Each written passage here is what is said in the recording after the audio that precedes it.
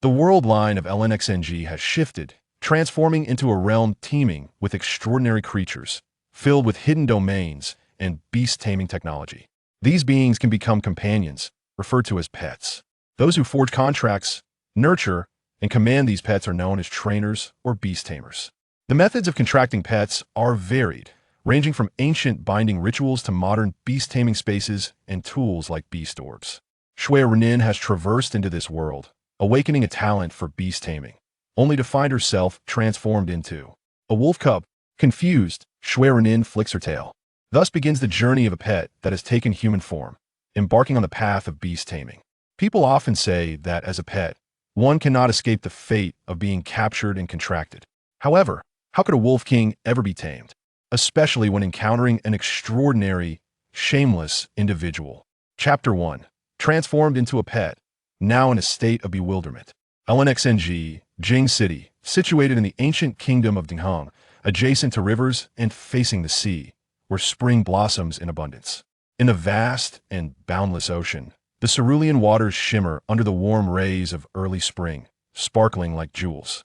The sound of a long whistle signals the departure of a ship, while under the blue sky, gulls and seagulls cut through the white clouds, filling the air with joyful cries.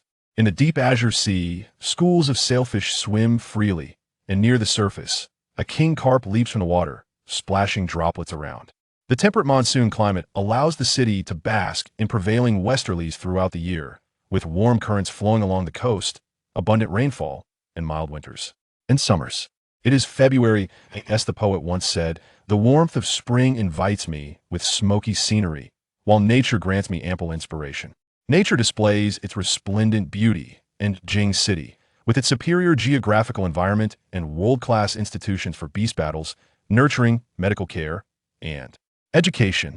Hosts impeccable beast taming competitions, attracting numerous tourists and trainers each year. This city is a dreamland for beast tamers. Notably, the Secret Realm Management Bureau of the local Beast Tamer Association oversees the four-season Secret Realm. This Secret Realm is divided into 4 regions: YNJNG, Huix, Umlu, and Suning, affectionately referred to by trainers and beast tamers as the spring, summer, autumn, and winter realms. Every year, a multitude of individuals awaken their beast taming talents. Obtaining a personal pet signifies one's entry into the realm of beast tamers. One method involves purchasing captured beast orbs from legitimate stores. Wealthy individuals might opt for the more expensive method of hatching pet eggs, while others prefer to capture wild pets themselves, forging bonds from scratch. Although there are numerous wild pets within the city, the four-season Secret Realm, nourished by otherworldly spiritual energy, boasts a greater variety and higher potential of pets. The spring and summer realms are open to novice trainers, charging only a modest admission fee, making them the perfect choice for new trainers to capture and train pets. At this moment, within the Summer Secret Realm, true to its name, it feels like summer all year round. Towering trees grow tall and dense, casting shade beneath the blazing sun.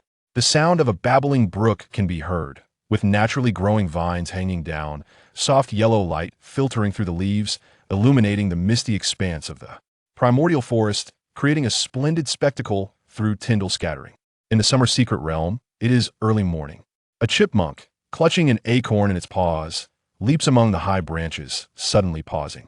Its nose twitches, detecting an unfamiliar scent that does not belong to the forest. The acrid smell of machine oil, the stinging odor of burnt wires, and the pungent scent of chemical agents assault its senses. Standing upright, it peers curiously through the foliage. Its gaze becomes vacant as the acorn slips from its grasp. A charred, massive mechanical shell, measuring 3 by 3 by 3 meters, lies in a pit, leaving a gruesome trail across the ground. Surrounding it are traces of an unknown creature's blood, suggesting a fierce struggle once took place here. The safety door has noticeably warped, with genetic agents scattered about, along with disordered USB drives. The display screen of the machine flickers with static, desperately attempting to piece together something, while electric sparks dance erratically. A beast tamer's bracelet lies quietly on the ground. Within a 5-meter radius of the colossal machine, not a blade of grass grows, all vegetation has withered. Beyond this zone, the plants appear mutated, thriving in a twisted manner as if affected by radiation. The chipmunk, having merely peeked, felt dizzy, its surroundings filled with acorns, and hurriedly retreated. No pets dared approach this area, save for a small white fluff ball before the machine. Ugh. The little white fluff ball stirs. Gentle sunlight urges consciousness to return. Xue Ruyan slowly opens her ice-blue eyes, surveying the chaotic scene surrounding her, momentarily lost in thought. Have I crossed over? Calming herself, Xue Ruyan takes a few deep breaths to steady her racing emotions. The immediate priority is to ascertain her current situation and ensure her safety. As her round pupils close, memories not her own flood into her mind. She realizes she is situated in the summer secret realm of Jing City. This seems to be a parallel world resulting from the upheaval of the LNXNG world line. The fragmented memories provide Xue Ruyan with precious information. This is a world concerning beasts. Here, alongside humans, countless wondrous beings exist, known as pets. Pets possess extraordinary powers, encompassing a wide range of forms, including but not limited to animals, plants, inanimate objects like small stone creatures or emerald, brushes, spirits, and machines. Pets offer immense advantages to their contracting beast tamers, who in turn provide shelter, evolutionary materials, and enhancements through their beast taming talents. Mighty pets can even alter landscapes, shift mountains, and traverse space, aiding beast tamers in reaching their zenith, bestowing upon them endless status, wealth, and renown. Pets lie at the core of this world, with all industries operating on their foundation. This has led to the evolution of numerous beast-related professions, such as demon tamers, trainers, mechanics, coordinators, and breeders, each with further subdivisions. However, Xue Ruyan glances down at her snowy white fur, bewildered, and shakes her tail in confusion. What does this have to do with me being a little wolf cub? The little wolf cub opens its mouth, but produces no sound. It feels somewhat disheveled, yet adorable. Wait, if I must traverse, couldn't I at least have crossed into a person's body? What does it mean to end up as a pet? Xue Ruyan reviews the fragments of memory. The original owner of these memories is named HFN, a name that suggests a character destined for a boxed meal. HFN is not from Jing City, but is a minor leader within an organization called the Inhudu, a seasoned beast tamer. The Inhudu operates in the gray areas of various cities, some of which possess entirely legitimate business chains, while others engage in borderline actions that skirt legality, yet remain innocuous, leaving local law enforcement frustrated and powerless. Logically, with HFN standing, he could easily secure a respectable position. However, he harbors a deep sense of gratitude towards his leader and yearns for an opportunity to contribute to the Inhudu before forging his own path. Finally, he awaited this chance. According to reliable information, a group from distant alliance regions has clandestinely crossed the sea.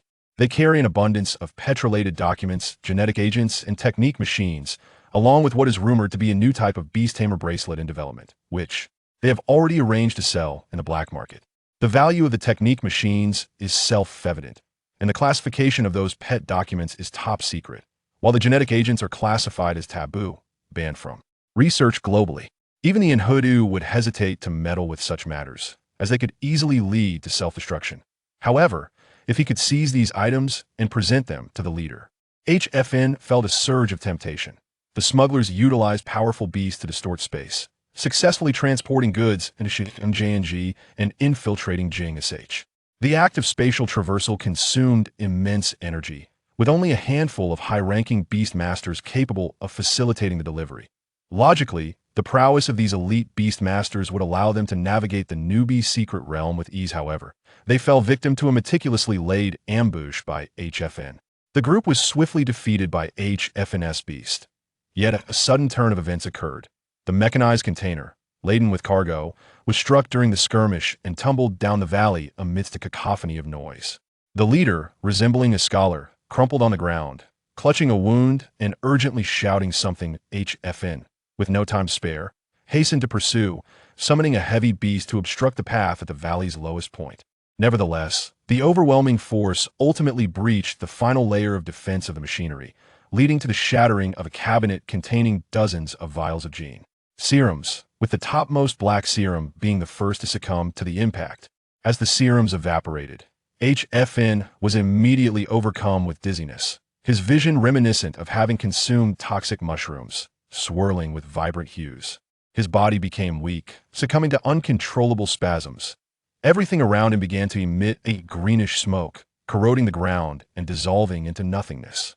In his final moments, fragments of his limited foreign language knowledge surfaced. The scholar's cries seemed to echo. Gene pollution. Xue Ruyan attempted to rub his forehead, but upon lifting his paw, he snapped back to reality and instead used it to wipe his face. Ooh.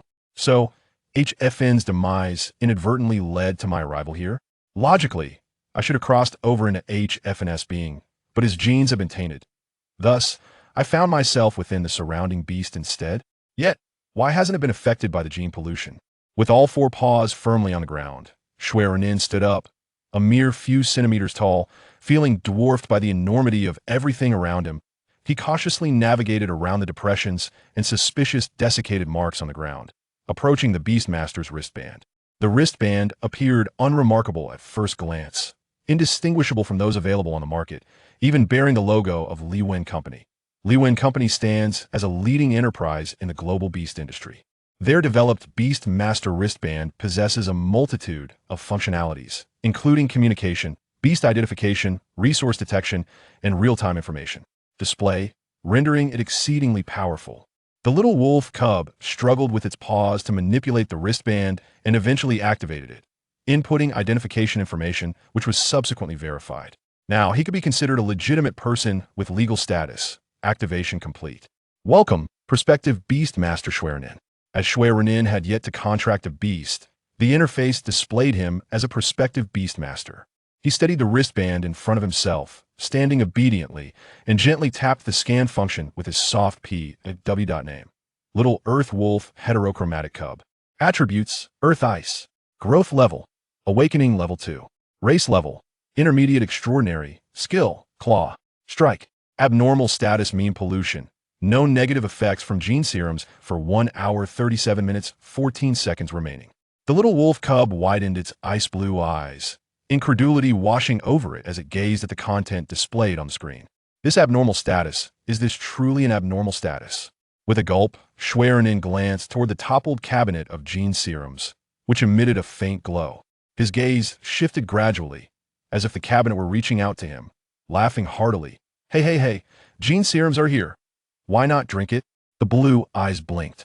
Xue Ruyan surveyed the dozens of gene serums and then glanced at his own diminutive form, barely larger than a palm. Rubbing his creamy little belly, the wolf cub gritted its teeth and stomped a paw. Drink. Why not drink? Gulp, gulp. Little Earth Wolf's potential has increased.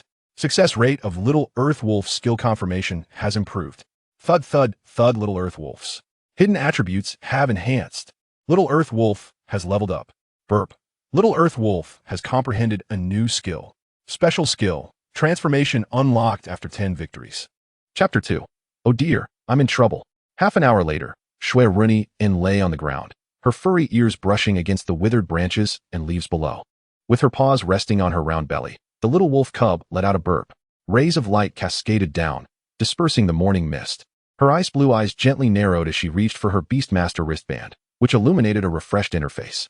Name, Little Soil Wolf, variant color, Cub. Attributes, Earth Ice. Growth level, Awakening level 5. Species rank, Low Tier Leader. Skills, Claw Strike, Transformation, not activated. Having consumed potions to elevate her level by 3 ranks was quite remarkable. The apparent species rank had ascended to the next stage, while her actual potential had more than doubled. Considering her stomach capacity and the time constraints, Xue Ruyan meticulously examined the labels of each genetic potion, prioritizing those with rare attributes to enhance her potential and improve her challenges. Fortunately, each potion only contained a small amount. After consuming the rare potions, Xue Ruyan began to indulge herself. What is this? It looks appealing. Drink. What is this? The label is blue. Drink. What is this? Who cares? Drink it anyway. Until she could no longer consume any more, a little less than half of the potions remained. The little wolf cub's coat gleamed brightly, her figure well-proportioned, tail wagging, and ears perked up. Her ice blue eyes were clear and profound, her appearance surpassing her initial form, nearly transcending species. Initially, upon discovering she had become a pet beast, Xue Ruyan felt a twinge of panic. People often say that as a pet beast, one cannot escape the fate of capture and contract. Yet, having once been human, how could she bow down to an unfamiliar master and fight for them? Or even worse, be confined in a cramped Beastmaster ball, deprived of the sky? Watching the Pikachu from her previous life, which stubbornly refused to be captured, left a profound impact on her. The little wolf cub shook her head. Even as a pet beast, she must grow stronger, becoming a creature that no one could contract. As a member of the wolf clan, if she were to be, she would be the wolf king. These potions were her first step towards divinity. Xue Ruyan's gaze hardened. Since I can activate the Beast Master wristband, it indicates I possess a fundamental difference from other pets. Is there a possibility that I too can awaken Beast Master abilities, becoming an unprecedented Beast Master in the history of Blue Star? Being a Beast Master should be similar to the games. In my previous life, as a semi-professional, full-game expert player, I was on the brink of entering the esports industry, was I not? Tactics, strategies, skill combinations, and so forth. Xue Ruyan shook off the remnants of leaves from her fluffy ears and approached the scattered skill panels and machines. Claw Strike, damage with knockback, learn. Quick Move seems useful for escape, learn. Intimidation, should be versatile, learn. Earth Split Claw, an advanced skill of Claw Strike, currently unusable, learn it anyway. Flame, seems quite good. Huh, I can't learn it. Oh, I'm Earth and Ice type. Well, that's fine. Let's learn Shatter Ice, instead. This skill Cuteness, stop. This one can't be learned. Wait a minute. Xue Ruyan's expression turned strange. This is actually a high-level skill. Reducing the opponent's attack and resistance, with a chance to induce sleep? Perhaps I should learn it after all. Having more skills won't hurt. Feigning ignorance to the wristband's compatibility indicator, extremely high, the little wolf cub consoled herself. If any other beast masters were present, witnessing a pet beast learn so many skills, including high-level ones, without any trainer's guidance within an hour, their eyes would surely pop out. Insight is a hidden value within hidden values. Even Xue Ruyan herself was unaware of her exceptional insight. She merely sensed that learning skills was significantly faster than other pets. Before long, the new skill panel was unveiled. Low tier, Claw Strike, Shatter Ice, Earth Split. Mid tier, Quick Move. Intimidation. High tier, Cuteness. Special. Transformation, not activated. It was beginning to take shape. The transformation ability should allow her to assume a human form. As a novice in the Summer Secret realm, the pets typically possessed lower levels and were relatively friendly. With her current panel, securing 10 victories should not pose much difficulty. Xue Ruyan, being a variant color pet, feared encountering a beast master too soon. Fortunately, this valley was sufficiently deep. Variant colors are a form of mutation, akin to ultra-rare varieties in games, and anyone who encountered them would be entranced. Furthermore, their attributes often exceeded those of ordinary pets. For instance, a water-spouting fish, which is typically pure white and of low potential, can have a naturally yellowed variant known as the golden water cannon. Of course, due to the unpredictable nature of mutations, some may not be as strong, potentially diminishing survival rates. For example, a fire fish with red spots on its dorsal fin ought to be formidable. Yet it lives in water. Want to breathe fire? Have you asked my little river? Thus, in the wild, the mortality rate is exceedingly high. This is one reason why variant color pets are scarce. However, if a beast master were to discover her, nurture her, and help her through her juvenile phase to awaken the land travel ability, that would be an entirely different story. Ordinarily, a little soil wolf is earth-colored with only earth attributes. Xue Ruyan gazed at her sunlit fur. Her coat was pure white, almost luminous. In a forest dominated by brown and deep green hues, she was conspicuously noticeable. Moreover, as far as she knew, no pet in the Summer Secret realm was white. In any case, it was time to test the power of her skills and enhance her self-defense capabilities, starting with the one she was most familiar with. The little wolf cub raised her front paw, her beautiful eyes narrowing. Claw Strike. With a resounding smack, the paw landed on the ground. It was gone. Xue Ruyan, what? Does this mean that every step I take is equivalent to using the skill Claw Strike? How astonishing. Surrounding sounds of rustling foliage caught her attention. The little wolf cub's ears perked up as she turned her head. Just in time. She locked eyes with a treasure-hunting mouse that had finally managed to squeeze through the mutated grass. Treasure-hunting mouse. I came here following the scent of treasures. And there are no signs of humans. Yet how is there a pet beast here? Xue Ruyan's eyes lit up. She activated her cuteness. No. Used intimidation. And called out a woo. You come here. Xue Ruyan squinted. Treasure-hunting mouse. Eep. Oh dear. I fear I might be done for today. The Beastmaster wristband faithfully recorded every moment. According to the wristband at the scene, Little Soil Wolf encountered the treasure-hunting mouse. Little Soil Wolf used Claw Strike, dealing 20 points of damage. Treasure-hunting mouse used Play Dead, but was ruthlessly uncovered. Little Soil Wolf used Claw Strike, defeating the treasure-hunting mouse. Little Soil Wolf achieved victory. Skill, Transformation, Victory Count, 110. Xue Ruyan secured a resounding victory, strutting around the mechanical apparatus with pride. Then, the little wolf cub turned to the treasure-hunting mouse, which had not yet had a chance to escape, with surprise. Oh, the little wolf cub prodded it gently with her paw, wearing a friendly expression. What a coincidence. We meet again. Little Soil Wolf encountered the treasure-hunting mouse. Treasure-hunting mouse? Are you being polite? Chapter 3. Treasure-hunting mouse. Big brother. Treasure-hunting mouse used scratch, but was evaded by quick move. Little Soil Wolf achieved victory. Treasure-hunting mouse. Aren't you just bullying a mouse? Is this how you play? The little wolf cub quickly dashed around the overturned potion cabinet, fearing the treasure-hunting mouse might flee, and nudged it with her head. Let us have an intense and thrilling pet battle. The small wolf cub encountered the treasure-seeking mouse, which stood dazed in place. The treasure-seeking mouse remained motionless. Xue Ruyan felt a twinge of anxiety, fearing she might inadvertently harm the little hamster. That shouldn't be the case, right? Perhaps. The small wolf cub employed the adorable skill, and lo and behold, it was a resounding success. The treasure-seeking mouse awaited the wolf's paw to descend. Yet time lingered in silence. It cautiously opened its eyes. Sunlight cascaded down, illuminating the fluffy white ball as it stretched its limbs. A gentle breeze ruffled its fur, causing it to ripple like ocean waves, ethereal and radiant.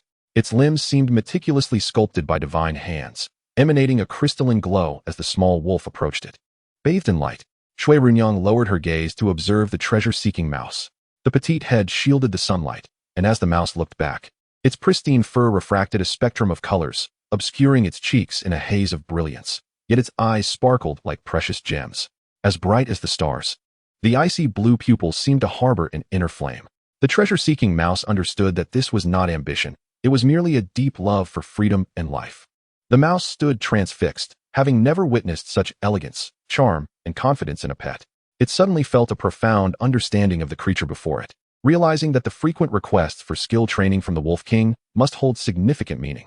The treasure-seeking mouse lost its will to fight. The small wolf cub emerged victorious. Achievement unlocked. A victory without battle. The special skill, transformation, victory count, 310. Xue Ruyan was taken aback. Was this advanced skill truly so powerful? The treasure-seeking mouse instantly perceived a shift in its own perspective. Squeak. Cautiously, the treasure-seeking mouse inquired, "Why are you so different from other pets?" The small wolf cub tilted its head, boasting with a triumphant yelp, "Of course, because I am not merely a pet.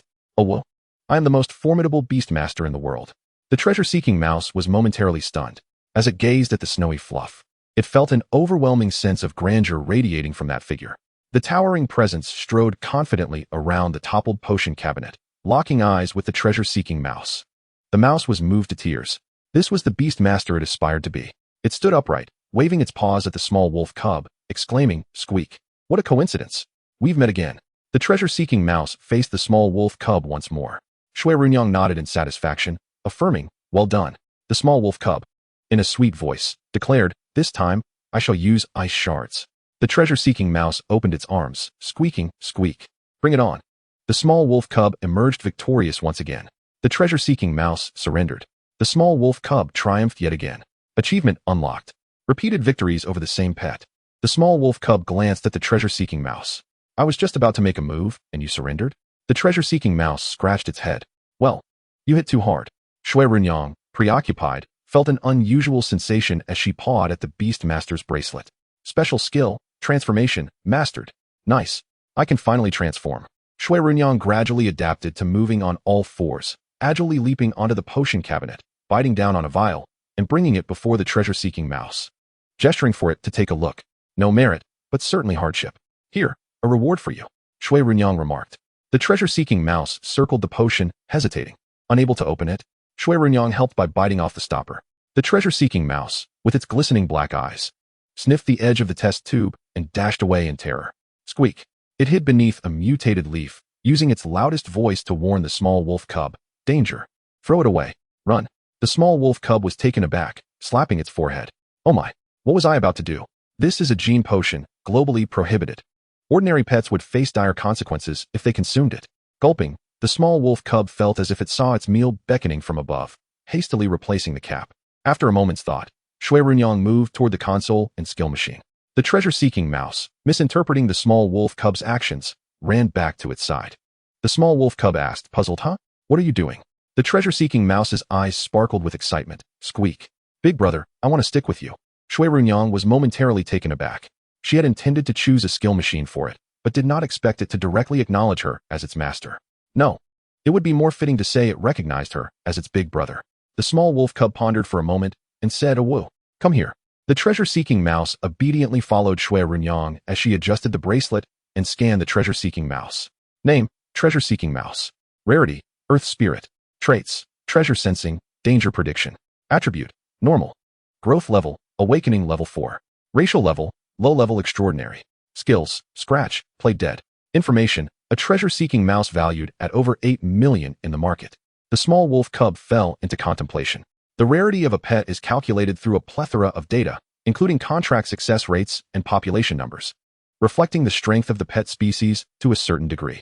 The highest level is celestial treasure, followed by earth spirit. No wonder Fan had never heard of the treasure-seeking mouse. Furthermore, it possesses dual traits. Danger prediction is self-explanatory and paired with treasure sensing. It can serve as a living radar for locating treasures while avoiding risks. As for the attribute, it is politely termed normal, but to put it bluntly, it means lacking a specific attribute. Its racial value is also average, categorizing it as a functional pet born for treasure hunting. However, the market price is astonishingly high. Xue Ruyan suddenly turned to the treasure-seeking mouse, which stared at her with wide, glistening eyes. The small wolf cub shook its head, casting aside certain thoughts. The treasure-seeking mouse leaned forward, curiously observing the beast master's bracelet, unaware of what the small wolf cub was examining. Xue Ruyan regained her focus, adjusting the bracelet and projecting a light screen before the treasure-seeking mouse. The small wolf cub pointed at the screen, saying a whoa. Look, this is your data. The treasure-seeking mouse stared dumbfounded at the screen filled with text and numbers. It couldn't comprehend, yet it was deeply impressed. Squeak. Is this something a little hamster should understand? Xue Ruyan continued to examine the panel, her expression turning to one of astonishment. This treasure-seeking mouse had remarkably high hidden values. Its cuteness score reached an astonishing 71. Could this be destiny? Xue Ruyan gazed at the treasure-seeking mouse. Oh well, do you truly wish to recognize me as your master? I must forewarn you. This path may be fraught with difficulties, and you will face many challenges. Even so, are you willing to follow me? The treasure-seeking mouse's gaze was resolute. Big brother, you are the beast master I have chosen. Xue Ruyan patted the treasure-seeking mouse. Excellent. You possess the spirit. As my little brother, I shall not mistreat you. Oh well. Now, utilize your traits to identify a safe gene potion and consume it. Once you have finished, I will teach you my unique skill, adorableness. The treasure-seeking mouse squeaked in agreement. The fourth chapter, transformation, truly requires no assistance from you. The treasure-seeking mouse dashed toward the potion cabinet, its eyes sparkling as it skillfully avoided all unsuitable dangerous potions. By instinct, it selected a few of the few safe files, grinning widely. I knew it. There is the scent of treasure here. Xue Ruyan approached the console and skill machine. The small wolf cub's eyes sparkled with determination. These items must not be taken. Fan had prepared thoroughly before taking action, even anonymously setting up timed reports on the Beastmaster Association's official website. One day was sufficient for him to transport the goods away. Afterward, the official website would receive the news and promptly seal off the summer secret realm, allowing the enforcers to conclude the matter. Regrettably, plans often succumb to the swift currents of change. To abscond with everything would certainly arouse suspicion. However, the seamless transfer of data and files into the YSHUSH wristband posed no challenge whatsoever. Xue Ruyan paced before the wristband, glancing at its claws, and after a moment of inner turmoil, resolutely picked it up. Approaching the machine, the little wolf cub gathered the discs and, along with the technique machine, connected it to the YSHUSH wristband, initiating the data transfer. The new version of the YSHUSH wristband boasted two significant advantages. First, an exceptionally vast memory capacity. Second, its integration with the spatial stone, granting it a storage space function, eliminating the need for additional spatial tools. Of course, the storage space was limited to 2 cubic meters and could not contain living creatures. Nevertheless, even so, the market value of such spatial tools soared into the tens of millions. The little wolf cub observed the wristband receiving data, the blue light reflecting on his face, revealing a complex expression. This was no mere wristband. It was worth 10 million. Perhaps Xue Ruyan's gaze shifted to the potion cabinet, but found no trace of the treasure-seeking mouse. Squeak. The treasure-seeking mouse proudly presented a massive acorn. Its shell cracked open, as if offering a rare treasure to Xue Ruyan. Big brother, eat the acorn. The little wolf cub was momentarily taken aback. Coming to his senses, his expression softened. Even for 80 million, I wouldn't sell it. Thank you, you can have it yourself.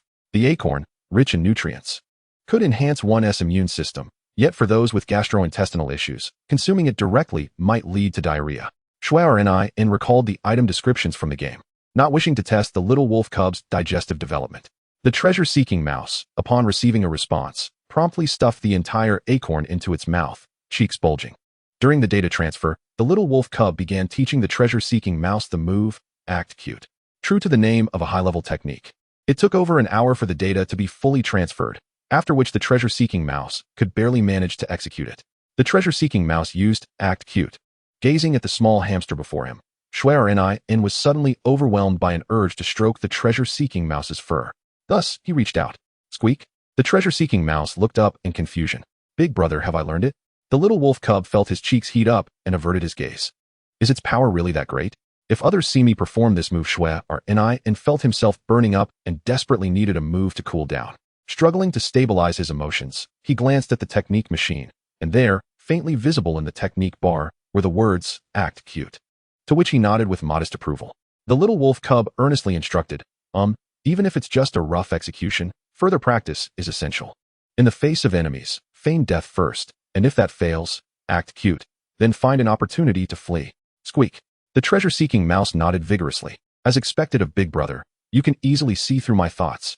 Fighting is too frightening, but escaping is my forte.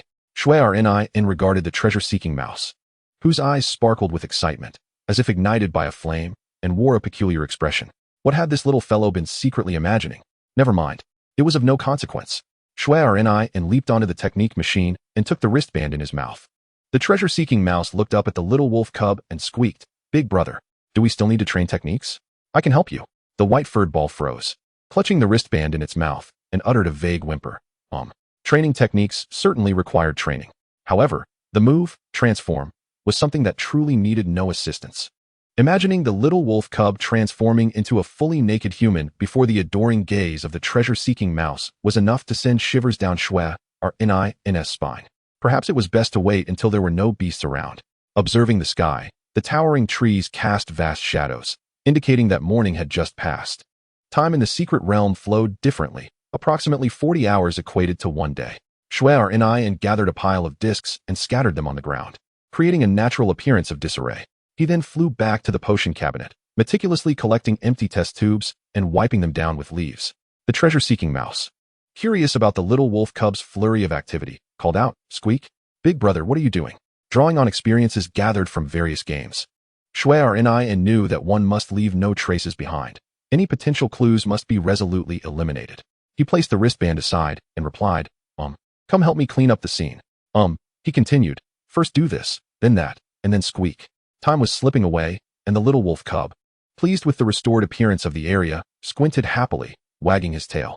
The treasure-seeking mouse was fixated on the fluffy white tail, imagining how delightful it would be to lie upon it. The little wolf cub turned to the treasure-seeking mouse, who blinked in confusion. With those small, dark eyes, it was difficult for Xue Ruyan to discern what it was staring at, so he chose to ignore it. Once they left this valley, they would encounter human YSHUSH. The little wolf cub earnestly instructed the treasure-seeking mouse, you should go. The farther away from here, the better. Find a secluded spot on the other side of Shizhmjing and hide well. Never return to this place. The treasure-seeking mouse was taken aback. Squeak. Big brother, are you abandoning me? Didn't we promise that you would become my YSHUSH? Xue Ruyan looked at the treasure-seeking mouse and candidly stated, I have yet to awaken my YSHU abilities. However, within a month, regardless of whether I have awakened or not, I will return to this secret realm, to the other side of Shizhmjing, to bring you home. Will you wait for me? The treasure-seeking mouse raised its paw high.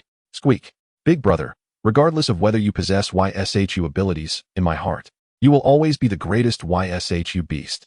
Xue Ruyan smiled with relief. The little hamster slowly lowered its paw. However, Squeak, I can hide. But what will you do, big brother? Xue Ruyan fell silent.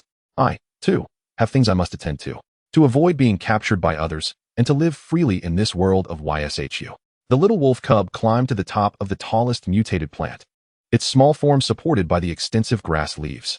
The treasure-seeking mouse gazed up in awe at the figure atop the grass leaves. Squeak, where's the great king headed? The little wolf cub's gaze was resolute. I shall tread upon the Shijing and enter the human world. The treasure-seeking mouse was moved to tears, turning back every few steps, and finally disappeared into the grass, waving its paw at the little wolf cub. Squeak. Great king, safe travels. The little wolf cub stiffened. This did not sound like a good farewell. Watching the treasure-seeking mouse depart, Xue Ruyan felt a slight moisture in his eyes. Then, he leaped into the grass. transforming into a white ball, joyfully rolling about. His tail swayed behind him. Finally, he had successfully sent the little creature away. The ability to transform was finally at his disposal. Chapter 5. Still claiming you are not a Tyrannosaurus. The little wolf cub reveled for a moment before regaining his composure. His face flushed. Xue Ruyan meticulously brushed off the remnants of grass from his body. It must be said, rolling about was quite comfortable. He wondered if his tendencies were gradually aligning with those of small animals. Nevertheless, this did not seem to be a bad thing. While instincts belonged to animals, joy was his own. Xue Ruyan wore a peculiar expression. In any case, it was best to transform first. The little wolf cub picked up the wristband. Casting one last glance at the scattered mechanical parts, sunlight streamed down, illuminating a small patch of eroded ground. He turned and stepped into the infinite expanse of the primordial forest. After a moment, the little white ball vanished from sight. A delicate, fair hand reached out, brushing against the moss-covered tree trunk. With ice-blue eyes shimmering like water, he gazed at the vines entwined upon the trees, casting his sight towards the distant hills. Lost in thought, the enforcers would arrive in less than 20 hours. The plan to escape the Xue had reached its commencement. Time flowed steadily. In Xue City, the night was deep. Neon lights illuminated the city's nocturnal sky, while mechanical beasts soared overhead, leaving behind 2 trails of vapor. In the garden square, elderly individuals strolled leisurely, while young people laughed and played. A lady held on to a freshly captured KR dog with a leash. By the riverside, numerous anglers cast their lines. A middle-aged man skillfully reeled in a catch, and with a sudden jerk, a koi leapt from the water, drawing the attention of those nearby. The man chuckled heartily. No air force this time. The city remained tranquil, yet the online world buzzed fervently. Topics clashed in a flurry of opinions, and before long, discussions about Xue had surged to trending status. Have you heard? An unusual colored pet beast has emerged in Xue. Many have witnessed it. The unusual colored pet beast in Xue is real. I saw it with my own eyes. It was strikingly white. There are no white pet beasts in Xue. It must be an anomaly. Isn't this just another false rumor from the Bureau of Secret Realms during the Awakening Peak? How could there be so many unusual colored pet beasts? Last year, they said there was a treasure-seeking mouse, but hasn't that been proven up to now? I believe this is just another ploy to deceive novice trainers with false information, wasting their time and money. It seemed that the skeptics were in the majority, as the topic was soon overshadowed by the start of the school season. Nonetheless, sufficient interest had been piqued, and many were preparing to investigate further. In this advanced internet era, all truths were submerged beneath the torrent of fragmented information. At GNGH University, a tall young man pulled a massive black suitcase behind him, his handsome features framed by a reassuring smile. Diguing walked alone along the path. Under the dim glow of the streetlights, his gentle visage appeared even softer. Beside him, a bright yellow orb floated silently, swirling around him like a ribbon of light, creating a picturesque scene. As Diguing passed by the nurturing house, he paused outside the thermal shelter, peering through the transparent tempered glass. Inside, a 2-meter-tall pet beast stood upright, facing a wooden post, as if preparing to practice its moves. Upon sensing his gaze, the enormous gray bear turned, its eyes widening with surprise. Diguing waved amicably. "Good evening, MD Xiang." His voice was warm and inviting, instilling fondness in anyone who heard it. With a playful grunt, MD Xiang scratched its head and then, with a fierce glint in its eyes, smashed the wooden post into splinters. "How youthful." Diguing marveled. "You continue your training.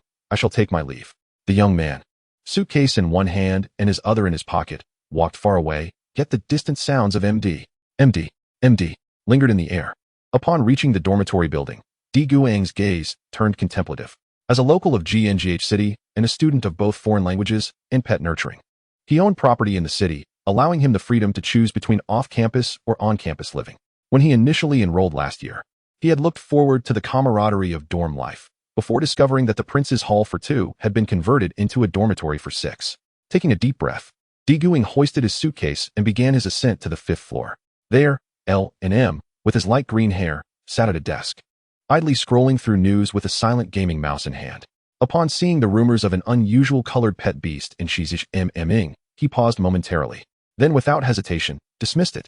Leaning back in his chair, he sighed. Another school season has commenced. As the dormitory door swung open, Diguing entered, suitcase in tow, accompanied by a floating yellow orb. "Stop sighing and help me with my things," he urged. L&M snapped his notebook shut. "Diguing, what a rarity. You actually came to the dorm." He stood up to take the suitcase, nearly losing his balance. "What on earth is in here? Is it made of iron?" Guing glanced at the other beds, which were relatively tidy. Where are Shoy and the others? They went to watch the Pet Beast League.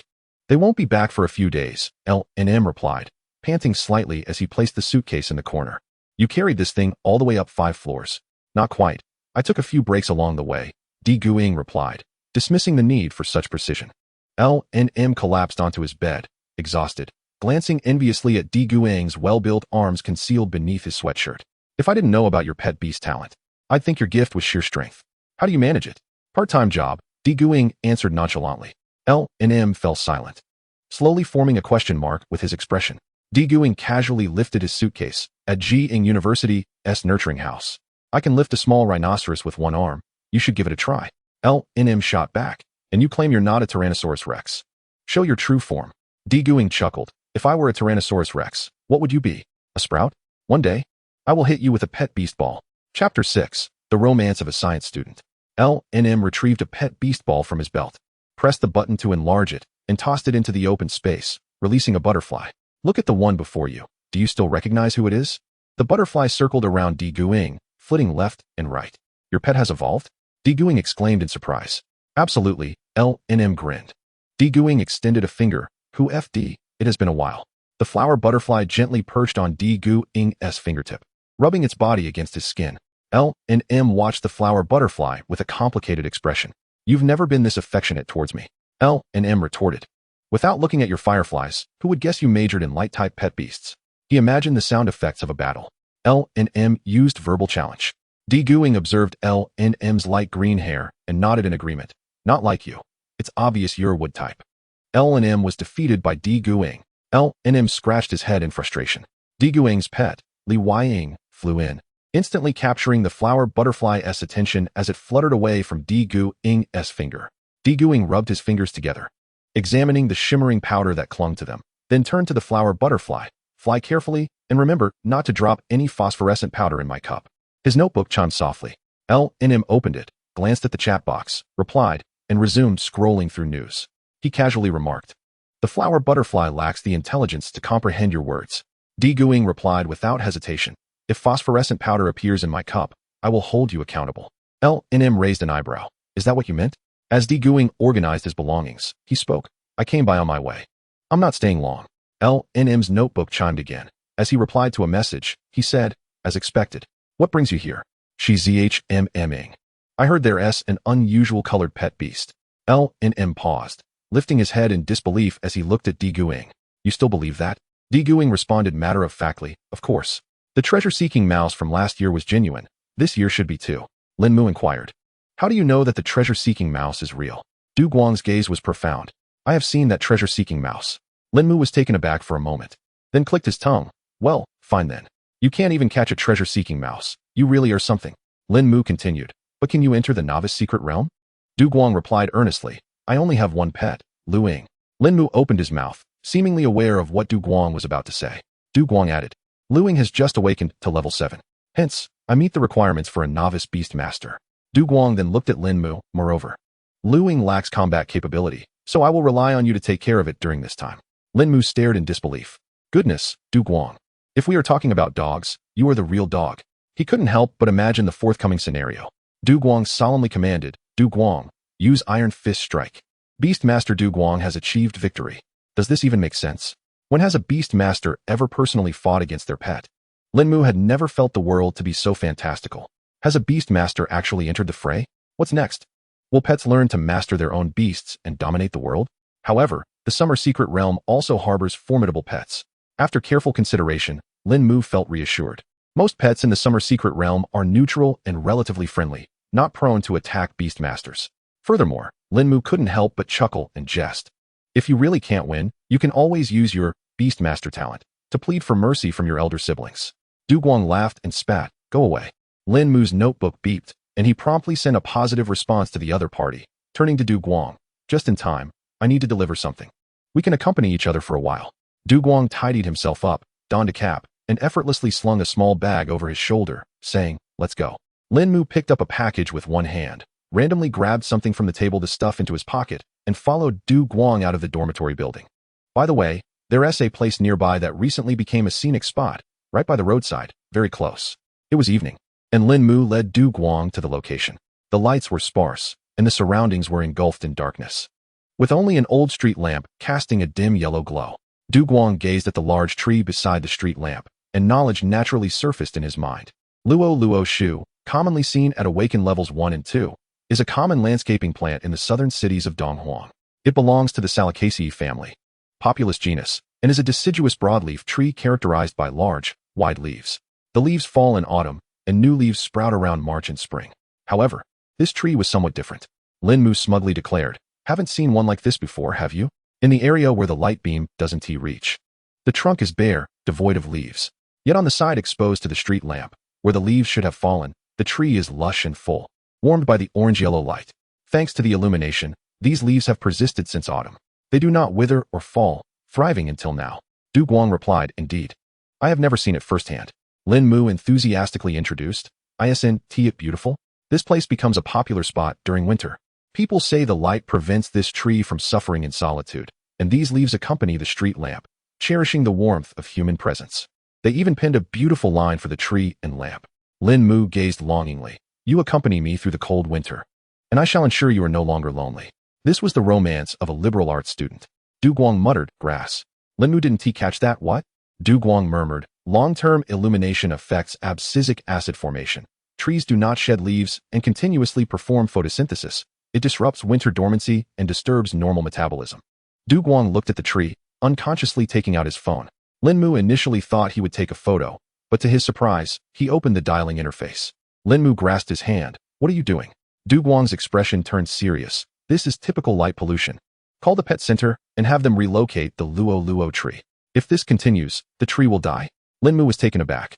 Du Guang decisively dialed the number, explaining the situation to the pet center.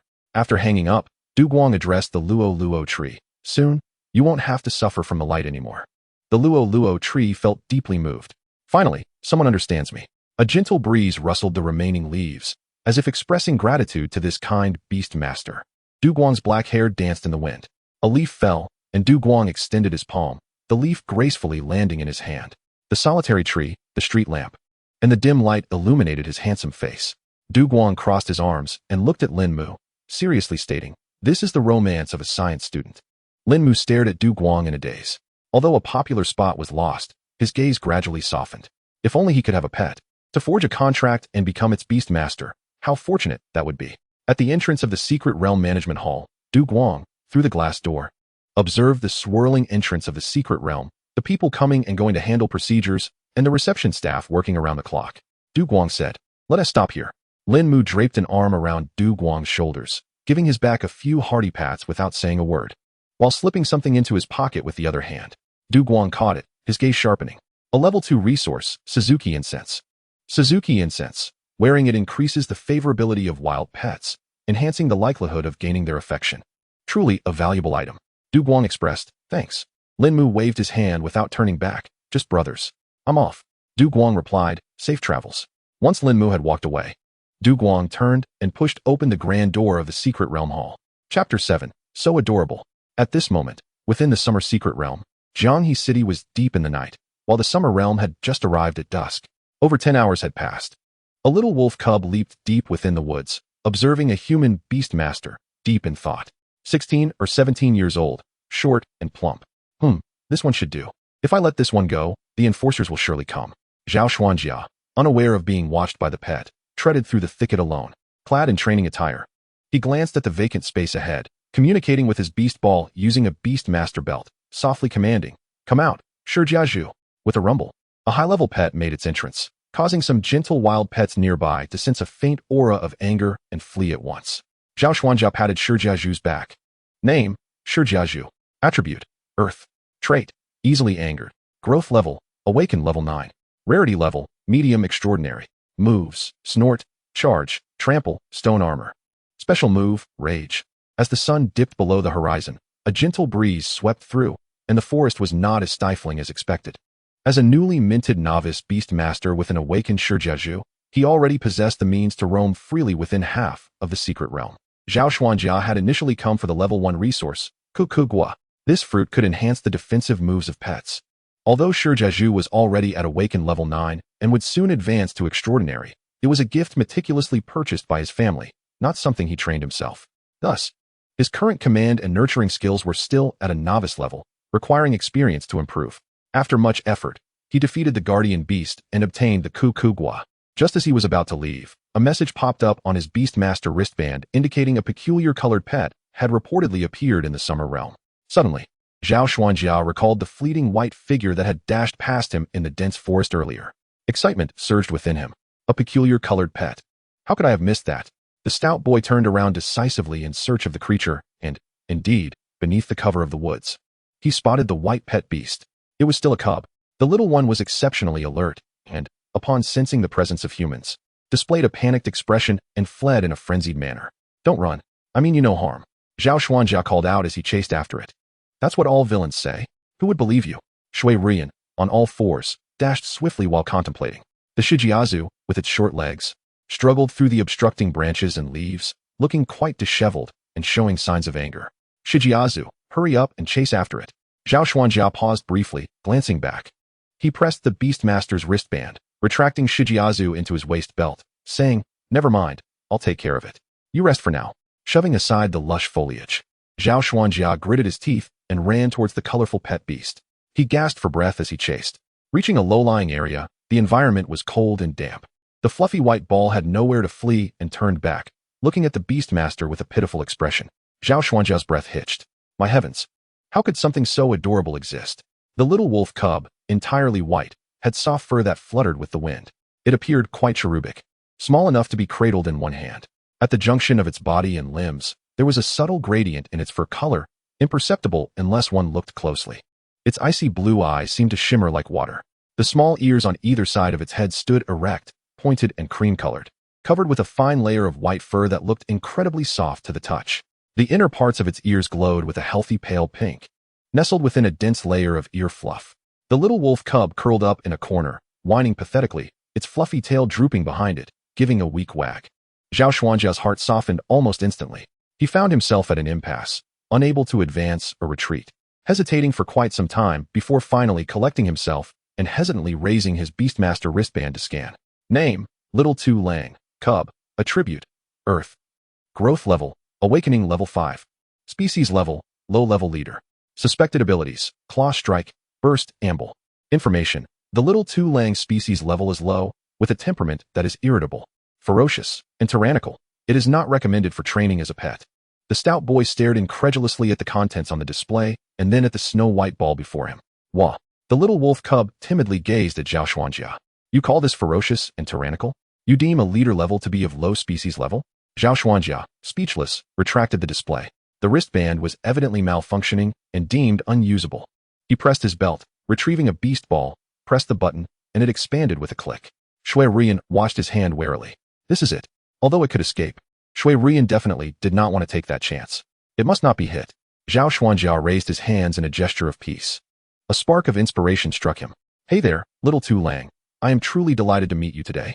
This world has more to offer beyond the secret realm of summer, with even more splendid sights. Although you may currently be weak, no one would disdain you. I wish to share joy with you. I aspire to be a pet trainer and to be your partner. Please, be my companion. With that, Zhao Xuanjia revealed a gentle smile, holding the beast ball in his hand, waiting for the Little Tu Lang's decision. Tell me, what is your choice? The little wolf cub shook its head without hesitation. Are you trying to fool a child? Whoever falls for this is a fool. Zhao Xuanjia exclaimed. Is there truly no room for negotiation? The little wolf cub shook its head again. Zhao Xuanjia, with an inkling of understanding, remarked. It appears you have not felt my sincerity. No, I have felt it. I simply do not wish to be contracted. Xue Ruyan inwardly complained. Zhao Xuanjia tightened his grip on the beast ball. Then let me demonstrate my conviction through the methods of a trainer. His Beastmaster wristband activated the real-time combat recording module. Beastmaster Zhao Xuanjia has encountered the Little Tu Lang. Xue Ruyan thought, what the heck? Why do you think that if your pet beats me up, I would understand your conviction? Zhao Xuanjia threw the beast ball, commanding in a deep voice, Shijiazu, go into a rage. Thanks to the irritable trait, Shijiazu could gather anger points within the beast ball. The moment it emerged, it unleashed its special move, Rage. Rage. All attributes doubled. Zhao Xuanjia has dispatched Shijiazu.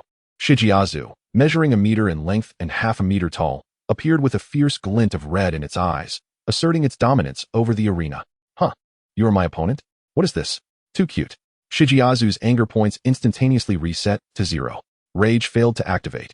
Zhao Xuanjia exclaimed, "Get a grip." Chapter 8. I know my cuteness, I know my darkness. A splendid opportunity.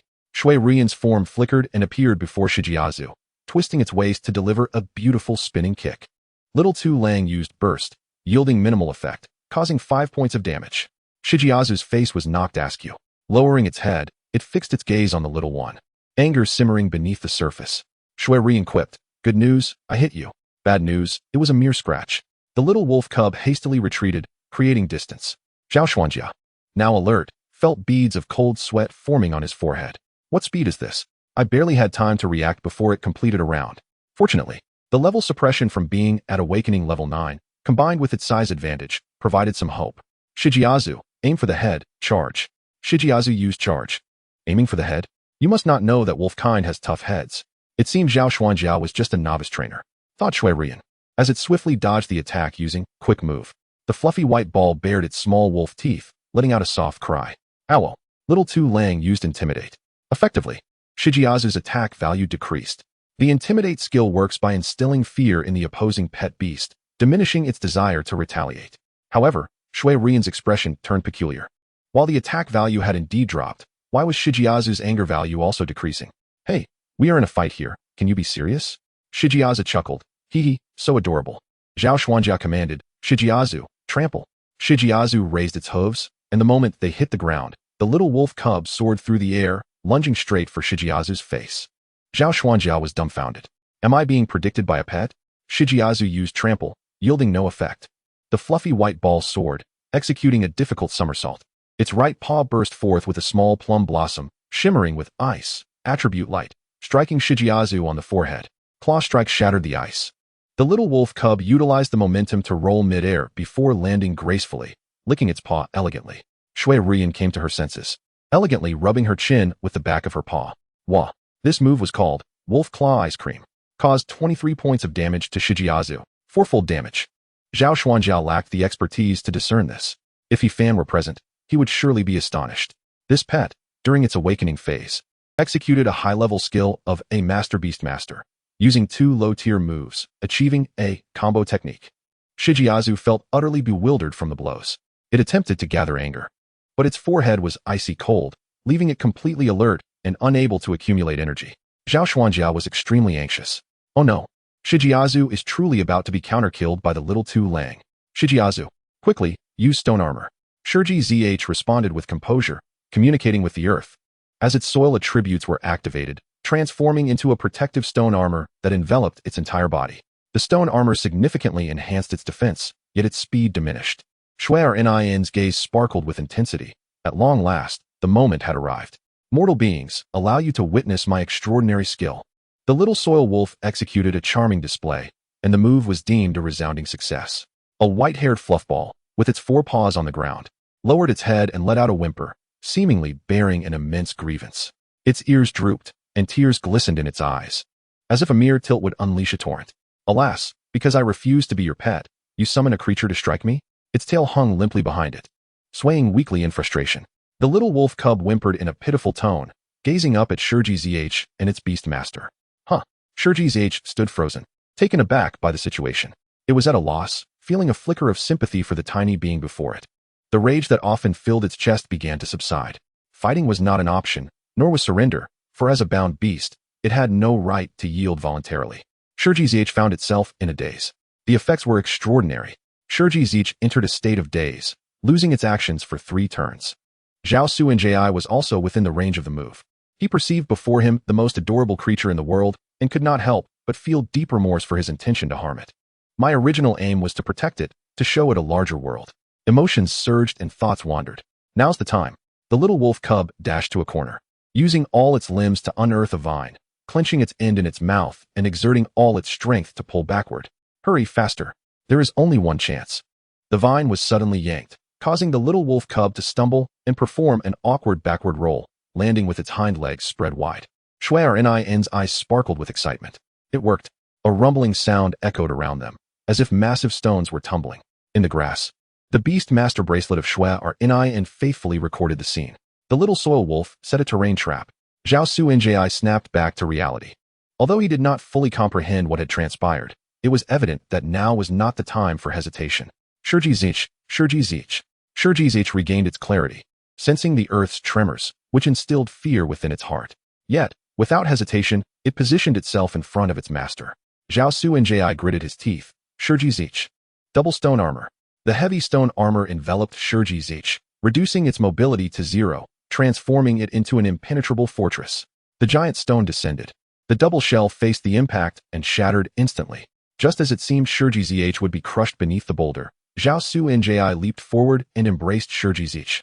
Shurji Zich was taken aback, looking at Zhao Nji, who did not meet its gaze. He shouted, Xue Nji shattered. The Beast Master talent Xue Nji shattered activated. Shurji Zich's double stone armor, combined with Zhao Nji's own talent, unleashed a triple shockwave, obliterating the descending boulder. Zhao Nji held Shurji Zich tightly. His body drained of strength. Xue Ruyan, positioned behind Zhao Nji, watched intently as he and Shurji Zich shared a moment. The little creature indeed did not wish to become another's pet. However, it had to admit that, in that instant, it genuinely believed that this master and pet were perfectly matched. Furthermore, Xue Ruyan, feeling restless, tapped his paws. In truth, while setting traps in human form, he had also learned a move using the Beast Master bracelet.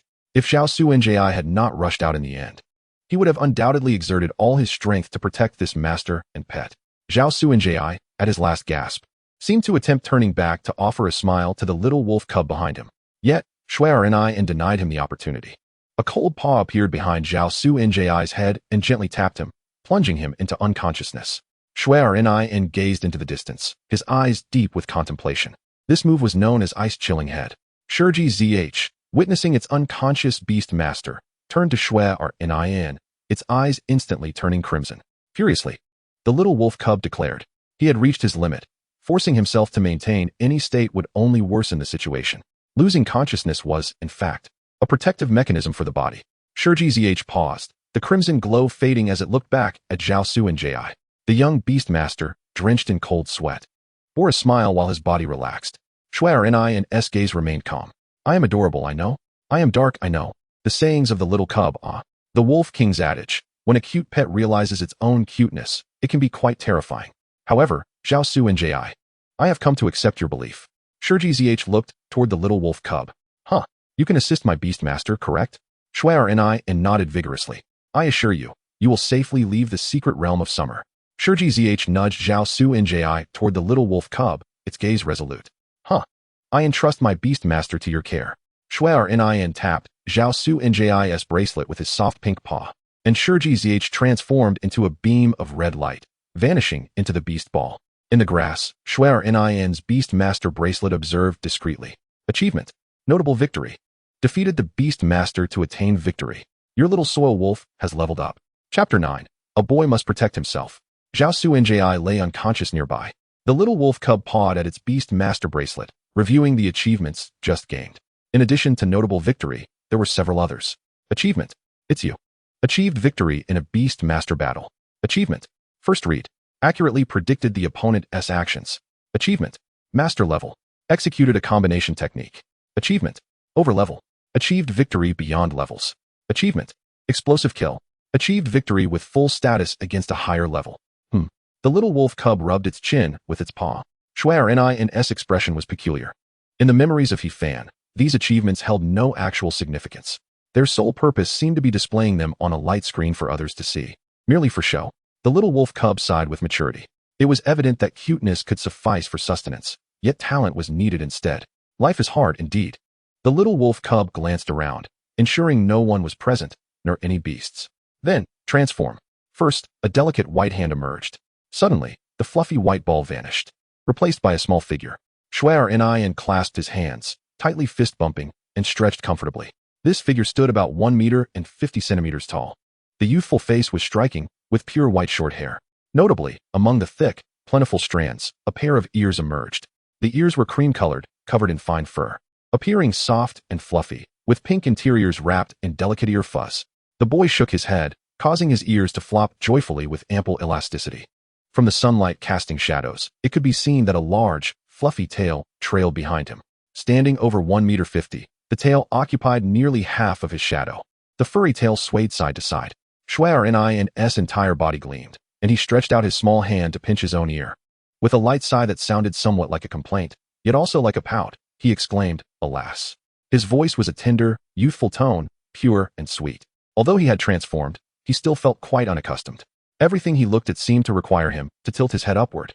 Xue Ruyan found herself questioning her own height, wondering if she had indeed reached the height of 1.60 meters. How foolish of me, she thought. She was well aware that in the game, beast-eared characters frequently appeared, and as a pet beast herself, she could transform into human form. However, she never anticipated that such a phenomenon would manifest in reality.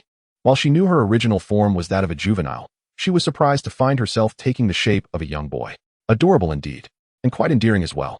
Yet, when it came to setting traps or moving heavy stones, the limitations of her physique became glaringly evident.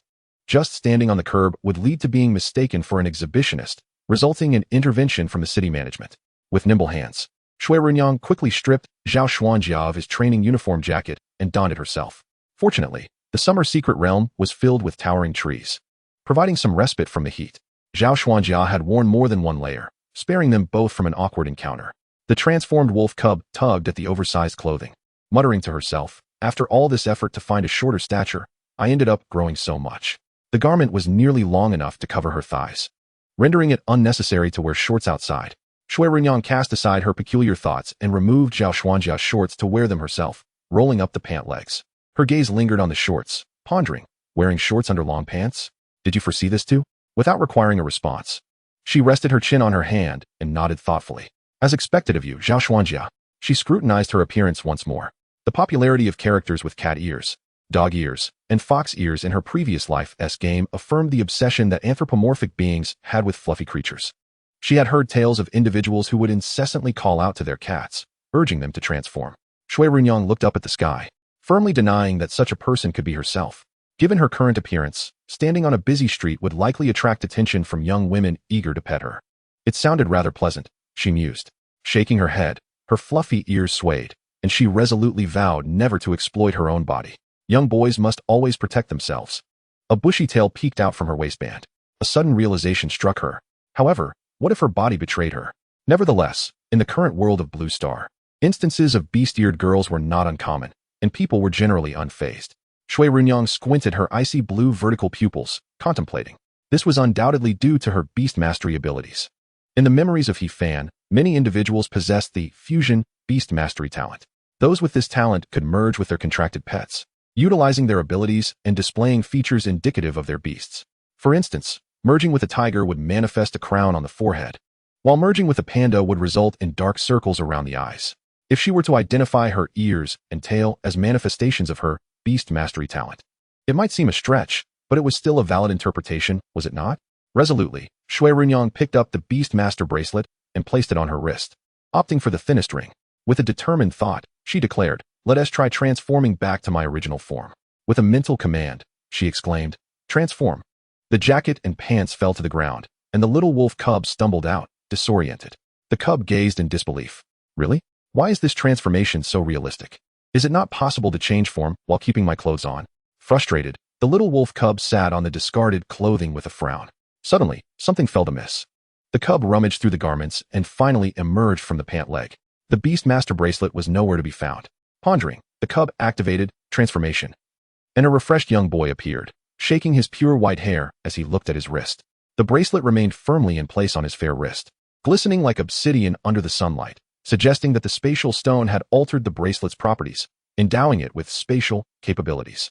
Since he had recognized the bracelet as his own, perhaps it was possible to transform together? Xue Ruyan could only force herself to rationalize as she observed the black bracelet, wishing it were blue. The young boy donned the trainer's jacket again, glancing at the unconscious beast master nearby. He picked up Zhao Xuanjia's wrist and unlocked the bracelet using facial recognition, mumbling. In the game, defeating someone yields rewards. Since I triumphed over you, it is only reasonable to take some currency, right? After all, losing merely means you lost. If I lose, I would have lost everything. Chapter 10, The Guidance of Fate. Opening Zhao Xuanjia's bracelet, Xue Ruyan was astonished to find a 5-digit sum in the account. So much wealth? The young boy pondered. So he is an elite monster? With a satisfying clap of his hands, everything began to make sense. Generally, beast masters did not possess beast mastery talent, nor could they contract a irascible, stone-armored pig. Each year, A significant number of individuals awaken their beast mastery abilities on Blue Star, yet only a small fraction ever awaken a talent. Most only awaken ordinary enhancement talents, while a select few are categorized as special talents. Zhao Xuanjia's talent was evidently of the armor-breaking type, which did not align with the known ordinary talents in the market. The stone-armored pig was not a creature found in the Spring-Summer Secret Realm.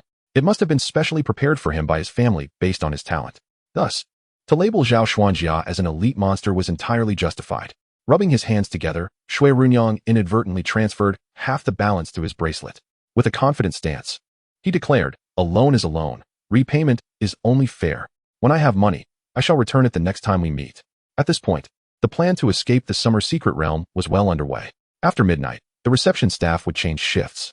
For privacy reasons, the new personnel would not be privy to the list of individuals who entered the realm the previous day. By transforming into a regular trainer, no one would suspect a thing. Xue Runyan's gaze deepened, exuding the poise of a seasoned player who had breezed through countless quests. With fluid motions, he restored the surroundings to their original state. Zhao Xuanjia lay with his eyes closed amidst the scattered stones, appearing as a typical beast master who had unfortunately encountered a rock slide in the mountains. Wild neutral beasts passed by curiously before continuing on their way. Once everything was in order, the young boy breathed a sigh of relief. He wiped the fine beads of sweat from his forehead, and his clear, sweet voice resonated. "Now it's time to fulfill my promise to you, stone-armored pig." The young boy removed his clothing, storing the jacket and pants in the Beast Master bracelet storage space, and crouched on the ground. Transform. The little wolf cub landed firmly on all fours. Transforming into her original form allowed her to navigate the densely wooded hills with greater speed than in human form. Moreover, in her beast form, she could utilize quick movement. The little wolf cub turned back for one last look at Zhao Xuanjia before pressing the distress signal on his bracelet with her soft pink pads. Moments later, the white-furred bundle stood atop a height, gazing into the distance as the rescue team approached, silently calculating the speed and arrival time of the rescue team. The young wolf cub vanished into the forest.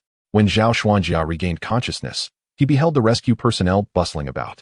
The Shijiazhu had also been released and was receiving treatment from a healing-type pet beside him. Zhao Xuanjia, feeling somewhat bewildered, rubbed his head. Previously, after unleashing his talent, he would awaken with a splitting headache, yet this time, he felt none of that. Suddenly, a girl appeared before him, waving her hand. "Hey, are you still conscious? Do you feel any discomfort?" Zhao Xuanjia shook his head. Beside the girl was a diminutive figure, less than 30 centimeters tall, clad in the attire of a scholar's apprentice, fluttering about while clutching a brush. Curiously, Zhao Xuanjia inquired, "Are you also part of the rescue team? Is that a Xue Maobi, the evolved form called Xiaoshitong?" Xue Maobi is easy to raise, possesses considerable potential, and is a favored choice among many trainers. Both known evolutionary paths require passing through the Xiaoshitong intermediary stage. Xiaoshitong itself belongs to the ink and wash category, a unique attribute. The two evolutionary routes are the paperbook spirit and the evil soul brush immortal. However, neither evolutionary path of Xue Maobi possesses healing abilities, does it? The girl smiled and replied, "Oh, I'm not a member of the rescue team. I'm here for an internship. My name is Chi, guided by destiny to arrive here." The Xiaoshitong raised its brush, inscribing the words "Guidance of Destiny" in the air. The calligraphy lingered for a few moments before dissipating. Zhao Xuanjia curiously asked, "Guidance of Destiny?" Chi replied, in simple terms, "It just means I'm here to join the fun." Zhao Xuanjia responded, "Indeed, quite simple." A man dressed in rescue team attire approached, unceremoniously dragging Chi away. As she was pulled along the ground, she protested, "Hey, let go. I haven't finished speaking yet. You're a novice beastmaster too, right? Your name is Zhao Xuanjia. Remember, I am Chi. Hey, I can walk by myself." Chi raised her wrist, signaling, "Don't forget to add me as a friend, beastmaster." Zhao Xuanjia sat on the stretcher, watching as the girl was taken away. The Xiaoshitong, still clutching its brush, floated off. What a peculiar individual.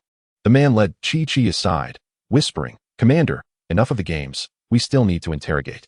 The girl placed her hand to her mouth, clearing her throat. "What is the current situation?"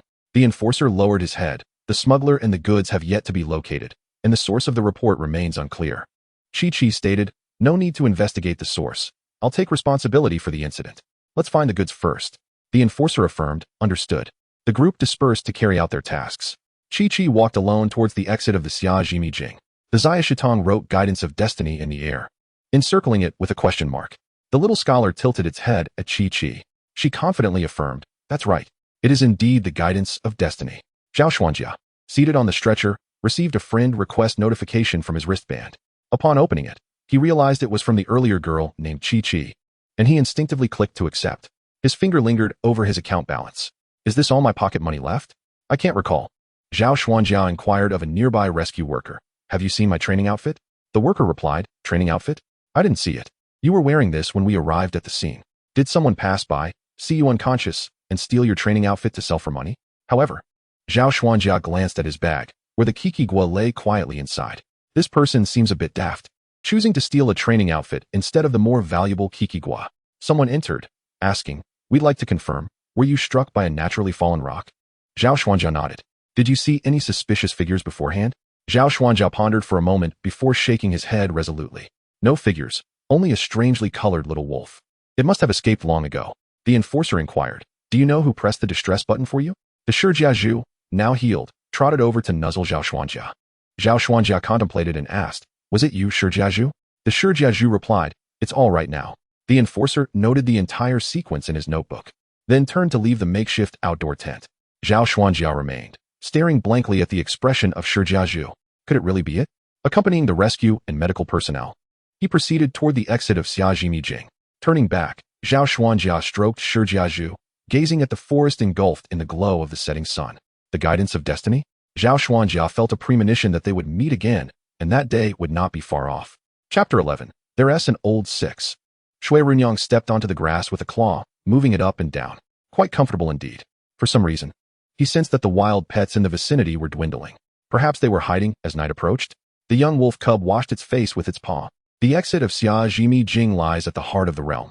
Xue Ruyan calculated that, starting from the edge, he had already traversed half the distance. To avoid unnecessary conflicts, he chose to circumvent any territorial pets or any lingering spiritual plants and fruits from his memories. It was also due to the generally neutral and friendly demeanor of the pets in Xiajimi Jing, allowing him to progress safely. It seemed that the pets here were sparse, providing him a moment to rest. Upon reaching the sandy road, the young wolf cub ambled along leisurely. A red ant emerged from its mound, looking up at the colossal being blocking its path, waving its antennae in a show of bravado. Xue Ruyan hardly noticed, casually kicking the ant aside. Suddenly, his wristband vibrated. Xue Ruyan, huh? He raised his left paw, and to his astonishment, a luminous screen appeared on his empty paw. The little wolf cub encountered a Honghui. The little wolf cub used a claw strike and defeated the Honghui. The little wolf cub achieved victory. Xue Ruyan. Wait a moment. Red. Fire. Ant. One after another, ants emerged from the ground. Achievement. 1 against the horde. Facing 10 beasts alone. Achievement. 1 against the horde. Facing hundreds of beasts alone. In Xiajimi Jing, pets are typically neutral and benevolent. However, there are exceptions, such as the little wolf cub. And for instance, when you have already harmed a Honghui. The young wolf cub trembled its paw, scanning a red-headed ant that had just emerged from underground. Name, Honghui. Attribute, normal. Trait, fearless. Growth level, awakening level 0. Species level, awakening level. Moves, bite. Information, Honghui is a social creature, measuring 25 centimeters in length. Lacking formic acid. Known for its ability to devour elephants, it is advised that beast masters steer clear of them. No wonder the pets here are so few. The young wolf cub bared its tiny fangs, charging forward with a shout. Owl. The little wolf cub used intimidation. All of them possessed the fearless trait. The leading Honghui showed no fear, directly climbing towards Xue Ruyan. The young wolf cub's expression changed. This time, it was truly over. How could there exist such reckless creatures? Achievement. 1 against the horde. Facing thousands of beasts alone. No more achievements popping up. Please, the little wolf cub, beg you. I truly, absolutely, extraordinarily do not wish to face the horde. Owl. The young wolf cub shouted. And due to the unpleasantness of the sound, it shall not be translated, turning to flee. Quick movement. The ground trembled slightly as more ants poured forth. More terrifying than poking a hornet's nest, surging in a red wave. Achievement. Unbreakable defense. I curse you. I merely kicked one by accident. Is that necessary? Xue Ruyan, at the beginning of the year, completely forgot to use her charm. Now, if she were to pause, she feared she would be devoured before she could even utilize it, leaving nothing but fur and bones behind. A surge of tears welled in her eyes. Xue Ruyan herself despised crying, yet sometimes the tear ducts behaved irrationally. The little wolf cub gritted her teeth, admonishing herself to refrain from tears. She stifled her emotions, forcing herself to discern her direction, and transformed into a white streak, racing toward the exit of the secret realm. In the primordial forest, Xue Ruyan darted and twisted. evoking a sensation reminiscent of speed and passion. A crimson tide surged behind her, while all the accompanying beasts hastily made way. The little wolf cub recognized her weaknesses. She lacked area of effect attacks and strong control skills. Area attacks were the Achilles heel of all awakened beasts, as none could face thousands in their feeble awakened state, not even against a level 0 ant. Intimidation and cuteness were also weak controls, and against such impervious creatures, there was no recourse. A novice beast tamer spotted Xue Ruyan, his eyes sparkling with excitement, an anomalous Pokemon. However, upon realizing the situation, he turned and fled without a moment's hesitation. It was merely a beast. If it perished, so be it. His life was not worth risking for such a trivial matter. He dove into the thicket. The white fluffball shot past, not sparing him a glance. The red fire ant swarm surged forward, leaving yellow trails across the grass. What on earth is this? The novice beast tamer gazed at the retreating ant swarm, his heart pounding with trepidation. Xue Ruyan ran breathlessly, occasionally employing quick move to increase the distance. These red fire ants seemed to possess a collective effect, moving faster when grouped together, even outpacing Xue Ruyan. The little wolf cub struggled to maintain quick move, but even with double stamina, she could hardly endure such exhaustion. Suddenly, Xue Ruyan caught a whiff of a delightful fragrance. Was it sandalwood? Salvation was near. After consuming a gene potion, her sense of smell had become exceedingly acute. Along the way, she detected various floral and fruity scents, cautiously circumventing any guarding beasts. However, now, Xue Ruyan dashed toward the sandalwood scent without hesitation, hoping to encounter an even stronger guardian beast. Xue Runyan's icy blue eyes sparkled. This maneuver was called Hua Shui Dongyin. Du Guang strolled leisurely through the summer secret realm, as if he were in his own home, even taking the time to admire the sunset. A little sparrow hopped on his shoulder, pecking at his clothing, unperturbed. In the distance, birds and beasts took flight in alarm. Glancing in that direction, it seemed something was approaching him. Du Guang mused to himself, what has happened? The grass before him swayed in the wind.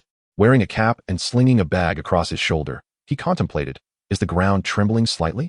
It's difficult to ascertain the direction. High above, a chipmunk darted from Xue Runyan's direction, leaping between the trees. Using its fluffy tail as a parachute, it landed and hid behind Du Guang. Chirp! Du Guang exclaimed in surprise, a swarm of red fire ants? And an unfamiliar white cub? Is it the rumored anomalous beast? It appeared to be in trouble.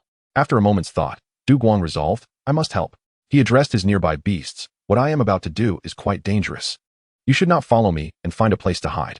His voice was as warm as jade, instilling a sense of reassurance. The sparrow took flight immediately, and the chipmunk scampered back up high. Underneath the cap, Du Guang's contemplative gaze revealed his concern about the chosen direction. Nevertheless, he decided to take the plunge. Du Guang advanced a few steps toward the source of the commotion, arriving at a dense thicket and grassy area. Looking up again, he confirmed that the anomalous beast was indeed heading straight toward him. He knelt on one knee, drawing in a gentle breath. Under the brim of his hat, Du Guang smiled slightly. Little siblings, lend me a hand. It was close.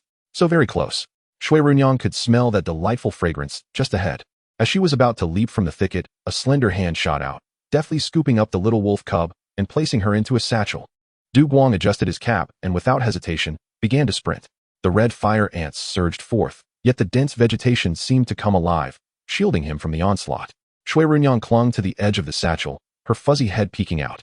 The little wolf cub stared in astonishment at the retreating scenery for a full 2 seconds before regaining her senses. She turned to gaze at the exquisite profile obscured by the cap's brim. A breath caught in her throat. Oh no, it's him. Chapter 12, Whimper. Xue Ruyan was a whirlwind of emotions.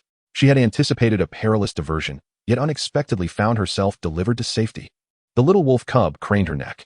From her vantage point, all she could see was the lower portion of a chin obscured by the cap and the corners of his mouth curving upward. How could he still smile at a time like this? This was a swarm of red fire ants. How dare he? The little wolf cub clung to the satchel, nervously glancing back at the relentless red fire ants. However, it seemed there were fewer than before. Had she managed to shake them off? Oh no. Hurry, hurry. Run faster. The little wolf cub couldn't help but worry for Du Guang. He moved effortlessly through the woods, as if no tree or vine could obstruct his path. Fear not. They cannot catch up to us, he reassured, his voice calm and soothing. Despite the high-intensity chase, his breathing remained steady, only slightly heavier. Oh, the little wolf cub murmured under her breath. I'm not scared. Indeed, no need to fear, Du Guang replied. Xue Ruyan pondered. Has he really understood my words? Or is it merely coincidence? Du Guang skillfully dodged left and right, while the satchel remained secure. Xue Ruyan found a comfortable position, resting her hind paws on the satchel, watching Du Guang's performance. As he ran, Du Guang paused to call out. It already knows it was wrong. It wasn't intentional. I apologize on its behalf. You've strayed so far from your nest. It's vulnerable to danger. The little wolf cub looked at Du Guang in disbelief. After pursuing them so far, did he truly believe a few words would compel the ants to retreat? Yet, astonishingly, the number of red fire ants indeed seemed to diminish. Xue Ruyan's gaze flickered with determination. Once the danger passed, she would make her escape.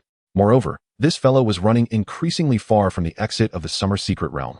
The little wolf cub was so infuriated that she nearly wanted to swat him. Stop running in that direction. The farther they went, the more she noticed a stream. A cave? Du Guang leaped over the narrowest part of the stream and plunged into the cave. The remaining red fire ants approached the riverbank, their antennae twitching, but ultimately did not cross, slowly retreating. Du Guang lay on the ground, breathing heavily. Still, it had been somewhat taxing. Fortunately, the red fire ants did not follow, otherwise he would have had to resort to fire. The little wolf cub rolled her eyes and stuck out her tongue. Oh? What a letdown. I thought he was impressive, but it was all just for show. Du Guang chuckled, catching his breath. And yet I saved you. Is this how you thank me? Xue Ruyan, in disbelief, thought. He truly can understand me. Is it a talent of telepathy? The little wolf cub climbed out of the satchel, shaking off her soft fur.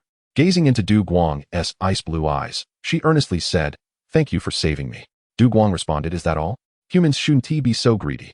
Yet, he did indeed save her life. After a moment of hesitation, the little wolf cub decided to relent. She lifted her head proudly. "Wuff? Well then, how do you wish for me to express my gratitude?" Du Guang's gaze softened. "Become my beast of honor." The little wolf cub whined in a childish tone. "Ow, that won't do. Choose something else. Anything else is fine, but becoming a beast of honor is out of the question." Du Guang replied. "What cannot be done must be done."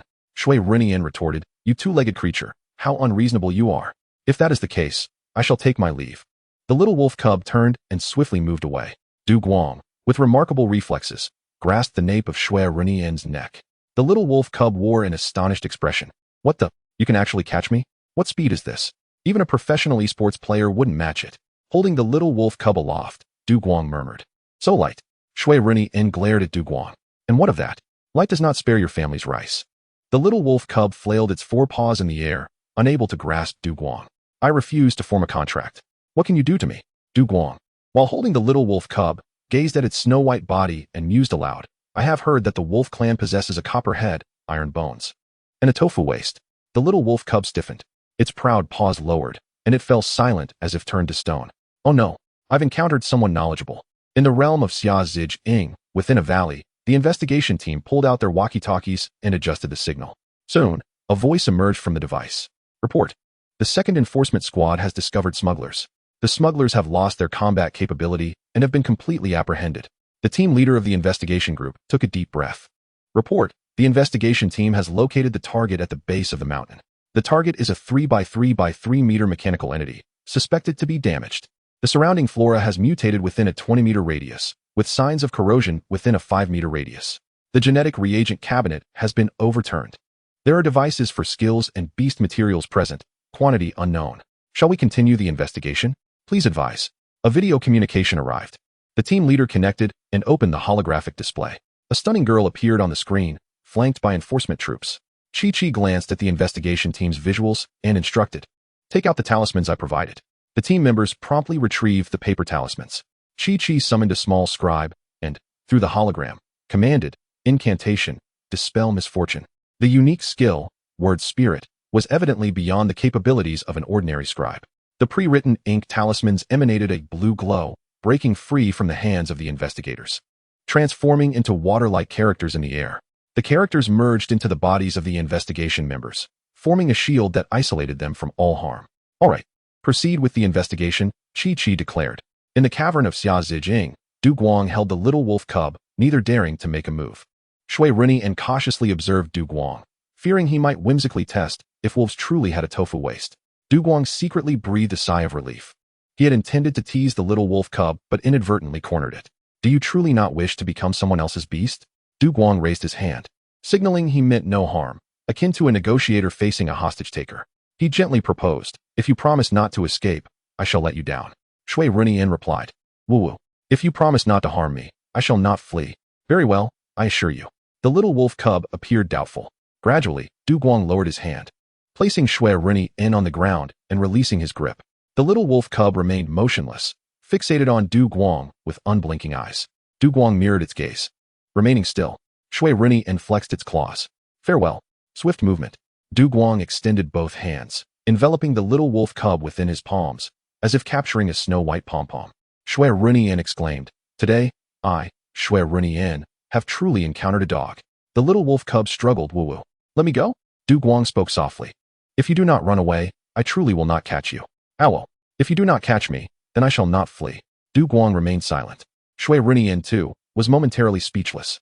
Du Guang tightened his grip, the little wolf cub entirely enveloped between his hands, its face pressed against his palm. And at this moment, it could no longer restrain itself, letting out a furious, desperate roar. "Ing." Du Guang chuckled. Xue Ruyan. Chapter 13. The Threads of Fate. The contract is formed. Du Guang opened his hands. "I apologize. I am professionally trained and less unable to contain myself." The little wolf cub, in a daze, awkwardly walked to the far depths of the cave, facing the wall, beginning to withdraw into itself. "I have no face to meet anyone. I have no face to meet anyone." Du Guang pondered and spoke. "To be honest, your calls are quite adorable." "Woo-woo." The little wolf cub growled in a fierce yet trembling tone. "I know I am cute, but there is no need for you to say it." Du Guang, hearing the slight tremor in the cub's voice, was taken aback. Was it crying? Facing the wall, the little wolf cub fought back, the tears brimming in its eyes. Xue Ruyan composed itself. The little wolf cub's claws gradually cooled, the ice elements gathering, and wolf claw eyes pop, was now ready. Regaining its composure, the little wolf cub elegantly approached Du Guang, gazing up at the beast master, though its eyes glistened with a hint of moisture. "Woo? Aside from becoming a beast of honor, what else do you want from me, human?" The little soil wolf used a cute charm. Skill assessment successful with difficulty. Xue Ruyan sharpened its claws. "My cuteness has never failed." Du Guang contemplated for 2 seconds, never having felt time crawl so slowly. It was as if something had ensnared his thoughts, forcing him to overlook other absurdities, concentrating solely on the snow-white fluff before him. Du Guang looked at the little wolf cub and heard himself say, "May I pet you?" Beast Master Du Guang used his beast mastery talent. Secondary resource, Suzuki Incense. Provided an enhancement. Skill assessment successful with difficulty. Friendly exchange. Revealing their cards. Now, it was a matter of who would outmaneuver whom. The little wolf cub was startled. The chill in its claws gradually dissipated as it lifted its gaze to the beast master before it. Du Guang removed his hat, his black hair tousled by the wind. His bag lay carelessly on the ground, spilling herbs and fruits everywhere. His expression was earnest, his gaze sincere, exuding a pleasant aroma, with his eyes sparkling with trustworthiness. "Wait a moment. A pleasant aroma?" The little wolf cub stared at the beast master, momentarily speechless. "So it's you. Did I truly deliver myself right to your door?" Xue Ruyan was at a loss for words. Du Guang said earnestly, "If you wish to express your gratitude, do not flee at the outset. Let me pet you." How does that sound? The little wolf cub wrestled with its thoughts. Although it hadn't explicitly agreed to a contract, it hadn't refused either. Reflecting on the perilous encounter earlier, if not for Du Guang, it might have truly escaped. After all, being petted wouldn't be a loss. The little wolf cub closed its eyes and said, "Woo-woo. Well, then, I shall not flee. You may pet me, but do not take it too far." Although Xue Ruyan was unsure of what constituted too far, it was necessary to set boundaries in advance to avoid future disputes. Both parties reached a tenuous equilibrium, with the little wolf cub standing rigidly in place, as stiff as a piece of wood. "Woo-woo. Hurry up, before I change my mind." Du Guang sat cross-legged, amusedly observing the little wolf cub, and slowly extended his hand. As his palm made contact with the cub's white fur, Xue Ruyan's entire body shivered slightly, but still did not refuse. "Woo-woo. Hurry up. If you were to pet me, just do it." "Are you trying to amuse yourself?" Du Guang pondered. Initially, he believed this unusual colored beast was purchased by the Secret Realm Management Bureau and subsequently released into the realm to attract trainers. He had intended to return it to its original habitat. However, it seems that the situation is not as such. This pet beast possesses extraordinary intelligence, capable of astutely analyzing circumstances and leveraging its advantages. It has never been touched by a human beastmaster and is quite knowledgeable about the beast contract, as if it has awakened naturally within the secret realm. Having witnessed scenes of forced command over pet beasts, it has consequently developed a psychological scar. Given this, it is even more imperative to bring it out of the secret realm to experience a broader and more beautiful world. Du Guang's distinctly articulated hand rested on the little wolf cub's back, gently stroking its fur. It was rather pleasant. The little wolf cub squinted its eyes, emitting soft sounds from the corners of its mouth, its body gradually relaxing. Is this the sensation when cats and dogs are petted? A peculiar piece of knowledge was gained. Xue Ruyan's gaze flickered. However, I must apologize. You can only retain my presence. A creature yearning for freedom cannot be bound by a contract. Du Guang inquired. By the way, may I ask if you are male or? Owl. I am male. Don't even think about making me a beast-eared girl. Du Guang responded in astonishment. Beast-eared girl? What on earth did the beast master this little wolf cub encountered in the secret realm do to its pet? Xue Ruyan exclaimed, Ugh. I misspoke. What is that expression on your face? Why are you looking at me with such shock? I want to transform for you. Get lost. The little cub used claw strike. The little wolf cub, infuriated, kicked Du Guang with its hind paw. Its claw was caught in Du Guang's hand. What combat power could a 20-centimeter-long cub possess? Without elemental force, it couldn't even break free from a human hand. Du Guang gently pinched the little wolf cub's hind paw with 2 fingers, leisurely rubbing it with his fingertip. Xue Ruyan nearly cried out, suddenly retracting its paw. The cub trembled all over and hurriedly buried its face into the ground, covering its head. After all, it was merely a paw pad. Why did it feel so ticklish? Ultimately, Xue Ruyan was merely a gamer in his past life. He possessed exceptional memory, thinking, and reasoning abilities, and was familiar with much information about real-world items in games. However, the minute detail that canine paw pads are filled with sensitive nerves is typically not mentioned in serious games. Du Guang, seemingly oblivious, continued to smooth the little wolf cub's back. Yet, Xue Ruyan could no longer endure it. No, I must leave. He realized that this beast master was gradually immersing him in comfort. If he became accustomed to it all, escaping later would become difficult. Once the heat on his face subsided, the little wolf cub raised its head. Ow. Enough. I have expressed my gratitude. You should let me go. Xue Ruyan's gaze was resolute. Everything now was illusory. Only his strength was real. If he became strong enough, the little wolf cub's gaze fell upon the hand still resting on its back. How could he possibly be involved in such matters? There was no need to sell his body. This was the first time this king had been touched. Reflecting on it now felt like a tremendous loss. Du Guang did not press further, retracting his hand. May I know why you detest contracts so much? The little wolf cub took a couple of steps, gazing at the world outside the cave. Owl. For freedom. Du Guang was taken aback. He had imagined many scenarios but had not anticipated such an answer. After a moment of contemplation, he stated, Do you know that beyond the summer secret realm lies a much larger world? If you do not sign a contract with a human beastmaster, you cannot escape this secret realm. Your notion of freedom is far too limited. Xue Ruyan remained silent. Could he possibly mention his ability to shapeshift? Du Guang spoke earnestly. If you sign a contract with me, I will take you out of the summer secret realm, ensuring your freedom. I will not imprison you in a beast space or a beast ball. I will not interfere with your actions. You may come and go freely in my home and the beast sanctuary. Du Guang looked at the little wolf cub. Under these circumstances, would you be willing to become a pet beast? Xue Ruyan fell silent. Initially, he had never trusted the friendship between beast masters and their pets. The entanglement of contracts and identities was a brutal testament to their inequality. Yet, Zhao Xuanjia had shown him a new choice. The little wolf cub stood still, neither approaching nor distancing itself. Venturing outward meant the world beyond the cave, perhaps a vast sky, or perhaps the prison known as the Summer Secret Realm. The optimal time for shapeshifting and fleeing had already passed. The number of patrolling enforcers would only increase. Having consumed a genetic potion, he was destined to be in irreconcilable conflict with the enforcers. Moving inward meant choosing the human beastmaster and becoming a pet beast. It could lead to being commanded, enslaved, or sold, exchanging it for a cold, hard sum of 800,000. This person's beastmaster talent was undoubtedly not telepathy, but of the affinity type, or, more extremely, the seduction type. If he followed him, his fate would no longer be in his own hands. The little wolf cub clenched its paws, regardless of the choice made. It was a gamble. Xue Ruyan despised gambling. He merely wished to crush everything decisively. However, a lopsided game is not a good game. The numerical planners, balance designers, and game developers would not allow him to succeed easily. He had to make a choice. The little wolf cub was engulfed in struggle. Du Guang stood motionless, calmly observing. He understood how difficult this decision was. Thus, he would accept whatever choice the little wolf cub made. Xue Ruyan turned his back to the cave, with the gradually setting sun behind him. The remaining sunlight cast a golden hue upon his pure white fur. If what the person before him said were true, then becoming a pet beast might not be such a bad thing. However, could he ensure that it would be so? Would he seize his fate, or choose the minuscule possibility between humans and pet beasts? Xue Ruyan recalled the day he resolutely entered the esports industry, only to regretfully exit due to injury. The once fervent passion now cooled. How he longed to love this world, despite the plethora of helplessness and disappointment. If given a second chance, would he still make the same choice? The little wolf cub walked toward the cave's exit. Du Guang did not obstruct him. He quietly gathered the scattered items in his backpack, putting each one back in place, and donned his hat once more, under the brim.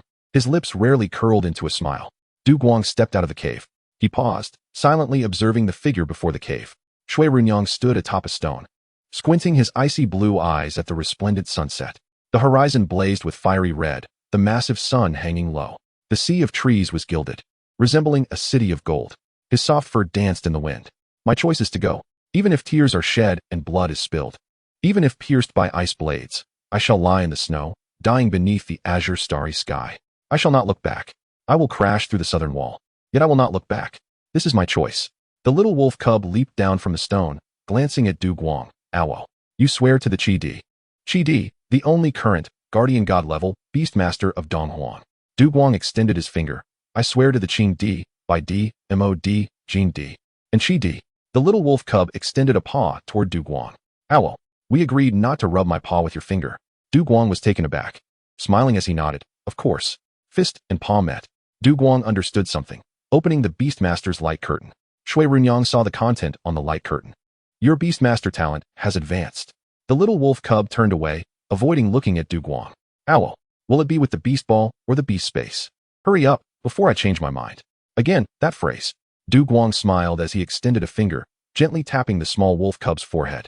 With a delicate tug, a brilliant blue thread was drawn forth.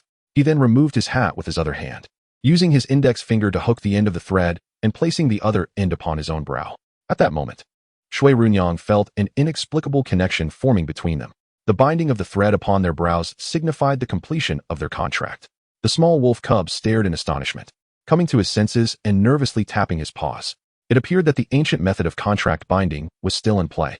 The cub nodded to himself, striving to dismiss the peculiar sensation of being bound, attempting to find a way to rationalize the situation. This loss was not entirely unjust. Yet, he felt an undeniable frustration. He felt utterly uncomforted. Chapter 14. My techniques are quite unique. The history of launching has seen many interruptions, and the methods of beast contracts have varied throughout the ages. The most common method involves the use of beast control orbs, which anyone can wield, ensuring broad applicability. Another method is the beast control space, exclusive to beast masters. Those who can awaken a beast control space are able to meditate, creating a dimensional space within their minds. This space acts as a cage, capable of confining beasts within, but it can also serve as a sanctuary for them.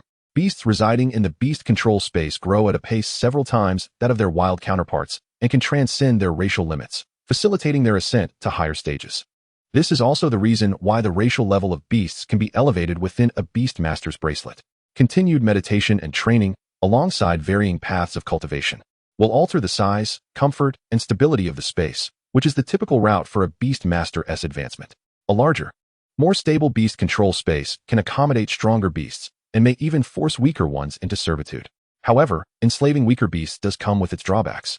Should a beast grow beyond the level of the beast control space, it may very well destroy the space, severing the contract and resulting in mutual destruction between the beast and its master. Those possessing a beast control space almost invariably acquire a talent for beast mastery, primarily enhancing abilities. Depending on the attributes of the beast control space, different individuals may specialize in various attribute directions, typically contracting beasts whose attributes align with their space. The final method is the ancient contract binding, specific to the Donghuan Kingdom, which boasts a continuous history of beast mastery spanning several millennia. In ancient times, people lacked modern tools such as beast control orbs and were powerless against the formidable beasts endowed with extraordinary powers. Back then, pets were not referred to as such, but were called Yao Shou. Human living spaces were confined, necessitating reliance on benevolent Yao Shou for survival. These benevolent beasts typically possessed immense combat capabilities, with a single one capable of safeguarding numerous beings, earning them the title of guardian deities among the ancient people of Donghuan. Thus, the Qing Emperor was the first to develop the ability to control beasts, awakening to greatness from the outset. Legend has it that he was the oldest guardian deity-level beast master, contracting 7 guardian deities to drive away ferocious beasts and establish humanity in Donghuan. The methods of beast mastery attributed to the Qing Emperor were passed down from that time. As time flowed on, the legends of the 4 emperors became gradually obscured beneath the fertile soil of modern Donghuan, transforming into treasures and secret realms awaiting discovery. Only the newly appointed Qi Emperor remains, alive and overseeing launching. It is said that he has endured the beast control chaos on launching.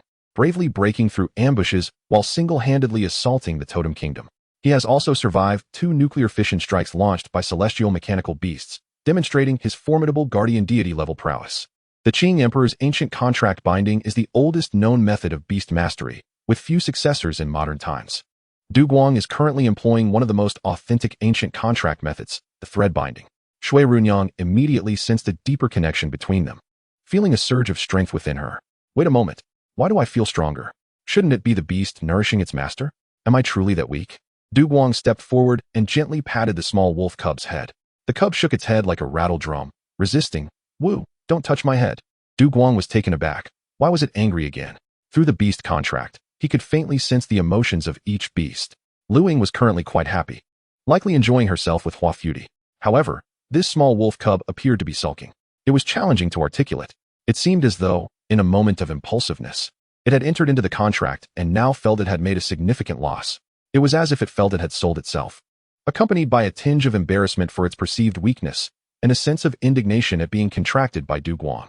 There was also a hint of helplessness and relief. The helplessness stemmed from the failure of its escape plan from the summer secret realm, while the relief arose from the realization that perhaps that plan was no longer necessary. Du Guang couldn't help but rub his forehead. This little fellow's emotions were quite complex. The small wolf cub gazed vacantly at the sky, contemplating life. Oh, Lord Wolf King, I shall no longer tie myself to freedom. Xue Ruyan now felt a twinge of sympathy for He Fan.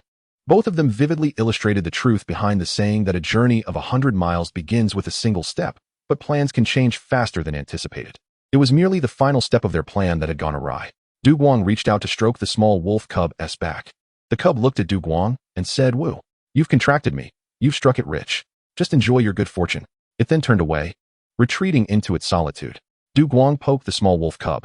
The cub shifted slightly and cast a glance back at Du Guang. He poked it again in front of the cub. Xue Ruyan glared at the beast master. What are you doing? Du Guang replied, I forgot to introduce myself. My name is Du Guang. Oh, fine, Du Dog. The small wolf cub turned its back. Du Guang sighed. I am Du Guang, the light of light. Oh, got it. Du Dog. Du Guang realized with a sense of resignation that this little wolf cub was doing it on purpose. Du Guang displayed a section of his wrist, subtly indicating to the cub, I've scanned you with my Beast Master Bracelet. Scanning one's own beast allows for the acquisition of detailed skill data. Scanning wild beasts only yields suspected skills, lacking accuracy. The small wolf cub turned around and looked at Du Guang's bracelet, nodding its little head. Du Guang initiated the scan, releasing the holographic display. Small soil wolf, variant color, cub. Attributes, earth, ice. Growth level, awakening level 6. Racial level, low-level commander. Skills, claw strike, ice shatter, blast, quick movement. Intimidation, guard, cuteness. Special skill, unknown. Du Guang gazed in astonishment at the luxurious array of skills displayed. Wild beasts can autonomously learn so many skills. The racial level is impressively high. It seems I need not exert much effort to elevate it. Furthermore, it has mutated to possess the ice attribute.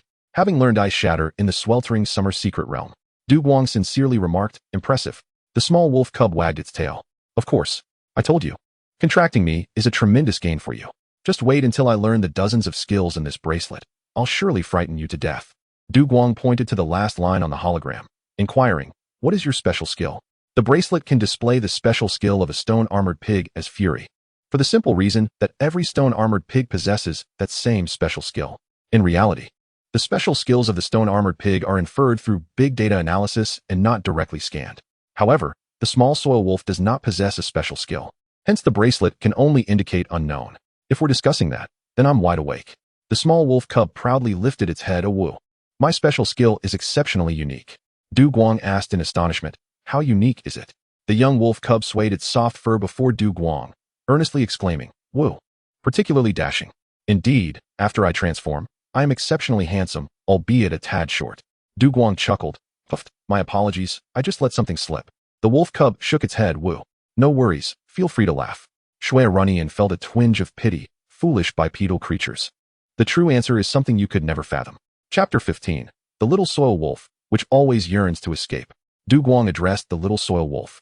The cub found a comfortable spot to sit sideways, calmly humming, woo. Call me Wolf King. Du Guang responded with an easy smile. Very well, little soil wolf king. Woo. Du Guang gently remarked, Your Majesty. Xue Ruyan thought, how could there be such an obnoxious human? You must truly be a dog, right? Du Guang continued. I sense a hint of reluctance in you. So, I offer you a chance. If you can escape before me, I shall concede that you are superior to me. What say you? Xue Ruyan looked at Du Guang. Well, you promised to grant me freedom. Du Guang nodded, indeed. But do you not require my assistance to leave the Summer Realm? Thus, if you truly manage to escape, I kindly request that you return, Wolf King, and allow me to guide you away. If your successful escape brings you joy, then so be it. Xue Ruyan pondered seriously.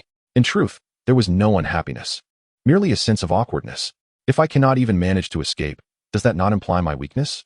As a demon beast, being outdone by a human? Conversely, if I can indeed escape, does that not suggest I have lost face? Nonetheless, since you have this intention, witnessing a human beast master suffer a setback could be quite delightful. The wolf cub rose, approaching Du Guang. Wu. You said it first. When it comes to playing games, I have never feared anyone. Du Guang sat cross-legged, arms outstretched. Very well, let the game commence. Xue Ruyan's gaze flickered, claws outstretched as it prepared to flee. Du Guang reached out with one hand, but was repelled by an unseen force. Little Soil Wolf has used guard. No way, no way, after being caught twice. Does anyone still believe I would instinctively use quick move? Now's my chance. Quick move.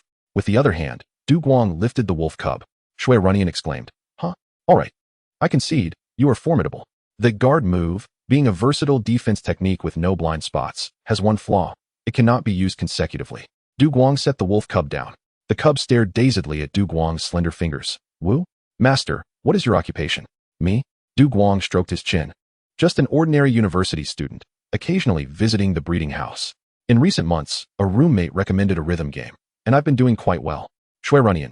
Oh, so you're into those games that test hand speed, rhythm, and reflexes, also known as extraterrestrial evolution devices. You're playing those with me. Quick move, while swift. Still requires some time to initiate. Suddenly, a sound echoed through the air. Du Guang paused. Hungry? The wolf cub lay on the ground. Woo. I haven't eaten all day. Isn't it normal to be hungry?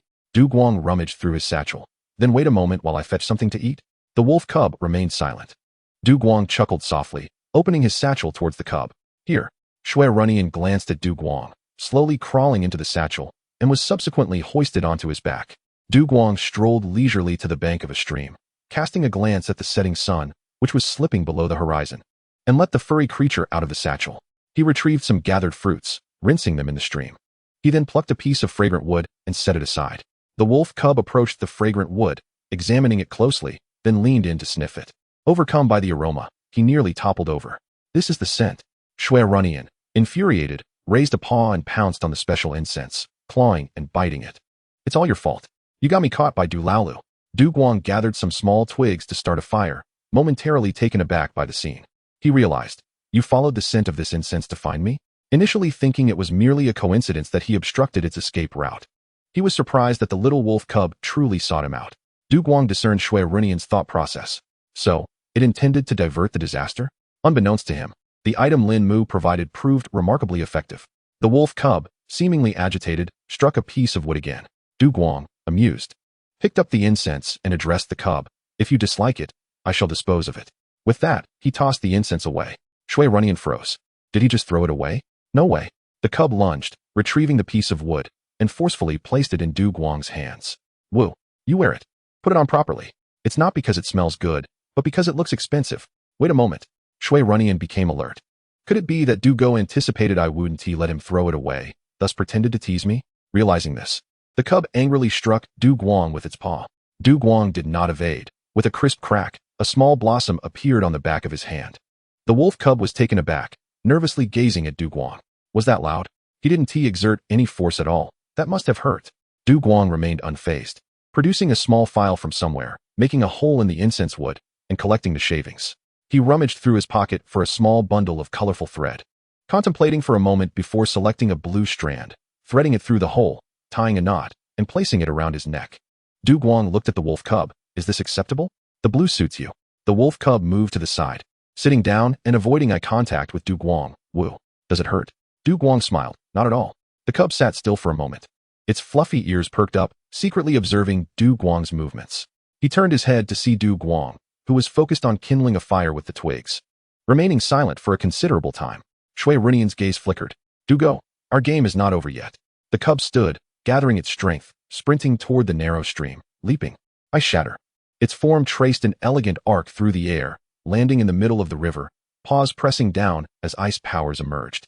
The flowing river froze, creating small ice shards the size of its paws, which Xue Ruyan stomped on, shattering them.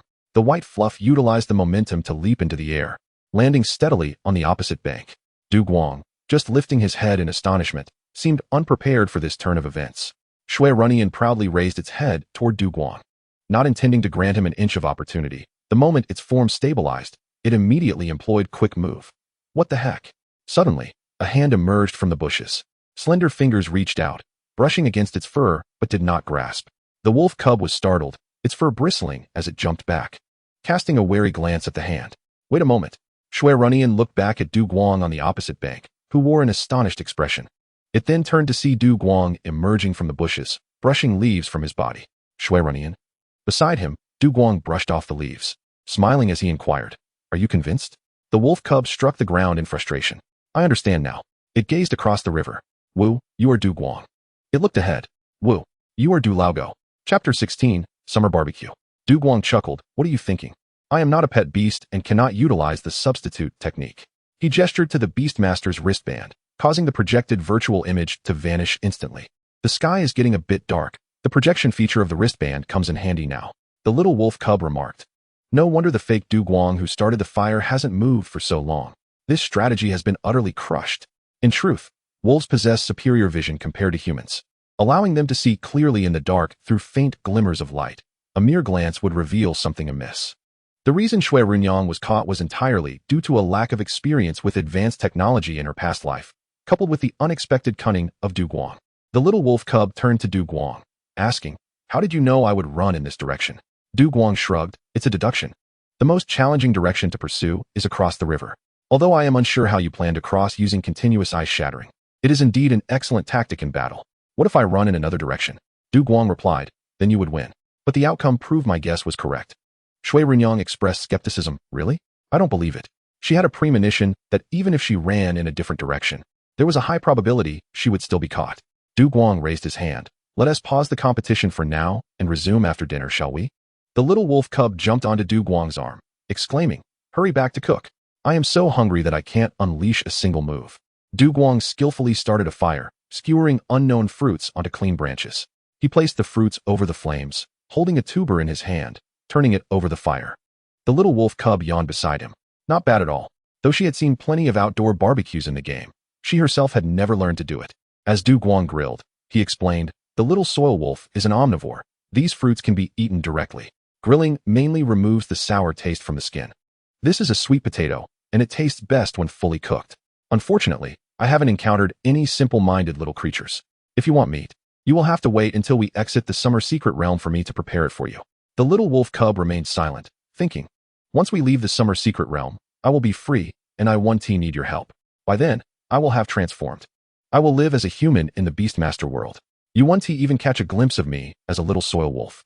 Du Guang watched as the sweet potato gradually turned golden. He tore off the skin and tentatively took a bite. Ouch! Instantly, he covered his mouth with the back of his other hand, inhaling sharply. He had burned himself. Du Guang mumbled, "Wait a moment, it's too hot now. I will check again shortly." He set the roasted sweet potato down and rushed to the stream to rinse his mouth. Xue Ruyan sat motionless beside the fire, her ice blue eyes reflecting the flickering flames, lost in her thoughts. Before long, the little wolf cub began to fidget, tapping its paws. "What a big fool. Why aren't you back yet? The fruits are almost burnt." When Du Guang returned after rinsing his mouth, he had also brought back 2 smooth pebbles. He saw the little wolf cub clumsily turning the skewers in front of the fire, its furry tail swaying behind, as if it might accidentally dip into the flames. Du Guang quickly intervened. "Let me handle it." He rescued the nearly burnt skewers and placed a few new ones onto the fire. He then took out the aromatic wood shavings from Ling Mu and ground them with the pebbles, sprinkling a small amount over the grilled fruits before handing them to the little wolf cub. Xue Ruyan's expression was complex. "Are you sure sprinkling this on will make it edible?" Du Guang replied, "I didn't prepare any spices this time, so we have to make do. Don't worry. It's edible." He couldn't help but remark, the items created by Lin Mu aren't particularly useful, but there are plenty of delicious ones. The little wolf cub gazed at the grilled fruit and eventually took a bite. The taste was surprisingly delightful. Not bad. Du Guang observed the little wolf cub focused on its food while nibbling on a sweet potato that had cooled beside him. Indeed, it is quite easy to please. Du Guang chewed a few bites and muttered to himself, "It really lacks flavor." He sprinkled a pinch of seasoning over the fruits that were still grilling and tossed the remaining wood shavings into the fire. The sweet aroma wafted away with the summer night breeze. The little wolf cub paused in its eating, looking up. Aren't you going to eat any fruits? Du Guang replied casually, you go ahead. These were freshly picked from the summer secret realm. While they aren't top-tier resources, they do have some benefit for pet beasts. In truth, Xue Ruyan was indifferent to the slight attributes these fruits provided. Nevertheless, she continued to devour her skewers. The little wolf cub, with its mouth stuffed, let out a small burp. Du Guang, upon seeing this, was momentarily taken aback. He shook his head with a wry smile, one hand on his forehead. If you were too full to eat, you could have told me. No one forced you to finish everything. The little wolf cub glared at Du Guang, puffing up in indignation. You didn't say so earlier. Du Guang retorted, you didn't ask either. Suddenly, Xue Ruyan stood upright, her ears perked up. There's a sound. The source of the noise was revealed as she pointed, over there. The little wolf cub looked up and spotted several chipmunks clutching tree fruits high in the treetops. The chipmunks stirred briefly but did not flee. The chipmunk tribe, relatives of squirrels, typically moved among the high branches, facing few natural predators, making them inaccessible to novice beastmasters. They were generally awakened to level 23, common in the summer secret realm, yet challenging to capture. Du Guang also looked up, and upon seeing the chipmunks, his first instinct was to glance at the burning fire. Logically, they would not dare approach. Could it be the aroma of the aromatic wood? Du Guang waved at them. Come down, we mean you no harm. The chipmunks chirped a few times, using their fluffy tails as parachutes, maneuvering between the tree trunks before landing on Du Guang. He sat cross-legged on the ground, one chipmunk dangling from his arm, another nestled in his lap, and a third perched atop his head, completely engulfed by the chipmunks. The little wolf cub slowly chewed its food, eyes fixed on the descending chipmunks. Du Guang chuckled, seemingly in high spirits. Oh my, you all come down first. One by one, the chipmunks arranged themselves neatly in front of Du Guang, the last one lingering in his embrace until he affectionately patted its head before it scampered to the ground. Du Guang gazed at the chipmunks. Are you here for a pet beast battle? The leading chipmunk hesitated, glancing at Xue Ruyan. The little wolf cub swallowed its skewer, sharpened its claws, and revealed its small fangs. A woo. However, this time it refrained from using intimidate, fearing it might genuinely scare them away. The chipmunk quickly shook its head. Fight him. That would simply make me a source of experience points. The chipmunk lifted the tree fruit it was holding and nodded toward the fragrant skewers.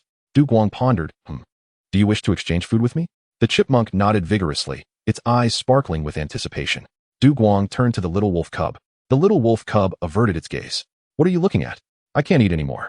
Du Guang smiled, all right. Chapter 17. This is quite enjoyable.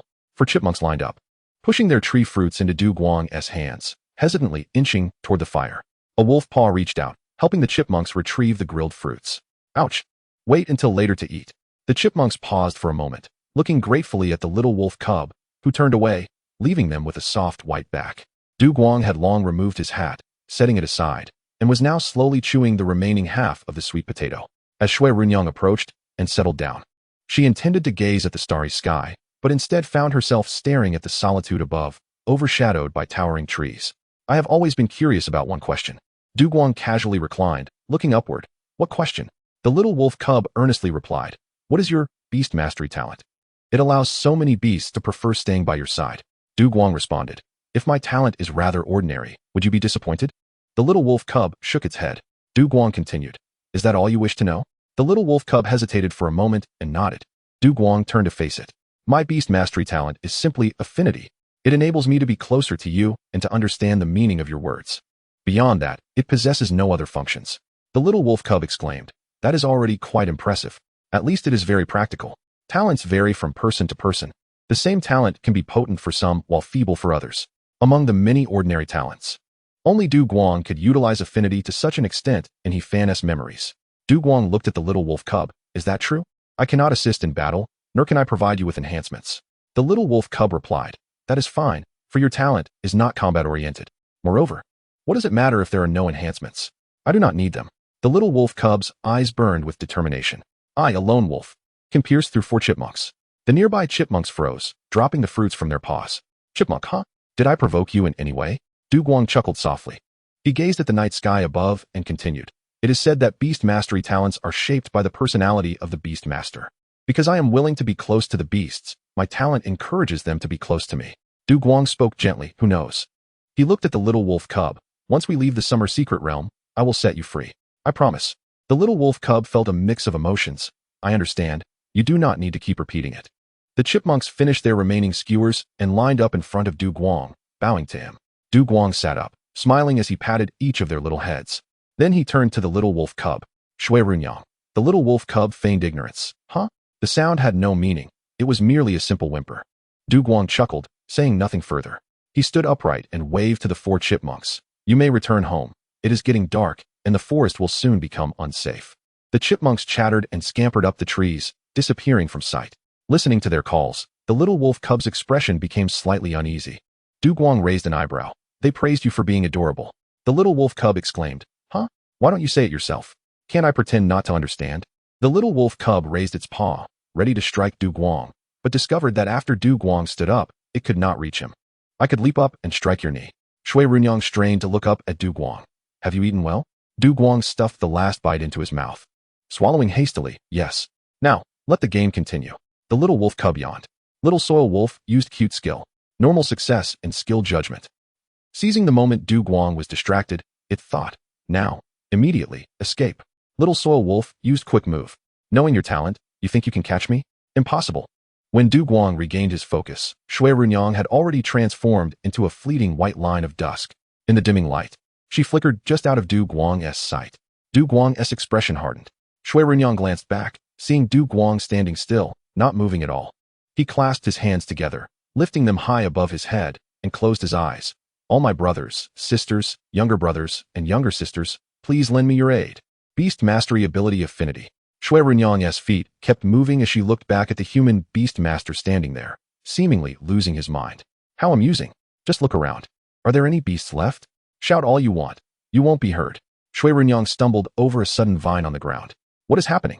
The surrounding dense forest and thickets suddenly seemed filled with hostility, all transforming into obstacles preventing the little wolf cub's escape route. If you cannot play fair, then cheat, right? This is simply outrageous. Du Guang, did you not say your talent was affinity? What a deceiver. How could someone like you awaken an affinity talent? I, Xue Ruyan, do not believe it. Xue Ruyan dashed left and right while Du Guang advanced step by step. The little wolf cub felt anxious when it finally realized the situation. It found itself thoroughly ensnared. Xue Ruyan foresaw the outcome. She lost, utterly and completely. But the Wolf King was unwilling to accept defeat. Xue Ruyan struggled fiercely. A multitude of branches and vines bound her movements. As the little wolf cub fought against her restraints, a sharp tip of a leaf inadvertently grazed her paw pads. Unprepared, the little wolf cub's body softened, and her strength drained away in an instant. Du Guang approached the little wolf cub and extended his hand to help her untangle. Now, do you yield? The little wolf cub curled into a fluffy ball, her paws tucked beneath her body, cautiously gazing at Du Guang. Du Guang, unhurried, leisurely inquired, do you yield? The little wolf cub glared at him. Huh? Did you not say? Du Guang, what did I say? Xue Ruyan looked at Du Guang, who appeared genuinely puzzled. Indeed, it did not seem like an act. Perhaps he truly did not know. I will let you off this time. The little wolf cub shook her head. No, it's fine. As night fell, the forest was shrouded in darkness. The dejected little wolf cub slowly walked back to the campfire, with Du Guang following behind. Xue Ruyan suddenly realized something. No, there is something important. The little wolf cub turned to Du Guang. Huh. Show me your talent panel. Du Guang feigned innocence, blinking his eyes. What if I don't want to show it? The little wolf cub, lacking any intimidation, retorted fiercely. Huh. You must. I must see what kind of ridiculous talent you have. Du Guang. Can you even understand it? Huh. Show it, and just show it. Du Guang hurriedly revealed the Beast Master panel. If he did not show it now, the little wolf cub might truly become furious. Xue Ruyan squinted at the Beast Master panel, and to her astonishment, the talent section indeed read affinity. However, there were 2 large characters preceding it. Did you consume them? Du Guang lowered his head, unable to suppress his laughter. Xue Ruyan watched Du Guang laugh uncontrollably. For some reason, she suddenly felt the urge to laugh as well. Laughter spilled from her lips uncontrollably, her tail wagging behind her. All right, I admit, this is quite amusing. Chapter 18, let us not speak of whether I was frightened. By the crackling campfire, Du Guang rested his chin on one hand, holding a small twig in the other, poking at the flames. The little wolf cub nestled into one side of his hat, clinging to the brim with her paws. The fit was perfect, resembling a fluffy white ball sprouting from the hat. Du Guang generously displayed his entire panel to Xue Ruyan. See? Xue Ruyan glanced briefly and lost interest. Aside from the talent ability, everything else seemed rather normal. Du Guang hinted, now, you know all my abilities. The little wolf cub softly uttered, "Huh, so what?" Du Guang continued, "What is your special move?" Xue Ruyan's eyes flickered. "Huh, I have already mentioned it. It is particularly impressive." Du Guang stroked his chin, reasonably deducing, "Is it particularly adorable? Your judgment of the cute tactic has likely never faltered, has it? Allow me to venture a guess regarding your concealed charm value. It surely exceeds 80. The little wolf cub nonchalantly turned its head away. "My estimation of the value appears quite accurate." Seeing the little wolf cub's reaction, Du Guang could not help but chuckle. "It seems I have guessed correctly." The little wolf cub curled up within the hat, revealing only its small head. Du Guang gazed at the completely darkening sky. Night has fallen. Xue Ruyan remained silent. His eyelids were growing heavy, as if he could fall asleep the moment his head touched the pillow. The little wolf cub suddenly shook its head vigorously. "No, the danger has not yet passed. Sleep is not an option." Xue Ruyan's furry ears perked up. There is another sound. It climbed out of the hat, its ice blue eyes shimmering in the darkness, narrowing into the vertical pupils of a wolf demon. A white light flashed in the distance, reminiscent of a flashlight, with a figure approaching the firelight. Xue Ruyan's ears twitched slightly. "This is not good. That is an enforcer." Considering the time, they should have discovered that batch of goods long ago. The little wolf cub sprang to its feet, and, under Du Guang's astonished gaze, swiftly dashed into the bag on the ground, using its paw to close the opening. The next moment, the flashlight beams swept over. "Who goes there? State your name." A crisp, composed female voice rang out. Du Guang furrowed his brow and stood up, a novice beast master, Du Guang. The newcomer approached, clad in a black enforcer uniform and wielding professional equipment. Scanning Du Guang with a sweep, Du Guang stood his ground, offering no resistance. Social beast master, Du Guang, verification successful. The lady, sporting a knee-high ponytail and slinging a standard combat beast ball pouch, softened her demeanor and nodded at Du Guang. "Apologies for the intrusion." "Du Guang, and you are?" She moved to the fire, surveying the surroundings. After confirming there was nothing amiss, her tone lightened somewhat as she revealed her credentials. "Enforcer team, Jiang Yexian. Now, I have a few questions for you." Du Guang nodded. Jiang Yexian projected a map using a light screen. "Have you been to this area?" Du Guang examined it carefully and affirmed, "No." Jiang Yexian, "Did you see any suspicious figures or goods along the way?" Du Guang frowned. "No." "What has happened?" Jiang Yexian, "My inquiries are complete. The situation is complicated, so I shall be brief. The Huaisu, Xia, secret realm has experienced smuggling incidents, resulting in the release of radioactive contraband. Most of the goods have leaked, with a small portion unaccounted for. The administration is notifying everyone individually, mandating that all social practitioners evacuate." Jiang Yexian brushed her ponytail aside and sat down in front of the fire, relaxing. "Do not blame me for being stern earlier. You were the last one to be notified. The rescue team is ready to deploy, but it seems..." Jiang Yexian glanced at the food, herbs, and fruits scattered around. "You clearly do not require assistance." Du Guang chose not to look at the bag on the ground, contemplating before asking, "Radioactive? Is the contamination severe?" Jiang Yexian, "Not a major concern. At the entrance of the Huaisu secret realm, purification beast masters have already been arranged, ensuring no residual effects will remain. The realm is expected to close for a few days. The remaining tasks will be handled by professional enforcers." Jiang Yexian stretched her body. Yet her military precision remained evident.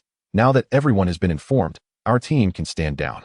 She turned her gaze to Du Guang, observing him intently. "Oh, you are rather handsome. Are you a university student?" Du Guang, "Thank you. You are quite impressive yourself." Jiang Yexian extracted a talisman from her sleeve. "Consider yourself fortunate. You caught my eye, so I shall gift you a purification talisman." Du Guang reached out to accept it. The talisman was adorned with incomprehensible symbols, with a water character at its center. Its effect is identical to that of the purification at the realm's entrance. If you have any reservations, you may use this first. The method of use is to recite the incantation for relief. Do not worry about me. After I regroup, there will be another collective purification.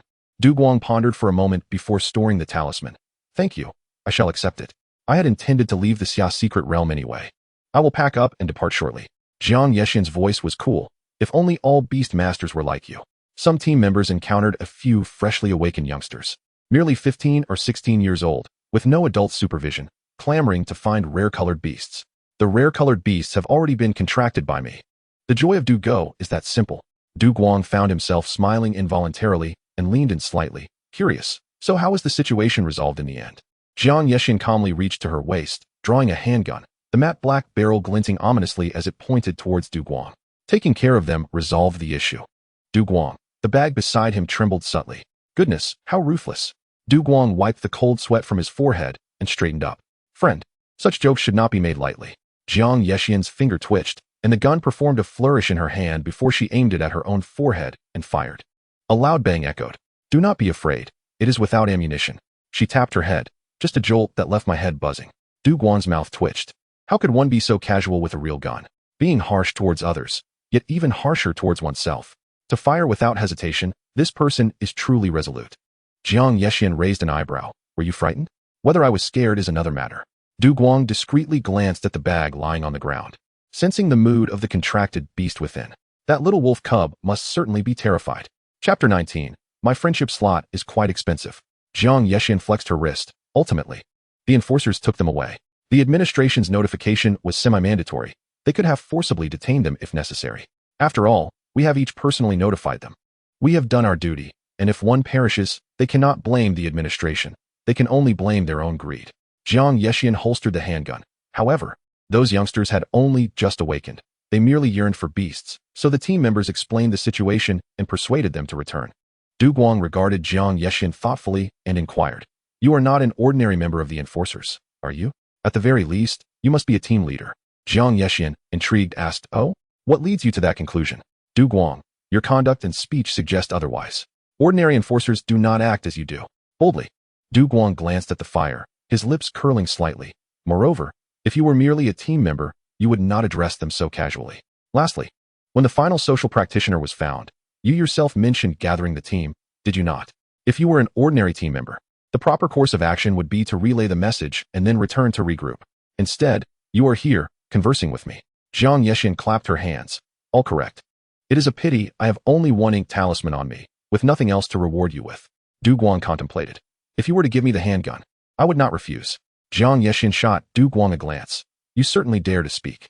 Would you even have the courage to accept it if I offered it?" Du Guang's mind raced, asserting, such standardized equipment should not be carelessly discarded. "You would not dare to truly give it to me." Jiang Yexian's eyes sparkled. "How interesting.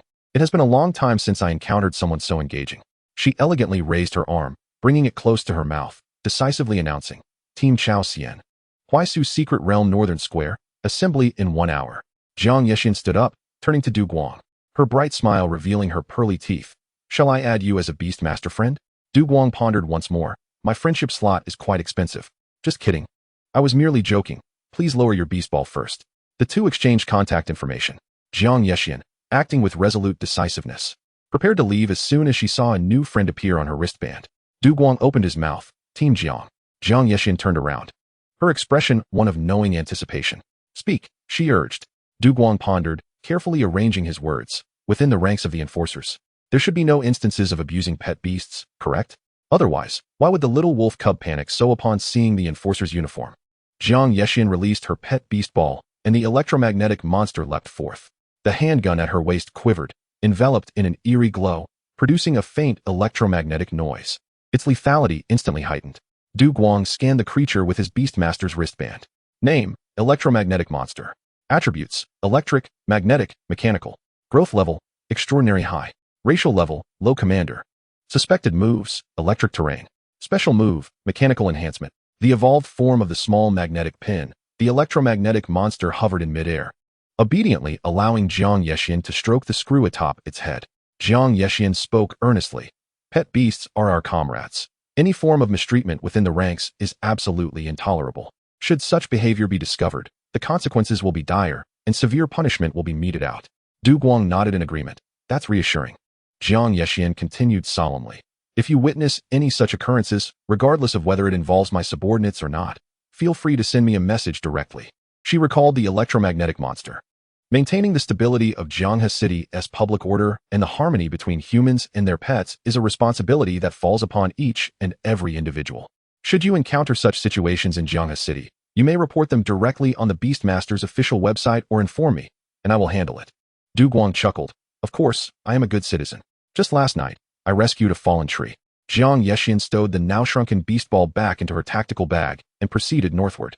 After a few steps, she suddenly remarked, "If you contract a pet beast from the secret realm, remember to register upon exiting the management hall, concealed within the satchel." Xue Ruyan mused. "I underestimated the enforcers." "Absolutely," Du Guang replied. Jiang Yexian turned back, waving. "I hope to see your unique pet beast at this year's Beastmaster competition. If luck is on our side, perhaps we might even find ourselves as rivals." Du Guang smirked. That will depend on the little one's intentions. Jiang Yexin teased. Oh, how gentle. I'm off. See you later. She pinched her fingers together, gesturing towards her brow, then leaped away, vanishing into the night of the forest. Du Guang glanced at the satchel. Come out. Xue Ruyan slowly crawled out, curling into a fluffy white ball before Du Guang. He methodically placed the gathered herbs and fruits into the satchel, securing it across his back. The electromagnetic monsters, electric terrain, finally dissipated, the invisible pressure lifting. The little wolf cub stood tall, gazing in the direction Jiang Yexin had departed. So strong. I remember their essay move called Frosty Terrain in the Move Machine, right? Du Guang smiled. Let us go. We're leaving the Summer Secret Realm. At the management hall of the Summer Secret Realm, at its exit, a group of social practitioners received word and gathered, regardless of their gains, to register at the front desk. Those who completed their registration awaited the purification process at the entrance of the purification room. Inside, novice beastmasters summoned their pet beasts and sat quietly.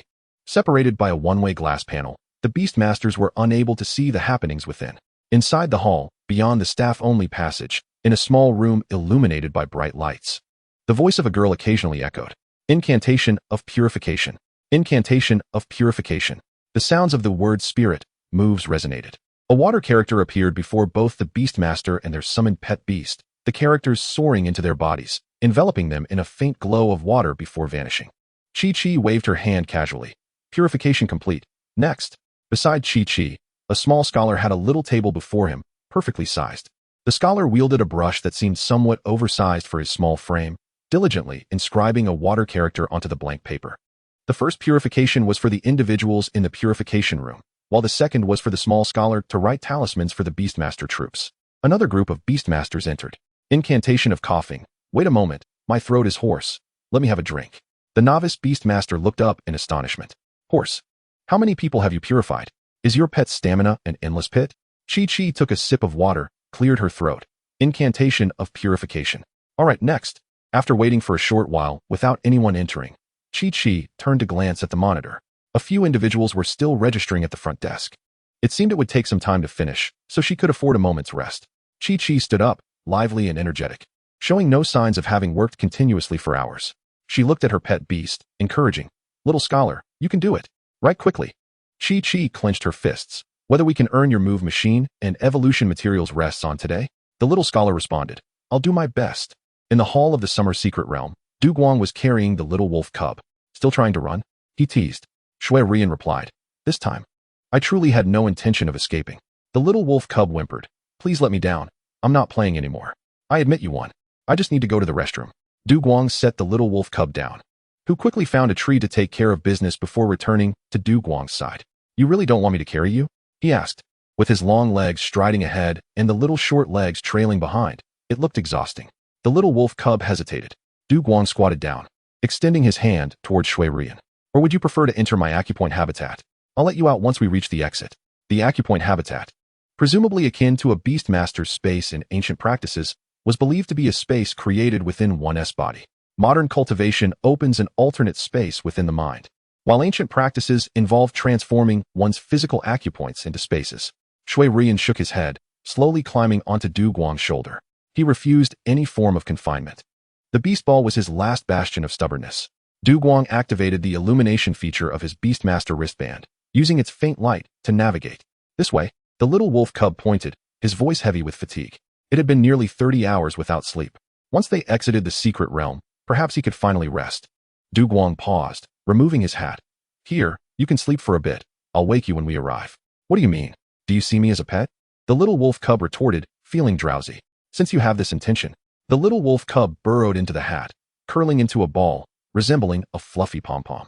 Du Guang refrained from touching the little wolf cub, cradling the cap with both hands, slowing his pace to walk more steadily. Beneath the inky night, the small pet beast nestled in its haven, drifting into slumber. The light from Du Guang's wristband shone like a spark in the dark, attracting the attention of several powerful beasts. Predatory creatures took note, and the territory of some beasts was traversed along the way. However, under Du Guang's formidable beastmaster talents, these creatures held a favorable initial impression of him. Predatory beasts abandoned their pursuit of Du Guang, while those with territories chose to selectively ignore him as he passed through. The journey remained peaceful and uneventful. After approximately an hour, Du Guang finally spotted the vast complex of the Management Bureau in the distance. It offered a multitude of services: task posting, acceptance, healing, hiring, team formation, resource exchange, and accommodation, operating 24 hours a day. It belonged to a self-contained system tailored for trainers' experiences. Naturally, there were instances when it was closed, as was the case now. The secret realm had been cleared, and apart from the pet medical center, the buildings were no longer permitted to host visitors or accept task submissions. The exit of the summer secret realm lies at the center of the mysterious space. Du Guang approached from the west. Although he had slowed down, he saved considerable time by not detouring through the territory of the beasts, taking just over an hour.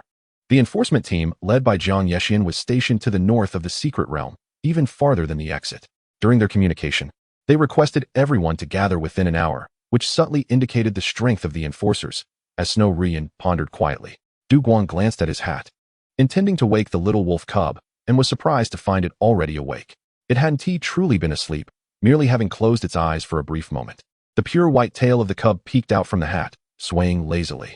Du Guang said, "When we meet others, can you help me maintain a good image?" Initially, Xue Ruyan did not grasp the meaning behind Du Guang's words until he lifted an arm. The little wolf cub responded, "You want me to make you appear more approachable?" It sighed softly. After all, the gentle and kind Du Guang encountered the somewhat aloof Xue Ruyan. The cub climbed out of the hat and onto Du Guang's arm. "Well, is this acceptable? If so, I'll take another nap." Du Guang smiled amiably, folding the cap and tucking it into his already bulging bag. With one arm resting on his body while supporting the little wolf cub, Du Guang strode confidently into the management hall of the secret realm. Inside the exit hall, only one staff member was present, dressed in reception attire. Upon noticing Du Guang enter with a beast of unusual color, the staff member's eyes widened in surprise. Good professional conduct prevented him from asking questions, and he gestured towards the vortex portal of the exit. Du Guang stepped forward. The receptionist, a young lady, recited her scripted greeting, "Welcome. Please place the resources gathered from the secret realm here, and we will have someone assist with the tally." After finishing her lines, she looked up and was momentarily stunned upon seeing the pure white wolf cub in Du Guang's arms. Had he found a young Icewind wolf? But the Icewind wolf wasn't native to the Xian secret realm. No, wait. Was it an unusual color? Several ordinary beast tamers, who had finished counting their harvests, waited to receive purification. In the adjacent resting area, a few novice beast tamers were chatting softly, while others indulged their pets with sweet treats as a reward. A boy around 15 or 16 turned and exclaimed upon seeing Xue Ruyan, an unusual colored beast. After the boy shouted, a peculiar silence enveloped the entire hall. Du Guang slowly retrieved his cap from the bag and donned it, leaving only the mysterious lower half of his face visible, reminiscent of a legendary figure in disguise. The little wolf cub gazed up at Du Guang, thinking, "That little gesture looks quite cool. Maybe I can learn from it next time." This silence lingered for a full 2 seconds, and then the hall erupted with excitement. "No way. Is this for real? What an ultimate lucky charm. Let me see." One exclaimed. "I noticed him the moment he walked in. He has an extraordinary presence. A true dragon among men." The little wolf cub smirked internally. Everyone turned to one person. "Isn't your statement a tad off?" That individual, caught under the scrutiny of so many gazes, sheepishly fell silent. This wasn't their first encounter with an unusual color. Their excitement was palpable. Due to the closed nature of the secret realm, the hall was not crowded, and with only about 10 staff members present, 6 or 7 were now rushing towards Du Guang. A nearby enforcer, holding a headset, sternly commanded, "No loud noises in the secret realm hall. Maintain order." He pointed at a few who had just finished their purification. "You lot. Return." Regardless, the enforcer's eyes involuntarily darted towards Xue Ruyan. A few freshly purified youths looked disappointed. This was their first time disliking the secret realm management hall for its swift purification. They could only retreat to the resting area.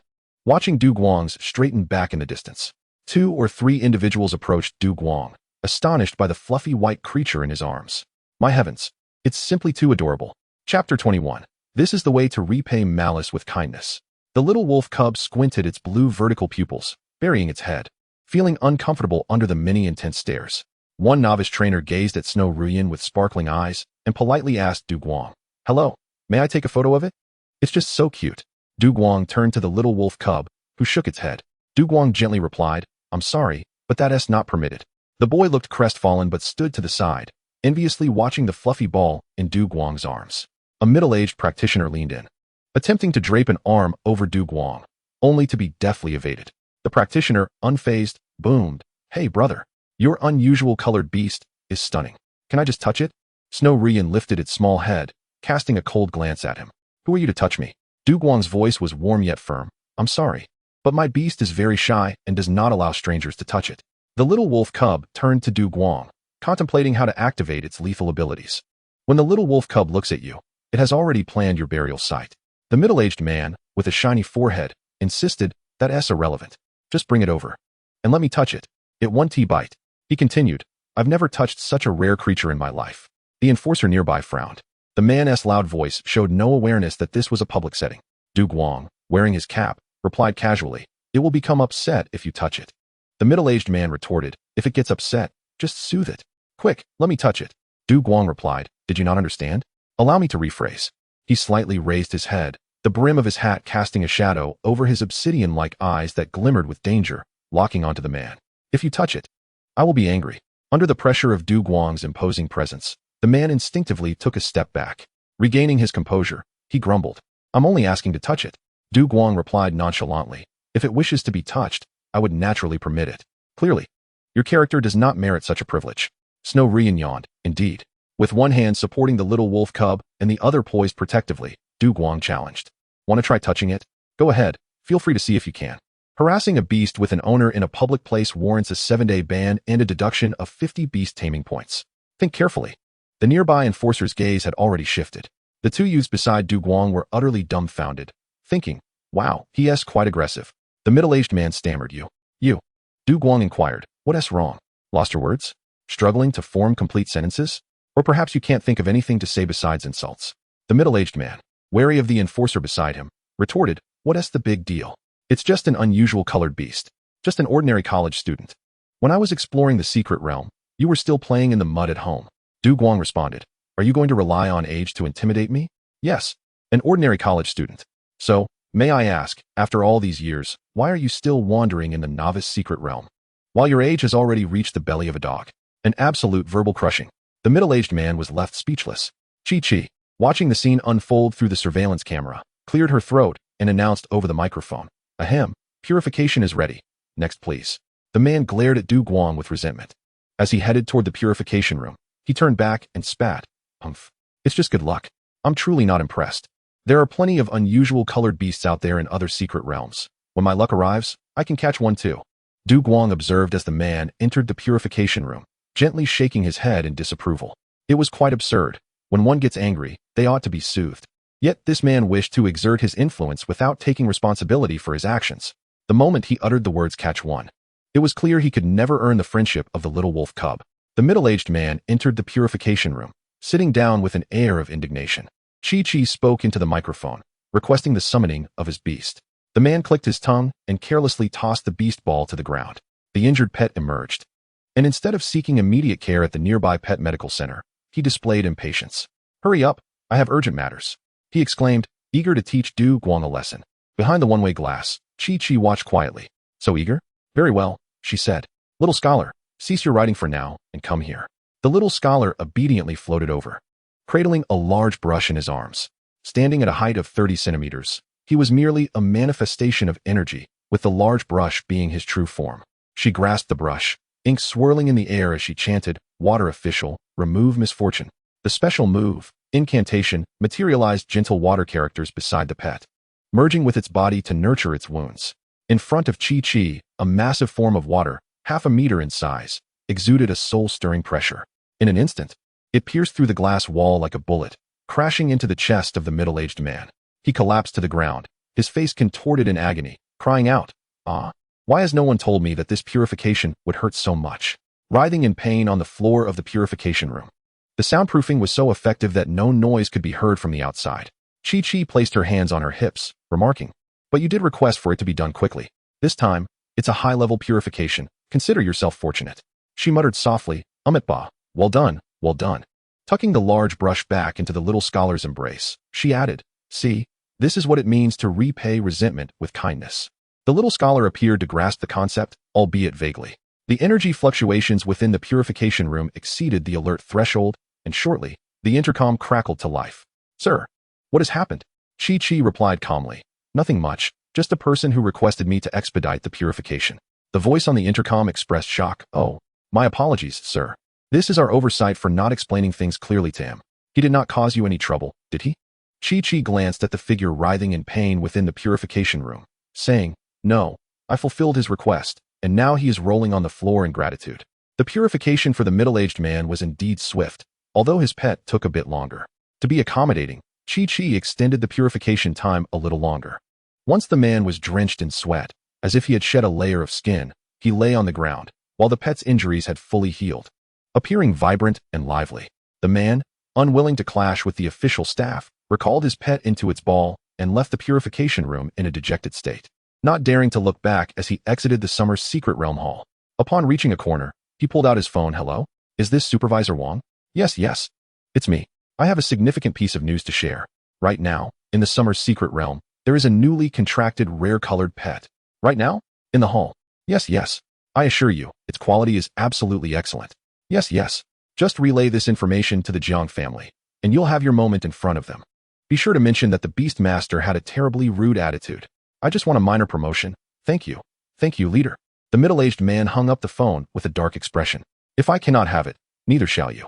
After the call, he stepped into a shop across the street, peering through the glass, preparing to enjoy the unfolding drama. Chapter 22, Du Guang's Gifted Ability. In the management hall of the secret realm, Du Guang placed his backpack on the bar counter. The receptionist, with twinkling eyes, gazed at him in awe. He was truly impressive. Du Guang looked at the receptionist, whose nameplate read Tang Gua. "Hello," he greeted politely. "Oh." Tang was snapped back to reality, her gaze lingering on Xue Ruyan for a moment before she nodded. "I will help you tally your gains from the secret realm. Please wait a moment." As Du Guang stood aside, watching her count the fruits, two young boys beside him exchanged glances.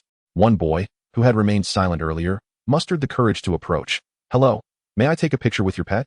His voice was timid and lacking confidence. Du Guang glanced at the little wolf cub, while Xue Ruyan gently shook her head. Apologetically, Du Guang replied, "I'm sorry. I'm afraid I cannot assist with that." The two boys wore expressions of disappointment. Just then, the intercom crackled with Chi's voice. "Next, please." The two boys turned and headed towards the purification room. Tang Gua continued counting several medicinal herbs, one each of Mufan fruit, Kikek fruit, Shatta fruit, and Hongya fruit, correct? Du Guang nodded in agreement. Tang Gua casually inquired, "These fruits are all found in clusters. Why is there only one of each?" Du Guang chuckled. "These were all given by the flying squirrel." "The flying squirrel?" Tang Gua's eyes lit up, and her fondness for him increased. She glanced at the little wolf cub in Du Guang's arms. Xue Ruyan buried her head further. With a beaming smile, Tang Gua remarked, "This rare-colored pet has a very close bond with you." Du Guang smiled back, indeed. In a place unseen by others, the corners of his mouth twitched wildly. The little wolf cub's claws were nearly tearing his clothes apart.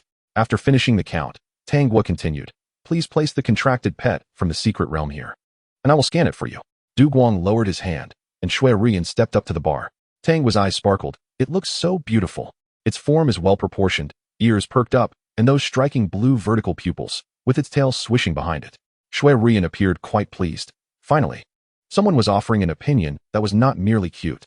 As Tang Gua proceeded, a cylindrical opening jar appeared with a flash from the beast space formation. A healing and amplification type pet, the evolved form of the candy jar, candy canister. Omu. The candy canister opened its big eyes, gazing at the little wolf cub, making strange sounds as it greeted amicably. Xue Ruyan watched with curiosity. Does its eyes and mouth just grow on the jar? How intriguing. Here, have some candy. The candy canister closed its eyes tightly, and with a forceful effort, a gummy candy flew out from within, landing beside the little wolf cub. A low-level move, telekinesis. A special move, candy. Xue Ruyan caught it in his mouth, chewing thoughtfully, his eyes lighting up. Were there no onlookers? He would have certainly embraced the candy canister and never let go. What a delightful creature, Du Guang observed from the side, feeling the faint joy emanating from the contract. Tang Gua activated the scanning device, and the machine whirred to life. Watching the little wolf cub standing still at the bar, Tang Gua's delight and affection were impossible to conceal. It was so obedient, not moving an inch. Du Guang remained silent. Its stillness only indicated its cleverness, not its obedience. Within the Jiang family estate, a blue-haired youth reclined on a genuine leather sofa, his finger resting against the wireless headset at his ear. The summer's secret realm? A rare-colored pet has been found. The Beast Master's attitude is extremely poor? That is of little concern. After all, the pet will soon no longer belong to him. The youth rose, snapping his fingers crisply. Prepare the vehicle. It is time for me to embark on my quest. Take me to retrieve my second rare-colored pet. Jiang Zhuochen interlaced his fingers, clad in a black suit, exuding elegance, with a glimmer of amusement in his eyes. Beside her, the servant bowed respectfully. Yes, young master. In the secret realm management hall, during the scanning process, Tangwa repeatedly yearned to reach out to Xue Ruyan. After much hesitation, she finally turned to Du Guang and asked, "May I touch it?" Du Guang glanced at the little wolf cub, which was still chewing on candy, and hesitated for a moment. No, is it not allowed? The contract conveyed a sense of conflict, and Du Guang smiled gently. He turned to Tangwa and said, "It says you may." Xue Ruyan remarked, "You little rascal, trying to woo me, are you? However, I shall let you off this time, for the candy is simply too delectable." Tangwa cautiously extended 2 fingers, and while Xue Ruyan was scanning, she gently stroked the little wolf cub's fur along its back. Seeing that the little wolf cub showed no resistance, she gradually increased her touch to 4 fingers. Xue Ruyan squinted his eyes, softly purring in approval. This young lady has quite the skilled touch. Observing Tangwa's adeptness, Du Guang inquired, "Are you also from the beast taming department?" Tangwa, still caressing the little wolf cub, replied, "No, I am from the medical department, working part-time at the secret realm hall. We do cover how to care for various beasts in our classes." Du Guang nodded thoughtfully. Once the scanning was complete, Tangwa reluctantly withdrew her hand. "Please place the Beast Tamer wristband here." Du Guang complied. Tangwa glanced at the display. "You are registered as a light and wood element beast tamer. Are you certain you want to contract the earth and ice elemental variant of the little wolf?" Du Guang's lips curled upward. "My beast taming affinity is affinity. The beast tamer's domain can nurture beasts of all elements." Tangwa's eyes brightened. Although it was not a combat-oriented affinity, it certainly held its own in the realm of ordinary support types. Not to mention, it allowed for the nurturing of beasts across all elements. Moreover, the beast taming affinity subtly reflects the personality of the beast tamer. No wonder the chipmunk gifted him fruit. A master of affinity would undoubtedly possess good character, and entrusting the variant little wolf to him was entirely reassuring. Xue Ruyan shot Du Guang a sidelong glance. Liars. More deceit. Though Du Guang did not look at the little wolf cub, he could sense its thoughts.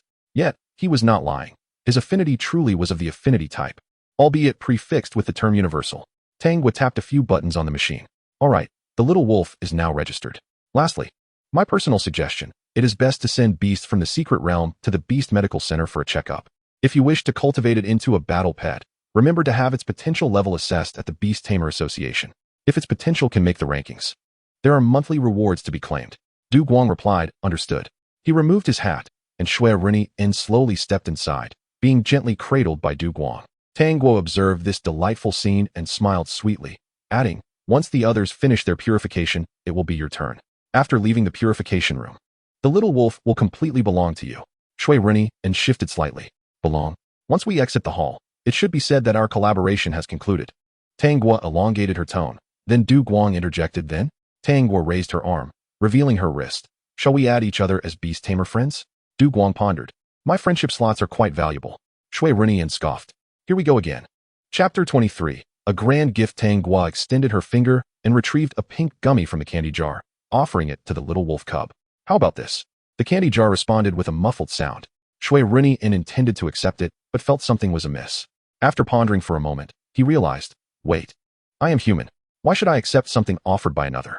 The little wolf cub turned its head away. Tangwa looked astonished. It had devoured the candy so eagerly just moments ago, yet now it was resisting. Clearly, its bond with the beast tamer ran deep. Xue Ruyan turned to Du Guang, seeking his reaction. Du Guang remained deep in thought, embodying a contemplative elegance amidst the chaos of the world.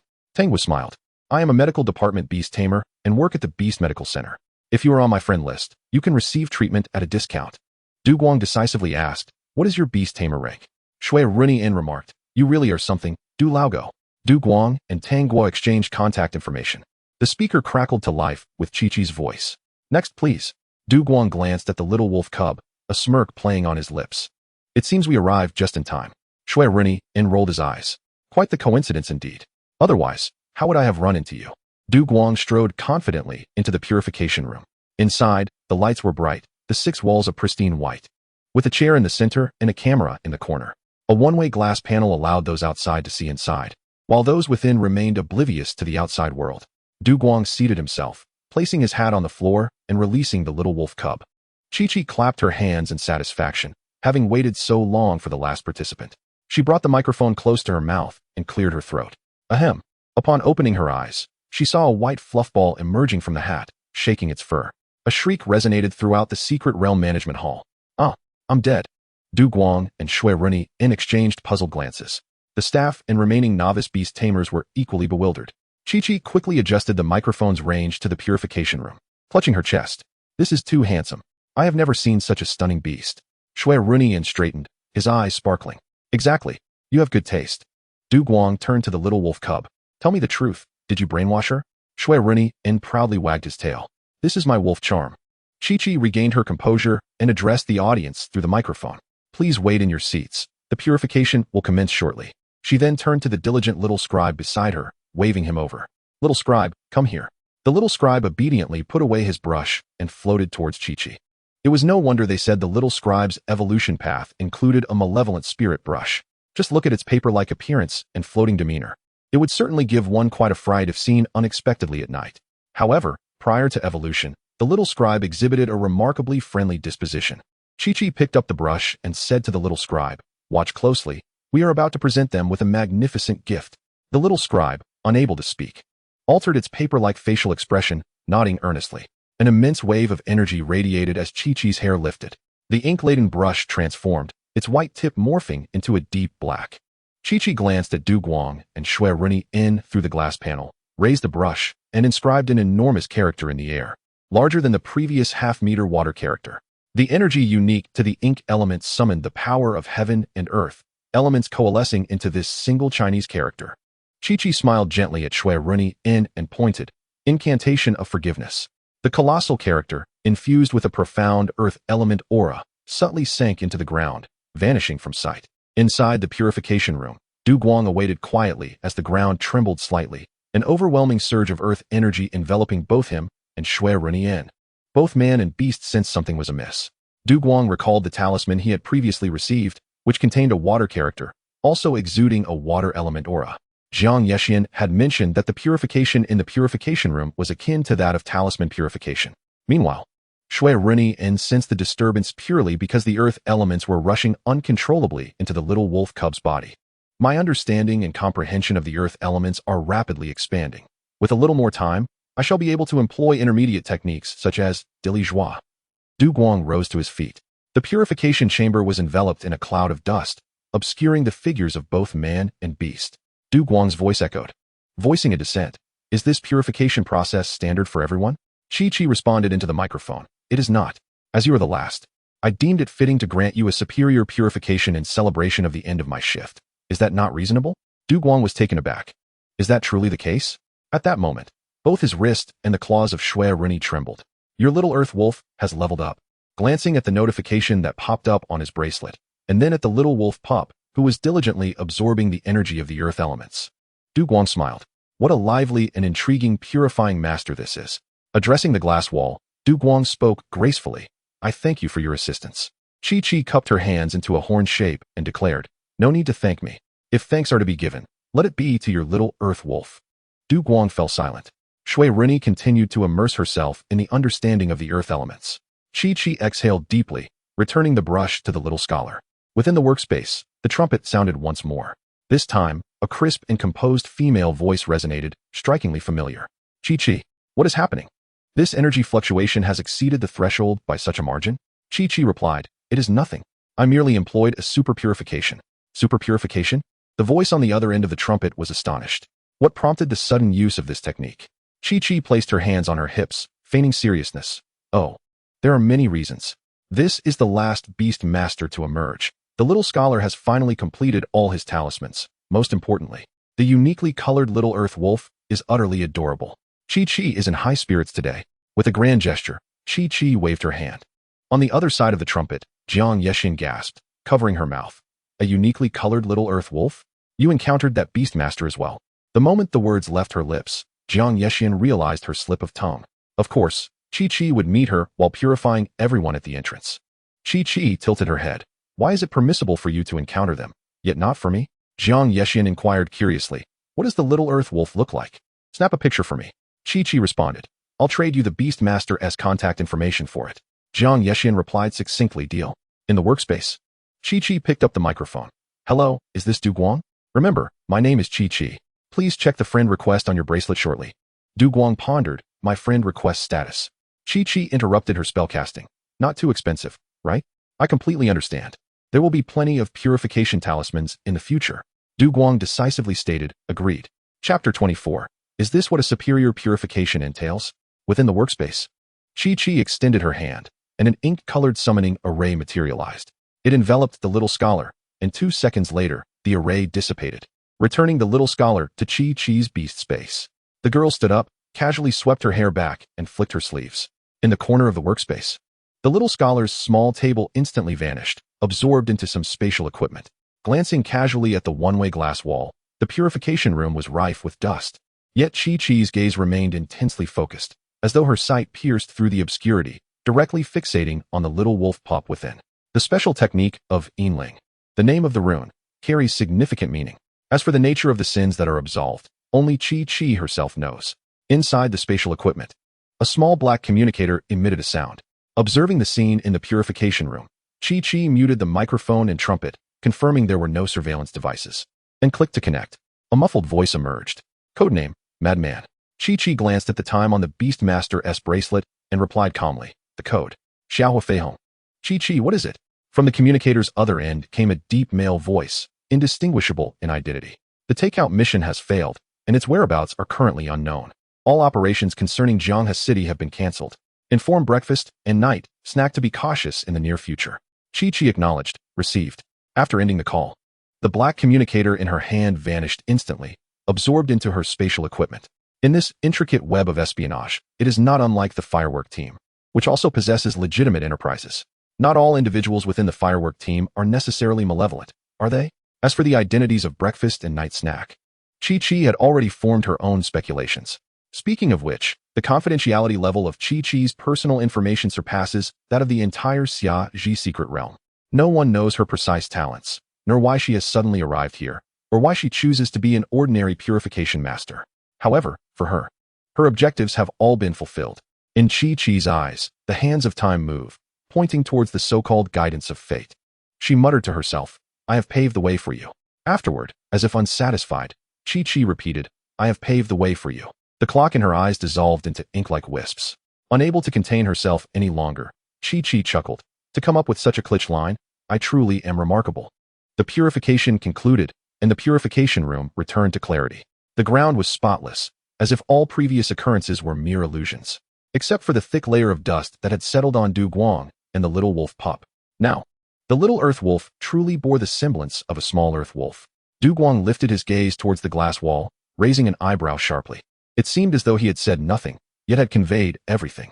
Chi cleared her throat twice, leaned closer to the microphone, and earnestly stated, the dust on you signifies an overwhelming presence of earth elements, as you have absorbed an excess of such elements. It poses no harm to your body. Just a quick wash will suffice. Xue Ruyan took a few steps, shaking off her fur. The elemental sand particles were incredibly difficult to remove. As long as the energy persisted, they would continue to generate. Xue Ruyan felt utterly uncomfortable. Chi remained unfazed. The purification is complete. You may take your leave. She exclaimed cheerfully, happy off duty. Xue Ruyan responded, you must have revealed something, right? Du Guang removed his hat. The little wolf pup shook itself a couple of times, but still could not rid itself of the dust, burrowing into the hat and curling into a brownish ball. Du Guang faced the glass, his throat dry as if filled with dirt, and with a slightly hoarse voice murmured a thank you before stepping out of the purification room. Upon opening the door, the staff outside were left dumbfounded. What on earth had transpired within the purification chamber? To say they had just endured a sandstorm would not be an exaggeration. Du Guang cradled his hat, his entire being dusted with sand. He created a line of dust in what was supposed to be a clean lobby. Upon reaching the break area, he sat down and placed his hat on the table. Instantly, a layer of sand settled on the seat and table. Lowering his head, he coughed a couple of times, expelling a significant amount of dust. The few remaining individuals in the break area, who intended to linger longer to observe the little wolf pup, were now all in shock. The purification master must surely harbor a grudge against this beast master, right? Xue Ruyan tumbled out from the hat. The man and beast exchanged silent glances. So this is what superior purification looks like. Within the workspace, Chi adjusted the surveillance, focusing on the dust-covered Du Guang and Xue Ruyan, capturing a photograph. After admiring it for a few moments, she nodded in satisfaction and sent it via the Beast Master bracelet to Jiang Yexian. Jiang Yexian slowly typed out a question mark. Jiang Yexian. The trumpet in the workspace sounded once more. Super purification? Perhaps it should not be called super purification at all, but rather buried on the spot. Chi looked up at the trumpet. Jiang team. Is there anyone with you? I have something to discuss. Jiang Yexian responded plainly. Just a moment. On the other side of the microphone, a gust of wind rushed by before settling into silence. All right, go ahead. Chi stated. Sister Jiang. The firework team had previously invited me to join.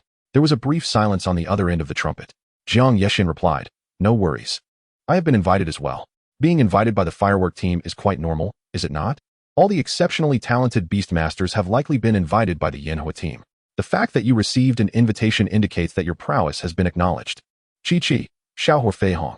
Jiang Yixian. Chi nonchalantly remarked. I am a madman. And what are you? The voice from the other side of the speaker fell into a profound silence for a full 5 seconds. Silence enveloped the summer secret realm tonight. Jiang Yixian exclaimed. So it is truly you. Indeed, all senior members of the Yanhua team are official personnel from the Beastmaster Association? That must mean the leader of the Yanhua team is in quite a dire situation. Does he know that his subordinates are constantly scheming how to backstab him? Jiang Yixian, unable to conceal his astonishment, said, I had a feeling that a cadre from the Yanhua team had arrived in Jianghe City. I was contemplating what plans he might devise. I even prepared to scatter his ashes. Little did I expect that the officer joining the fray would be you, and that the cadre from the Yanhua team would also be you. Chi cleared her throat. Isn't this quite the coincidence? Chi continued. I have a message for you. The boxed meal mission has failed, and all plans concerning Jianghe City have been cancelled. Additionally, be cautious regarding breakfast and supper lately. I knew one of them would be you. Chi inquired. Are you breakfast or supper? Jiang Yixian responded peculiarly. I am both supper and breakfast. Chi. Ha. Chapter 25, Breaking Free.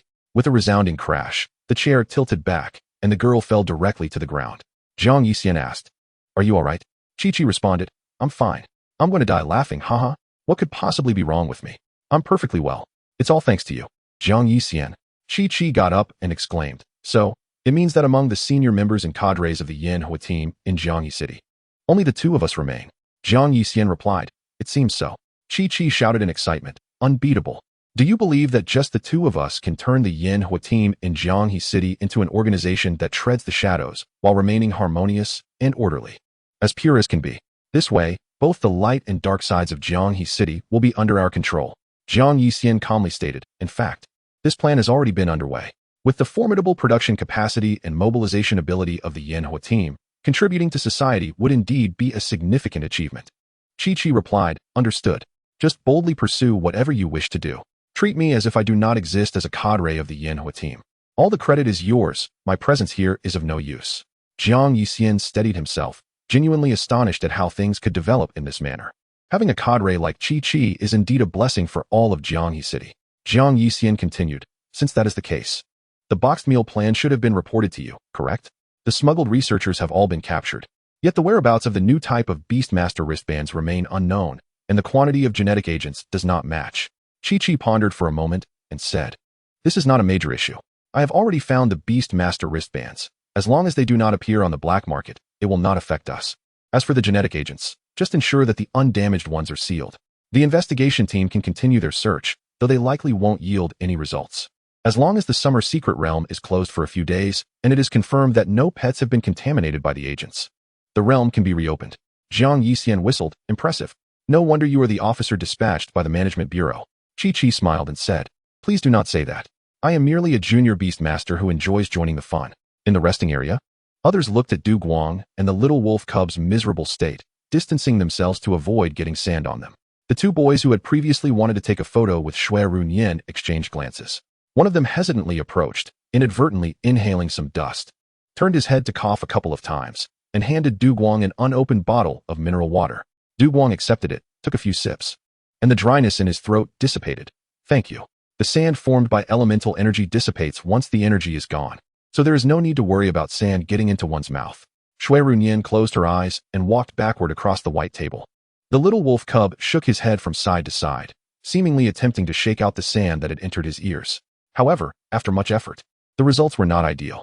The line of sand on the ground where Du Guang had walked slowly vanished without the support of energy. Yet, Du Guang and Xue Ruyan still had energy, so sand continued to appear. Du Guang lowered his head, deep in thought, realizing that the energy used for this purification was enough to drain a mid-level Beastmaster. The little wolf cub appeared to be in considerable discomfort, wriggling on the table. Shaking off dust once more, Du Guang intended to extend his hand, but reconsidered, drawing a paper talisman from his sleeve and quietly gazing at the text. Water. The talisman hidden in his sleeve was inspired by Jiang Yixian's creativity. If I recite the incantation to dispel the misfortune now, it should wash away the earth elements on him. Although it feels somewhat wasteful, it is necessary. In the workspace, Jiang Yixian's voice resonated through the speaker. By the way, have all the talismans that the investigation team will need prepared for these days? Chi-Chi glanced at the neatly arranged water talismans in the corner. Yes. She muttered softly, this infinite energy talent is indeed quite useful. Too bad it's not mine. I have to return it once used. Chi-Chi spoke into the speaker. A total of 300 talismans, enough for a week's use. The remuneration must not be less than a single point. I still need to help the little scholar gather evolution materials. Jiang Yixian replied briskly. Rest assured. Your talismans will be purchased by the Management Bureau at market price. However, as far as I know, the evolution materials for the little scholar should not require this many points, right? Chi-Chi feigned a sigh. To elevate its species level cap, I must prepare the best materials for it. Jiang Yixian. Oh, truly, a fine beast master from Jianghe City. If there are any materials you lack, do let me know, and I will have the team keep an eye out. Chi-Chi. MHM. Jiang Yixian suddenly remembered something. By the way, the method of using the talismans is still through recitation. Chi-Chi's expression shifted slightly. Do not recite. There are still a few dozen talismans left that have not completed the final sealing. Jiang Yixian. The incantation to dispel misfortune, right? The speaker's voice echoed within the small workspace. Chi-Chi watched in astonishment as dozens of talismans levitated in the workspace, emitting a faint blue glow, transforming into individual water characters. Dozens of water rings encircled Chi-Chi, forming circular shields composed of characters. Chi-Chi's voice trembled. Jiang Yixian. Jiang Yixian. She sensed that something was amiss and decisively disconnected the call. Du Guang glanced at the paper talisman in his hand for less than 2 seconds before making a firm decision. He gently said, dispel misfortune. The management hall of the secret realm saw the door to the workspace burst open, and everyone once again heard a girl's scream. However, this time, it did not emanate from the speaker. Jiang Yixian. I am going to purify you. The crowd. Du Guang halted his actions. The sound of running footsteps approached, and Chi-Chi dashed out from the staff passage, surrounded by dozens of water characters, her entire being glowing blue. The crowd. She shouted. Those who have not left the management hall yet, do not depart. Free purification for you all. Why refuse? Chi-Chi called out. Everyone gets a share. Summoning the little scholar, Chi-Chi waved her brush. I am the water officer, dispelling misfortune and calamity. Inside the hall, including the staff, every individual suddenly found at least 5 water characters appearing beside them. Du Guang and Xue Ruyan had even more, with a total of at least 10 each. In the air, the water elements gathered frantically. Tangwa stared blankly, suddenly feeling her hand wet, and curiously looked up at the ceiling. Is it raining in the hall? Tangwa hurriedly stowed her candy jar back into her Beastmaster space. She had a premonition that a grand spectacle was about to unfold. The nearby enforcers were equally stunned. If it were the Qiu technique, one could counter it with Fengqing. However, at this moment, the air is saturated with the energy of water elements. The disparity in energy is dozens of times. How can one possibly prevail? Water flows fiercely. A brilliant blue light erupts. Chapter 26. The Unrestrained Fury. The secret realm of summer is enveloped in the night. Jianghe City is basking in the midday sun. News of the secret realm's closure had spread by dawn, and outside the management hall, the streets are nearly deserted. Inside the shop across the street, a middle-aged man peers through the glass window towards the entrance of the management hall. He looks puzzled. Did the hall just flicker with light? Did someone inadvertently turn on the lights during the day? Never mind. It's not worth pondering. Once the Jiang family arrives, we shall see if you can still keep your uniquely colored little wolf. The middle-aged man sneers inwardly. Inside the hall, Chi-Chi's voice rings out. Scatter. The individuals encased in multiple layers of water curtains finally catch their breath. A large puddle has formed on the ground, deep enough to cover their ankles. Fortunately, Xue Ruyan is on the table. Otherwise, half of her body would have been submerged. The earth element has indeed been washed away from Du Guang and Xue Ruyan. But the little wolf cub opens its mouth and spits out a small mouthful of water. Water elements are back. The enforcer regains focus and observes the remaining water elements in the arena, summoning their beast, Fengqing. The Fengqing technique is employed, banishing the residual water elements. The little wolf cub squints its eyes, gazing at the center of the hall. Oh, a little rainbow. Xue Ruyan shakes her body, her white fur seemingly repelling water, quickly returning to a fluffy white ball. Du Guang runs a hand through his damp hair. After the expulsion of the water elements, they are drying at an astonishing speed. Although it is a purification technique, it has produced an effect reminiscent of a flooded arena. Du Guang looks towards the center of the hall, where a girl, holding a large brush, gasps for breath and tentatively asks, Chi-Chi? The girl ignores him, looking up and exclaiming, wow, it's all ruined. I have to write over 70 more charms. Over 70. If this were a comic, Chi-Chi's current style would depict a lost soul, shrouded in shadows. The enforcer wipes his forehead. Even though the hall forbids noise, he cannot control this one. Du Guang prompts again, Chi-Chi? Chi-Chi snaps back to reality. It's me. She glances at the little wolf cub on Du Guang's table. Oh dear. It's quite embarrassing to meet everyone in this way. The crowd collectively thinks, we can't see what's embarrassing about that. Suddenly, Chi-Chi jumps up and declares, since I've purified everyone so thoroughly, I'll take my leave now. Goodbye. She dashes back towards the staff-only door, waving goodbye to Xue Ruyan as she slams the door shut.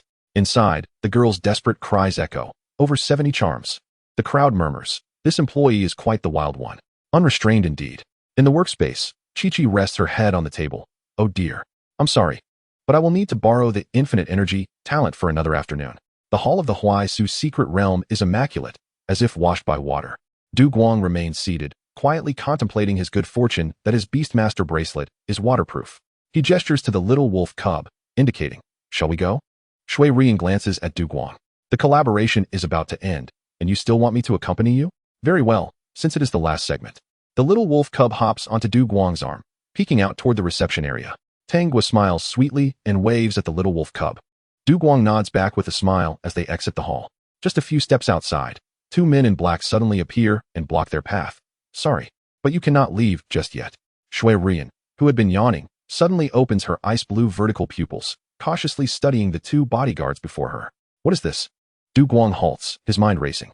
He observes the badges on the two men, professional bodyguards, senior beastmasters. TSK, no chance of winning. The two bodyguards are tall, around 6 feet, subtly sealing off Du Guang's escape routes. Across the street, inside the shop, the middle-aged man clenches his fist. Yes, this is it. Du Guang slightly furrows his brow. He raises his gaze, meeting theirs evenly, and calmly inquires, what does this mean? The bodyguard replies, we apologize, but we are also acting on someone else's orders. Someone wishes to meet you. The street is now clear, devoid of any passersby. A long black luxury car slowly approaches, measuring 7 or 8 meters in length, coming to a halt across the street. The car's sleek design exudes an aura of immense wealth, its surface gleaming as if oiled, reflecting a muted metallic sheen. The sky is overcast. The two bodyguards step aside. Du Guang remains still, cradling the little wolf cub, gazing at the luxury vehicle across the street. The car door opens and then closes as a servant descends, bowing respectfully and unfurling a red carpet. The carpet rolls out from the vehicle, crossing the road directly to Du Guang's feet. Xue Ruyan tenses up, her body taut, cautiously observing the car at the end of the red carpet. The windows are tinted black, rendering the interior completely obscured. Du Guang places his hand gently on the little wolf cub. Xue Ruyan shifts slightly. Woof. Du Guang discreetly retracts his hand and looks towards the end of the red carpet. Chapter 27. 8 trillion, not for sale. The servant finishes laying out the carpet and returns to the car door, silent and respectfully bowing, extending a hand towards the occupant within. No need. A youthful voice resonates. The servant retracts his hand, remaining in a bow. A designer shoe first catches the eye as a boy of around 1.70 meters elegantly steps out. His demeanor is impeccable, beyond reproach. The boy is clad in a handcrafted black suit, his hair a deep blue, with a playful smile in his eyes. He wears transparent single-frame glasses, with blue halos visible in the lenses, data flowing within. Adorning his wrist is a blue Beastmaster bracelet. Unlike the uniform black bracelets available in the market, this blue one is clearly customized. At the waist of the young lad, a combat belt clung closely, adorned with luxurious balls, sweet balls, dive balls, dream balls, each a high-tier beast taming orb not found in the market. He stepped onto the red carpet, advancing towards Du Guang. With arms slightly outstretched and palms facing the sky, he lowered his head and tiptoed forward, snapping his fingers along the way, exuding an air of carefree arrogance that somehow avoided being off-putting. Du Guang wore his signature warm smile as he observed the youth approach step by step. The boy halted 1.5 meters from Du Guang, maintaining an appropriate social distance, and gazed at the young beastmaster with heterochromatic eyes. He raised his head, offering an elegant smile. A pleasure to meet you.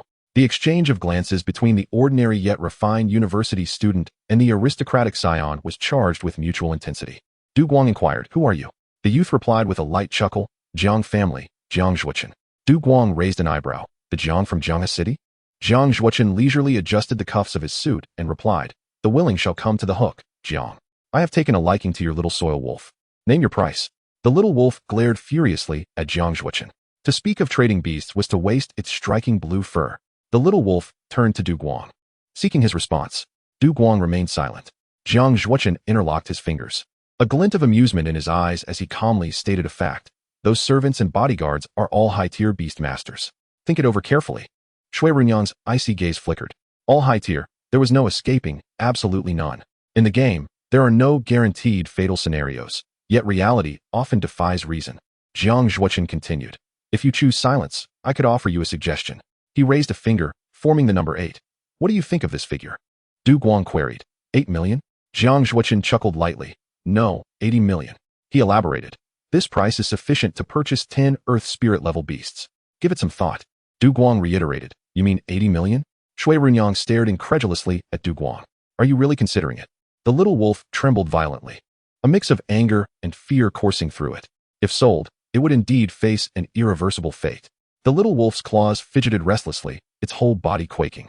The temptation of 80 million was overwhelming. Xue Ruyan pondered. If it were in that position, it would certainly be unable to resist. 80 million could be used for so many things, yet why demand a temperamental beast that does not permit casual touches? However, that did not mean Du Guang's choice would earn its forgiveness. The little wolf shivered in Du Guang's arms as he gently patted its back.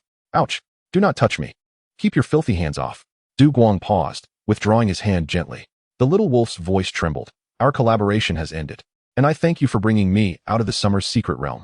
However, if you dare to sell me, take your dirty money and never show your face to me again. Jiang Zhuochen remarked. See, even this little soil wolf isn't fond of you. Take the 80 million, and everyone will be happy. Du Guang extended his hand, forming the number 8. 8.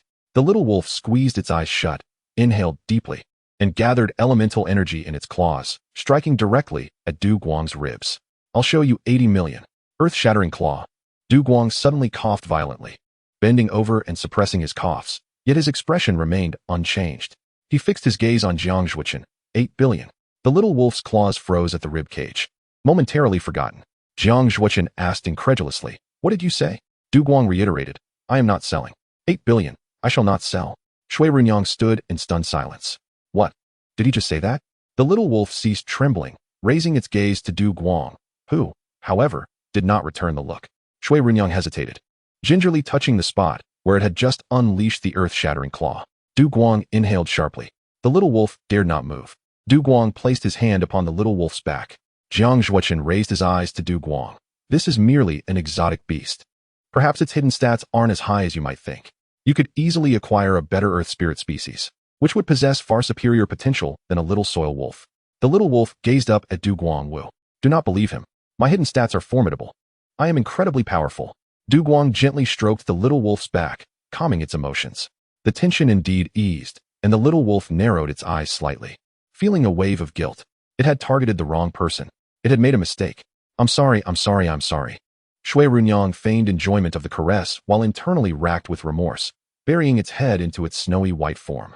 If you truly enjoy touching, then feel free to do so more. Consider it my apology.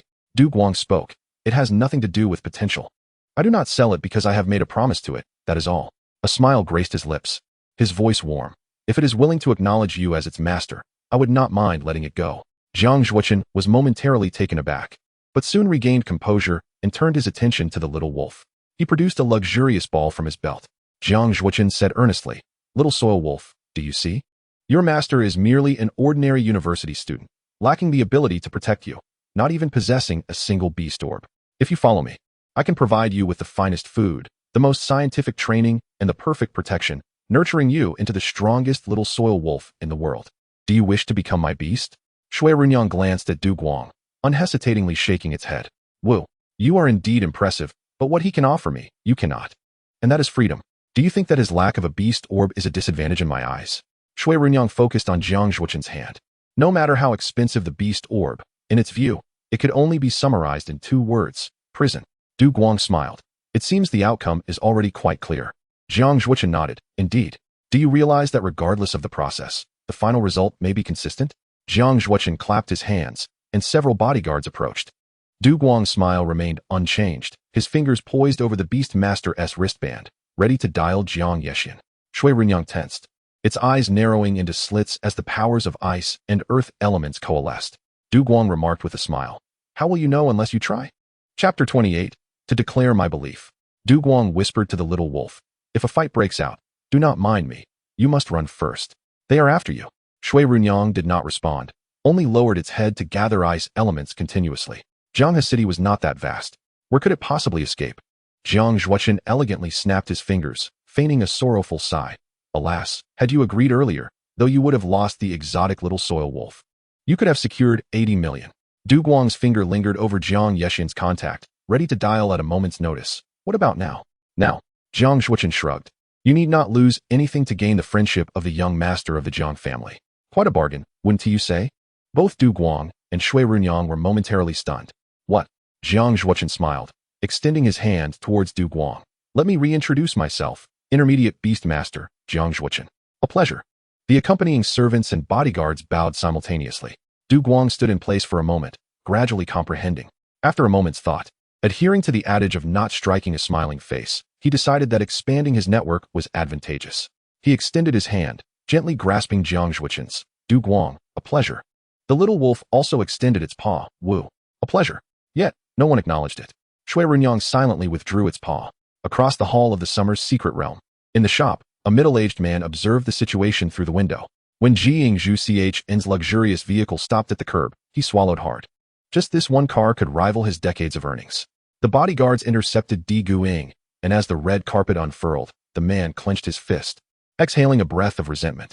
Jiying Zhuchen approached Di Guiying, who appeared as if facing a formidable adversary, clutching a trembling white bundle in his arms.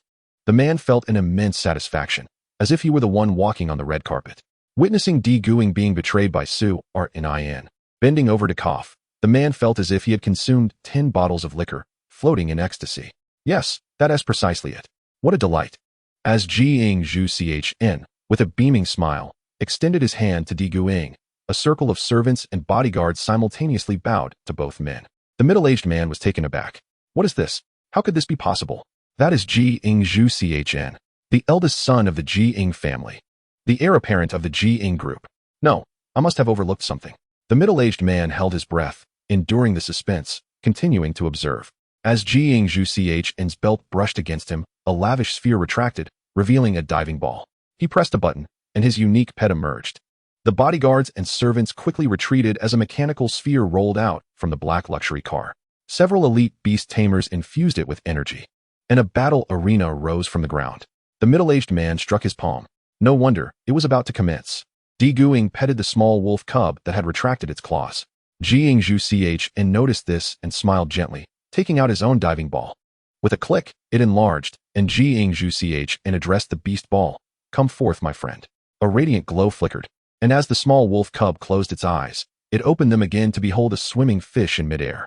The special move, Lyu, allows aquatic pets to navigate without dependence on water. This fish measured a full 30 centimeters in length, slightly longer than the small wolf cub. Its shape was nearly oval. With a flat head and tapered snout, its body flattened. The jaw protruded, and its large eyes sparkled with life in the front half of its head. The body gleamed in bright silver, adorned beautifully with 5 vertical azure stripes symmetrically distributed on both sides of its back, with a 6th encircling the tail base. A pair of prominent black bubble eyes drew attention, while the dorsal fin displayed several vibrant red spots. Xue Ruyan gazed at the swimming firefish in the air. No, this is an extraordinary pet, the firefish. The firefish swam joyfully around Jiying Zhuchen at a height of approximately 1.5 meters above the ground, appearing to float effortlessly. The blue-haired youth elegantly extended his hand, and the firefish rubbed against his slender palm. Jiying Zhuchen smiled and remarked, "My pet is quite impressive. Wouldn't you agree?" Xue Ruyan peeked out, observing the firefish. Its hidden impressive stats must exceed 60 at the very least. Di Guiying scrutinized it intently and spoke in a gentle, unhurried tone. Indeed, it has been cultivated exceptionally well. Jiying Zhuchen removed the data display from his eye and pocketed it. He stated, Di Guiying, with 80 million laid out before you, you are indeed a commendable beast tamer, although I am unsure how you achieved this. It seems this recently contracted extraordinary little wolf cub has formed a strong bond with you, hasn't he? Di Guiying extended his hand. Firefish, come. The firefish promptly swam over to Di Guiying's side. Jiying Zhuchen raised an eyebrow. Diguing gently stroked its scales, sensing the joy from their contract, leaving Xue in with a complex expression. The individual before him might be even more formidable than he had anticipated. Xue in sincerely remarked, "It is an honor to become friends with someone as remarkable as you." Diguing contemplated, "My friendship comes at quite a bargain." Xue in was taken aback. He chuckled, "Very well, I shall ensure your satisfaction. However, before that," Xue in's gaze sharpened. "As a trainer, I hereby challenge you to a beast battle." Diguing paused and slowly replied, "I am merely a novice beast tamer." The little wolf cub turned to look at Diguing. "Are you not embarrassed to say such things? A novice? More like an amateur." Xue in responded, "My firefish has only been contracted for a month. It is currently at level 9 awakening." Diguing inquired, "The Lyu move must be a manifestation of extraordinary understanding, correct?" Xue in shrugged, "I have fed it move fruits. It is astonishing that even a fully awakened move requires prior nourishment." Xue Ruyan thought to herself, "He truly spares no expense." Xue asked, "What do you think? A standard 11-point duel?" Diguing pondered. Xue extended his hand. "Come, show me your conviction. At the very least, let me know that you are worthy of this little wolf cub." Before Diguing could finish contemplating, the little wolf cub nudged him, its gaze resolute. "Gur, no worries, just let me go wild. I will wreak havoc." Diguing was taken aback, then laughed. In the most innocent tone, he uttered the most fierce words. He looked up at Xue, "All right." Xue turned to his bodyguards, issuing orders, "Set up the arena, open the street for spectators to gather. Also, initiate the live broadcast." A mechanical sphere rolled out from the luxury car. After being infused with energy by the high-level beast tamers, it transformed into a standard arena measuring 10 by 10 meters, perfectly occupying the entire street. The 30 minutes of preparation time before the battle was also designed to accommodate the audience. In Blue Star, influenced by beast culture, beast battles were immensely popular. People regarded these encounters as vital for beast tamers to share and convey their philosophies. Beast battles were always highly anticipated events, attracting vast numbers of ordinary citizens and beast tamers alike. 30 minutes was ample time to gather a crowd. Chapter 29, The Entrance. The bodyguards maintained order at the edge of the venue. Xue waved at Diguing, returning to the luxury car to strategize. Diguing also made his way towards the secret management hall. Upon reaching the entrance, he awkwardly discovered that the secret realm was closed, and the reception staff had already left for the day. The hall was locked. QQ unexpectedly appeared from within. The girl opened the large door. "Are you about to battle? Discussing strategies? Come in, come in." Diguing stepped inside. QQ stood nearby, hands on her hips, encouraging the little scholar who was fervently writing at a low table. "Cheer up, little scholar. Just a few more to go." The little scholar replied, "I'm trying my best." QQ, having learned her lesson, ensured that every 10 or so symbols written by the little scholar were immediately sealed. Diguing sat down in the rest area by the window, spreading his arms to place the small wolf cub on the table. Xue Ruyan shook her soft fur, gazing at the enormous mechanical arena. "Gur, is that the battle arena?" QQ, while urging the little scholar to write symbols, turned to Diguing, who spoke to the small wolf cub. Diguing, indeed, a beast battle. Diguing spoke softly. "Allow me to explain the rules of engagement. When both pets enter the arena, the referee will announce the start of the battle. The beast tamers command from the sides of the platform. They are not allowed to attack the pets, nor may the pets attack their tamers. Each pet may carry one item. Victory is declared when an opposing pet is incapacitated or falls outside the arena." Xue Ruyan's eyes sparkled. From previous memories, she was already familiar with such battles. However, today marked her first time participating as a pet. Diguing looked at the small wolf cub. "The opponent is strong, but we are not weak either. Your moves can be creatively combined into various strategies." Xue Ruyan, somewhat distracted, yawned, as if to say, "Of course. These moves were all meticulously selected by this wolf king." Diguing spoke earnestly.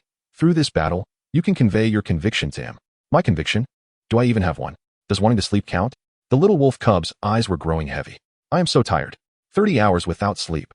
Duguang gazed at the little wolf cub, momentarily taken aback, before regaining his composure and offering a gentle smile. "If you're feeling tired, then perhaps you should take a short nap. Our strategy is to wait for the weary." The little wolf cub rested his body on the table, curling up into a ball and emitting muffled sounds. "I must win. Moreover, I must do so in front of everyone and mess with the fur atop his head." The little wolf cub's gaze darted away, recalling how he had been frightened. Duguang chuckled, "Very well." Half an hour has passed. A bodyguard held a remote control, launching a drone to capture the entire venue. The audience had gathered, forming layers of spectators, with no prior arrangements, yet numbering over 200. This clearly demonstrated the public's enthusiasm for pet battles. The live stream began, transmitting footage to mobile devices. As the broadcast initiated, a wave of viewers flooded in. They've arrived. Front row seats.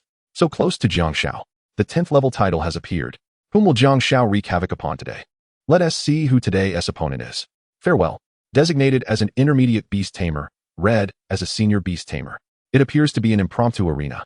YISNT the streamers showing their face. They're entering the arena. On one side of the stage, Jiang Zhuochen, with blue hair and clad in a black suit. Donned a snug combat belt adorned with various precious beast balls. The 1m70 youth, with a blue wristband, snapped his fingers as he stepped onto the stage. Perfectly blending elegance with a charming rebelliousness. The live stream comments erupted with excitement. Are they going to play in the wild today? Then Jiang Xiao will definitely win effortlessly. Go, Jiang Bao, charge forth for Mama. Is this the entrance to the summer's secret realm? Wasn't it sealed since early this morning? The opposing figure emerged. A pair of well-defined hands pushed open the grand doors of the hall. The lively girl, Chi, bounced out from the side entrance, wielding a large brush. Making a swift stroke in the air, the ink manifested, swirling like a water dragon, soaring upward, and then forming an inked carpet beneath Du Guang's feet. Manual effects added. Du Guang stood against the blazing sun, a smile gracing his lips, a duckbill cap perched on his head, exuding warmth and charm, his tousled hair dancing in the breeze. Clad in ordinary college casual wear, he appeared transcendent and untainted, as pristine as if he had just been washed. Yes, freshly rinsed. The collegiate visage radiated warmth. One hand casually in his pocket, as he amiably regarded his opponent. The other hand gestured gracefully, slowly ascending the stage. The direction of the live stream comments shifted dramatically. Ah, he is so handsome. What a day this is. 1 minute. I want this young man as contact information. He just walked out of the summer's secret realm hall.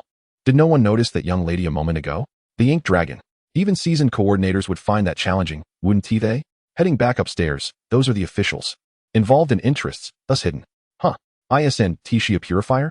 Showing off her skills to the extreme. ISN Tishi? Chi turned her back.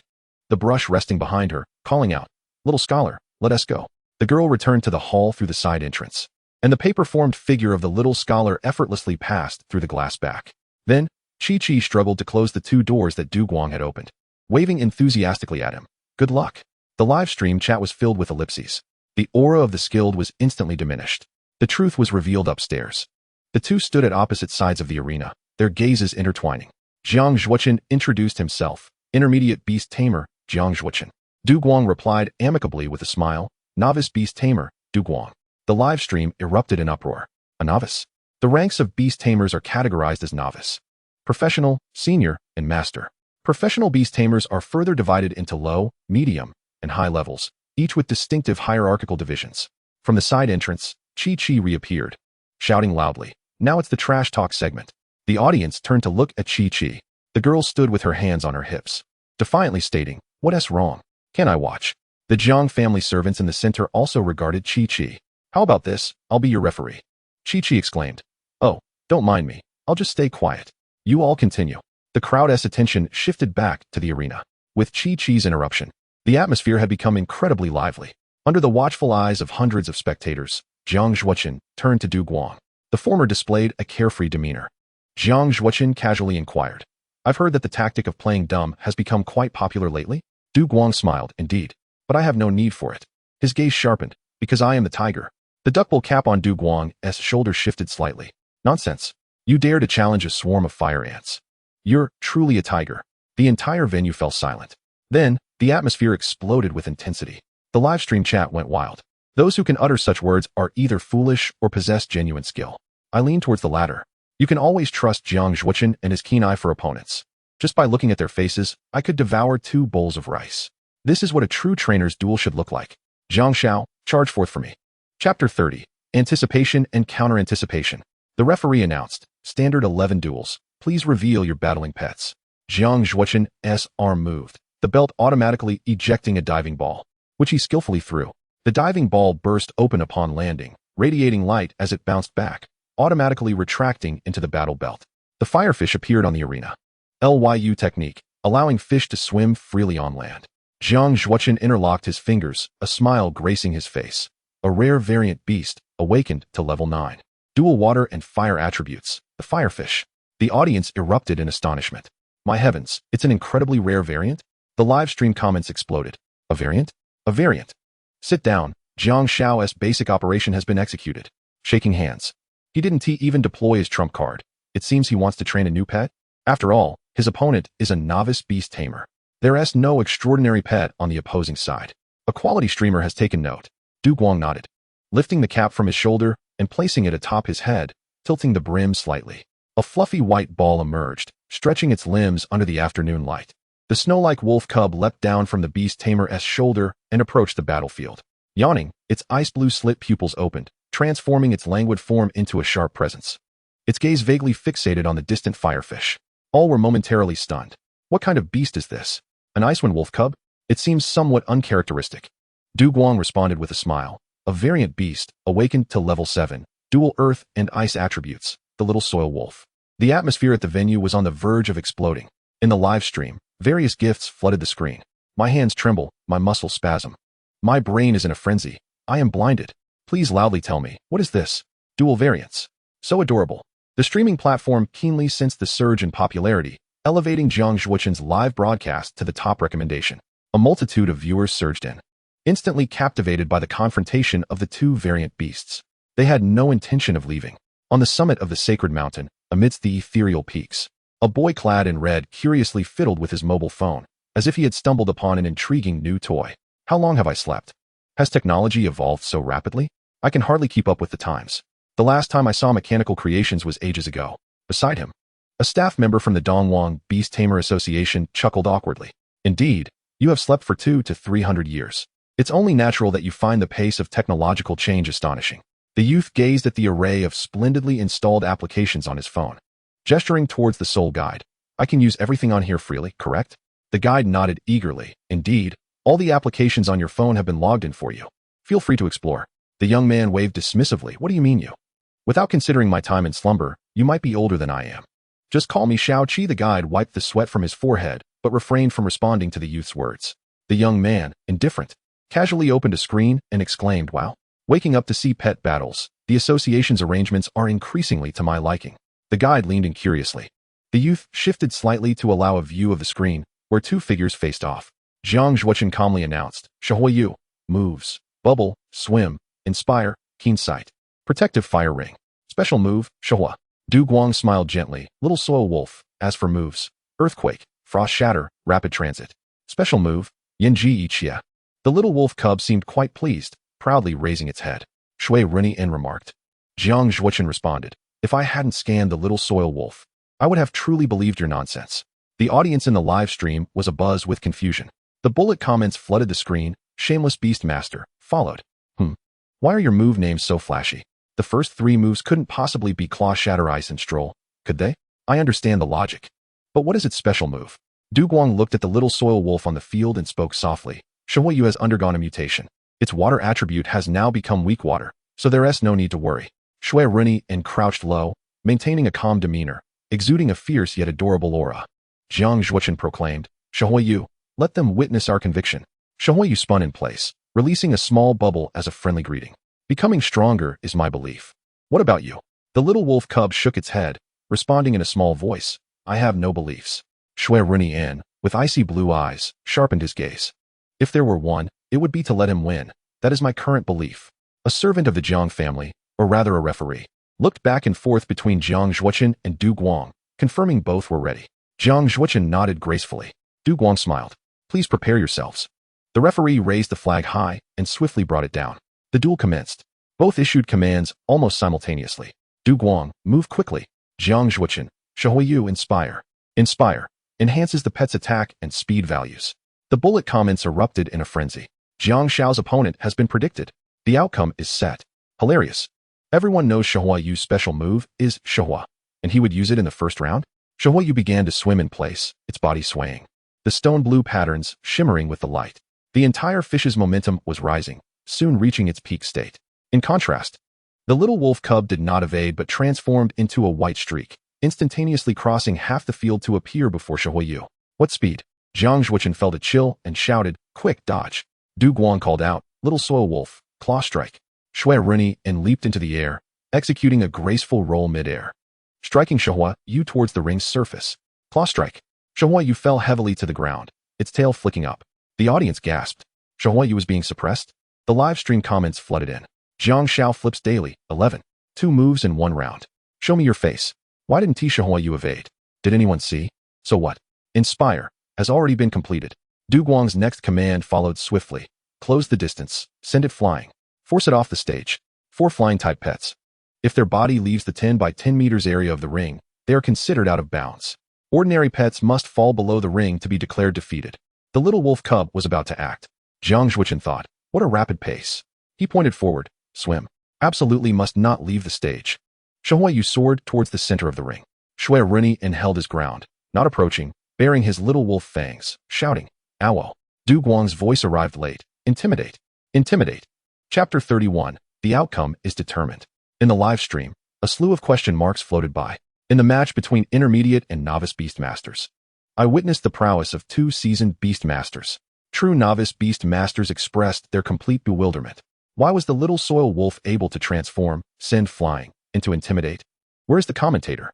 Are you foolish? In a temporary arena, where is the commentator? Is there a representative to explain this? Chi. The first command of the little soil wolf's beastmaster to send flying was a misdirection. The second command, intimidate, was genuine. Xue Ruyan's base stats feature high attack but low defense, and in the first round, it sustained injury while activating Inspire. Its awakening level even 2 levels higher than the little soil wolf. Chi. The little soil wolf must counteract, reducing the opponent's stats, otherwise, it could be swiftly defeated. Understood. But why did Jiang Xiao choose to use Swim, allowing the opponent to use Intimidate? Shengshin Mountain, the young man in red held his phone in one hand. The other engaged in a rapid flurry of key presses, so swift that shadows appeared. The guide hurriedly stopped him. You only need to place your finger here and speak into the phone. It will automatically convert your words into text. The young man paused, grinning as he scratched his head. How convenient. The youth activated the voice recognition, analyzing the situation for the audience in the live stream. The guide exhaled in relief. If one disregarded strength, this individual clearly was merely a child passionate about pet battles, yet he observed the Awakening Realm match with such seriousness. Chi. In the first round, the little soil wolf ran to the opponent's half, driving Xue Ruyan to the edge of the ring. The move called by the little soil wolf's beastmaster was Send Flying. I personally believe the little soil wolf indeed possesses that move. Therefore, in the second round, even if Jiang Xiao Xue Ruyan activated the protective fire ring, the little soil wolf could still risk injury to knock Xue Ruyan off the stage and win the match. The Xue Ruyan move requires pre-charging and cannot be used under such urgent circumstances. Thus, to avoid being out of bounds, Jiang Xiao must evade and use Swim. Just as in the first round, when the little soil wolf dared not risk heavy injury, betting on whether Xue Ruyan would use Xue Ruyan, Jiang Xiao could not risk whether the little soil wolf would use Send Flying and could only allow the opponent to activate Intimidate. The audience in the live stream was left in awe. I understand now. Thank you, esteemed one. Mom asked me why I was kneeling to watch the live stream. Can you believe it? I just attended a pet battle command class on a live streaming platform. I suggest it be included directly in the textbook. In the live stream, some viewers expressed their admiration, and small gifts began to flood in. The young man in red turned to the guide. What does esteemed one mean? The guide respectfully replied, it is an honorific, meaning you are very impressive. The youth pondered thoughtfully, scratching his head, and returned his gaze to the match. On the battle stage, the little soil wolf was at the edge of the opponent's half, while Xue Ruyan swam to the center, and Intimidate struck firmly. Du Guang crossed his arms, observing the field. Logically, it should have been a stalemate, with neither side gaining an advantage. Inspire and Intimidate canceled each other out. Xue Ruyan had sustained minor injuries, and the little soil wolf would find it difficult to use Send Flying to force the opponent out. But could it be so? Du Guang slightly closed his eyes, activating his beast master talent, Universal Affinity, sensing the emotions of the opposing pet. Xue Ruyan slightly parted its mouth. No. Du Guang's eyes shot open. The voices from both sides rang out simultaneously. Xue Ruyan, defend. The radiant glow of the red fire element erupted from the fiery fish, while the little wolf cub was enveloped in a protective azure light. As flames swept across the arena, the spectators around the stage recoiled, feeling the intense heat wash over them. As clouds of dust swirled into the air, the fiery fish glided slowly through the sky. Du Guang spoke gravely, inquiring about the item in possession. Jiang Ruyan nodded affirmatively. Indeed, it is the courage badge. A hushed silence fell over the audience, which was soon broken by an eruption of fervent cheers. The seamless transition between offense and defense was a beautiful display of spear and shield. Du Guang suddenly smiled. Did you think I was merely engaging in idle chat? Jiang Zhuochen responded cautiously. Enhanced vision, move swiftly. The fiery fish, surrounded by a dense aura of fire element, pierced through the smoke, rapidly searching for the little wolf cub's silhouette. On Shungshan Mountain, the boy in red shook his head. The little wolf's speed surpasses that of the fiery fish. He should create distance now. He is bound to lose. As the fiery fish spotted the little wolf cub, the cub also caught sight of it. Xue Ruyan remained stationary, gathering energy of earth and ice between its claws while Du Guang and Jiang Zhuochen conversed. Du Guang proclaimed, "The strongest strike. Movement, as a dodging technique, cannot be used twice in adjacent turns." Xue Ruyan leaped high into the air. Jiang Zhuochen's mind raced, and he declared, "Fire ring of protection. As long as it can withstand the attack, there remains a chance." A dark red flame shield appeared beside the fiery fish, its exterior ablaze. Anyone attempting to breach this shield would risk severe burns. The little wolf cub positioned itself in midair, blocking the midday sun, twisting its body sharply and extending its claws, which burst forth into a dazzling display of plum blossoms. The audience watched in silence, squinting at the seemingly airborne little wolf cub. Xue Runyan's gaze flickered. He recalled Du Guang's previous words, "Just strike without fear of injury. If you get burned, so be it, it can be healed." The little wolf cub steeled itself, closed its eyes, clenched its teeth, and summoned all its strength for a single strike. Earth-shattering claw, shattering ice. This technique is named Wolf's Shattering Ice. Jiang Zhuochen observed the descending little wolf cub without making a move. The moment both elements ignited simultaneously, he knew he had lost. It was a fair defeat. However, the blue-haired youth, dressed in a suit, glanced at the opposing beast master. "Your companion will also sustain injuries, will it not?" Du Guang smiled. Drawing a talisman from his sleeve, he loudly chanted, "Incantation of Purification." A water character rapidly assembled, instantly forming and entering the little wolf cub's body. Azure light shimmered as a thin membrane appeared around the little wolf cub, which effortlessly pierced through the fire ring of protection, and its claws struck heavily against the fiery fish. "Elemental shield? I'm afraid I possess one as well." Jiang Zhuochen was taken aback. The fiery fish crashed heavily to the ground, bouncing twice and rolling its eyes. The little wolf cub landed steadily, turning to look at its beast master. Du Guang smiled and nodded. He turned to Jiang Zhuochen and gently said, "The item I carry is a purification talisman." Jiang Zhuochen's lips twitched. "You refer to this as a purification talisman?" The judge waved the flag, declaring, "The fiery fish has lost its combat capability. The victor is Du Guang." The arena fell into a profound silence. After a moment, cheers erupted uncontrollably. In a nearby shop, a middle-aged man peered through the crowd, his hands trembling and sweat pouring down his forehead. This monster had indeed defeated Jiang Zhuochen. In the hall of the secret realm of summer, Chi-Chi's expression stiffened as she watched dozens of talismans swirling in the air. "I kindly added special effects for you. Why are you shouting so loudly?" Chapter 32. The Return of the War God and the Accumulation of Enormous Debt. Chi-Chi pushed open a side door and scattered a dozen water characters into the sky. "We won. Let the flowers rain." The talismans exploded in midair, transforming into a water curtain that mingled with the over 100 spectators. In the live broadcast room, viewers were left speechless. Moments later, the barrage was flooded with countless likes, flowers, and gifts, even featuring several plain effects. Though Jiang Xiao lost, why was I so delighted? A flawless crushing defeat. Isn't this pure exhilaration? Laughs. Let us congratulate Du Guang on his victory. In someone else's live stream, the host was obliterated. Du Guang just glanced at me, Just then, Du Guang looked up at the drone above and smiled gently. Suddenly, an announcement echoed throughout the server. "Has Jiang Zhuochen, the host, sent a super rocket today? Has Jiang Zhuochen, the host, sent a super rocket 3 today?" Jiang sent a prominent message. "Well done. 3 super rockets." With one rocket announced 3 times. This meant that a total of 9 server-wide announcements, adorned with dazzling effects, swept through the live broadcast hall. All the viewers were astonished. "Boss, exercise rational consumption. Wait, this nickname. Could it be Jiang Zong?" Even President Jiang is watching the live stream. He even acknowledged his opponent's strategy. In the Jiang Corporation headquarters, a man with the surname Jiang sat in the president's office, his eyes fixed on the image displayed on the holographic screen. He gently lifted a cup of coffee, blowing away the steam. Server announcements resumed. "Chi, the host, has sent a super rocket today. Chi, the host, has sent a super rocket 5 today." His actions paused. Could it be that someone is competing with me in sending gifts? How intriguing. On Shungshan Mountain, the boy in red scratched his head and turned to ask, "I selected this beautiful effect. It seems many people are praising my prowess. Is that acceptable?" The reception staff, numbly staring at their phones, just happened to see the barrage. "Heavenly King, sending gifts to the new trainer? You might not believe it. But even Chi Di has sent gifts to the novice trainer. The reception staff nodded. No problem. It's just. The boy gazed at the screen, his eyes burning with intensity. As long as it's fine. That person named Jiang sent effects again. I must send more than he does. As the Emperor of Combat, Chi Di would not allow himself to be outdone in any field.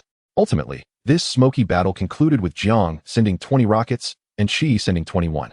The viewers in the live broadcast room, having witnessed a clash of titans, felt somewhat numb. Now, what can be said? I cannot comment. Impulsive spending is unwise. The live broadcast platform is under the Jiang family's ownership, but who is this Chi, exactly?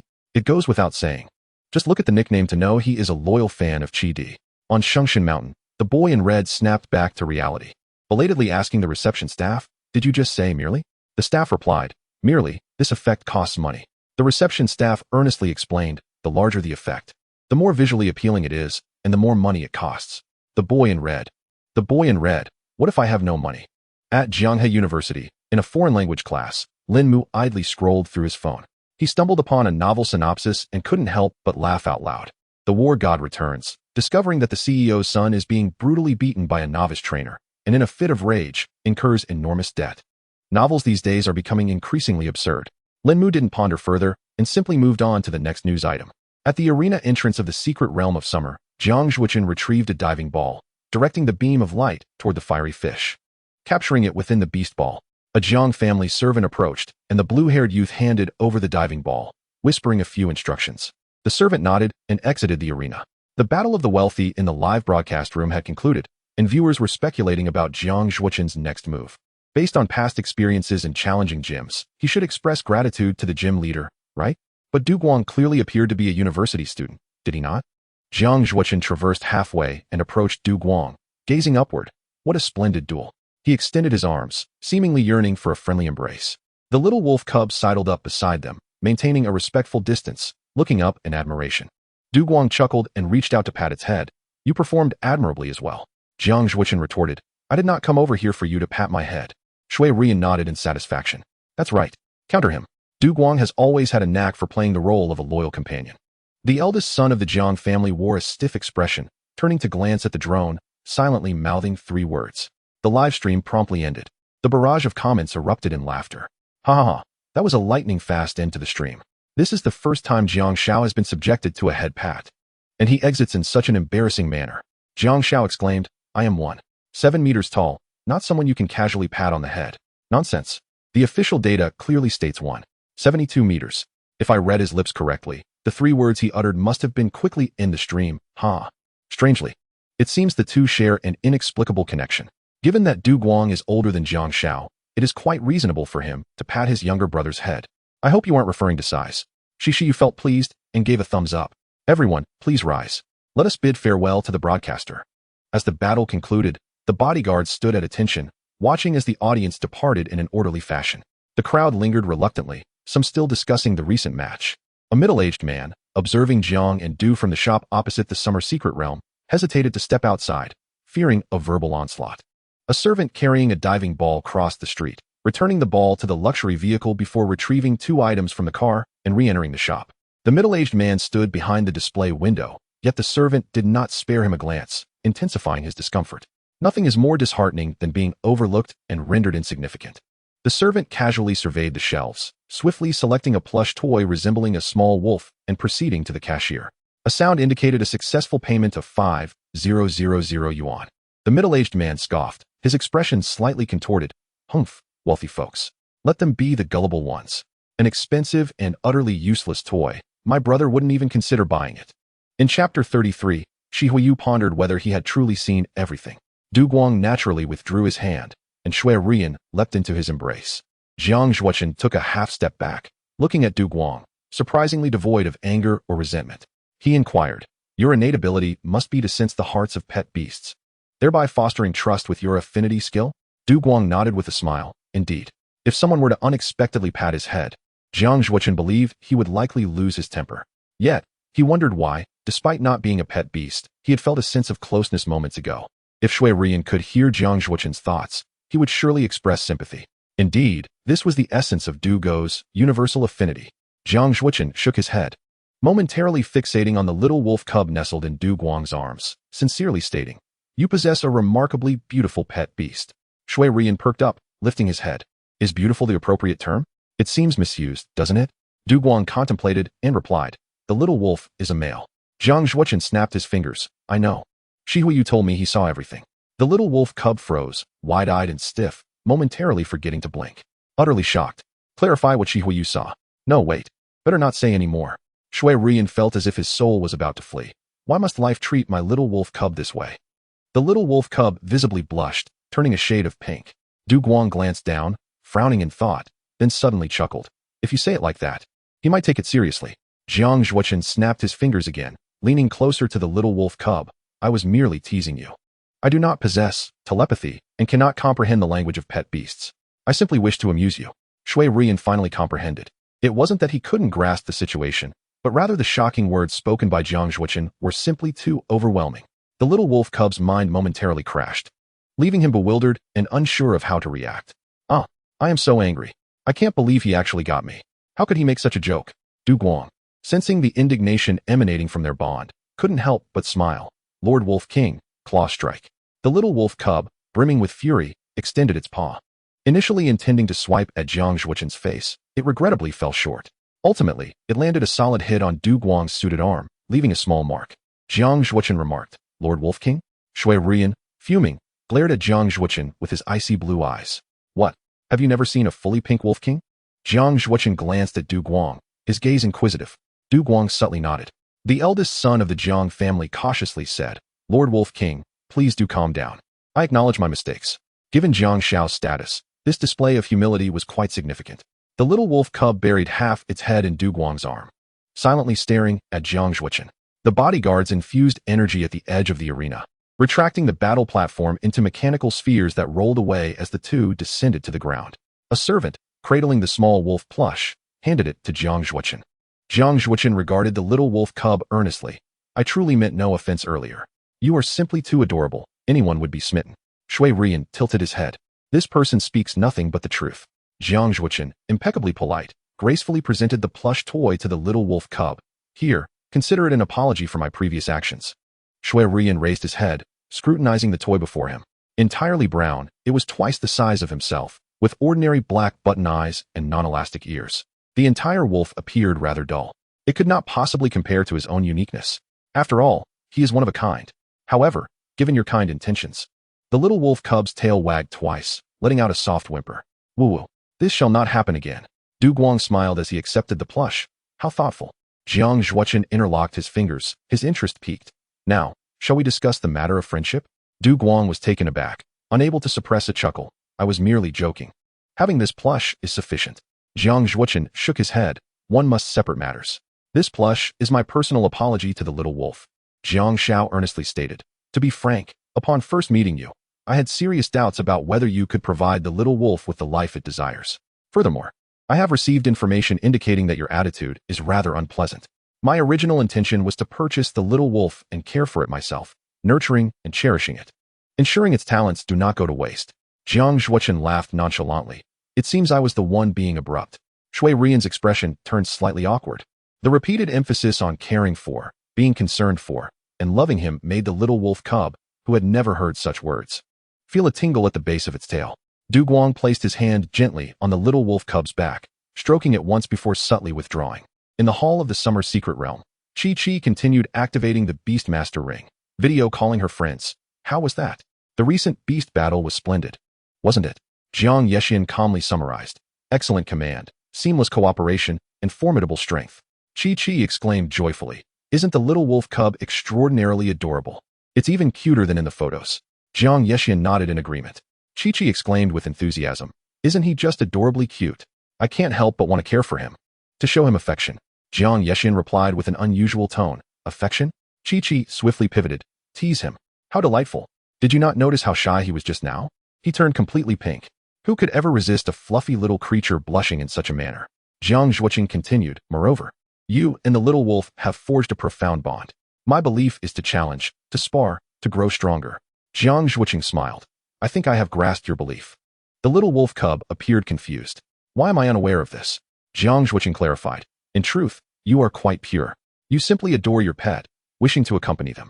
Or rather, You do not solely love your own pet. You cherish all pets, all things, all people, and the entire universe, correct? It is said that the talent of a beast master is also shaped by their personality.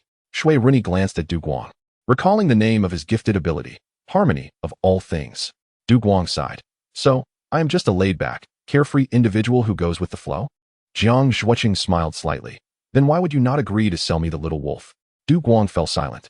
By virtue of your character and strength, you deserve to have this extraordinary little wolf, Jiang Zhuoqing sincerely stated. Du Guang shrugged. You are placing me on too high a pedestal. I am merely a university student. An ordinary person. Jiang Zhuoqing raised an eyebrow. In a world of the ordinary, there are extraordinary individuals, Du Guang was taken aback, then chuckled softly after a moment.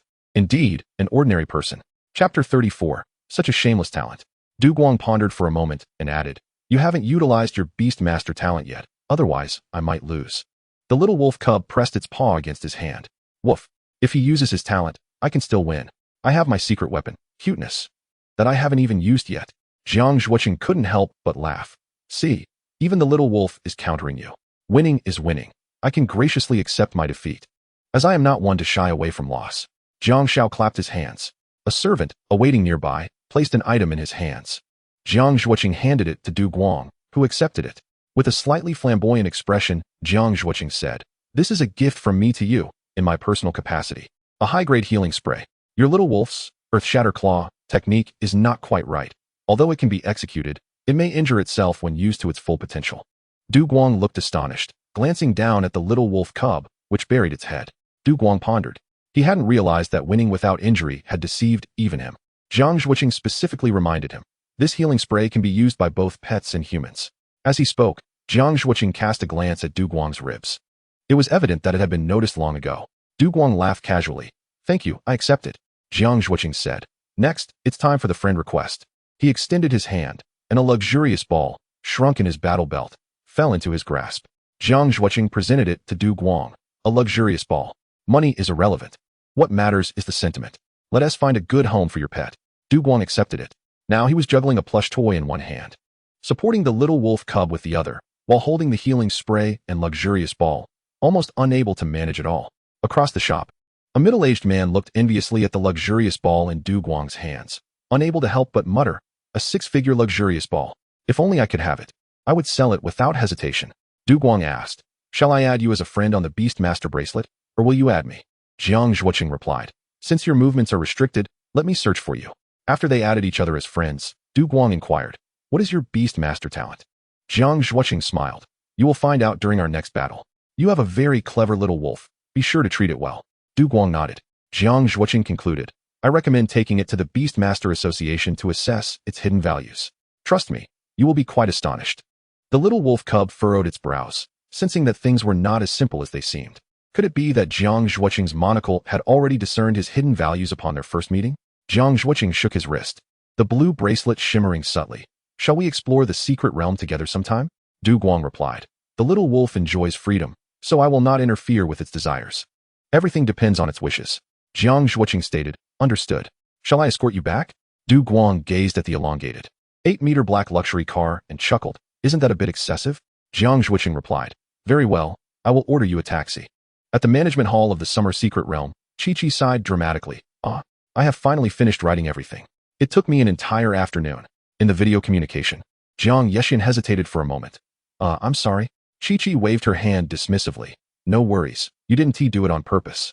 Jiang Yeshin calmly asked. Using your talent for prolonged periods must place a significant burden on your body, right? Chi-Chi responded. You need not concern yourself with that. Rest assured, I am perfectly fine. Du Guang is also taking away the little wolf, so I will hang up now. Jiang Yeshin remarked. The investigation team wishes you all the best. Tell them to conserve my talismans. Chi-Chi ended the video call. The girl, hands on her hips, looked at the neatly arranged 300 talismans before her. The little scholar, unable to speak, joyfully flew around the hall with a large brush. The brush tip traced faint ink lines in the air, quickly vanishing. Both the girl and her pet were lively, completely oblivious to the toll taken by their continuous use of Beast Master talent for an entire day and an afternoon. However, some individuals were about to suffer. Chi-Chi silently mourned for 2 seconds, activating her true Beast Master talent, addressing the empty space before her. Your talent, I am returning it to you. The person, unaware of their surroundings, suddenly felt their talent return to them. The individual responded, "Why did it take so long?" They instantly felt mentally drained, as if a massive truck had run over them multiple times, every bone sending waves of pain. Muscles ached, their entire body felt weak, and they nearly collapsed to the ground, gasping for air, gritting their teeth to avoid fainting. "Chi-Chi, what did you do with my talent?" Chi-Chi replied apologetically, "I merely borrowed your boundless energy to draw a few talismans." "A few talismans?" Pain surged through their body. The individual clenched their teeth, their voice weak and desperate. "I know my own talent." "You must have drawn talismans nonstop for an entire day," Chi-Chi nonchalantly remarked. "Just a day and an afternoon." From the other side came indistinct curses, as the individual lacked the strength to articulate their anger clearly. Chi-Chi commented, "At least you were once a candidate for the head of the family. Should you not speak more civilly?" The person gathered their last ounce of strength to say, "I have never seen such a shameless talent. Once borrowed, the timing of its return is decided by Chi-Chi. Yet the cost of using the ability must be borne by the original owner. What an ultimate deadbeat talent." Chi-Chi huffed, hands on her hips. "Using my ability also incurs a cost. Besides, you agreed to lend it to me. Rest assured, you are safe. And nothing will happen while you are unconscious. Just have a good sleep." The individual fell silent, perhaps having succumbed to unconsciousness. At Shengshan Mountain, the young man in red, with the assistance of the staff, found the replay of Jiang Zhuoqing's livestream and watched it in its entirety once more. The boy's eyes sparkled. He must be an incredibly skilled trainer. "I want to meet him." The staff member wiped sweat from their brow. "Red Emperor, please wait a moment. The association can easily locate these two individuals, but our president of Dongwang has some questions to ask you first, such as why you suddenly awakened. This matter holds significant importance for the Beast Tamer Association and the stability of global order. After all, it has been 2 to 3 centuries since the last awakening of the Qi-Di, during which the spiritual energy tide surged and quelled the riots in the Totem Kingdom." The red-haired youth scratched his head and said, "Actually, there is no particular reason. I simply woke up." Or rather, his eyes ignited with flames. "I wanted to see what the world has become, and whether there are any formidable trainers who could rival me." Chapter 35. A loyal love I shall protect. Before the entrance of the Summer Secret Realm Hall, the entire road was commandeered by the Jiang family.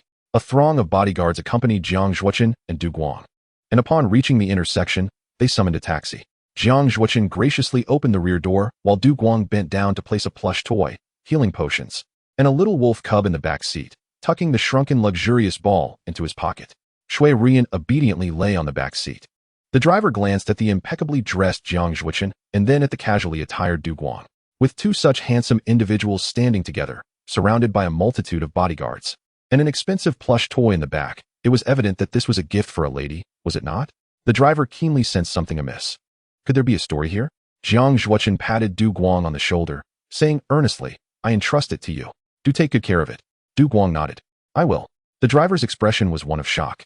Unbeknownst to them, the driver was indulging in a wild fantasy, conjuring a narrative of a childhood friendship that triumphed over an unexpected romantic rivalry.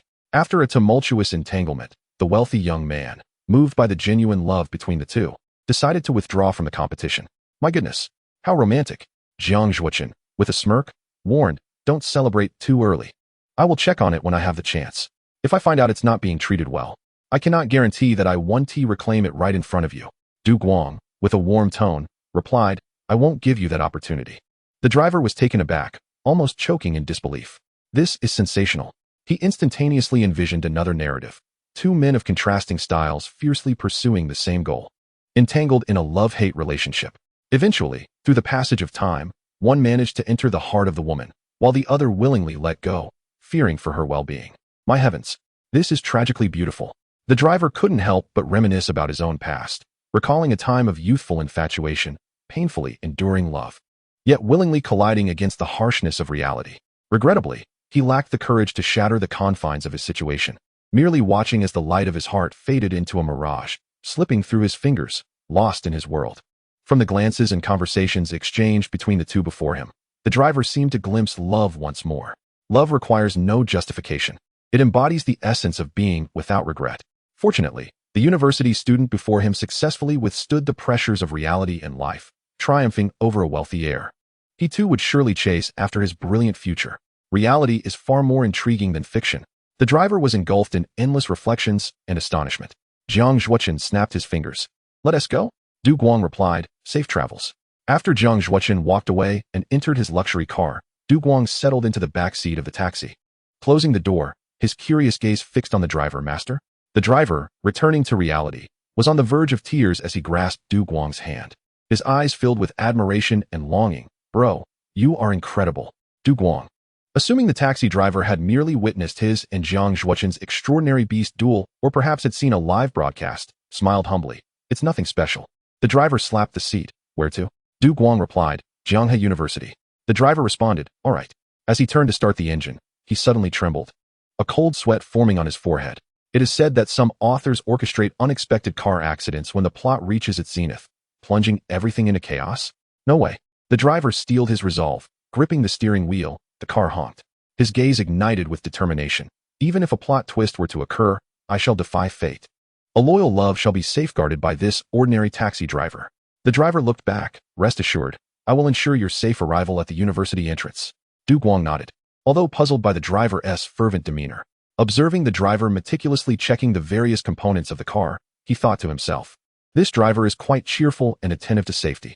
Moments later, the driver re-entered the vehicle, steadily starting the car and gradually merging into the flowing traffic.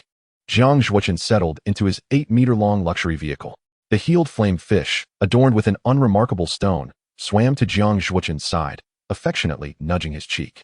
Jiang Zhuoqin reached out to stroke its scales, inquiring, was the entire live broadcast recorded?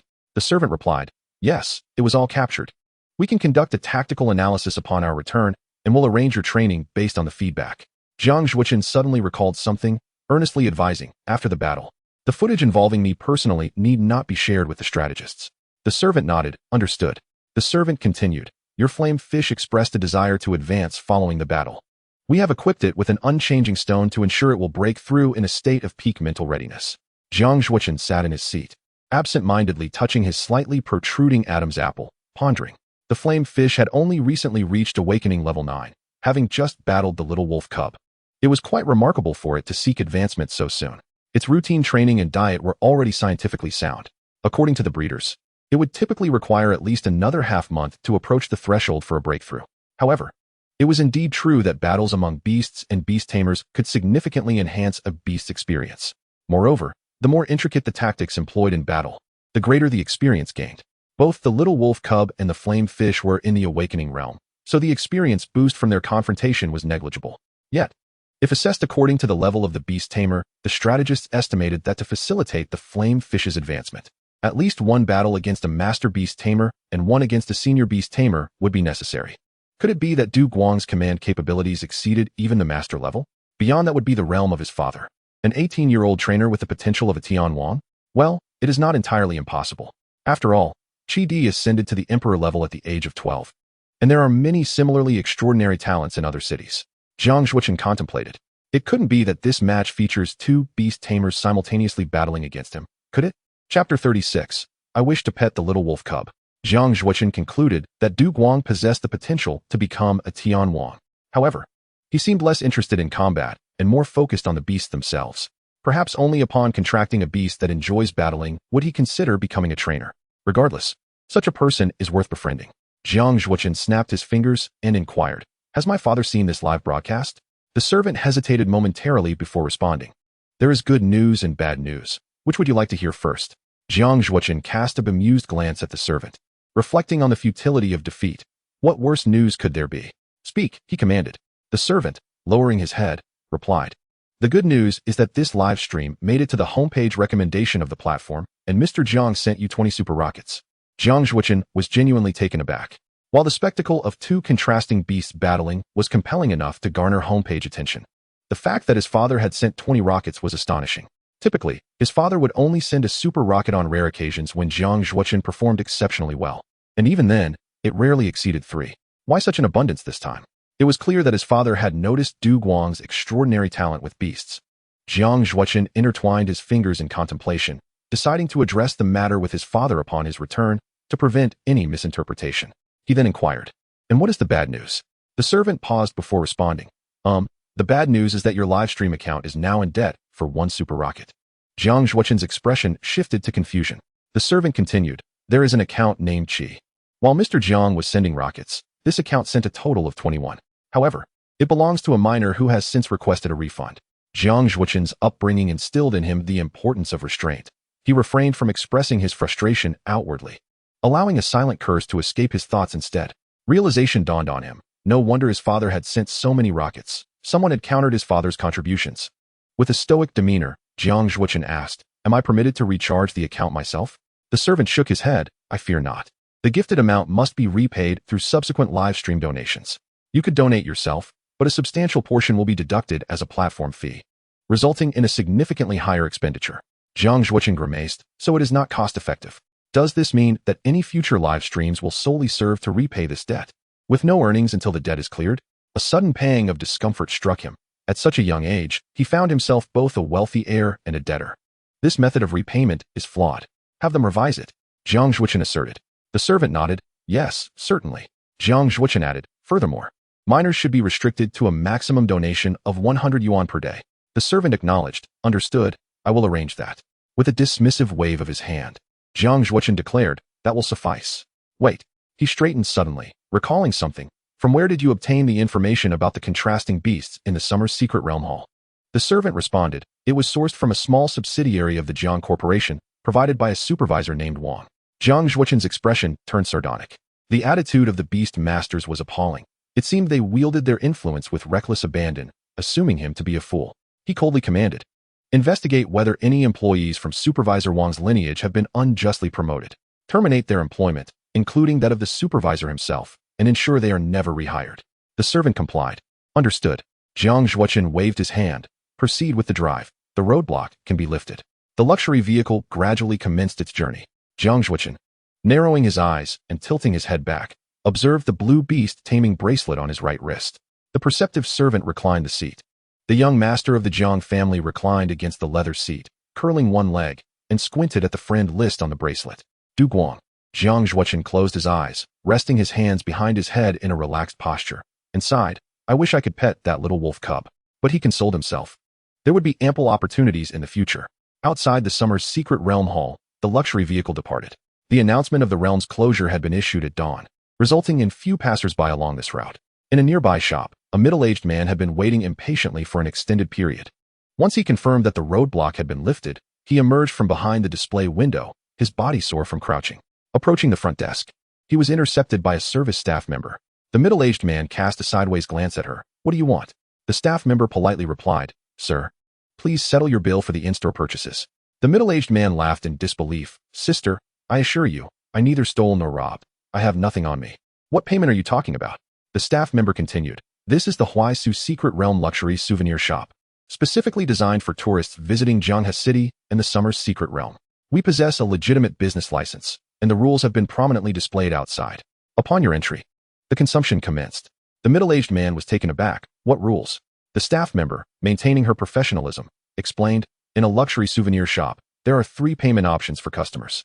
First, select your desired item and pay at the front desk. Second, if you enter without purchasing anything, you must pay a service fee based on the duration of your stay in the consumption area." The man suddenly felt a sense of foreboding. "Indeed," the staff member continued, "according to our real-time monitoring, you have been in the store for 4 hours and 11 minutes. Please pay a service fee of 120 yuan. The man's jaw nearly dropped. "How much?" The staff member reiterated, 120 yuan. "Please proceed with payment." The middle-aged man slapped his forehead, realizing why this shop was located directly across from the Secret Realm Hall. It was designed to fleece the wealthy, and now he found himself ensnared. The staff member smiled. "For the sake of your beast taming reputation, please settle the service fee. Otherwise, we will be compelled to contact the authorities." The middle-aged man hastily declared. "Then I choose the first option." His eyes darted around the display cases in the consumption area, quickly selecting the cheapest item, a small wolf cub plush toy for 5,000 yuan. He pointed. "I'll take that." He dismissed the previously mentioned, exorbitant, and worthless items from his mind. The staff member replied politely, "If you have selected an item, please complete this payment before returning to the consumption area to pick another." The middle-aged man was taken aback. Seizing what he thought was a lifeline, he asked, "What about the third option?" The staff member replied, "The third option pertains to beast masters. Our store features a battle shop function. If you can defeat the beast left by the shopkeeper, you can take away one item without payment." The middle-aged man stammered, and, what level is that beast?" The staff member smiled. "It is of intermediate extraordinary rank." The middle-aged man gritted his teeth. "I'll just pay." As he exited, he held his phone tightly, glancing back at the imposing sign of the Huaisu Secret Realm Luxury Souvenir Shop. He glared at the conspicuous payment options listed on the door, spitting in frustration. Once I get promoted, I will never set foot in this realm again. Little did he know that a termination letter awaited him at the company. Chapter 37. Who comforts whom? The taxi navigated smoothly along the route to Jianghe University, guided by the navigation system. Du Guang, with his clear knuckles, picked up a healing spray and directed a few puffs towards the little wolf cub, asking, "Are you feeling better?" Xue Ruyan emitted a soft whimper in response. Du Guang inquired, "Are you still in discomfort?" The little wolf cub replied with a faint sound. After receiving an affirmative answer, Du Guang placed the small wolf plush toy beside the cub and began to rest his eyes. Unable to resist, Xue Ruyan yawned, her eyes heavy with sleep, while her mind replayed the events they had just experienced. This was the culmination of years of gaming experience. The Battle of Beasts had perfectly met expectations. In the first round, the timing had been incredibly tight. Had it been a moment later, the firefish would have evaded that claw strike. The decisive combination technique that ultimately secured victory was meticulously calculated in advance, with the physical strain barely manageable, yet its power maximized to the fullest extent, enabling the defeat of the fiery fish. Throughout the entire process, the sole misstep, the only error, was that the Lighthearted executed by Du Guang lacked the necessary restraint. Xue Ruyan's gaze was intricate as he looked at the college student resting with closed eyes. "Why would you go to such lengths for me?" Knowing full well that once we exit the secret realm, this peculiar little soil wolf would seek its freedom. The young wolf cub lay curled up on its seat, its body forming a small ball, its tail flicking back and forth in front of it. Xue Ruyan's mood sank as he engaged in self-reflection. He had not waited for Du Guang to finish speaking before acting decisively, and there was a reason for this. He questioned himself. For 80 million, could he truly sacrifice for a mere pet? Xue Ruyan could not. He did not believe anyone could. Thus, the moment Du Guang opened his mouth, he assumed the outcome was already predetermined. The little wolf cub propped its chin on one paw while the other paw playfully swayed its tail. In that instant, what had he been thinking? With a temper that was both poor and unyielding, refusing to be petted, not indulging in playful antics, always contemplating escape, only considering itself. It was akin to nurturing a little ungrateful wolf. Who would forsake 80 million for such a pet? Suddenly, Xue Ruyan realized that, aside from being capable and adorable, he was not particularly endearing at all.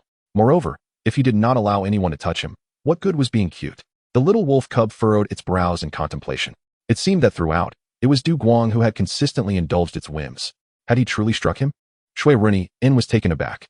Stealing a glance at Du Guang, he found him unresponsive, inhaling the fragrance of the incense. Xue Ruyan turned his head to gaze at the plush toy resembling the little soil wolf beside him, a sudden sense of suffocation enveloping him. Yet, he was not a pet. He was a person. But as a person, was he not faring worse than an ordinary pet? The little wolf cub's tail dragged along the seat, listlessly swaying. Xue Ruyan observed the plush toy, identifying it as himself. He extended a paw and gently tapped the toy's face, producing a soft, muffled sound. Humph, ungrateful wolf. Unbeknownst to him, Du Guang had opened his eyes, directing a curious gaze at the little wolf cub's disgruntled expression, inquiring, "Do you not like it?" In that moment, Xue Ruyan suddenly anticipated what Du Guang was about to say. Du Guang smiled gently, saying, "If you do not like it, we can discard it." The little wolf cub shook its head. "No, it's not that I dislike the toy." Du Guang paused. The little wolf cub turned to look out the window, avoiding Du Guang's gaze, murmuring, "Does it hurt?" Again, that question. Leaning against the backrest, Du Guang's gaze remained forward as he candidly replied, "It hurts." The little wolf cub felt a deeper sense of guilt. In his memory, Du Guang always seemed to have everything under control, his lips perpetually curved into a smile, maintaining a composed demeanor regardless of the situation. Xue Ruyan had a remarkable memory. He recalled the moment in the hall when he had grasped Du Guang's clothing in haste, and Du Guang had still retained his smile, courteously conversing with Tangua. He also remembered the moment after the Lighthearted, reaching out to touch his wound, and Du Guang's sharp intake of breath. That was genuine pain. Under normal circumstances, Du Guang would likely have chuckled and shaken his head, assuring him it was nothing. The little wolf cub lay beside the plush toy, its ice-blue pupils wide open, gaze drifting. It appeared to be sprawled on the seat, resembling a long rectangular white pancake. Du Guang remained silent. From the contract, he could distinctly sense the little wolf cub's gradually diminishing spirits, which affected him as well. It must feel quite guilty. Du Guang shook his head, thinking to himself that he had not blamed it at all. The two, a person and a pet, fell into silence. After a short while, Du Guang's phone rang. Xue Ruyan perked up his ears. The singing was a soothing and healing voice. The air, whatever the temperature, finds its refuge. Self-reliance conquers helplessness and negative emotions. Do not cry, continue to be busy. Once the lyrics finished, Du Du Guang finally retrieved his phone from his pocket, pressed to answer, and held it to his ear. Du Guang's voice was warm. Linmo? Yes, it's me. I'll be heading back to Jiangda shortly. I forgot my keys. If you're free, wait for me at the dormitory entrance. Xue Ruyan stopped listening to Du Guang's words, his mind wandering back to the lyrics he had just heard. His eyes glazed over. Du Guang had always been this warm and gentle.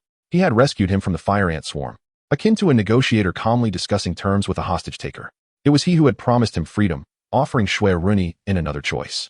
His name was clearly Du Guang, yet he did not seem as distant as light. He resembled a firefly, gently explaining to the cautious little wolf cub, "Do not be afraid. I am not the blazing sun. I am not scorching, nor dazzling. I am quite ordinary. But no matter when night falls, I shall shine a glimmer of light beside you." Xue Ruyan recalled what Jiang Zhuoqing had once said. "You are a remarkably pure person, passionate about pets and everything in life." Suddenly, the little wolf cub felt a sense of relief. Perhaps this was faith, just like himself. If faced with 80 million and the Global Esports Championship trophy simultaneously presented before him, he would undoubtedly take them all. Xue Ruyan's gaze flickered. Henceforth, he would treat Du Guang a little better. Just a tad. Perhaps indulging in playful antics and seeking hugs, depending on his mood. After finishing the call, Du Guang returned the phone to his pocket. Xue Ruyan keenly noticed the netting app interface on the phone screen, which had not yet been exited. The little wolf cub sighed internally. So, he is deliberately trying to appease me, is he? With this, could Du Guang still be considered pure? Surely. His heart must be a kaleidoscope of colors. Du Guang glanced at the little wolf cub and could not help but smile. Are you feeling better? Xue Ruyan sat up. Humph, big fool. I saw the music interface. Du Guang was taken aback, not expecting the little wolf cub to possess such keen eyesight. However, he chuckled, saying, "But your mood has indeed improved." Xue Ruyan, the pet contract can vaguely sense the pet's emotions. How infuriating. I completely do not know how to retort. Du Guang chuckled softly, seemingly in good spirits. The little wolf cub turned away, staring at the seat beneath it. After a moment of dazed contemplation, it snapped back to reality. Wait a moment. Clearly, I had struck Du Guang. So how did it end up with him comforting me instead? Chapter 38. The Pet and Its Keeper. The little wolf cub straightened its posture, looking at Du Guang. Humph. Extend your head towards me.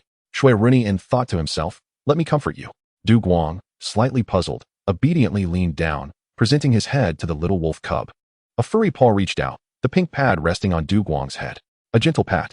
Just a little pat, nothing to be frightened of. The little wolf cub mused. Considering Du Guang's age, he should be around 18 or 19, right? As Xue Ruyan was older. It would be reasonable for an older brother to comfort his younger brother, right? Moreover, having a pet comfort its master was likely a first. Du Guang quickly caught on, understanding Xue Ruyan's train of thought, and could not help but chuckle, raising his gaze to meet the little wolf cubs. Just as Xue Ruyan withdrew his paw, it landed on Du Guang's nose. Their eyes met. Du Guang instinctively inhaled, and the little wolf cub immediately retracted its paw, glaring at the beast master in mild annoyance. Du Guang promptly said, "Sorry, I didn't mean to." Relevant knowledge points automatically surfaced in his mind. The pads of canines contain exocrine sweat glands, upon which unique bacteria thrive, posing no harm to the dogs. The amalgamation of sweat and these bacteria produces a distinctive fragrance, entirely unique to each pet. One might unconsciously savor this aroma, finding it rather pleasant.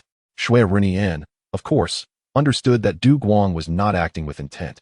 And since it was a moment for comfort, she rose and gave a soft hum. Upon opening her eyes, she noticed a hint of reminiscence on his face, instantly breaking her composure. What on earth? The little wolf cub hesitantly extended a paw to sniff at her own nose. It did seem somewhat fragrant. Thus, she sniffed again. Cough. With her vertical pupils wide open, the little wolf cub gazed at the beast master. Wu? Does it still hurt? Du Guang chuckled. It does hurt. Xue Ruyan retorted. You rascal, you don't have a single proper bone in your body, do you? Such rebelliousness. The little wolf cub surveyed Du Guang with a scrutinizing gaze. Du Guang merely smiled back. The little wolf cub felt defeated, unable to discern truth from deception. Xue Ruyan, lacking any intimidation, exclaimed, "Ow. You, lift your shirt and show me your wound." Du Guang was taken aback. Now? The little wolf cub insisted. Wu. Yes. Right now? I'm not Jiang Zhuoqing, making such jokes. The little wolf cub's eyes sparkled. This king has made a significant resolution, you know? Du Guang lifted a corner of his shirt, revealing a small segment of his well-defined waist and a large bruise near his ribs. The little wolf cub stared intently, unable to resist reaching out with her furry paw. Du Guang recoiled. Don't touch, it hurts. It seemed genuinely painful. Wu. If it hurts, hurry and apply the medicine. Du Guang grabbed a high-grade healing spray and applied it to the wound. The muscles in his waist tightened and then relaxed. He lowered his shirt, gazing ahead in silence. Xue Ruyan sincerely said, "Wu. I'm sorry." Du Guang did not respond. The little wolf cub climbed onto Du Guang's lap, looking up at him. "Wu. I'm sorry." Du Guang smiled. "It's fine, I never blamed you. Just remember to listen carefully next time I speak." Xue Ruyan nodded, thinking to herself, there won't be a next time. Trust is built gradually, piece by piece. The little wolf cub looked at Du Guang. "Wu Wu. How do you want me to make it up to you this time? If you enjoy petting me, I can let you do it a while longer. Just this once." Du Guang placed his hand on the little wolf cub's back, gradually moving up to her little head, and she did not protest. With a gentle caress, he pondered aloud, "Is that all?" Indeed, Du Guang was insatiably greedy. The little wolf cub replied earnestly, "Wu. You speak, I will listen." Du Guang contemplated.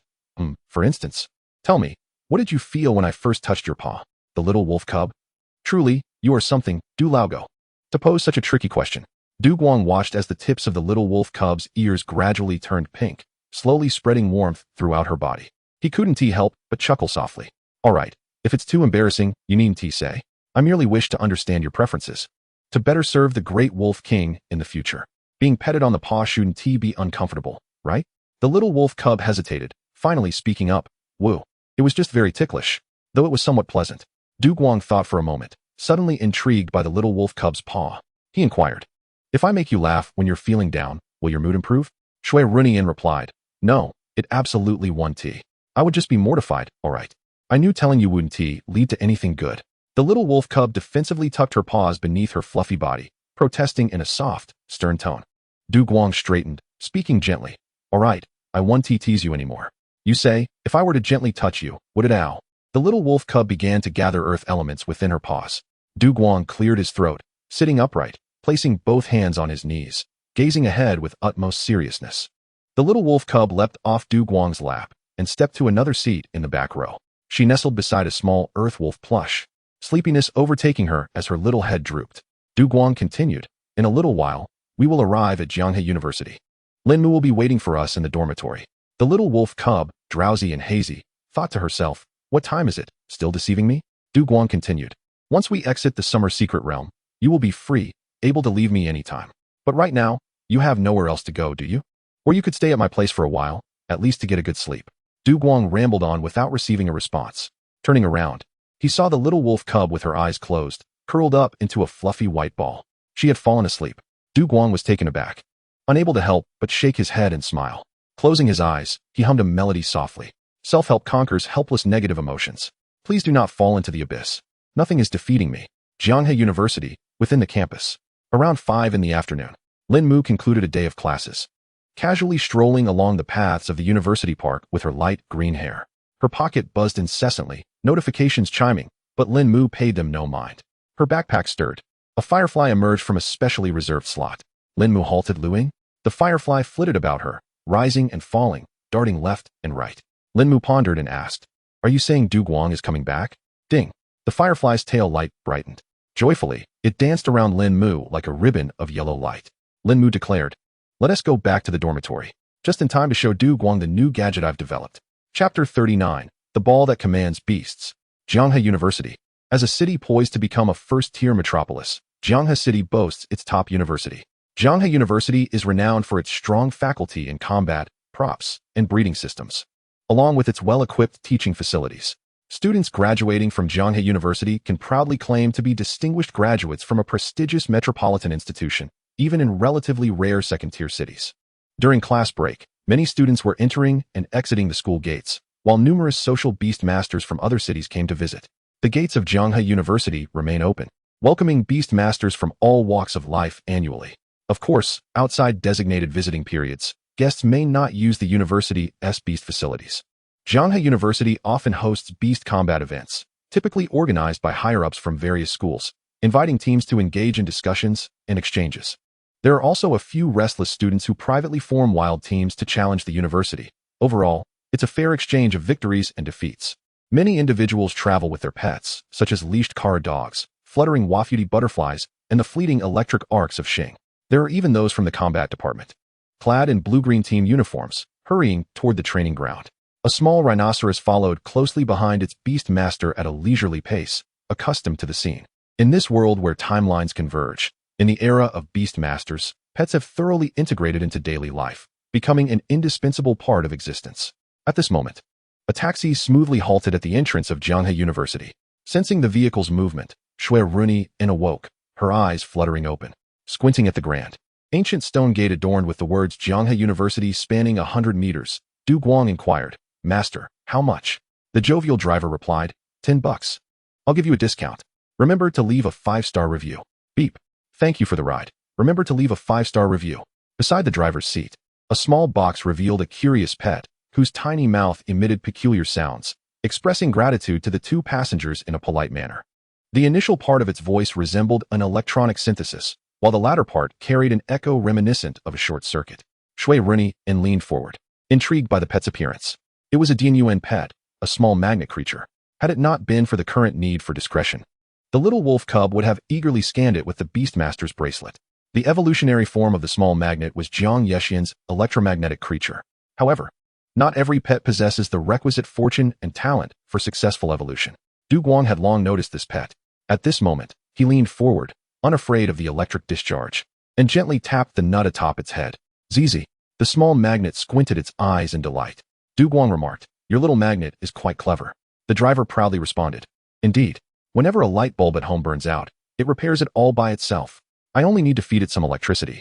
And it stores more energy than I provide. What a remarkable pet to find." Pip. The small magnet greeted the little wolf cub. The driver glanced back and exclaimed, "Oh, such a handsome pet. Even the small magnet praises its good looks." W. The little wolf cub earnestly expressed its gratitude, unable to suppress a yawn. A hint of moisture glistened at the corners of its eyes, prompting the small magnet to yawn as well. Du Guang inquired, "Do you possess the talent of telepathy?" The driver waved his hand dismissively. "Oh, not at all. I have no talents or a Beastmaster space. It's just that after spending time together, I can understand a bit." He turned to Xue Ruyan and added, "Though I lack experience, this pet must be quite rare, right? Is it a gift from your family?" The little wolf cub nodded affirmatively, confirming its rarity, as it was the only one in the entire blue star. The serious expression on its face amused the driver. Du Guang chuckled, "No, it was contracted in a secret realm." The driver clapped the back of his chair. "What a special fate. You must treat it well." Du Guang nodded. After completing the payment, he took out his phone and gave a 5-star review, showing it to the small magnet. Upon seeing the 5 gleaming stars, the small magnet opened its mouth wide and, with utmost sincerity, bowed to Xue Ruyan and Du Guang. One could hardly fathom how it managed to bow. A tall university student exited the vehicle, clutching a small plush toy resembling a desert wolf, extending a hand toward the little wolf cub inside the car. Xue Ruyan regarded the outstretched hand for 2 seconds before climbing onto Du Guang's arm. Du Guang shut the car door and proceeded toward the campus. The driver rolled down the window, reminiscing about a scene he had witnessed in the Summer Secret Realms Hall. Overcome with emotion, he waved and called out loudly, "You must be happy." Du Guang halted, puzzled. Passers-by turned their heads, casting curious glances at Du Guang. Slowly realizing, he surmised that the driver might have misunderstood something earlier. The driver rolled up the window, took out his phone, and cheerfully dialed a number. "Dear, today I witnessed love. What a delightful surprise." The voice on the other end responded, "What are you rambling about again? By the way, dinner is ready. Remember to come home early."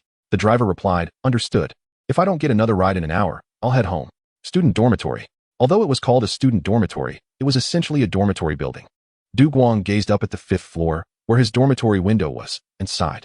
The 2-person Prince dorm was far better, yet it had been transformed into a 6-person dormitory. When he first enrolled last year, it was indeed lively, but perhaps a bit too lively, especially with students from different majors sharing the same space. Heaven knows how colorful his first semester had been.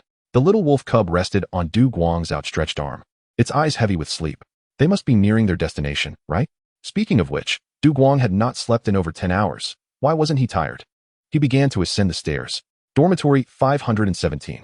Fireflies flitted about inside the room as dusk fell, their tails glowing a bright yellow. Wafuti had been returned to its Beastmaster ball by Lin Mu and was placed on the windowsill, a gesture he called basking in the moonlight. Lin Mu had only just arrived at the dormitory, opened his laptop, and searched for an unfinished project proposal.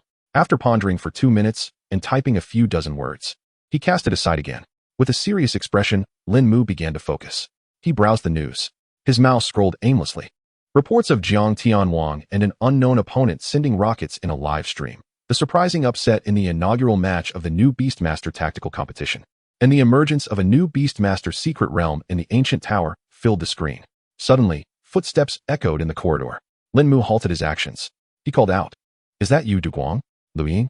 The awakened 7th-level firefly, glowing with its yellow tail light, flew toward Lin Mu, swaying side to side.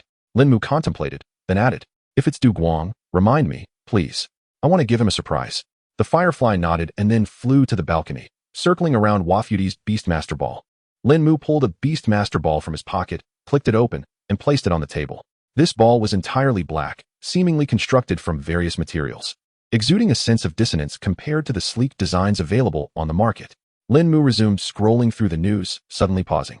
The mutated pets from the Summer Secret Realm have been contracted? A premonition washed over him. Could it be that Duguang truly captured that rascal?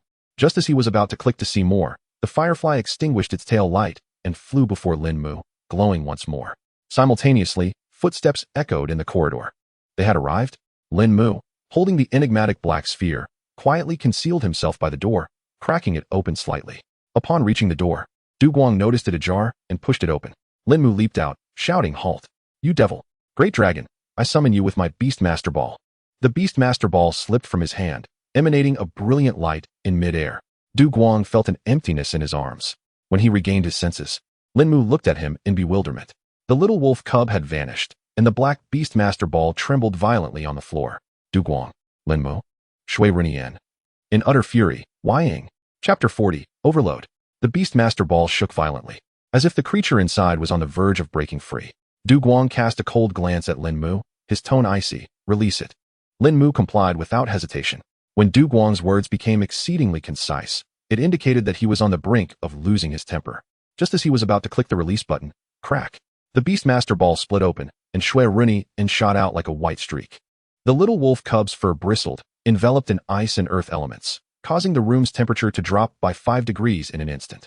It crouched low, its icy blue pupils narrowing into a vertical slit, resembling a suspended blade, radiating chilling menace. Its white fur shimmered as if glowing, each inch of its skin containing formidable energy. The overwhelming pressure emanating from its claws felt tangible, exuding an aura of extreme danger.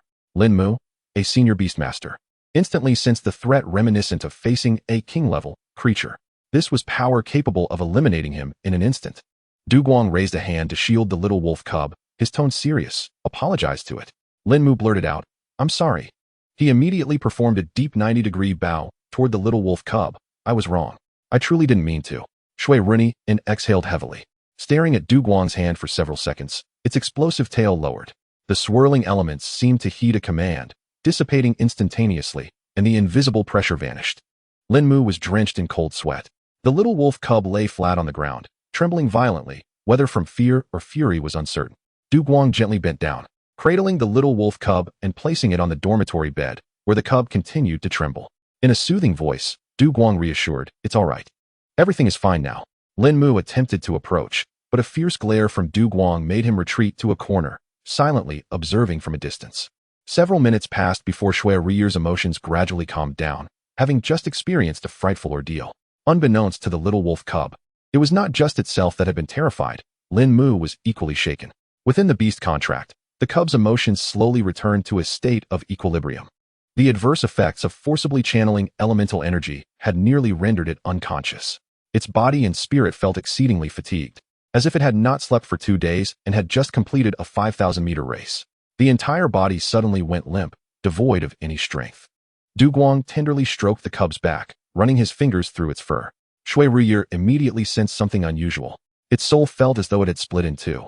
One half, as a pet, experienced immense comfort, drifting into a daze, almost succumbing to the feeling. It felt as though it were walking on clouds, its body nearly uncontrollable, entirely oblivious to the passage of time. The human half fought desperately to maintain its rationality, striving to suppress any strange sounds that might escape. It forcefully resisted the urge to nuzzle against that gentle hand. The little wolf cub weakly uttered, "Woo-woo. Please, no more touching." The voice was soft and feeble, eliciting great sympathy. Duguang's hand halted, withdrawing. Xue Ruyan attempted to rise, but its paws lacked the strength, causing it to stumble and fall back into Duguang's lap. Duguang carefully lifted the little wolf cub, placing it on a soft blanket. He continued, "Lin Mu has already apologized to you. He did not mean any harm.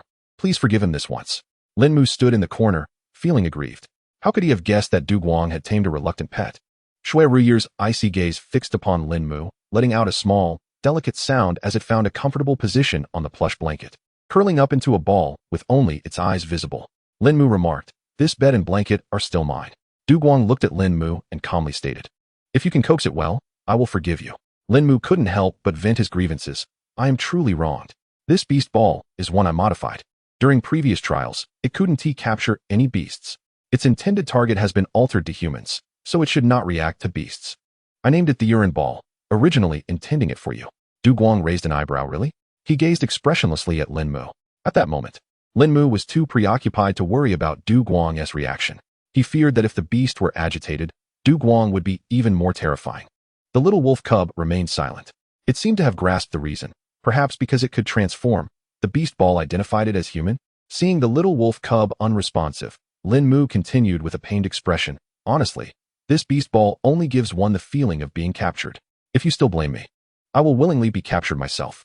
Lin Mu cautiously retrieved the beast ball, facing the little wolf cub, placing the ball atop its head, and pressing the capture button. A radiant glow erupted once more, and upon returning to normal, Lin Mu stood with outstretched hands, gazing at the little wolf cub. "Is this sufficient for an apology?" Xue Ruyan, utterly drained, struggled to concentrate and lay silently on the blanket. At that moment, a firefly with a warm yellow glow fluttered in from the balcony, landing above Lin Mu's head. With a soft chime, it transformed into a green light. Darkness enveloped the dormitory as the lights remained off, leaving the firefly as the sole source of illumination, casting an even more vibrant green hue upon Lin Mu's hair. Lin Mu sighed. Du Guang chuckled softly. Unable to contain itself, the little wolf cub let out a light snicker. It seemed he had successfully coaxed it. Lin Mu wiped the cold sweat from his brow. Knowing that if he had failed, Du Guang would have made him pay dearly. Lin Mu gazed at the snow-white little wolf cub and turned toward Du Guang. "You truly signed a contract with an unusual pet?" Du Guang smiled gently. "Indeed, I have contracted the unusual little soil wolf." Xue Ruyan narrowed its eyes and softly called out, "Yes, it was indeed contracted." Du Guang extended his hand toward the little wolf cub, and the firefly landed on his fingertip. He said, "Allow me to introduce you to my first pet, awakened at level 7, Firefly." Xue Ruyan reluctantly opened its eyes, looking at the firefly before weakly wagging its tail. "Woo-woo. Hello, Firefly, this is..." Du Guang began, pausing to scan Xue Ruyan with his hand ring. "Name, Little Soil Wolf, Unusual, Cub. Attributes, Earth, Ice. Growth level, Awakened level 8. Species level, Low-ranked Commander. Skills, Slightly Overload. Awakened level 8. Had it risen a level after battling Jiangzhuoqing? Moreover, a new skill, Overload. Overload, a short-term burst of power exceeding the current realm. The duration of the burst depends on physical condition and mental will. Thereafter, both spirit and body will succumb to fatigue and weakness, the extent of which correlates with the duration of the burst. Chapter 41, The Little Wolf Cub Support Team. Du Guang briefly reviewed the panel and spoke softly. "This is my newly contracted pet, an awakened level 8 little soil wolf. Like you, it does not enjoy entering the beast ball." The firefly, shining with a bright yellow tail light, flitted around the little wolf cub. Du Guang reassured the little wolf cub, "Once I tidy up, we will head home, and you will be able to enjoy a good rest." The firefly flew to Du Guang's forehead. He pressed it lightly, and the firefly transformed into a point of energy, merging into his brow. The little wolf cub squinted its eyes, observing. Was this what it meant to enter the acupoint home? Seizing the opportunity while Du Guang was busy packing, Lin Mu leaned closer to Xue Ruyan. He lowered his voice and whispered, "Do not be fooled by Du Guang's current gentleness. His eyes do not blink when he deceives others. Be cautious in your interactions with him. I suspect he is a crafty dog." The little wolf cub struggled to lift its head, a glimmer of light flashing in its eyes as it met Lin Mu's gaze.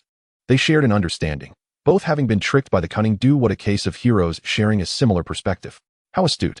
Lin Mu glanced around, picking up a little soil wolf plush toy nearby. He asked Du Guang, "Have more girls confessed to you? Did you actually accept?" Du Guang finished packing his clothes into the suitcase and set aside a stack of books on the table. He replied casually, "It was a boy who gave it to me." Lin Mu was taken aback. "A boy confessed to you?" Du Guang replied nonchalantly.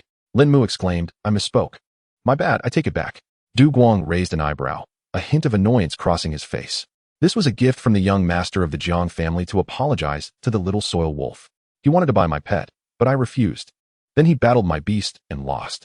Du Guang succinctly summarized the events as he lifted the suitcase with one hand and took the plush toy from Lin Mu with the other. Lin Mu stared at Du Guang in disbelief.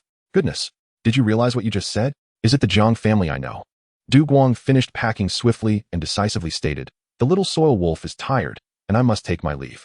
The little wolf cub, lacking the strength to move, was lifted by Du Guang and placed atop the black suitcase, its tail wagging lazily as it yawned. Lin Mu protested, "Wait, I haven't finished asking you yet." Du Guang gestured toward the yawning little wolf cub, tilting his head slightly at Lin Mu. "I apologize, but I am in a hurry." Lin Mu pouted. He bluntly remarked, "You seem to value your new pet more than your old roommate." Du Guang nodded approvingly, "Indeed." Lin Mu declared, "When Xiao Yi and the others return, I will ensure they confront you." Du Guang continued to nod.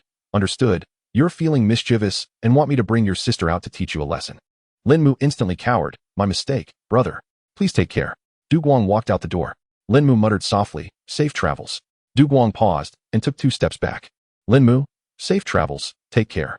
Du Guang then pulled his suitcase and exited the dormitory.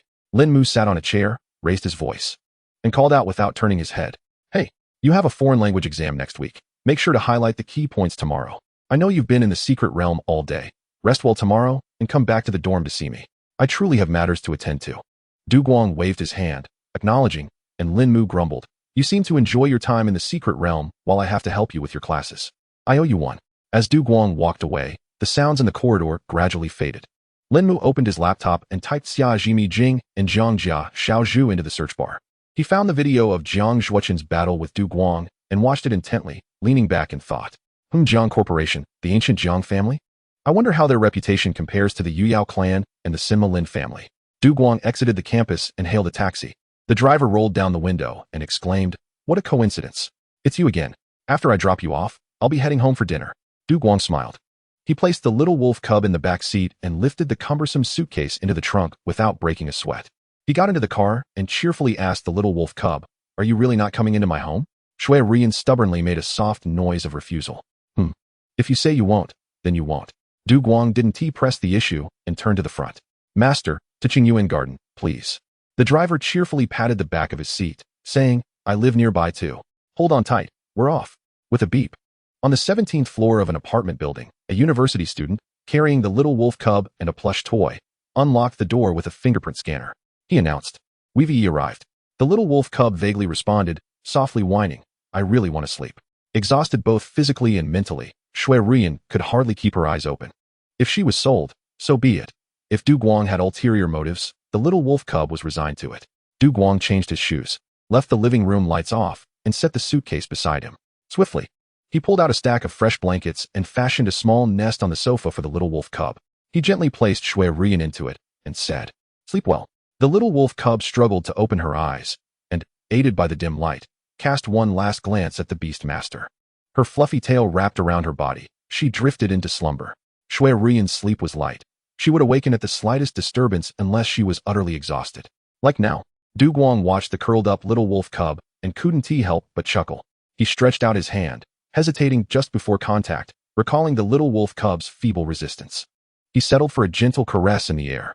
He placed the little soil wolf plush toy beside the nest and stood there, contemplating the fluffy white bundle for 2 minutes. Finally, he opened the Beast Master wristband and took a sleeping photo of the little wolf cub. Du Guang quietly dragged the suitcase into the bedroom, unzipped it, and pulled out a few loaves of bread, softly tearing open the packaging. Chewing on the bread, he summoned the Beast Master holographic panel and checked the new friends added today. He dragged his finger to create a friend group, renaming it the Little Wolf Cub Support Team. The current members included Du Guang, Jiang Zhuoqin, Jiang Yexian, Tenghua, and Qi Qi.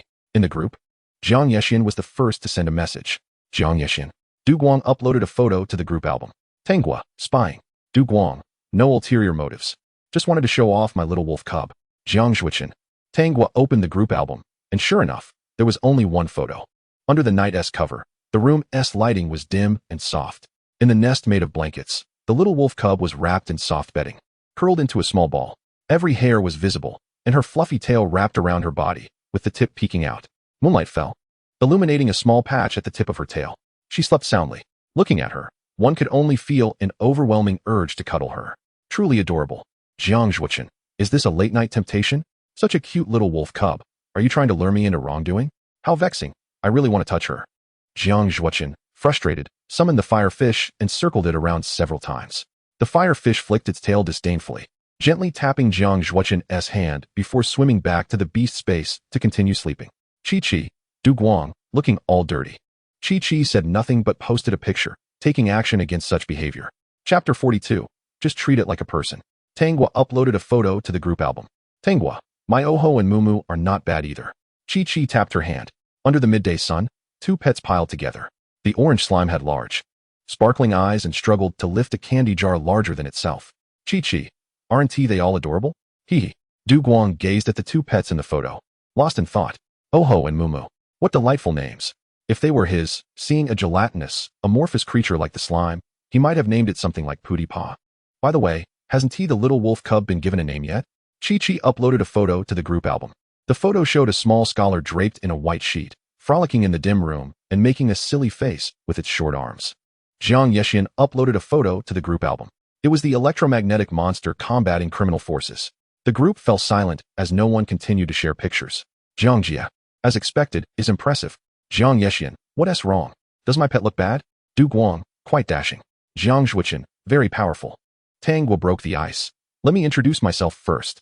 I'm Tangwa, a healing-type beast master working at the Pet Medical Center. If any pets have health issues, feel free to ask me. Jiang Yexian succinctly stated. Jiang Yexian, Yu Yao Troop. Don't bother me if it's not urgent. Jiang Zhuqian, Jiang family, Jiang Zhuqian. Chi-Chi, I know. You are the one defeated by the unusual colored little soil wolf. Jiang Zhuqian, are you being polite? Tangwa curiously asked. A beast battle? Was it today?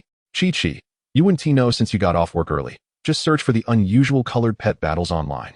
Chi-Chi, now it's my turn to introduce myself. I am Special Cadre of the Fireworks Team, code name 77. Jiang Yexian. Chi-Chi, just kidding.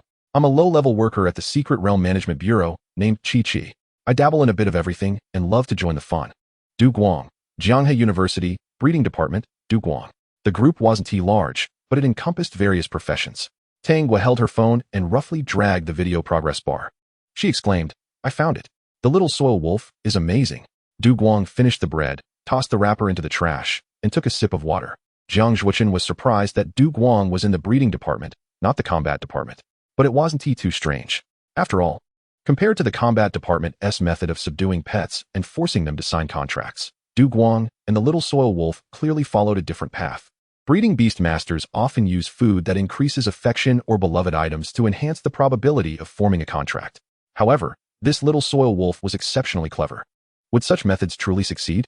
Jiang Zhuqian, may I ask what method you used to successfully contract the little soil wolf? Du Guang stood by the window in the dimly lit bedroom, with all the lights off, gazing out at the night enveloping the world, the bright street lights, and the scattered stars in the sky.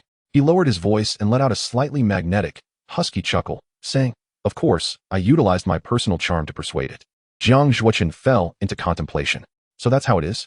Those possessing the affinity, beast taming ability can indeed accumulate a significant amount of goodwill in a short time if they cater to the preferences of their contracted beasts and employ their eloquence. Moreover, the more intelligent the beast, the more effective this method becomes. Upon hearing this, Tangwa nodded earnestly, fully agreeing with Du Guang's approach to contracting beasts. Chi-Chi's eyes sparkled with excitement. Sleepwear? What a splendid idea. Jiang Yexian interjected directly. Could you possibly tone down the midnight-colored, deep-voiced aura of your male host a bit? Du Guang coughed a couple of times, slightly taken aback. He typed to explain, the little wolf cub has fallen asleep, so I lowered my voice a bit. Du Guang then asked, do you know how to raise a little wolf cub? For instance, what is it like to eat? How long does it sleep? And does it enjoy being petted? Tangwa replied, there are very few who contract little wolf cubs, and I haven't seen one in person. The medical manual only states that little wolf cubs are omnivorous, social, and follow a hierarchy, nothing more. But for a cub, drinking plenty of milk should work, right? I can ask the teacher tomorrow, and you could also bring it to the Beast Center for consultation. Jiang Zhuqian said, I don't know, but I'll ask the nutritionist tomorrow. Chi-Chi asserted confidently, little wolf cubs are omnivores. Just treat it like a person. It can eat whatever you can. It's so intelligent. Just ask it directly about any dietary restrictions. As for being petted, rest assured, whether it says yes or no, it surely enjoys it. Jiang Yexian declared his unconditional agreement with Chi-Chi's statement. I have a task, so I must take my leave. Good night, everyone. Tangwa bid farewell, good night. Jiang Zhuqian inquired, by the way, shall we explore the secret realm together tomorrow? Du Guang declined, saying, I have classes tomorrow. Jiang Zhuqian responded, all right then. Had Du Guang not mentioned it, Jiang Zhuqian might have forgotten he was still a student at Jianghe Yizhong. He contemplated that not attending school frequently seemed rather unwise. Perhaps he should pay a visit tomorrow. Du Guang remarked, having spent a day in the secret realm. I too must retire for the night. Good night, everyone. Chi chimed in. Good night, little wolf cub. Excluding Du Guang. Exiting the chat group. Du Guang pondered for a moment and opened a private chat with Jiang Zhuochen. If the rib is fractured, can it be healed with high-grade healing medicine? Jiang Zhuochen replied. Yes, it can, but it's somewhat wasteful. This healing medicine is more effective for contracted beasts. Du Guang contemplated this. Then opened a private chat with Tanghua. If a beast tamer has a fractured rib and reports their name at the medical center, can they get a discount? Tanghua responded.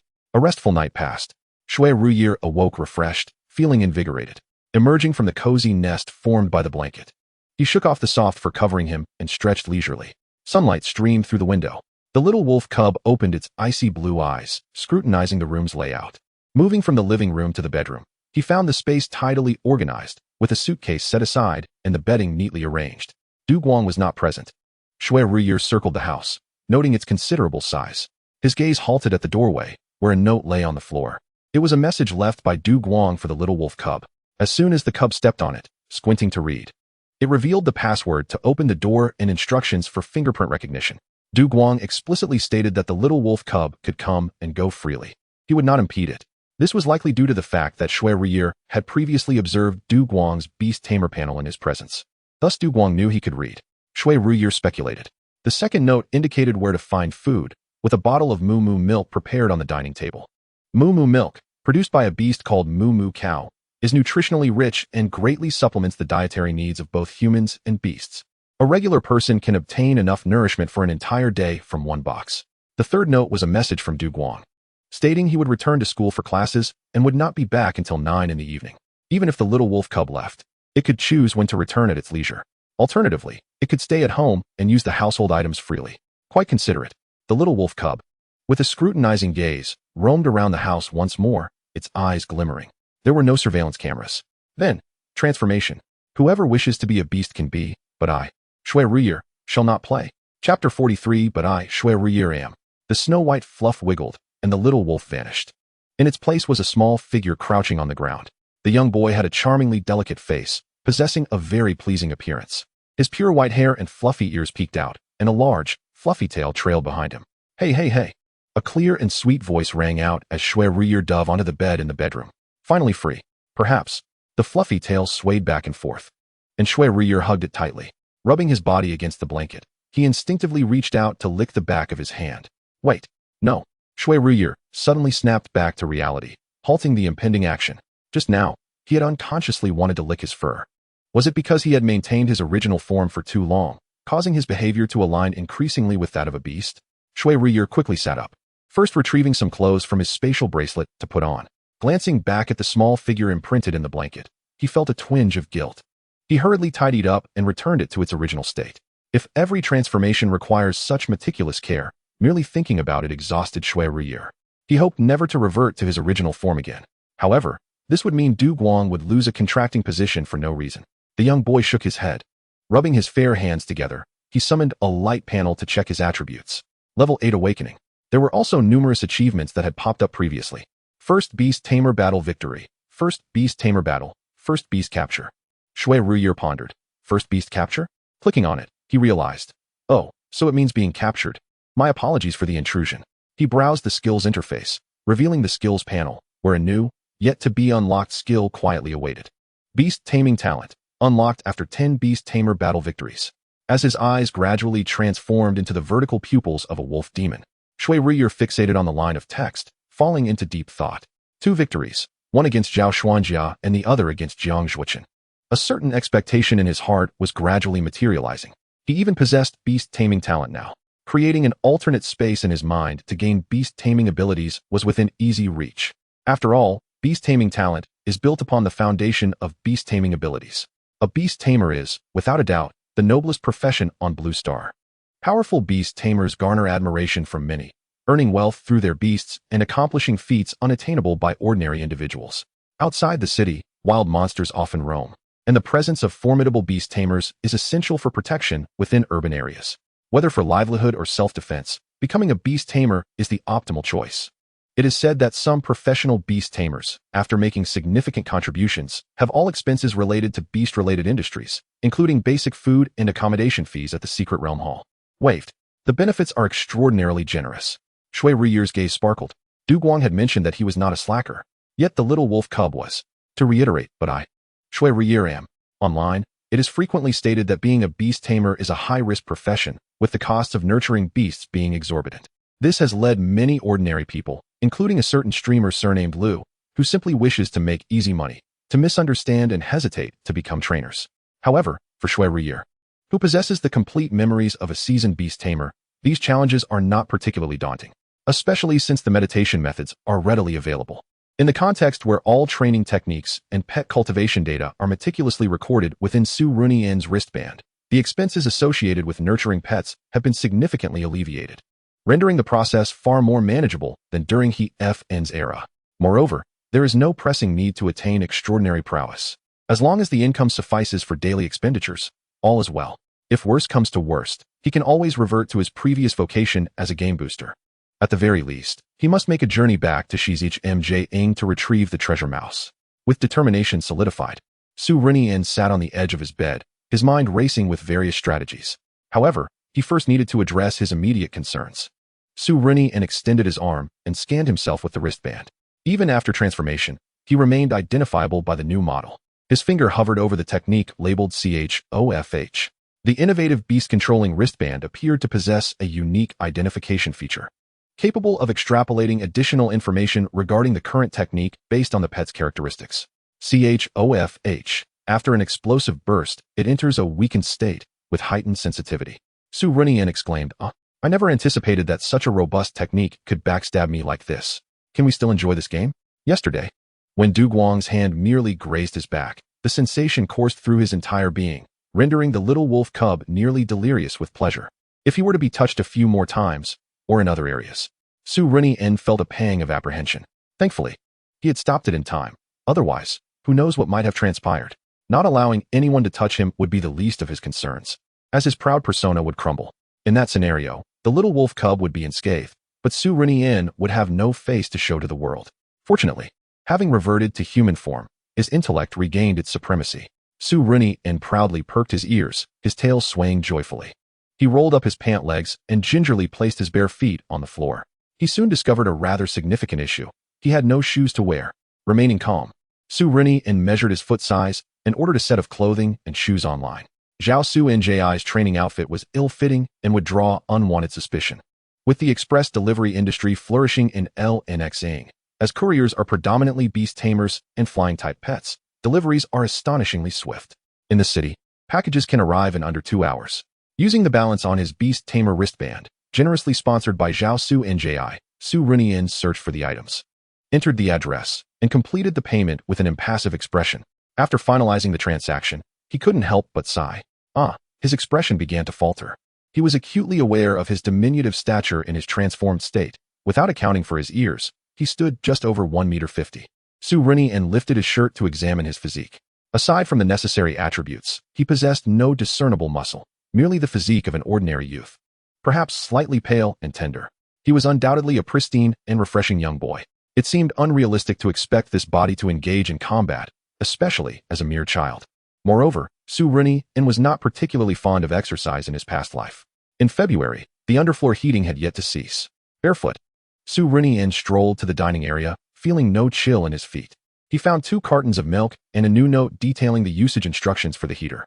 Du Guang likely believed that the little wolf cub was genuinely clever, capable of grasping the instructions after a single glance. Coincidentally, Xue Ruyan could indeed operate it. After casually warming the milk, he pulled out a chair, swinging his short legs as he drank, feeling warm and content. He then sauntered to the living room to charge his beast tamer wristband. Glancing at the front door, he noted the presence of a password and fingerprint lock. Xue Ruyan pondered for a moment, picked up the note left by Du Guang, entered the password, and successfully verified it. Transforming back, his training outfit slipped off. The little wolf cub leaped high, leaving its small paw print in the fingerprint registration area.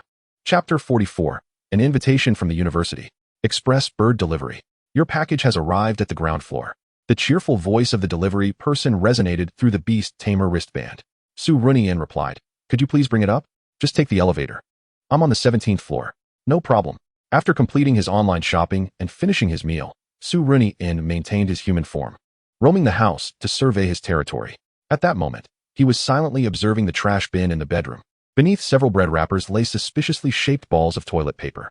It was not that Xue Ruyan was particularly observant. The quantity was simply too excessive. TSK, TSK, TSK. Xue Ruyan shook his head, muttering, "It has to be you, Du Dog." At Jianghe University, in the teaching building during a foreign language class, Du Guang suddenly sneezed. Beside him sat a medical student auditing the class. The young lady asked with concern, "Du Guang, are you unwell? Do you need treatment?" Du Guang shook his head, pulling a piece of tissue from his pocket to wipe his nose. "It's nothing. I just had a cold recently, and I'm still recovering." Xue Ruyan tidied up his training outfit and rummaged through Du Guang's room for a pair of brown bear cotton slippers. They appeared unworn and were quite new. After murmuring a couple of apologies, Xue Ruyan slipped on the slippers, cuddled a little sand wolf plushie, and input the password to open the door. Waiting across from Du Guang's apartment, the elevator dinged, and the delivery person stepped into the corridor, presumably leaving his mount downstairs. Upon seeing the small figure standing by the door, he paused for a moment. The young boy had delicate features, pure white hair, creamy-colored ears perched atop his head, and bright blue eyes that were still slightly dazed with sleep. He shuffled in cotton slippers, clutching a plushie. The oversized training outfit did not fit him properly, but the overall appearance exuded a sense of harmony, as if he were wearing it as sleepwear. A white tail peeked out from his waistband, lazily swaying back and forth. Xue Ruyan rubbed his eyes, still half asleep, and asked with a slight lilt, "Has my package arrived?" The delivery person inquired, "Are you Xue Ruyan?" The young boy nodded, revealing the wristband on his wrist. "That's me." The delivery person handed the box to Xue Ruyan, unconsciously lowering his voice. "Please remember to give a 5-star review." Xue Ruyan nodded vigorously. "Yes, goodbye, brother." He thought to himself, "I hope you leave quickly." Exhibiting such behavior in front of others was quite a challenge for Xue Ruyan. The delivery person turned back every few steps, feeling as if he had been healed, departing with a lingering gaze as he entered the elevator. Today, he had encountered AHT talent, an acute one at that. As the elevator ascended, Xue Ruyan's gaze sharpened. Grasping the box, he quickly made his way to Du Guang's apartment, entered the password, and stepped inside. Carefully, he unwrapped the packaging, changed into the clothes and shoes, and after some hesitation, he picked up scissors and made a small cut in the brand new trousers. With caution, he tucked his tail inside. Experimenting with a few shakes, there was no discomfort at all. The tail completely covered the small opening, making it imperceptible to outsiders. After examining himself in the mirror, he nodded in satisfaction. Now that looked the part. Xue Ruyan reached up to fondle the tips of his fluffy ears. After a moment, he gently stroked the outer contours of his ears, his fingers kneading and then softly tugging. As he gazed at his reflection, his ear tips flushed with color, his eyes shimmering with moisture, and the warmth on his face lingered for quite some time. Even his own touch felt so delightful. What would it be like if someone else touched him? Xue Ruyan resolved to protect his ears and tail at all costs. Swiftly putting away the used items, he meticulously wiped away the footprints left by his human form. He stored the delivery packaging and training outfit in the wristband space, donned his attire, and conducted a final inspection of the room. With a gentle smile, he stepped into the vast world of beast tamers as a human. At the Jianghe City Public Security Administration branch, the young boy sat at the reception desk, his head bowed. The receptionist looked at him. In the back office, the manager was engaged in a conversation with someone. Indeed, he claimed to have come from Jianghe City, having encountered a beast wave that resulted in the loss of all his identification documents. When asked about his family, he was at a loss, perhaps suffering from temporary amnesia due to the intense trauma he experienced. The information he provided was consistent, as there had indeed been several minor beast waves in the vicinity of Jianghe City. The Beast Master wristband he possessed corroborated his statements, along with the achievement titled Unyielding. According to his own account, he lacked any innate Beast Master abilities. However, when faced with danger, the Icewind Wolf that had accompanied him since childhood protected him, leading to his current state. This situation was exceedingly unusual. With all identification lost, he was left with merely a Beast Master wristband. He wished to reapply for his documents, but could not clearly articulate his origins, creating a precedent that the Bureau had never encountered. Yet, observing the sincerity in his eyes, I sensed he was truthful. Although he no longer had a companion beast, he asserted that his prowess in beast mastery was strong enough to sustain himself. Additionally, he mentioned the possibility of re-establishing a contract with a new companion beast. His name? It was inscribed on the Beast Master wristband, Xue Ruyan. What? He was being considered for special enrollment in Jianghe No. 1 High School's Beastmaster program? This was a scholarship? Who made this decision? Very well, I shall arrange it. Xue Ruyan sat quietly in his seat, his tail languidly drooping.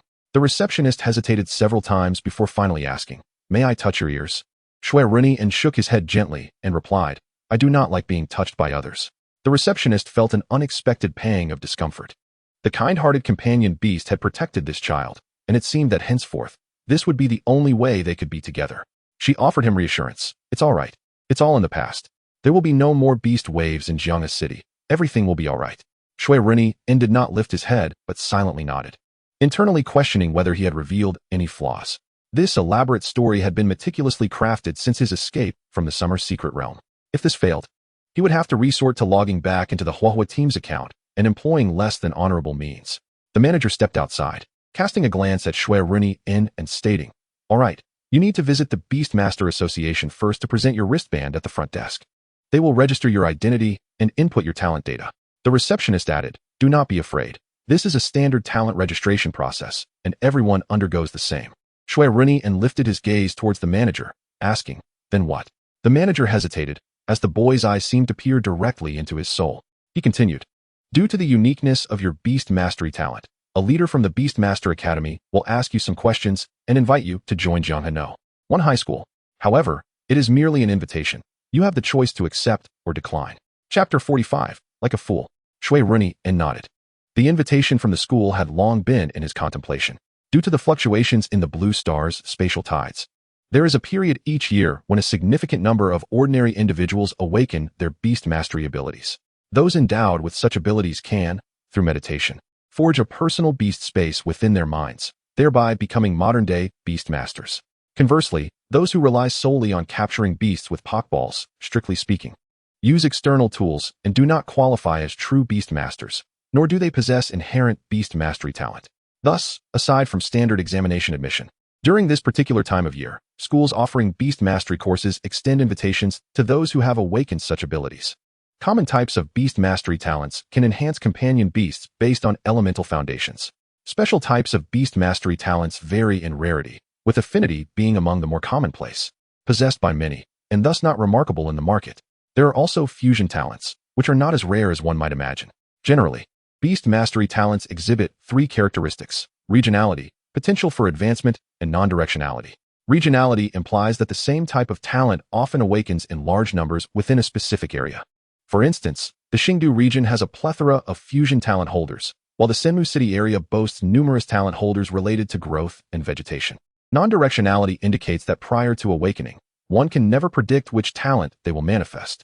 It is entirely possible for individuals from Senmu City to awaken fusion talents, just as those from Xingdu may awaken growth talents. More advanced special talents are akin to those possessed by individuals like Du Guang, Zhao Nji, and the pseudo Xue Ruyan. Such talents are not found in the market, or they may have only existed in ancient times, documented in venerable texts. Alternatively, they may be spontaneously awakened, as in the case of Xue Ruyan, characterized by their unique nature. Holders of these special talents have always been coveted by various schools, making it unsurprising that Xue Ruyan garnered attention. Bidding farewell to the manager, Xue Ruyan utilized the funds sponsored by Zhao Nji to take a taxi to the Beastmaster Association. Noon. In the student dormitory, Linmu unlocked the dorm room with a key. "When will you change your habit of forgetting your keys? I witnessed your duel with Jiang Zuok-in at the entrance of the secret realm yesterday. Their loss is magnified by your decision not to join the combat department." Du Guang remained non-committal as he entered the room. "What is it?" Linmu tidied up his disheveled desk, awkwardly scratching his head. "It's nothing significant. I merely wanted to congratulate you on finally contracting your second companion beast. However, I currently lack any suitable gifts to present." Du Guang smiled. "Is that all?" "No worries. You've already given me a gift before." Linmu replied. "Huh?" Du Guang gestured, revealing a blue cord around his neck that held a bellflower incense. "The little soil wolf adores it." Linmu's eyes widened. "You mean, my bellflower incense worked?" Du Guang nodded. Linmu exclaimed, "A tool that attracts the affection of exotic companion beasts. While luck plays a role, as long as I can promote it." Linmu, regaining his composure, excitedly paced around the room. "Am I going to make it big?" He turned to Du Guang. "Can I borrow your little soil wolf for an advertisement? I promise to take excellent care of it." Du Guang gently shook his head. Linmu pleaded, "Brother, I beg you. I assure you I will pamper every claw as if it were the emperor." Du Guang smiled helplessly. "I have no choice. When I promised the little soil wolf that I would take it away from the summer secret realm, I vowed to grant it absolute freedom. Now that it has left the summer secret realm, it no longer requires my presence." Linmu froze for 5 seconds. "Huh? What do you mean?" He was utterly bewildered. "Are you saying you released it?" Du Guang shook his head. "Not yet. However, the beast mastery contract can be severed at any moment.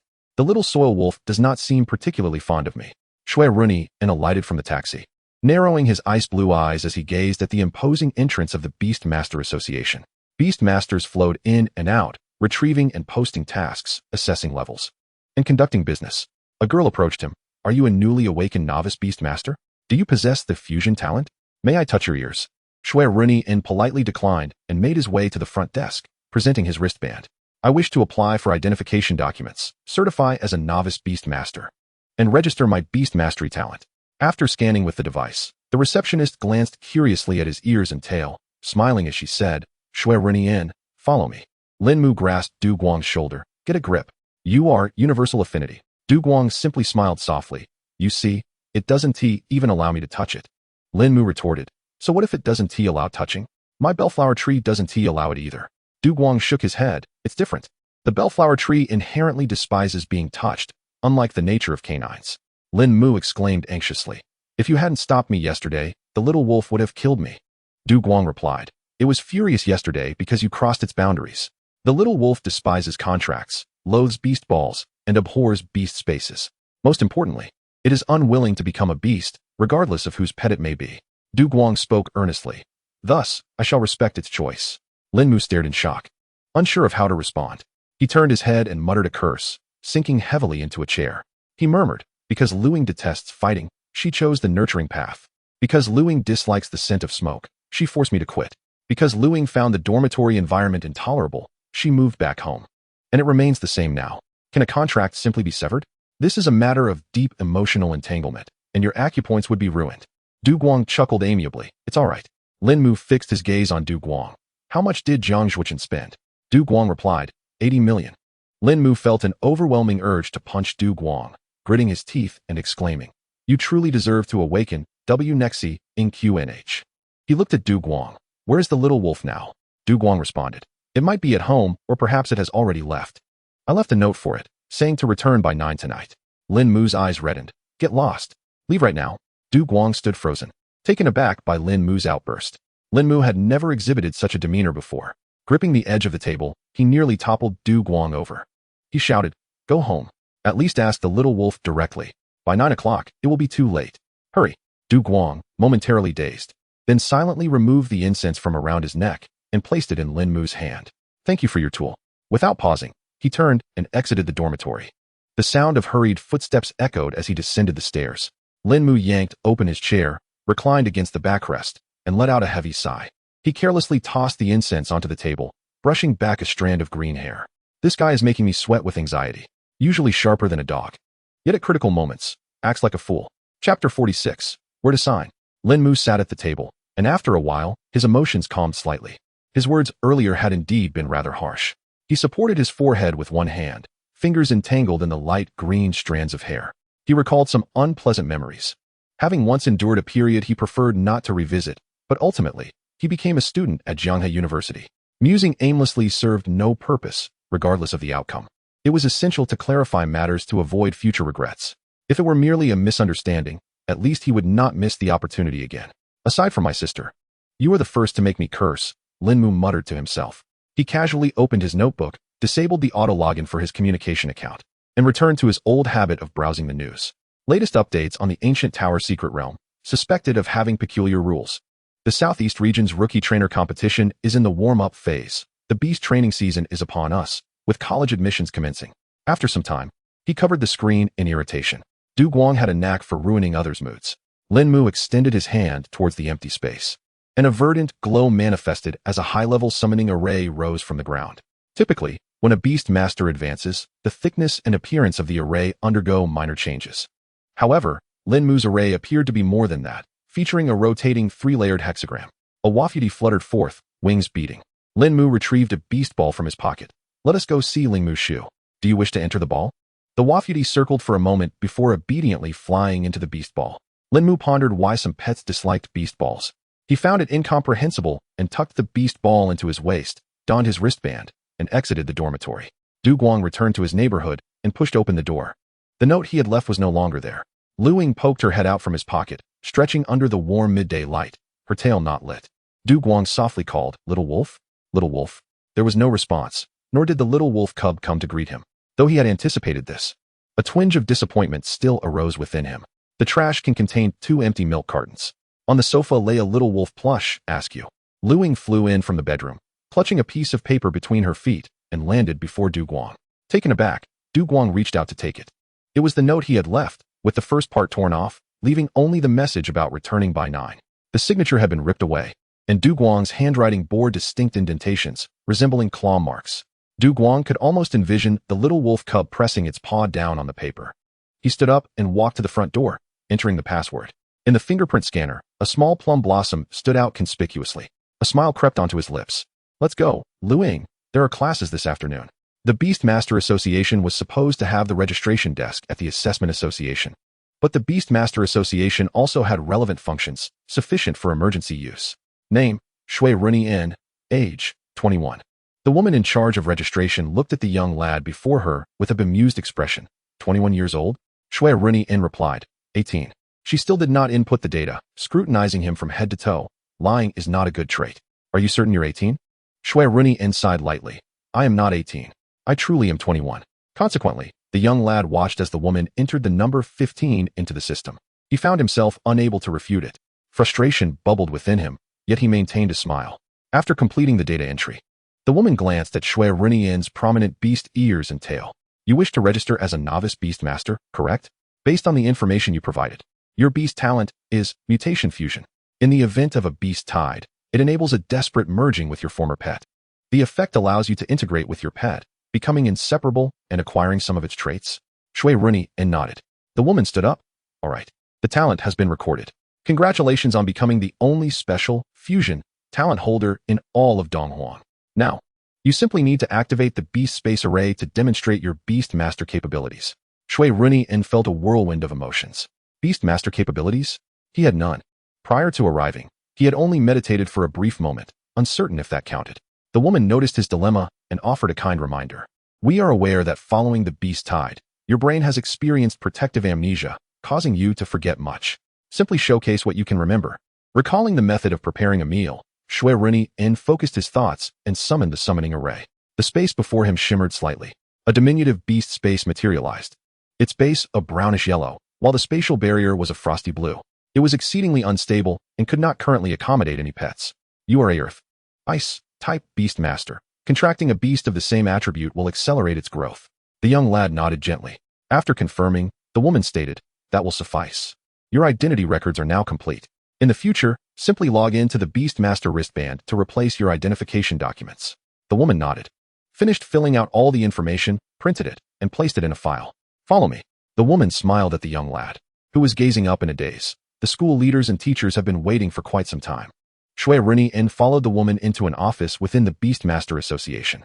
The room originally housed 3 individuals. To the right, a knowledgeable woman sat, adorned with black-rimmed glasses, holding secret realm documents, likely a principal. To the left, a dashing man sat upright on a sofa, his demeanor serious, with an enrollment agreement laid before him. However, standing beside this man, Chi-Chi's radiant smile illuminated the room as she waved at the young lad. The small scholar, clutching a large brush, flitted about the space, slightly alleviating the tense atmosphere. Why was she here? Xue Ruyan suppressed her surprise and addressed those present. Hello, uncles and aunts. Since the situation was irreversible, she decided to embrace a youthful facade. The lady responsible for registering Xue Ruyan's identity stepped beside the principal and received the documents from him. She smiled at Xue Ruyan, saying, let us get acquainted anew. My surname is Yu, and I am a teacher at Jianghe No. 1 High School, instructing tactical courses. The man seated on the sofa spoke gravely. We, Jianghe No. 1 High School, invite you to become this year's special enrollment student for Beast Tamers. Xue Ruyan maintained her caution, feigning curiosity as she carefully inquired, what does it mean to be a special enrollment student? The knowledgeable principal patiently explained, Jianghe No. 1 High School possesses advanced training experience in beast taming. As a globally high-risk profession, you are currently in the novice stage, and our training will be immensely beneficial for you. Furthermore, you will have the opportunity to meet peers who are also beast tamers. Peers. Xue Ruyan internally scoffed, thinking that those her age were nearly finishing university. Observing that the young lad showed no signs of interest, the man spoke with a steady voice, confidently promising Xue Ruyan, as long as you agree to enroll, you will have unrestricted access to all the facilities for beast tamers at Jianghe No. 1 High School. The Jiang family and Master Jiang Zhuochen also study at Jianghe No. 1 High School, which attests to the school's prestige. Moreover, the newly opened trial qualification in the secret realm will also be actively pursued by the school. Jiang Zhuochen? Oh, the one I defeated. Xue Ruyan felt no ripple of emotion. Could your nurturing plans and tactical teachings surpass the experience of seasoned beast tamers like Yifan and her own expertise in esports? As for the secret realm qualification, he would find his own means. The young lad's tail flicked calmly. The man's brow furrowed slightly. Though he had directly joined the military without completing high school, he understood the significance of education. This youth was surprisingly unwilling. The female principal and teacher you were at a loss and turned to Chi-Chi for guidance. Chi-Chi spoke up. During regular school, you can come and go as you please. Complete freedom. There is a monthly allowance for students' training. Become a senior beast tamer within 3 months and gain direct admission to Jianghe University. Xue Ruyan looked up. Where do I sign? Chapter 47. In the name of the Lord of the Secret Realm. Inside the room, the other 3 were taken aback, never expecting such a turn of events. Were these not the basic benefits of a special enrollment student? Indeed, one could leave whenever they wished. However, who among those who had experienced Jianghe No. 1 High School's advanced facilities, aside from Jiang Zhuochen, would be willing to depart and train alone? It was indeed true that one could become a senior beast tamer within 3 months and gain admission to Jianghe University. However, it was also the least useful regulation. In reality, those who could become senior beast tamers within 3 months could be admitted through special channels without needing to attend high school. Surely, it could not be merely for this allowance? Xue Ruyan turned to the stern-faced man. I would like to read the enrollment agreement. The man nodded. Xue Ruyan stepped forward, picked up the stack of papers before her, and began to read them intently, as if she truly understood them. The 3 exchanged glances and then looked towards Chi-Chi. Chi-Chi gazed skyward. After approximately half an hour, Xue Ruyan finished reading. I will sign. The small scholar handed over the brush. Chi-Chi affectionately patted the small scholar's head, retrieved a ballpoint pen from her pocket, and offered it to Xue Ruyan. Xue Ruyan bent down, her pure white tail swishing past Chi-Chi, nearly prompting her to reach out and touch it, but she restrained herself. After signing, Teacher Yu smiled and said, Welcome to Jianghe No. 1 High School. You are in the special enrollment class, which I will also lead. Xue Ruyan replied, Hello, Teacher Yu.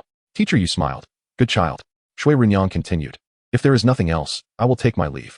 Teacher Yu hesitated for a moment. She said, You probably do not have accommodation yet, right? The school offers collective dormitories. Would you like to consider that? Xue Ruyan shook her head, her ears flopping. I can earn money and rent a place myself. Teacher Yu scrutinized Xue Ruyan for a moment, confirming her seriousness, realizing she was not joking. She said, Very well. I know landlords in Jianghe City and can provide you with her contact information. 7 days later, Jianghe No. 1 High School will organize a training camp for new students. You will receive a text reminder. There are many rewards, so remember to come if you have time. Xue Ruyan politely thanked her, received the contact information for Sister Lu, the landlord, and turned to leave the room. After a moment of silence, the principal looked at Chi-Chi and asked, How did you know that saying this would persuade her? The stern-faced man glanced at Teacher Yu. Teacher Yu quietly excused herself and left the room. The gazes of the remaining 2 lingered on Chi-Chi. Both individuals present had learned about a gifted individual here through other connections. Only Chi-Chi was notably peculiar. According to her, she had merely happened to pass by, coincidentally lending a hand. The identity of a staff member from the Secret Realm Management Bureau indeed allowed her to intervene in independent admissions at universities. However, when they utilized their respective authorities to investigate Chi-Chi's identity, they found themselves without sufficient clearance, unable to uncover any information. Chi-Chi put her hands on her hips and sighed.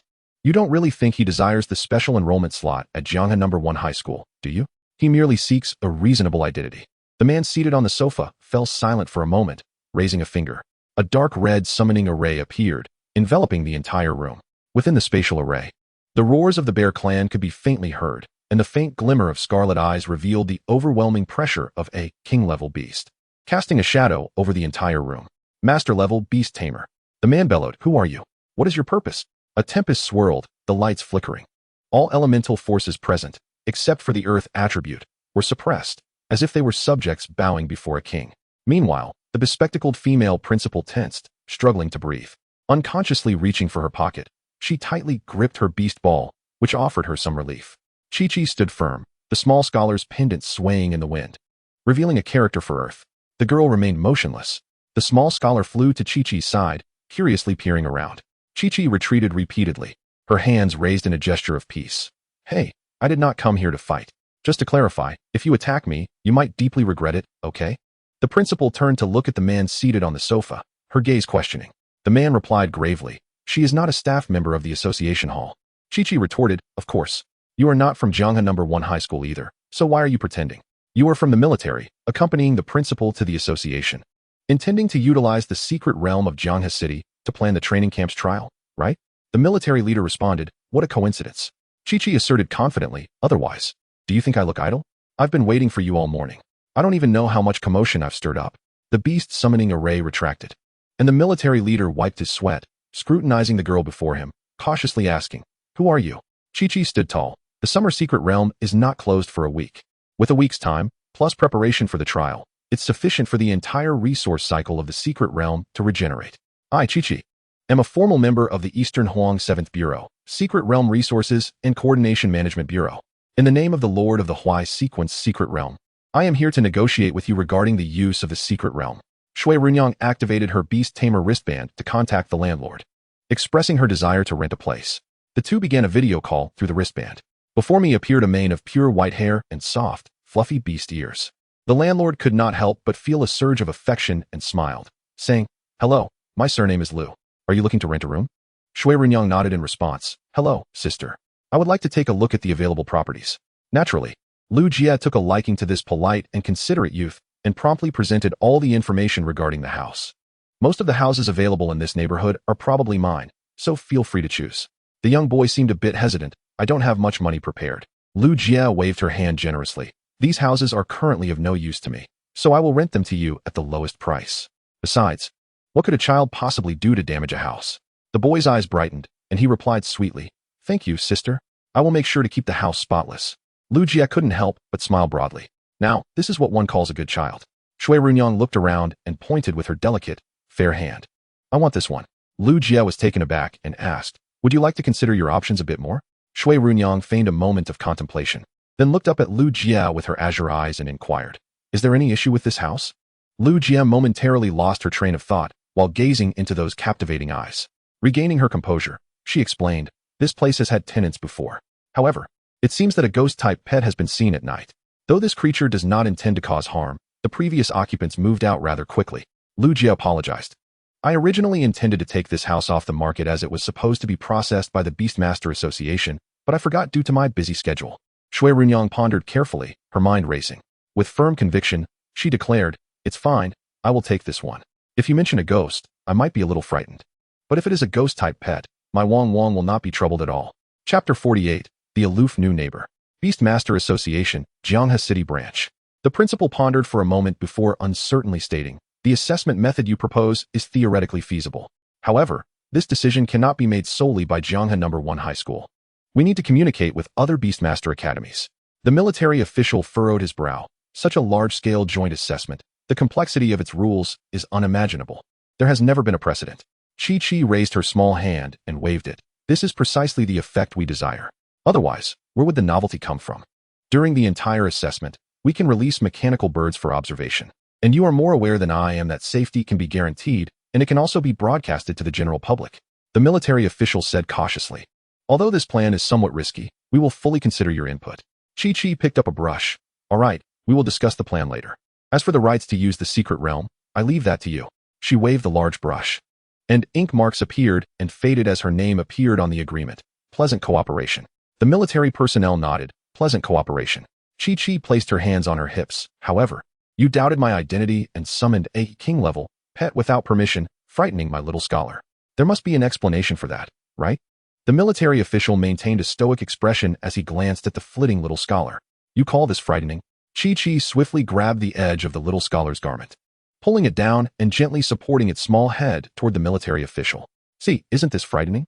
The little scholar, although it did not understand what had happened, it was right to display this expression. The military official, Chi-Chi confidently asserted, it is merely a mid-level extraordinary. The officer, if it were truly weak. Could you explain why a mid-level beastmaster possesses the rights to the Huaisu secret realm? The principal interjected.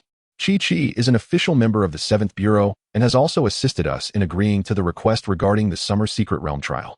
We should indeed show some appreciation. Chi-Chi nodded earnestly. Everyone who speaks up for me is a good person. The military officer was speechless. The master of the secret realm merely holds a nominal title. It is the Beast Demon Corps and the enforcers who manage it. Each month, they can also extract profits from the secret realm. If one had not made outstanding contributions in conquering the secret realm, how could such ownership be granted to an individual? The Dongwang official, the 7th Bureau, operates in this manner. Only the master of the secret realm can join. In other words, one must join the 7th Bureau to become an officially recognized master of the secret realm. The military officer supported his forehead. Fine. I will provide you with the advancement materials for the little scholar. Would you prefer paper, ink, and spirit pen, or the evil soul pen fairy? Chi-Chi counted on her fingers. Oh, the other materials are manageable. I just need a 5th level crystal core. The principal ceased to speak. In her view, Chi-Chi had overstepped this time. Even the usually stern military officer's expression darkened. Are you making a fool of me? This is simply taking advantage of the situation. A 5th level crystal core, even if I have it. Suddenly, Chi-Chi's bracelet vibrated. She raised her arm to check and then extended her hand toward the military officer, joyfully exclaiming, "No need. I already have a 5th level crystal core." The military officer and principal. Chi-Chi hurriedly lowered her head to reply to the message. The military officer's expression was complex. So, she was not joking earlier? What kind of little scholar could use 5th level evolution materials and withstand it? After contemplating, the military officer attempted to remedy the situation. I cannot provide 5th level materials. However, you may select a required 4th level material from the Beast Demon Core storage. Chi-Chi, finishing her message, paid no heed to the previous interruption. No problem. The military officer stated seriously, earlier, due to your invitation for Xue Ruyan to enroll, the process went too smoothly, which led me to misjudge your intentions. Now, on behalf of the military, I apologize. Chi-Chi waved her hand. No need. I have barged into so many situations. Misunderstandings are entirely normal. The military officer inquired, why did you choose to assist that young boy? The little scholar passed through Chi-Chi's form, flying in front of the military officer and raising its small face, shaking its head seriously. Assist? Chi-Chi gazed into the distance. You think he was merely lucky to have encountered you. In reality, his desire to join Jianghe One high school is a tremendous gain for you. If I must say something, the girl extended her hand, gently brushing her head before sweeping her hair back. A pair of reddish-brown fox ears emerged, the fur smooth, upright, and resilient. The military officer squinted his eyes. Another fusion talent? Chi-Chi smiled and said, consider it as me encountering someone with the same talent and developing a fondness for it. Chi-Chi clasped her hands behind her back, retracting her fox ears. The little scholar followed closely behind as the girl skipped out of the Beastmaster Association's grand doors. She retrieved her Beastmaster bracelet, waved her small hand, and opened a light curtain. The chat interface came into view. The other party's avatar depicted a clothes hanger adorned with a fiery red training outfit. Chi-Chi browsed through the records. Xiao-Chi, thank you for telling me. Xiao-Chi, I had no idea my actions would cause such great distress to the broadcaster. Xiao-Chi, you can contact that broadcaster, right? Xiao-Chi, could you help me apologize to him? I realize my mistake. I promised to repay the debt of 21 rockets. Chi-Chi, the mighty demon king. Of course, a small issue. Xiao-Chi, thank you. You are truly a good person. Once the old man is done, I will personally apologize in Jianghe City. The above is historical correspondence. 1326, Xiao-Chi. By the way, I also want to thank you. You are a trainer too, right? I currently have no money. Can I exchange Beastmaster resources? Chi-Chi, the mighty demon king. Do you have a 5th level crystal core? I can cover the shipping costs. 1,508. Xiao-Chi, yes. Thank you. Xiao-Chi, please send over the delivery address. Chi-Chi, the mighty demon king, address. Xiao-Chi, once I earn some money, I will definitely repay the rocket debt. Fist clench. Chi-Chi stared at the chat records for quite a while. Finally, she typed slowly and asked, Chi-Chi, the mighty demon king. So, do you know how many rockets a 5th level crystal core can buy? Xiao-Chi, about 200 or so. Chi-Chi, you seem to have a clear understanding of the situation. Chi-Chi, the great demon king. Then why not sell the crystal core directly? Xiao-Chi, no way. That would be taking shortcuts. I must bear the consequences of my own mistakes. Chi-Chi, to be honest. Chi-Chi cannot comprehend the thought process of Chi-Di at all. The crystal core was also something you once crafted yourself. Such simplicity. And yet you are unwilling to continue the deception. Chi-Chi, the great demon king. Silly child. Donghuang, the imperial capital, and the Beastmaster Association headquarters. A young boy clad in a red training uniform sat cross-legged on his bed, adorned with a bright red Beastmaster bracelet. His gaze fixated on the glowing screen before him. He scratched his head in confusion. Huh, how did she know my nickname? At 6 o'clock in the evening, Duguang finished class and returned to his community. Upon taking the elevator to the 17th floor, he unexpectedly spotted a small figure right outside his door. With white short hair, azure eyes, and the ears of an unknown animal, a fluffy tail trailed behind. Duguang paused, stealing a few more glances. Fusion talent?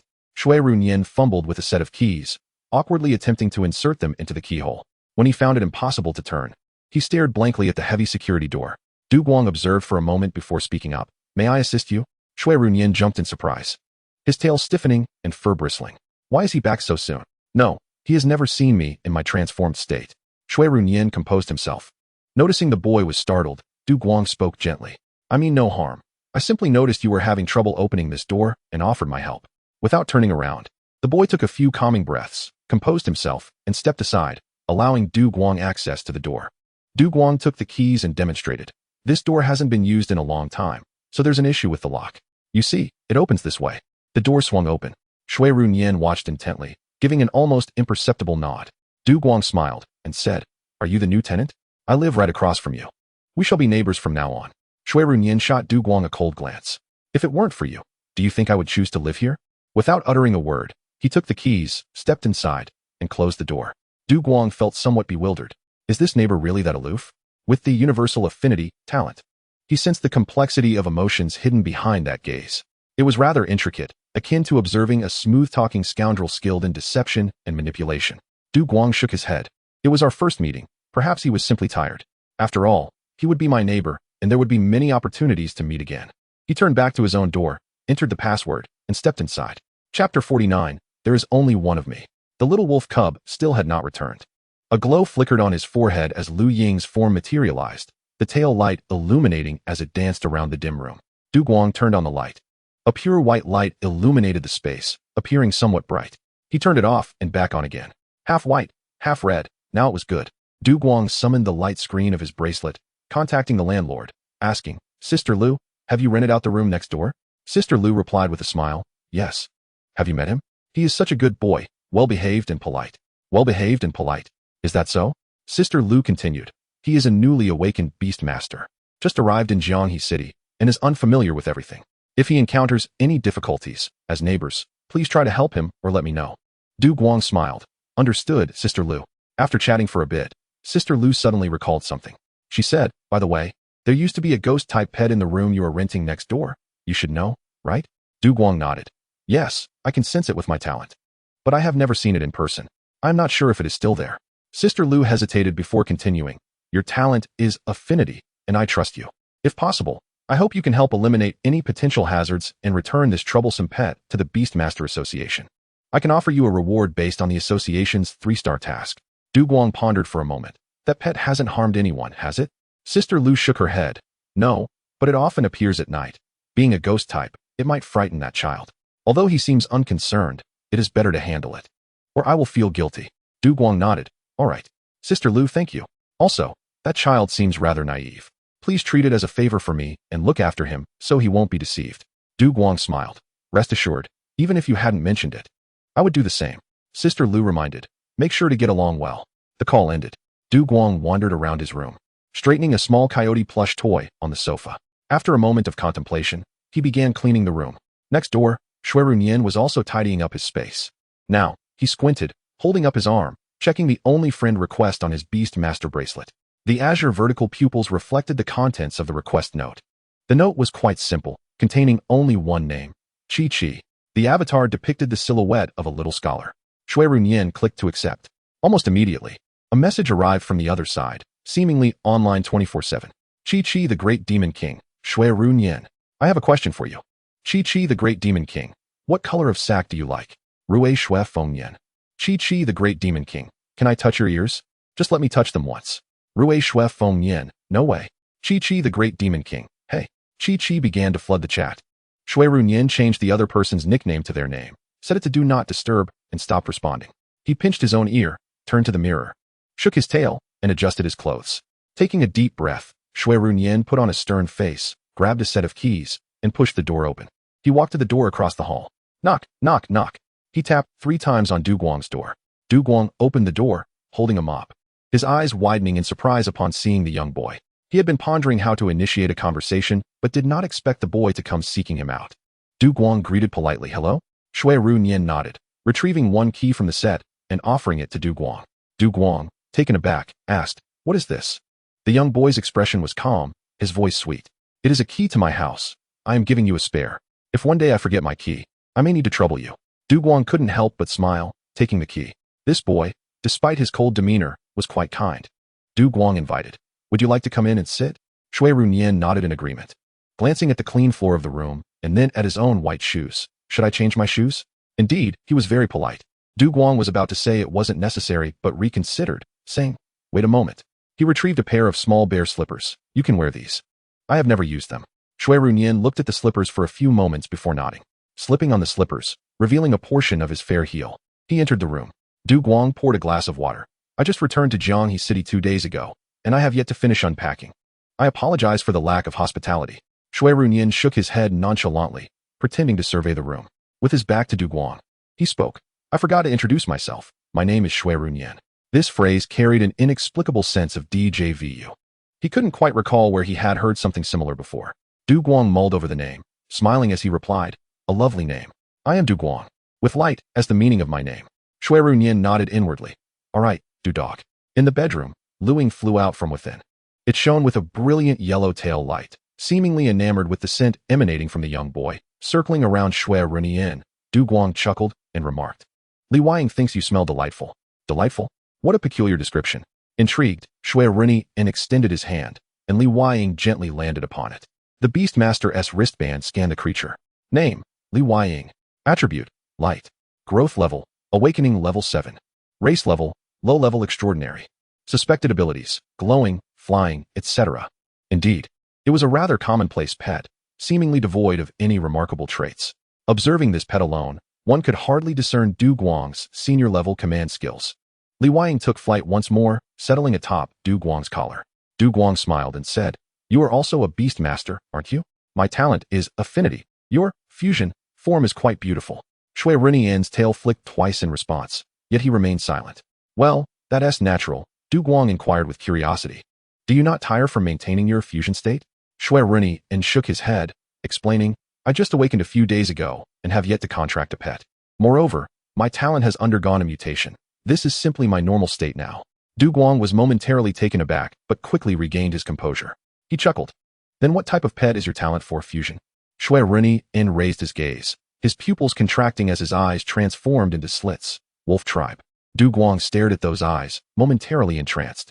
Xue Ruyan smirked. Are you startled? Du Guang rubbed his nose, uncertain whether to respond. After all, he was not frightened, merely intrigued by the coincidence. I contracted a little coyote yesterday, also of the wolf tribe. He suggested, shall we add each other as Beastmaster friends? The young boy pondered for a moment before shaking his head. No, your friend slots are quite precious. I cannot afford them. Du Guang was taken aback, chuckling. Who told you that? Xue Ruyan replied earnestly. A sister named QQ said so. Du Guang responded, I was just joking, do not take it to heart. To prove it, he offered, I'll share my Beastmaster contact with you. After exchanging contacts, Du Guang waved his wrist. If you have any questions regarding beast training, feel free to reach out. I may need to consult you on the care and preferences of wolf-type pets in the future. Xue Ruyan felt a sense of enlightenment, a feeling of being the only sober one among a drunken crowd. A clean smile spread across his face as he replied, All right. If I encounter something I do not understand, I shall ask you directly. Du Guang then inquired, You've just moved in and likely haven't finished organizing your room yet. May I assist you? Moreover, Lu Jia mentioned that you have a ghost-type pet in your house. I can use my talent to help you check. Sensing pets? Xue Ruyan was genuinely surprised this time. How many functions could a affinity-type talent develop? Such a remarkable utility? He had never heard of this before. The young boy nodded eagerly. Then thank you. Lighthearted remained at Du Guang's residence, illuminating a green tail light as it flew to the balcony. Obediently perching on the windowsill, its antennae swaying, basking in the moonlight. According to Xue, this was called moonbathing. However, could it truly bask in the moonlight while always residing in the beast ball? At Xue Ruyan's home, the two busied themselves for nearly an hour before finally tidying up the room. Du Guang cleared the floor while observing Xue Ruyan wiping the windows.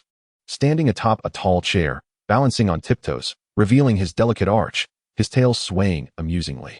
He had never seen a fusion talent in person before, and today was finally his encounter. He wondered how it would feel to touch the tail. Would it be impolite to ask directly? Du Guang rubbed his nose, pondering quietly. Xue Ruyan wiped the sweat from his brow, happily exclaiming, All done. Thank you for your help. Otherwise, I wouldn't know how long it would take. After saying this, Xue Ruyan paused momentarily. In his previous life, he was always extremely calm and rational, lacking such expressive body language. Could it be that after transformation, His temperament had begun to align with that of a young boy. Du Guang smiled gently. When Xue Ruyan came back to his senses, he heard Du Guang seriously say, I am now going to use my talent ability to detect the pets. You might want to step back a bit, or you may be affected. Xue Ruyan promptly moved to a corner of the room, distancing himself from Du Guang. The activation of Du Guang's talent was indiscriminate, capable of affecting even stones and plants. Du Guang stood in the center of the room, closed his eyes, and slowly brought his hands together, raising them above his head. Beast Master Talent, Universal Affinity. With his eyes still shut, Du Guang focused intently. The vibrations of the pets were inescapable. Suddenly, he opened his eyes, gazing at Xue Ruyan, who was keeping his distance. There really are pets. And there are two. Xue Ruyan's expression became slightly awkward. He timidly suggested, Is there a possibility that one of the pets you sensed is actually me? Du Guang's complexion shifted slightly, as he seriously focused and realized that he had indeed registered Xue Ruyan as a pet. Feeling embarrassed, he said, I'm sorry. Xue Ruyan waved his hand dismissively. It's fine. It's due to my own Beast Master talent. After waving, he regained his focus. It seemed his demeanor and mindset were increasingly resembling those of a young boy. Shaking his head, he cast away those thoughts. Xue Ruyan inquired, You mentioned there is still another pet in the house. Du Guang confirmed, Indeed. While I can sense it, I do not know where it is hiding. Xue Ruyan's eyes brightened. As long as you can sense it, that's good. Du Guang asked, Should we call an enforcer to handle it? The tail swaying behind him paused momentarily. Xue Ruyan feigned nonchalance and replied, It's all right. It isn't harmful to people. Perhaps it has its own intentions for staying here. I'd like to stay for a while and see if I can contract it. Du Guang hesitantly asked, I've heard it comes out at night to scare people. Are you sure you're okay with that? Xue Ruyan's body stiffened noticeably. Huh. A scary ghost type? Lu Jie didn't mention that.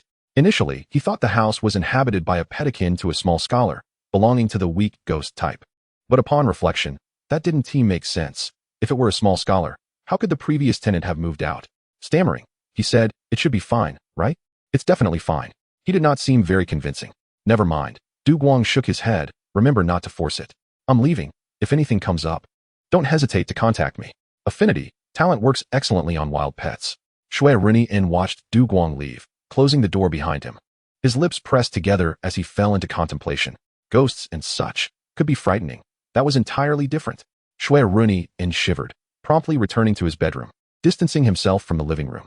He hugged his tail to his chest, rolling around on the bed twice. After all, it would not harm him, and being a pet, he would surely be fine. If all else fails, he could act cute, to charm everything. Yes, that's it. Xue Ruyan encouraged himself.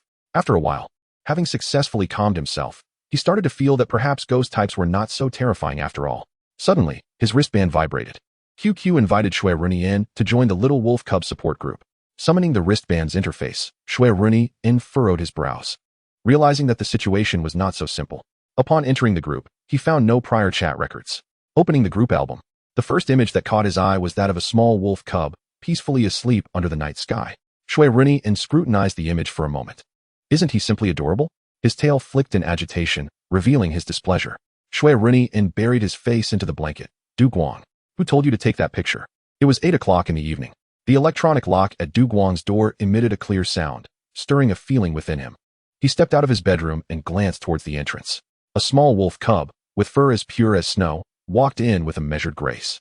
Straining slightly, it looked up at Du Guang and softly whined, Wu, did we not agree you would return by 9? Du Guang remained silent. The little wolf cub instantly sensed something was amiss. The beast master contract is mutual. The pet can also perceive the emotions of its master. Xue Ruyan could feel the sudden surge of profound dread rising within Du Guang. The cub raised its head, its clear eyes searching Du Guang's face. Wu? What is wrong with you? Du Guang swiftly stepped forward, crouching down before the cub.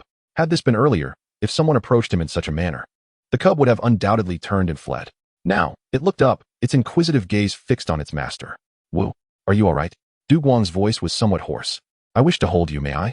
Xue Ruyan turned away, feeling uneasy. Although unsure of what had transpired, he closed his eyes and awkwardly replied, Wu, why ask such trivial matters? If you wish to embrace me, just do so. Before the words had even faded, 2 arms enveloped him. Du Guang remained silent, his grasp firm, as though he intended to meld the little wolf cub into his chest, yet he was careful not to hurt it in the slightest. The cub found itself wrapped in fabric, inhaling the fresh scent of the material. After a considerable time, Du Guang gently released his embrace. He lowered his head, murmuring, I thought you would not return. Xue Ruyan suddenly understood. So that was the matter at hand. The little wolf cub tilted its head upwards. Du Guang felt a paw resting atop his head. When he looked up, he saw the cub straining to extend its paw. After a moment, it touched his head. Not frightened in the least. Du Guang remained still. When the cub withdrew its paw, he could not help but chuckle softly. Xue Ruyan, with slightly disheveled fur, circled around Du Guang twice, pretending to be nonchalant, and asked Wu, "What is this? Are you reluctant to let me go?" Du Guang exhaled heavily and replied, "If you wish to leave, I shall not stop you. The Beast Master contract can be severed if you are unhappy. I will only sever it on my end. You will not suffer any harm." The cub was taken aback. Within the contract, emotions of struggle, entanglement, and reluctance flowed ceaselessly. Du Guang forced a smile. "If you truly detest being bound by this contract, I would grant you your freedom." He continued, "I only fear that others may capture you, that you may not fare well." That Xue Ruyan interrupted him. "Owo. Who said I wanted to leave?" Du Guang paused, gazing at the little wolf cub, who stood tall and declared, "Wu, now you wish to sever the contract? What of the effort it took to form it? Is it merely my misfortune?" Du Guang was taken aback. "I thought you." The cub looked earnestly at Du Guang and confessed, "Wu, I previously did not wish to be bound. But this was not your fault. It was my own issue. With all you have done for me, how could I possibly leave?" The cub curled up on the floor, forming a white bundle, and muttered, "Wu, I am not a small-eyed wolf." Du Guang, slowly realizing, asked, "Are you saying you do not want me to sever the contract?" The cub softly replied, "Wu, what else would it be? This is quite good. I am indeed free." Du Guang rose to his feet, gazing earnestly into Xue Ruyan's eyes. He asked solemnly, "Little Earth Wolf, do you wish to be my beast?" The cub tilted its head back. "Owo. Be bolder, be more confident. What are you afraid of? I have long been your beast. You are my chosen beast master." The joy within the contract surged within Du Guang like a tsunami. He reached out, wanting to stroke the little wolf cub, but hesitated and withdrew his hand.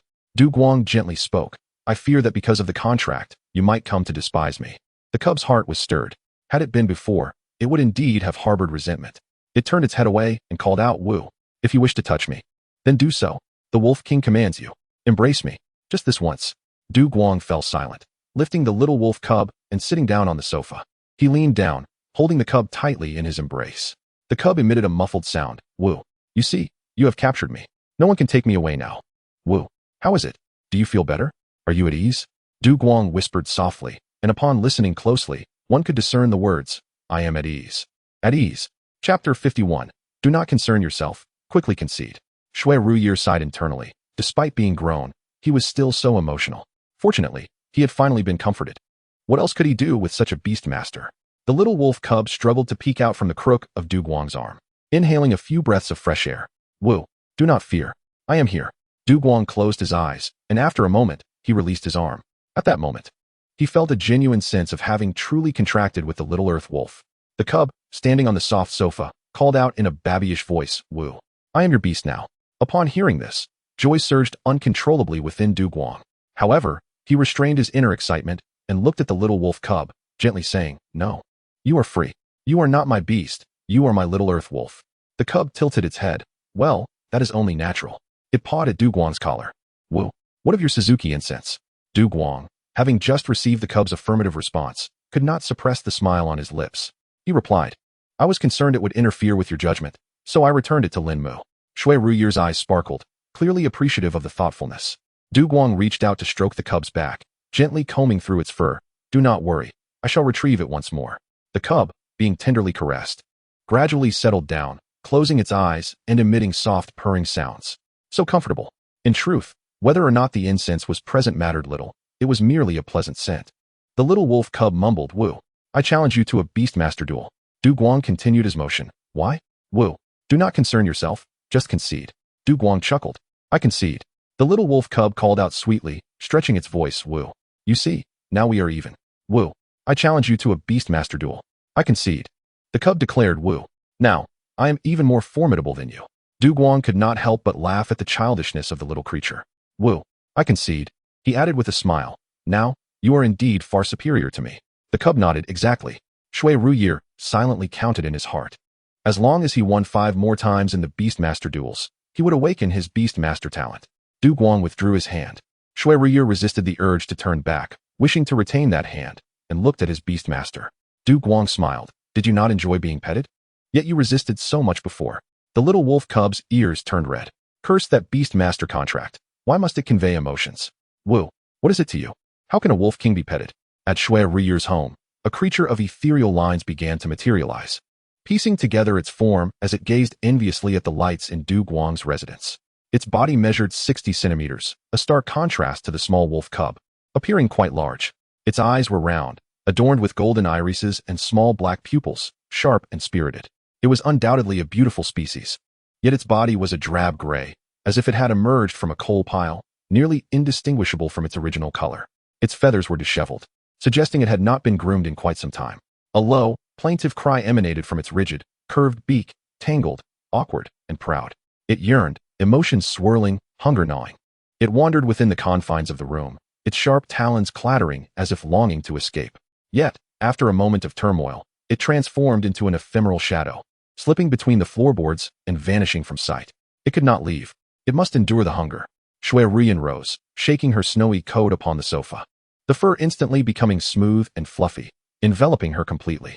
The little wolf pup called out earnestly, "Wu, though bound by a beast contract with me, I shall not remain by your side at all times."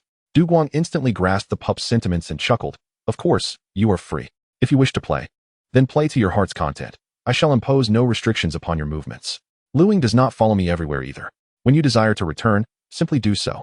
Du Guang's understanding nature made the little wolf pup feel slightly guilty, as if it had been mooching off someone else's hospitality. Suddenly, Du Guang recalled Lin Mu's words from the dormitory, a smile gracing his lips as he added, "Of course, you may also choose to stay forever. I promise to cater to every claw of yours, ensuring your utmost comfort." Xue Ruyan retorted, "Why you? You speak truthfully. What obsession do you have with my paws?" The little wolf pup fidgeted nervously, concealing its claws beneath its body, ears flushed. Turning away, it weakly whimpered, "Wu, let us forget the claws." Observing the pup's reaction, Du Guang could not help but smile, soothingly assuring, "I was merely making an analogy, do not be alarmed. By the way, are you still hungry?" The little wolf pup pondered for a moment and shook its head. 2 boxes of nutritious milk had already sufficed to stave off hunger for quite some time. Du Guang rose. "Very well, I shall have some bread and buy groceries tomorrow." He walked to the bedroom, laid the suitcase flat, and retrieved the last few bags of bread, tearing open the packaging. Xue Ruyan jumped off the sofa, following Du Guang with keen interest. "By the way, I have cleaned every corner of the floor in this room," Du Guang remarked. "You may roam freely without concern for dirt." So, the mopping was for his benefit as well. The little wolf pup's eyes sparkled.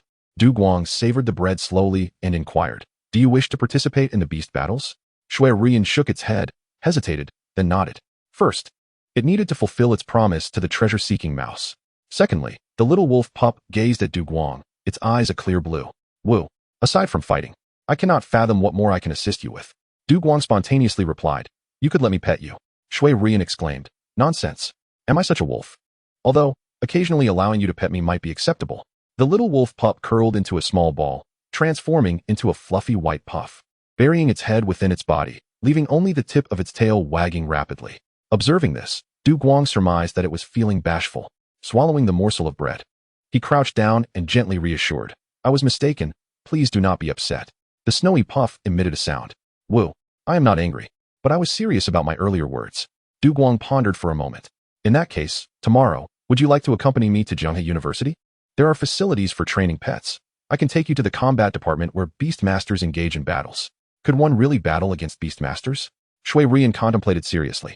It was a dilemma akin to choosing between fish and bear's paw. Should it contract its first pet promptly or awaken its talent first? Noticing the little wolf pup's indecision, Du Guang continued, "If time permits, we could also visit the Assessment Association to help me certify as a professional beastmaster. What do you think?" Since assistance was requested, the little wolf pup decided to not overthink it. Raising its head to meet Du Guang's gaze, it nodded earnestly. Chapter 52, a head spinning 180 degrees. Du Guang pulled out his phone, glancing at the time. He decisively declared, "We shall depart at 8 tomorrow morning." The night deepened, and it was getting late.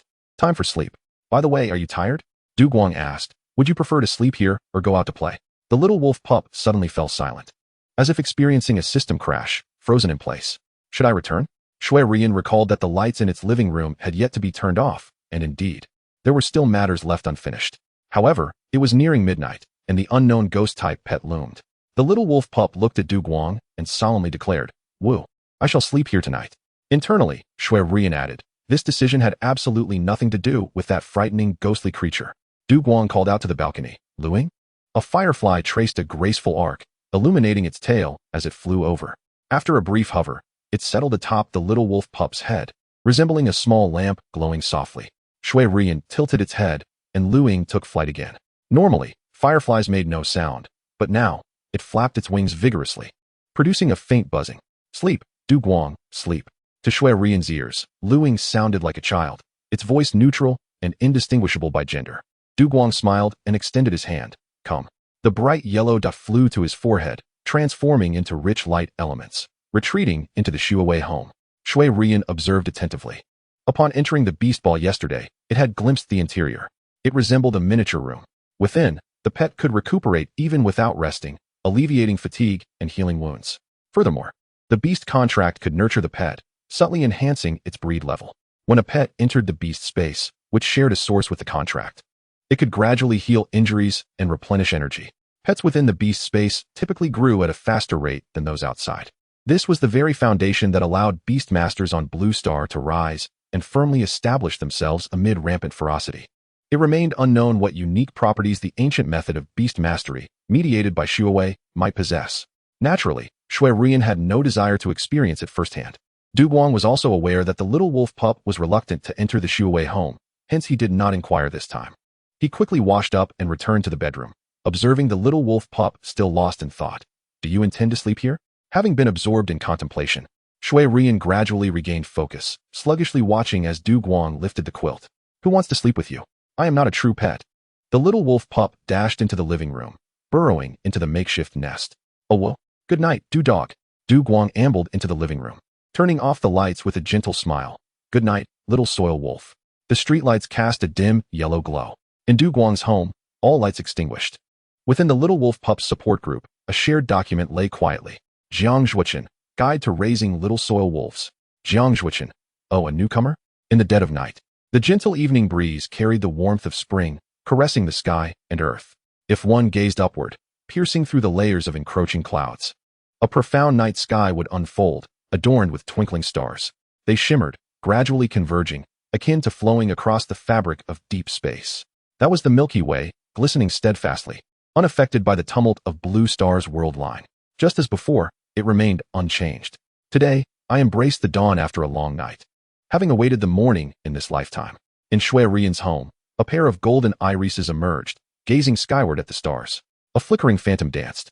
New friends must be protected well. The ethereal creature, a mere 60 centimeters in height, appeared to lack a tangible form as it emerged from the wall, revealing its shape. It seemed somewhat conflicted, its spectral body swaying about the room. Night fell, and it had not yet returned, nor had it offered a greeting. Hunger gnawed at it, and powerful claws, enveloped in soft, delicate feathers, moved across the floor. It ventured into the innermost bedroom. The pitch-black environment posed no challenge to its exceptional vision. Squinting at the wide-open window, it relished the long-awaited sensation of a gentle breeze. Suddenly, it halted, its head spinning 180 degrees. Golden eyes gleamed as they spotted a brand-new blue food bowl for pets on the floor, filled to the brim with pet food, the packaging leaning nearby. As the creature approached, its keen intellect allowed it to easily decipher the words on the packaging. Yingling Series Pet Food. This high-grade energy-type pet food could be consumed by any species as long as their attributes aligned. Xue Ruyan had spent a considerable sum to procure it, feeling a pang of regret for not purchasing even the ordinary Wolf Series pet food. Was it meant for me? Glancing around, it realized that it was the sole occupant of the room. Ghost type? The pet seemed puzzled. Had it not been classified as a psychic type? Tentatively, it took a bite, its golden eyes widening in astonishment. Having never tasted such food before, and being quite famished, it immediately dove into a hearty meal. A new friend, a kind soul. When they returned, gratitude would be expressed. Not long after, the pet wandered into the brightly lit living room. Squinting, it noticed an unopened 3-tier Rubik's Cube on the coffee table. The lights needed to be turned off when no one was home. With a swift leap, it darted past, a fleeting shadow. The living room lights clicked off with a soft thud. The next day dawned clear and bright, with a gentle breeze wafting through the air. Early in the morning, Du Guang rose with vigor. He opened his suitcase and carefully retrieved a delicately protected feathered chicken egg, setting it on the stove. The feathered chicken, a level 0 creature with no attributes, possessed virtually no combat prowess. Unlike the roosters found in rural fields that chase after people, this one was entirely devoid of fighting ability. Easily subdued by an ordinary person, its defining trait was its incredible flavor. The meat was tender and delectable, causing even the neighbor's children to weep with desire. Feathered chickens had strong reproductive capabilities and grew rapidly, making them a specialty in other major cities. These eggs were purchased by Du Guang during a family trip over the winter break, and he had been reluctant to consume them until now, as it was time for them to fulfill their purpose. With practiced skill, he chopped green onions into segments. The stove ignited, the oil reached the perfect temperature, and he sprinkled in a handful of chopped onions to saute. As the spatula twirled in his hand, he pressed down, releasing an intense aroma that filled the kitchen. Du Guang swallowed reflexively, and related knowledge began to surface in his mind. This scent was due to the volatilization of propylene sulfide. But he decided to keep that to himself. It was simply pleasant. While the purpose of sought ing was to enhance freshness and aroma, Du Guang's gaze was sharp. However, prolonged exposure to high temperatures would destroy the vitamins and other nutrients in the onions. To retain both nutrition and flavor, he waited for the fragrance to unfold before quickly pouring in the beaten egg mixture, causing steam to rise immediately. Timing it just right, Du Guang deftly flipped the eggs. They turned over completely, glistening in a golden hue, their surface crisp. A few casual tosses later, the attractive and delicious fried eggs were complete. Du Guang also warmed 2 boxes of moo milk. He called out, "Time to eat." Chapter 53. How to raise a pet. Fireflies typically emerge at night, possessing a minimal appetite. Having entered their burrow early yesterday, they should just be waking now. Thus, Du Guang refrained from calling it out. Upon waking, Xue Ruyan caught a whiff of the fragrant green onions. With a stretch of her front paw, she indulged in a small yawn. Something felt amiss. Retracting her paw, she rolled around in her cozy nook before standing up. Du Guang approached the dining area with a plate in hand, waving at the little wolf cub. The cub uttered a soft woo. "Good morning," Du Guang greeted with a smile. "Morning, little soil wolf," he added as Xue Ruyan leapt onto the chair. Unable to see the tabletop, feeling somewhat disheartened, Du Guang chuckled, "Just jump onto the table." The little wolf cub complied, her size appearing insignificant atop the table. Her fur was thick and soft, with subtle color gradients on her body and limbs, nearly undetectable upon closer inspection. Standing on the table, she resembled a charming ornament. Before them lay plates of fried eggs, golden in color, adorned with vibrant green onions, enticing anyone who glanced at them. Du Guang pushed both boxes of milk towards the little wolf cub, saying, "These two are all yours." The cub protested, "Woo, I can't finish them all. You should drink one." Du Guang raised an eyebrow. "Didn't you drink 2 boxes yesterday?" "That was after transforming, so I had 2. Wu Ao, I don't care.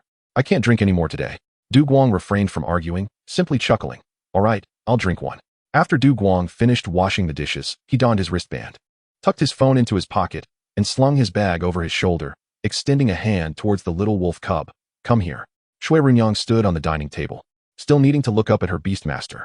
"Wu, where's your hat?" "I don't usually wear hats," Du Guang replied, unzipping his bag. "If you're looking for a comfortable spot, there's nothing in my bag." The little wolf cub eyed the bag curiously before slowly climbing inside, revealing only a fluffy little head, with ears standing upright. Du Guang approached the door, holding the bag up to the electronic lock, instructing the little wolf cub, "Open the door." Xue Ruyan replied with a touch of exasperation, "Woo, how childish." Du Guang laughed, putting the bag down and lightly patting it. He used his fingerprint to unlock the door. For a pet, the methods to enhance its strength were rather limited. Resources, training, and combat. Resources encompassed a vast array, with high-energy fruits and pet food being the most common. By consuming nutritious substances, pets acquire the energy needed for growth, a straightforward and safe method. Of course, there were also expensive skill fruits and elemental crystals, each with varying applications. Aside from certain exceptionally powerful special resources, the means to absorb and utilize them were relatively mild. Training was considerably more arduous. One could refine their skills, comprehend elemental attributes, and elevate the mastery of their techniques to a higher level. Enhancing skill proficiency not only amplifies the power of abilities and reduces side effects, but also promotes the growth of racial levels. Furthermore, the initial racial techniques and special techniques one possesses, once mastered, would significantly aid in the growth of racial levels. For instance, the little soil wolf's initial racial technique is the low-tier claw strike. Once it becomes proficient in the earth element, it can awaken the mid-tier earth shatter claw. However, there remains the risk of self-injury during its use. As the mastery of the technique improves to a profound level, not only would it cease to inflict harm, but its damage would also escalate. The little soil wolf could potentially achieve a sacred racial transcendence, evolving into a soil wolf. The name instantly loses its cuteness. The racial level would rise from extraordinary intermediate to extraordinary advanced. This implies that a typical soil wolf's potential ceiling is at the extraordinary advanced level. Naturally, with prolonged training, the soil wolf might learn higher tier techniques and evolve to the next stage. However, the little soil wolf has far too few contractors, and the difficulty of acquiring new techniques is exceedingly high, with no precedents thus far. Non-racial techniques can also enhance proficiency, contributing to the growth of racial levels, albeit with diminished effectiveness. The ordinary little soil wolf, even if it masters shattered ice to perfection or reaches the pinnacle of advanced techniques, will not spontaneously awaken the next stage of skills. Naturally, it will not evolve into a soil ice wolf. Thus, the rarity of YSCHNGSHU becomes evident.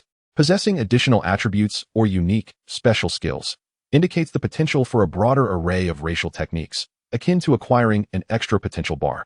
Once fully developed, its racial level will significantly surpass that of ordinary creatures, and its training ceiling will also be elevated. As for the third aspect of combat, it merits thorough discussion, particularly the trials of life and death, with their intense focus on spirit, will, and mind, exert the most formidable pressure on the creatures, thereby unlocking their potential. The growth experience and combat expertise gained during sustained high-intensity battles are incomparable to those achieved through conventional training equipment. Of course, this level of life and death trial carries both opportunity and risk.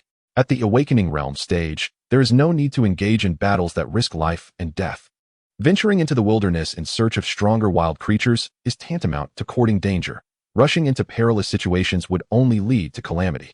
Snow RNIN would never act recklessly, for she could easily remain a carefree individual instead of wandering outside the city limits. This secret realm, located in the center of Jianghe City, is an exceedingly rare and special establishment compared to other cities, particularly in the case of the Four Seasons chain. With its progressively increasing difficulty, many stages can accommodate beast tamers of various ranks. The first two secret realms pose minimal danger, provided one is aware of certain creatures to avoid. They offer a comfortable environment for training, resource gathering, and capturing desired creatures. However, higher-level realms such as Lu, Autumn, and Su New Yorking, Winter, prohibit entry to beast tamers below the intermediate level. Beast tamer ranks are categorized as novice, professional, senior, and master, with the professional tier further divided into low, medium, and high levels. Intermediate beast tamers possess the competency to adequately protect themselves even in the wild, while Guing finds himself awkwardly positioned in the middle. The lower-level realms are too simplistic for him, while the higher-level ones are off-limits. Thus, regardless of the existence of secret realms, well-developed urban areas with specialized arenas for beast battles are indispensable for nurturing powerful combat creatures. To cultivate a formidable battle companion, one must ensure ample nutrition, utilize rare resources, implement reasonable daily training, and engage in practical combat experience. These elements are interdependent, and none can be overlooked. Consequently, professions such as nutritionists, breeders, and trainers are highly sought after. With combat comes injury, prompting the intervention of the Creature Medical Center, which provides comprehensive healing services. Between beast tamers, the outcomes of battles yield not only direct rewards but also insights into command, tactics, and strategy, all of which contribute to the growth experience of their creatures. The ability to rapidly elevate strength is one of the reasons why beast battles are so prevalent in Blue Star. Chapter 54, Open Day at Jianghe University. The efficacy of a beast tamer's command skills, the comparative strength of combat creatures, and the insights gleaned from battles are all intricately linked to the growth rate of their companions. For instance, during a clash between a leader-level and an awakening-level creature, the leader-level creature might swiftly eliminate its opponent. While this demonstrates a significant disparity in power, the awakening-level creature gains nothing and, consequently, does not accrue growth experience. It may even express frustration, questioning the point of the encounter. Conversely, if a leader-level creature concedes defeat, although the battle is won, the awakening-level creature still gains nothing and will not increase its experience unless a higher-level beast tamer is willing to impart techniques. Generally, battles between opponents of similar strength and tactical acumen, where the combatants are evenly matched, yield the best training outcomes. Therefore, official battle arenas are designed to match opponents of similar power levels, facilitating training for the tamers.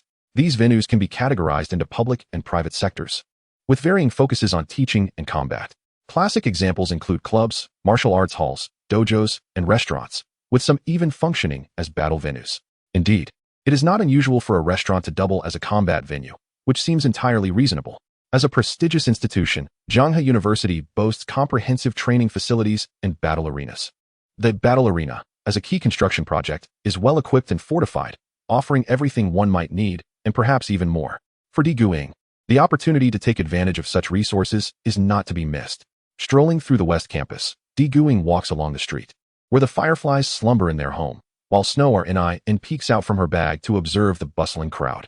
As a burgeoning first-tier city, the university is brimming with students during the open season, drawing many from other regions. Despite it being class time, the streets are still lively. The students visiting Zhanghe University are often ambitious young individuals, brimming with dreams and aspirations.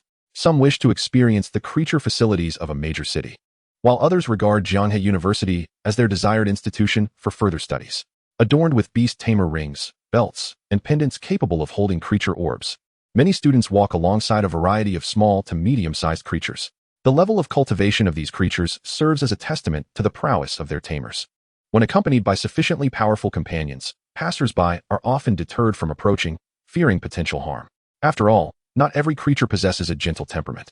Various extraordinary creatures follow their tamers, some even sporting purchased accessories. Some are even dressed and made up by their tamers. Xue Ruyan watches in awe as a 50-centimeter-long YTZ sports an extravagant denim outfit and oversized triangular sunglasses, prancing happily behind its tamer. The students of Zhanghe University are accustomed to such sights, having encountered numerous rare creatures over time. Creatures like Xue Ruyan, DNHXing, J Shichuan, Lighthearted Hu, and Cuyb are among the many that can be seen. One wonders how it feels for Lighthearted Hu to rest on his shoulder without feeling the heat. As Digimon walks, he introduces various creature types to the little wolf cub. As an exemplary student in the breeding department, he consistently ranks among the top 3 in his cohort during examinations. With tens of thousands of creatures cataloged in the Beast Tamer's compendium, including their respective evolutionary forms and preferences, Digimon has long since mastered this knowledge. Of course, data alone cannot provide a complete understanding of a creature. True comprehension requires the bonding and time invested between the Beast Tamer and their companion. Xue Ruyan's eyes glimmer with recognition, acknowledging that Digimon indeed surpasses HFN in certain aspects. HFN, as a heavyweight creature tamer, has directly contracted with a transcendent realm creature under the guidance of a leader. He has learned advanced command techniques without ever experiencing a weaker phase and only knows the general attributes of common creatures. His strategy relies on indiscriminate area damage, lacking any nuanced approach. In the campus, some creatures wander freely without their tamers. Several Zhanghe students and faculty have creatures that enjoy socializing or taking leisurely strolls, often sneaking out to explore the campus while their owners attend classes. Some wild creatures have also made their way into Zhanghe University, finding a home there. For instance, ATGUG lays lazily in the grass, basking in the sunlight, prompting students to affectionately refer to it as Senior T. Moreover, some creatures have been bred and nurtured within the university's breeding facilities. While these facilities are named breeding houses, their actual area spans several square kilometers, even larger than some small cities' breeding bases. Periodically, the gentle and less aggressive creatures are allowed to roam freely within the university grounds. Naturally, they may also choose to remain in the breeding house, lounging or training as they see fit, with the choice entirely in the creature's hands. The Mudashiong, cloaked in a coat of chestnut and gray fur, stood at a height of 2 meters, leisurely strolling along with a green bracelet adorning its wrist. The bracelet bore the emblem of Zhangda's breeding facility. The verdant hue signified complete gentleness, its temperament friendly, allowing for safe interaction. Nearby, a curious youth, visiting the facility, reached out to touch its fur. The Mudashiong, unfazed, responded with a friendly smile and continued on its path. Duguang called out, "Good morning, Mudashiong." The bear turned back in surprise, waving its paw in greeting, attempting to keep its voice low. Roar. It then turned back to shake hands with another youth visiting nearby. Xue Ruyan observed the giant creature and inquired with Duguang, "Is Mudashiong of the wood type?" Duguang scanned it with a device, displaying the information to the little wolf cub. Name, Mudashiong. Type, fighting. Growth level, mid-extraordinary. Moves, Ada, Uda Muda, Wada Wada Wada. It is a close relative of Olashiong. Xue Ruyan was momentarily speechless. Was this move panel serious? Duguang chuckled and explained. Just as the red fire ant lacks fire attributes, the Mudashiong possesses no wood attributes.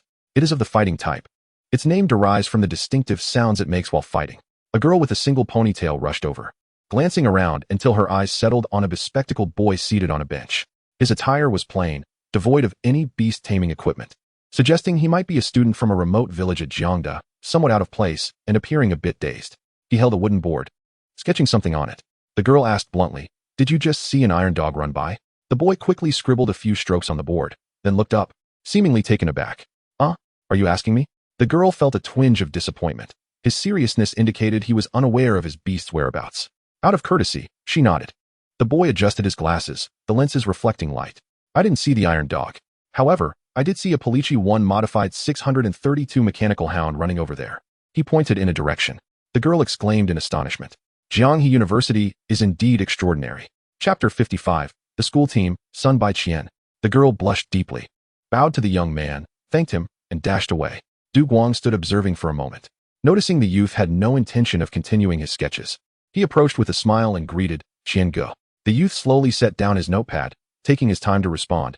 I thought you would keep watching. Du Guang laughed. Why would I? He then introduced to the little wolf cub, this is Sun by Qian, a senior in the fighting department, now in his 3rd year. He serves as the vice captain of the school team. Xue Ruyan scrutinized the individual before her. There seemed to be nothing particularly special about him. He didn't even carry a beast ball or any equipment. The little wolf cub let out a soft sound, acknowledging the introduction. Sun by Qian glanced at the little wolf cub, merely giving it a fleeting look before returning his attention to his sketches. Xue Ruyan was astonished. This was the first time she had seen someone who could remain focused on their work despite the presence of the little wolf cub. Sun by Qian muttered, a mutated little soil wolf. Congratulations. It was unclear whether he was congratulating Du Guang or the little wolf cub. Du Guang inquired, are you taking the day off today? Sun by Qian shook his head, sort of. The beasts have all gone to the breeding facility for free training. He looked at the 2 go-go basking in the sun on the grass. As for me, I am seeking advice from 2 Shuizhang on the relationship between drawing techniques and energy control. Xue Ruyan asked, what? Even Du Guang paused for a moment, trying to follow Sun by Qian's line of thought. So, did you come up with anything? Sun by Qian shrugged. For beasts like 2 go-go, Chui you buy? And Xiao Shu Tong, it doesn't matter much. 2 go-go's drawing ability is innate. However, for other beasts, drawing a straight line on paper is as challenging as training intermediate moves. Therefore, incorporating energy threads into the drawing process will significantly enhance the training of energy control for beasts. The little wolf cub responded with a sound. Xue Ruyan felt that this training method would be a divine technique for beasts unable to hold a pen, such as herself. Sun by Qian pulled a sketch from his notepad and handed it to the little wolf cub. This is for you. Du Guang assisted in receiving it. Xue Ruyan squinted her ice blue vertical pupils at the sketch. It was a rapid sketch. Under the warm morning sun, the tall youth stood with one hand in his pocket, a slight smile gracing his lips. The amiable Muda Xiong raised its paw, eyes brimming with surprise. A fluffy little head peeked out from a slung bag, ears perked and alert, gazing curiously at the world around it. Xue Ruyan was entranced. Was this all drawn in an instant? How impressive. Du Guang remarked, thank you. Sun by Qian spoke slowly. A mere sketch holds no significance. It is only when a person meets a beast that the drawing gains meaning. Chi nodded vigorously. That makes sense. Du Guang responded with confusion. Xue Ruyan exclaimed. When did you arrive? Xiao Shu Tong fluttered around in the air, extending a tiny hand and making a silly face. Sun by Qian, unfazed, took out another sketch. This is yours. The vibrant girl accepted it, waving her hand, and the paper vanished into her spatial equipment. She waved goodbye to Du Guang. On such a splendid open day, how could I miss out on the fun-loving Chi? Don't mind me, I'm off. Xue Ruyan watched Chi-Chi's retreating figure. How could this creature be so elusive, appearing everywhere? Chi hopped away a short distance, suddenly turning around with a mischievous glint in her eyes, hands behind her back, and called out, Du Guang. In the Little Wolf Cub support group, Jiang Zhuichen posted a guide for raising little soil wolves. Remember to take a look. Xue Ruyan narrowed her eyes. Du Guang suddenly felt a chill run down his spine. The little wolf cub grasped Du Guang's arm with its paw. What? Please clarify. What is the Little Wolf Cub support group? Du Guang sighed. I will show you when we return. The breeding guide will be included as well. The little wolf cub huffed softly, conceding for now, but internally resolved not to let him find any of her other photos among them. Sun by Qian, noticing Du Guang still stood in place, slowly asked, so, do you have something else you need help with? Du Guang smiled. Indeed, it seems nothing escapes your notice. I would like to borrow the advanced battle arena at the competition center. The advanced arena. Sun by Qian nodded slowly. Only members of the school team had the highest priority for its use. Du Guang replied gently, yes. If I hadn't encountered you, I would have had to return to the dormitory and use Xiao Ye's identity card. The little wolf cub's ears perked up. Young master? Even Jiang Zhuichun. Du Guang has never referred to him as Jiang Xiao. Sun by Qian slowly stated, although your strength is sufficient, that is not permitted. Du Guang chuckled. How about I deliver a roasted duck meal to your dormitory door? Sun by Qian sat down on the bench, appearing withdrawn and detached from the world. Resembling a reclusive child, passers-by would not notice the ordinary-looking youth seated there. Sun by Qian silently remarked, I should take my leave. Du Guang patted his bag. Then let us depart as well, to the competition center. Xue Ruyan clung to the edge of her bag, glancing back at the unremarkable figure sitting on the bench, who had put away his notepad. Du Guang continued walking. Sun Baiqian adjusted his glasses, sunlight reflecting off them. Suddenly, his wrist twitched, and an object shot out, spinning rapidly. Whoosh! A sharp object sliced through the air, hurtling directly toward Du Guang. Crack! A white line darted through the air, sending the card crashing to the ground. The little wolf cub landed on all fours, head held high, its scrutinizing gaze sweeping over Sun Baiqian. Others on the road turned their heads in curiosity. What a beautiful pet beast! What incredible speed! Sun Baiqian was taken aback.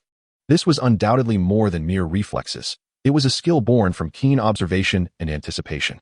Such a terrifying instinct must have emerged from countless specialized training sessions. Xue Ruyan glanced at the item that had fallen onto the grass and was momentarily stunned. Her gaze flickered uncertainly. If she had not intervened, this vice captain identity card would have landed straight into Du Guang's pocket. Such impressive control. Du Guang, realizing the situation, picked up the card and exclaimed, "Thank you." He then approached the little wolf cub, extending his hand. Xue Ruyan ignored Du Guang's gesture and swiftly dove into the satchel at his waist. Du Guang chuckled and shook his head. Once Du Guang had walked away, Sun Baiqian stood up and stepped onto the grass, extending his hand in front of the dog-like creature. A cubical energy block rested in his palm. The creature eagerly rolled its tongue and devoured the treat, its tail wagging joyfully. Sun Baiqian discreetly glanced around the street, grabbed his notepad, and began to sketch frantically. The pencil tip visibly shortened as dozens of figures, both human and beast, sprang to life on the paper. After completing the final drawing, he looked in the direction where Du Guang had departed. With a flick of his finger, the paper flipped back, revealing a girl. Though rendered purely in pencil, the little scholar's pendant on her skirt seemed to shimmer with a radiant aura, emanating the essence of spatial equipment. A water ink clock was clearly visible in her eyes. He murmured, "Impressive. Next one." Du Guang wore a warm smile, while the little wolf cub clawed at the satchel. Inside, something within its left paw emitted a faint glow. Following the little wolf cub was a formless shadow that seemed to exude an eerie aura.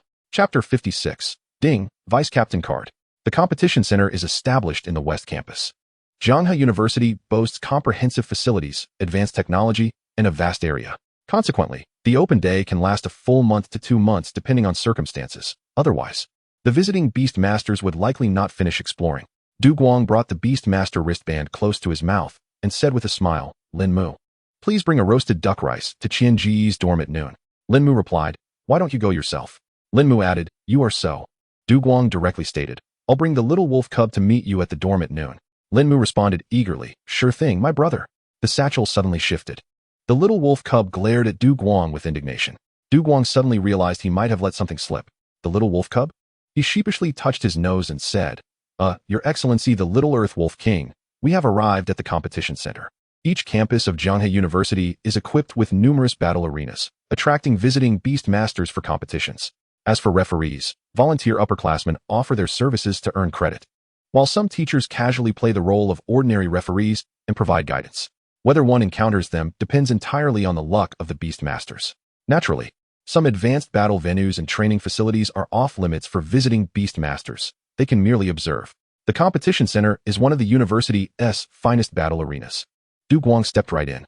The outer area of the venue was impressively grand, with several beginner battle zones bustling with activity. Numerous visiting beast masters were engaged in battles, and there seemed to be no available space. Among the throng of eager spectators, a group of youthful boys with sparkling eyes clutched their beast balls tightly. This is the youthful exuberance we desire. The crowd buzzed with excitement.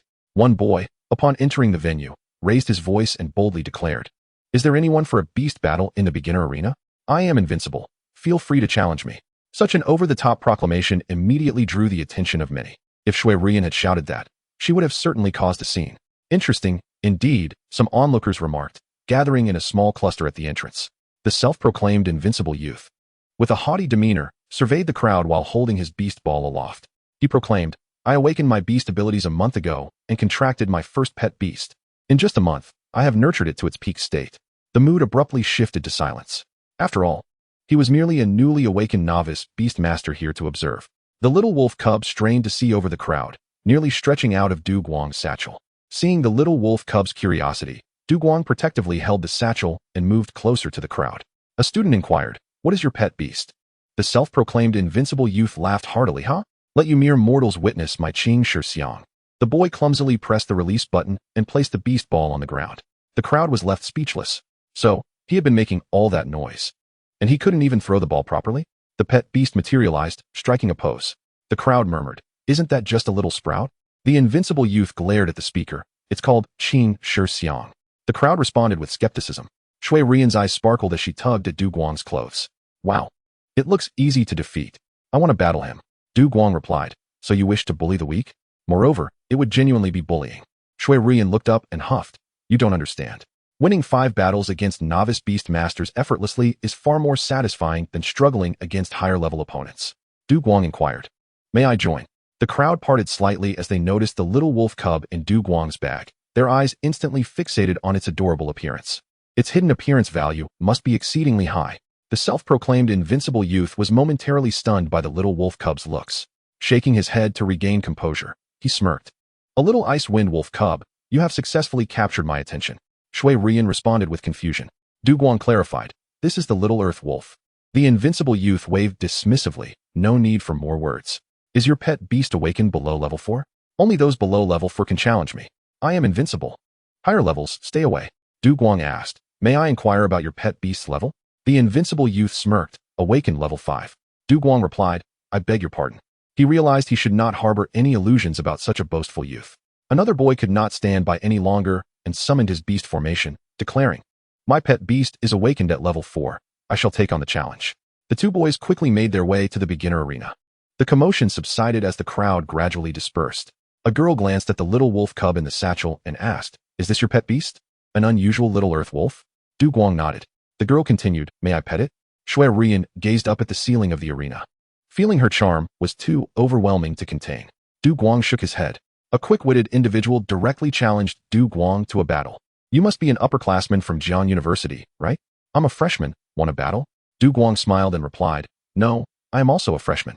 "What level is your pet beast?" The boy casually responded, "Awakened at level 8. "What major are you in?" "I don't think I've seen you before." Du Guang answered, "Breeding major." The little wolf cub perked up its ears, sensing that a battle was imminent. The boy hesitated. "Oh, a breeding major? Perhaps it would be better to skip this. I fear I might hurt the unusual little earth wolf." Xue Ruyan thought, "I can handle someone that weak, okay? But I'm actually quite strong." The boy apologized and left. Du Guang was quite pleased with the quietness and reassured, "No worries. Once we enter the advanced arena, there will be others to battle with." The advanced arena. Typically, members of the school team would gather here to strategize, train, and engage in combat. However, today seems to be different. The reserve members are united in their indignation, casting furious glances at a young boy on the field. Xiao Xiang, exhausted, lies sprawled on the ground, while the medical beastmaster is ready to commence treatment. The young boy nonchalantly raises his hands, saying, "Is this really the level of Jiang Da's battle division? Is this what the first-year elite can muster? Where's the training? Where's the command? Where's the strategy?" He speaks without mercy. "If I were to enroll now, I would instantly qualify as a reserve member. It's all because you rely on talent." A girl, exuding confidence, argues vehemently from the platform. "With your kind of talent, where is the command? Where is the strategy?" She turns to the formal team members, stating, "This is unreasonable. I request the removal of restrictions for a fair Beastmaster duel." The boy retorts, "What a joke. I am merely utilizing the rules to win the match. How is that unreasonable? Did my brother not foresee this scenario when he established the rules? Is there anyone else? If not, I will select formal members." The team members exchange glances. Despite acknowledging the opponent's extraordinary talent, it falls within the realm of normal challenges. There is no justification for taking independent action. With both team leaders absent, altering the rules predetermined by the captains, even if victorious, would be indefensible. Yet, this young man is exceedingly arrogant, and his talent is truly exceptional, inciting frustration. Furthermore, if his talent remains unchecked, the formal members may very well face defeat. The situation has come to a standstill. At that moment, a harmonious electronic voice resonated through the ears of all team members. "Ding, Vice Captain card." A reserve member, nearly in tears, shouted, "Captain." Chapter 57, Welcome back, Du Wang. Outside the arena, the chubby Zhao Xuanjia held a beast ball, looking towards Jiang Zhuochen. "Brother Jiang, are you certain it's fine to let him run rampant here? The hostility from those around us seems to be intensifying." Jiang Zhuochen, with his signature snap of the fingers, replied, "Of course it's fine. This is the challenge opportunity one applied for. It's quite advantageous for student relatives to have access to high-level venues." He wiped his data streaming glasses and tucked them into his pocket. "The current situation is that we all know the captain is absent, and the vice-captain is resting today. The one who cannot afford to play recklessly bears the greater burden. Moreover, if you don't let Sun Gushi unleash his fury in the competition arena, do you wish to be bothered for a duel during training? Xue Ruyan retorted, but my stone-armored pig hasn't even started battling. The opponent's hatred has completely been drawn to him. I don't possess Sun Gushi's extraordinary talent. Wouldn't I be severely beaten? The chubby boy tossed the beast ball, which awkwardly rolled on the ground without releasing anything. He paused for a moment and, as if awakened from a dream, summoned the Beastmaster array. Whoosh! The sounds of wind arose, and a colorful array of earth, fire, wind, and thunder appeared as the stone-armored pig manifested. Roar! Stone-armored pig. Xue Ruyan flustered. Hey, wait a moment, don't rage just yet. Jiang Zhuochen nearly laughed aloud. It's all right, you have a thick skin. Being beaten badly is nothing to fear. Xue Ruyan exclaimed. Do you hear yourself? Is that even human speech? And speaking of thick skin, he glanced at the figure still standing on the battlefield. This guy is evidently superior. Sun Gushi inquired once more, is there truly no one? At that moment, the electronic sound echoed throughout the entire venue. Ding, vice-captain card. The reserve member, eyes brimming with tears, shouted, Captain. A tall young man with a smile gracing his lips pushed open the door. The entire school team fell silent. The reserve member who had called out for the captain turned into a statue, shattering into pieces. For a fleeting moment, he genuinely wished to exit the stage of life. Who is this person? A formal member slapped his forehead, realizing the gravity of the situation. While the identity cards can be borrowed, an unspoken privilege known to all, could one not borrow such a significant identity? It's utterly intimidating. Du Guang, casually strolling in with his hands in his pockets and a bag slung over his shoulder containing a little wolf cub, suddenly found himself amidst a standoff. He tentatively asked, Am I arriving at an inopportune time? The team members looked on with dismay, thinking, of course. How unfortunate for you to witness this impending annihilation. Some had begun to carefully consider their words, pondering how to explain the situation to the other side. However, the opposite party appeared even more shocked. Xue Ruyan's eyes widened as he blurted out, Whoa, little earth wolf. The stone-armored pig responded, Roar. Jiang Zhuochen exclaimed, Little earth wolf. Du Guang. Sun Gushi, witnessing his companion's shout, was equally taken aback. What the heck? Who is Du Guang? The team members exchanged glances, perplexed. Why does it seem like the newcomer knows the opponent better than we do? A reserve member who enjoyed watching live broadcasts recognized the figure. If it's Du Guang, he could very well employ unexpected strategies. The individual shouted, He is Du Guang. Du Guang has arrived. Among the formal members, a boy's eyes lit up. His reputation is indeed vast. It is well known that Jianghe University is a place where hidden talents abound. He must be a concealed powerhouse. With a sudden spark of realization, he shouted, Formal member Li Jun, we welcome the return of Du Guang. Another team member, closely acquainted with him, quickly followed suit. Reserve member Wang Fan, we welcome the return of Du Guang. The atmosphere reached a crescendo as everyone swiftly formed two lines, collectively shouting, We welcome the return of Du Guang. Their voices reverberated throughout the high-level venue. Several girls covertly observed Du Guang, feeling a mix of anxiety and admiration. In moments of crisis, it seems one must rely on a handsome hero to save the day. The situation's momentum shifted dramatically. Xue Ruyan glanced at the little wolf cub in Du Guang's bag and turned to Jiang Zhuochen, asking, Brother Jiang, do you know this Beastmaster? Jiang Zhuochen pulled out a branded smartphone from his pocket, exclaiming, Of course, but let us not dwell on that. Whether I can repay the debt for a rocket depends on today. Simultaneously, on the live streaming platform, numerous viewers received notifications. Has Jiang Zhuochen challenged the venue today? There's new activity. New live streaming reminder. Live stream title. Challenging Jianghe University, crash alert. Xue Ruyan glanced at Du Guang, her eyes filled with inquiry. Du Guang silently stood his ground. Don't look at me. I know nothing. On the battlefield, Sun Gushi stepped down from the platform. Are you the vice-captain of Jianghe's school team? Du Guang feigned an air of superiority, donning a slightly awkward smile, his lips twitching as he surveyed the field. The school team members exchanged frantic glances, some even clasping their hands together above their heads, pleading for assistance. Du Guang looked skyward. That seems to be the case. Sun Gushi nodded. All right, please help mediate this. My name is Sun Gushi, and I have come to challenge reserve members according to the appointment. According to the rules, visiting participants may utilize Beastmaster talents, while team members cannot. After my consecutive victories, I wish to continue challenging formal members, but the team believes the rules are unfair. Du Guang pondered. May I ask what your relationship is with Sun Baiqian? Sun Gushi replied, He is my brother. Du Guang nodded in understanding and addressed the team members. From a principled standpoint, there is no issue with the rules. The members' hearts tightened as they contemplated stepping forward. However, Du Guang smirked and proposed, "How about we engage in a battle?" Within his satchel, the little wolf cub covered its face with a paw, lamenting its misfortune at being paired with such a beast master. Wasn't steady development sufficient? It seemed all he did was create trouble for his pet beasts. Before you utter grandiose claims, could you perhaps consider your chances of victory first? A few girls gazed at Du Guang, their eyes sparkling. "Du Guang, you're so handsome." Sun Gusher frowned and remarked, "I only chose to challenge the formal team members after defeating the freshman reserve team. Isn't it a bit excessive for you to enter the fray as the vice-captain?" Du Guang replied with a smile, "If that's the case, then it's even less of an issue. I am merely a freshman." Sun Gusher was taken aback. Jianghe University, a freshman, and a vice-captain. How formidable must he be? Wait a moment. He thought he had discovered a flaw in the opponent's argument. With a deep gaze, he slowly stated, "I previously reviewed the list of the freshman combat department. There was no one named Du Guang." Placing a hand on Sun Gusher's shoulder, Jiang Zhuochen sighed. "You are not mistaken. He does not belong to the combat department. Rather, he is from the nurturing department." The blue-haired youth turned to Du Guang and said, "We accept your challenge." Chapter 58, The Strongest Beast Master in History. At the edge of the arena, Sun Gusher appeared uncertain. From the nurturing department? He turned to Jiang Zhuochen, who nodded slightly. Sun Gusher then addressed Du Guang seriously. "I request a timeout to extend our preparation time and strategize." Du Guang chuckled, "Please, go ahead." Members of the school team surged forward, cheering and surrounding Du Guang as they made their way to the battlefield.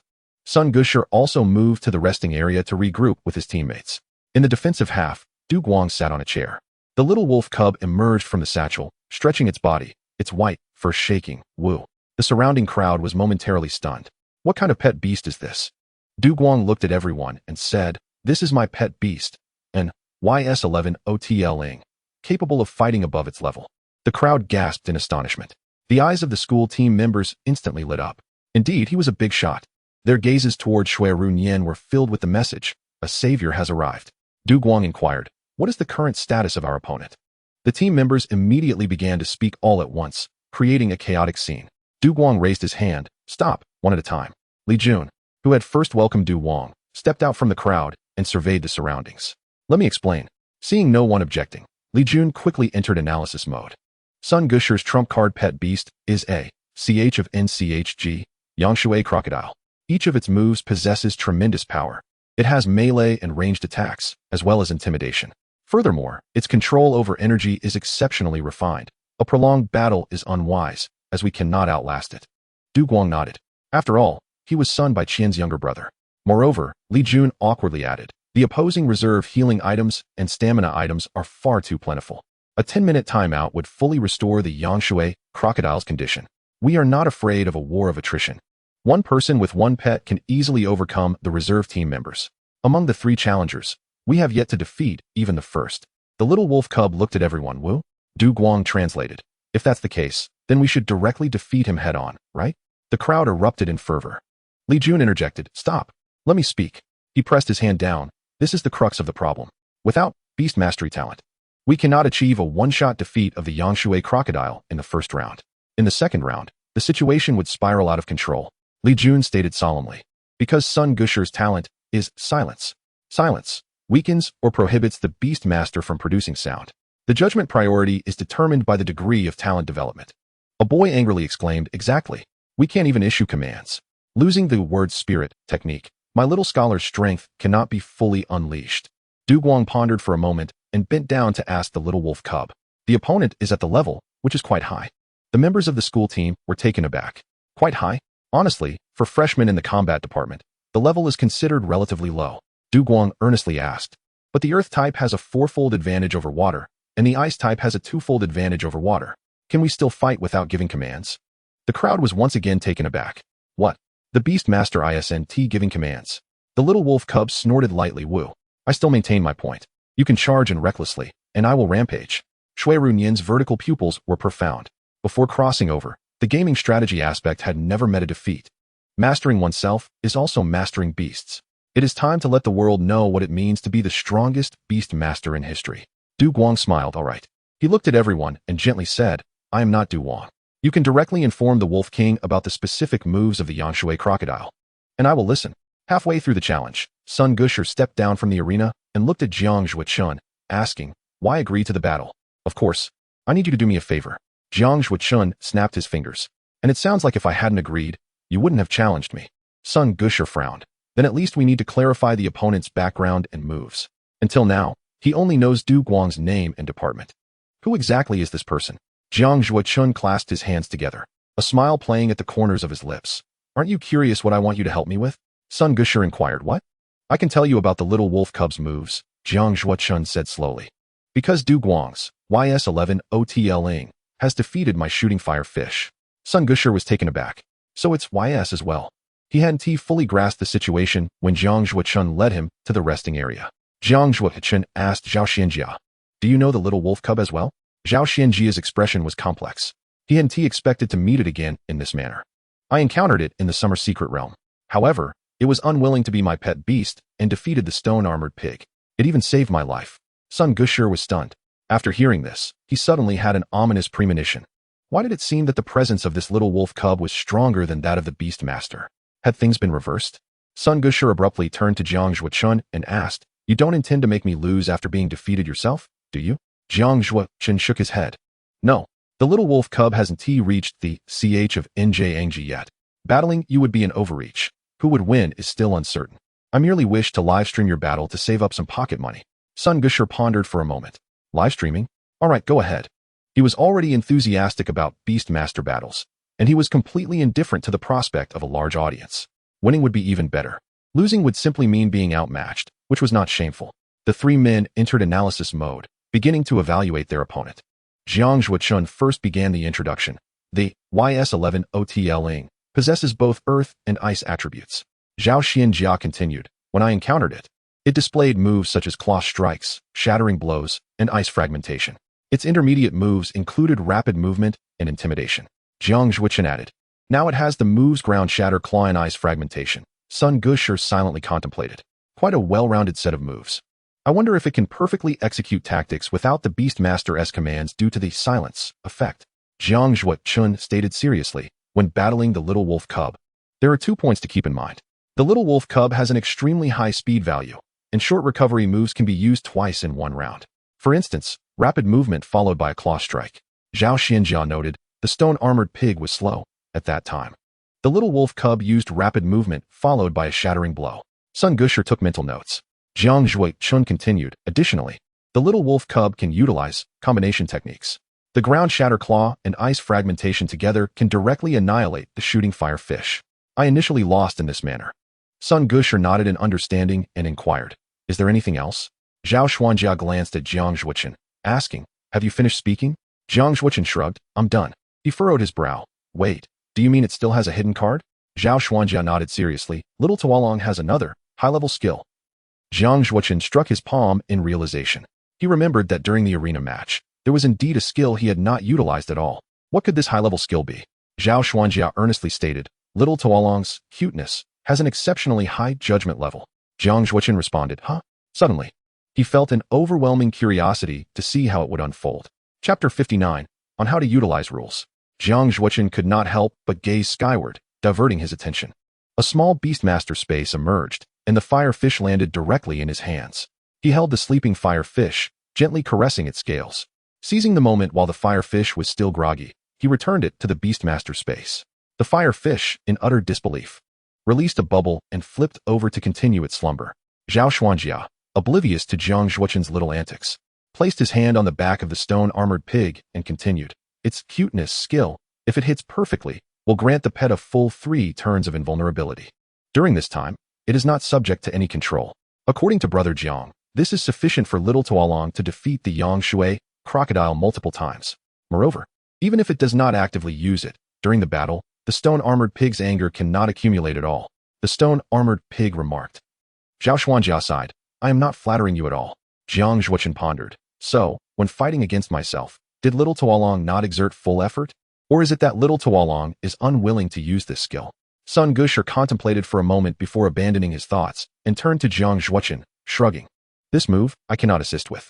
Jiang Zhuochun snapped his fingers. Though I am uncertain whether Little Tuolong will utilize it, we must remain vigilant. Such a soft control skill can only be countered with items. Du Guang, in agreement, remarked, you are correct. Jiang Zhuochun, Zhao Xuanjia, and Sun Gusher exchanged puzzled glances. When did you arrive? The trio of youths looked at Du Guang in mild frustration. Brother, we are discussing tactics. What are you doing here? Du Guang scratched his nose. What? There is no rule stating that the opponent's Beastmaster cannot listen in, right? Infiltrating the enemy camp is merely borrowing an idea from Chi-Chi's earlier suggestion. Regardless of its effectiveness, it is indeed quite useful in manipulating the mindset. Du Guang casually added, Please, continue your discussion. Sun Gushi retorted, How can I speak with you standing here? Du Guang chuckled, Since your talent is silence, and I cannot give commands, staying put serves no purpose, does it? He rationally analyzed, You can utilize the rules. I can do the same with rules that are not explicitly defined. Jiang Zhuochen thought to himself, How did this guy's mind work so quickly to devise a solution? It is still magic defeating magic. Sun Gushi was uncertain whether, once the strategy was formulated, Du Guang would promptly counter it. After all, one could not attain the level of vice-captain without a certain degree of strength. Sun Gushi and Du Guang locked eyes, and the situation fell into a stalemate. Meanwhile, Du Guang's side was experiencing strategic success. Xue Ruyan was also diligently analyzing the opponent, or, rather, closely observing the data on the screen. A reserve member, filled with hope, presented the screen to the little wolf cub. Unfortunately, Xue Ruyan did not spare him a glance. Du Guang had expressly instructed that no one was to touch the little wolf cub unless it was willing. The little wolf cub, with icy blue slit pupils, attentively studied the panel before it. Name, Yang Xue Crocodile. Attribute, Water. Growth level, Low level extraordinary. Skills, Fearful Gaze, Bite, Water Flow Tail, Water Bullet, Yang Xue, Enhancement Skill. Can stack 3 layers. Information, High Energy Reserves, Excellent Elemental Control, Poor Vision, Severe Hyperopia, Average Intelligence, Highly Obedient to the Beastmaster's commands. After 2 minutes of a stalemate, Sun Gushi conceded, What do you want? Du Guang turned to Jiang Zhuochen. As a friend, may I borrow an item from you?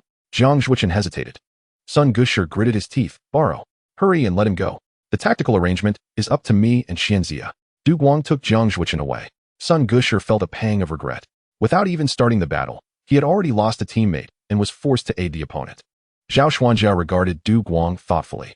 So, did little Tuolong choose Du Guang because he is intelligent? 30 minutes passed. Jiang Zhuochen fiddled with his phone and said to Zhao Xuanjia, By the way, tell Longlong not to sleep and to come watch the battle in my live stream. Zhao Xuanjia nodded in agreement, raising his Beastmaster wristband to send a message. Jiang Zhuochen retrieved a selfie stick from his spatial equipment and began the live stream. The camera circled the venue, and a throng of viewers eagerly flooded into the live stream room. The first thing they noticed was the large text across the screen. Minors are not allowed to tip. Is Jiang Xiao challenging Jianghe University today? Pass it on. The dojo is no longer sufficient for Jiang Xiao's mischief. The homepage recommendation was prepared, without mentioning anything else. I simply wanted to see what kind of opponent could prompt Jiang Xiao to write a warning about a potential mishap in the title. Jiang Zhuochen glanced at the barrage, explaining, No, I am not battling today. It is my teammate Sun Gushi from Jianghe No. 1 Middle School. The comments erupted into a frenzy of mixed emotions, expressing confusion and excitement. Jiang Xiao is not showing his face again. This is the first time witnessing Jiang Xiao personally live streaming. At that moment, the members of the school team surrounded Du Guang, fiercely advancing towards the battlefield. Let us teach them a lesson. Show them the might of the freshmen. Regardless of whether they could win, they first needed to overwhelm their opponents with sheer momentum. The little wolf cub exclaimed, Woof. Du Guang halted and turned to the individual who had previously displayed the wristband panel, gently saying, Classmate, could you please serve as the referee? The team member, astonished, replied, Not a bother. Not a bother. Jiang Zhuochen aimed the camera at the battlefield, snapping his fingers. Observing the rolling comments, he playfully explained to the livestream audience, Though I am not competing today, today's opponent is an old friend. As the crowd parted, Du Guang stepped forward, standing on the battlefield with his signature smile. The little wolf cub perched on his shoulder. The viewers in the livestream were astonished. The limited 5-star character, Du Guang, has returned. Du Guang, take another look at me. Woo. Will he be battling in the Awakening Realm again?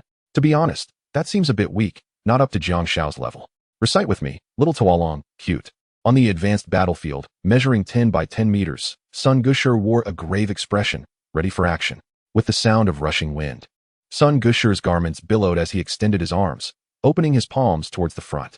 He solemnly commanded, Come forth, my comrade. Roar.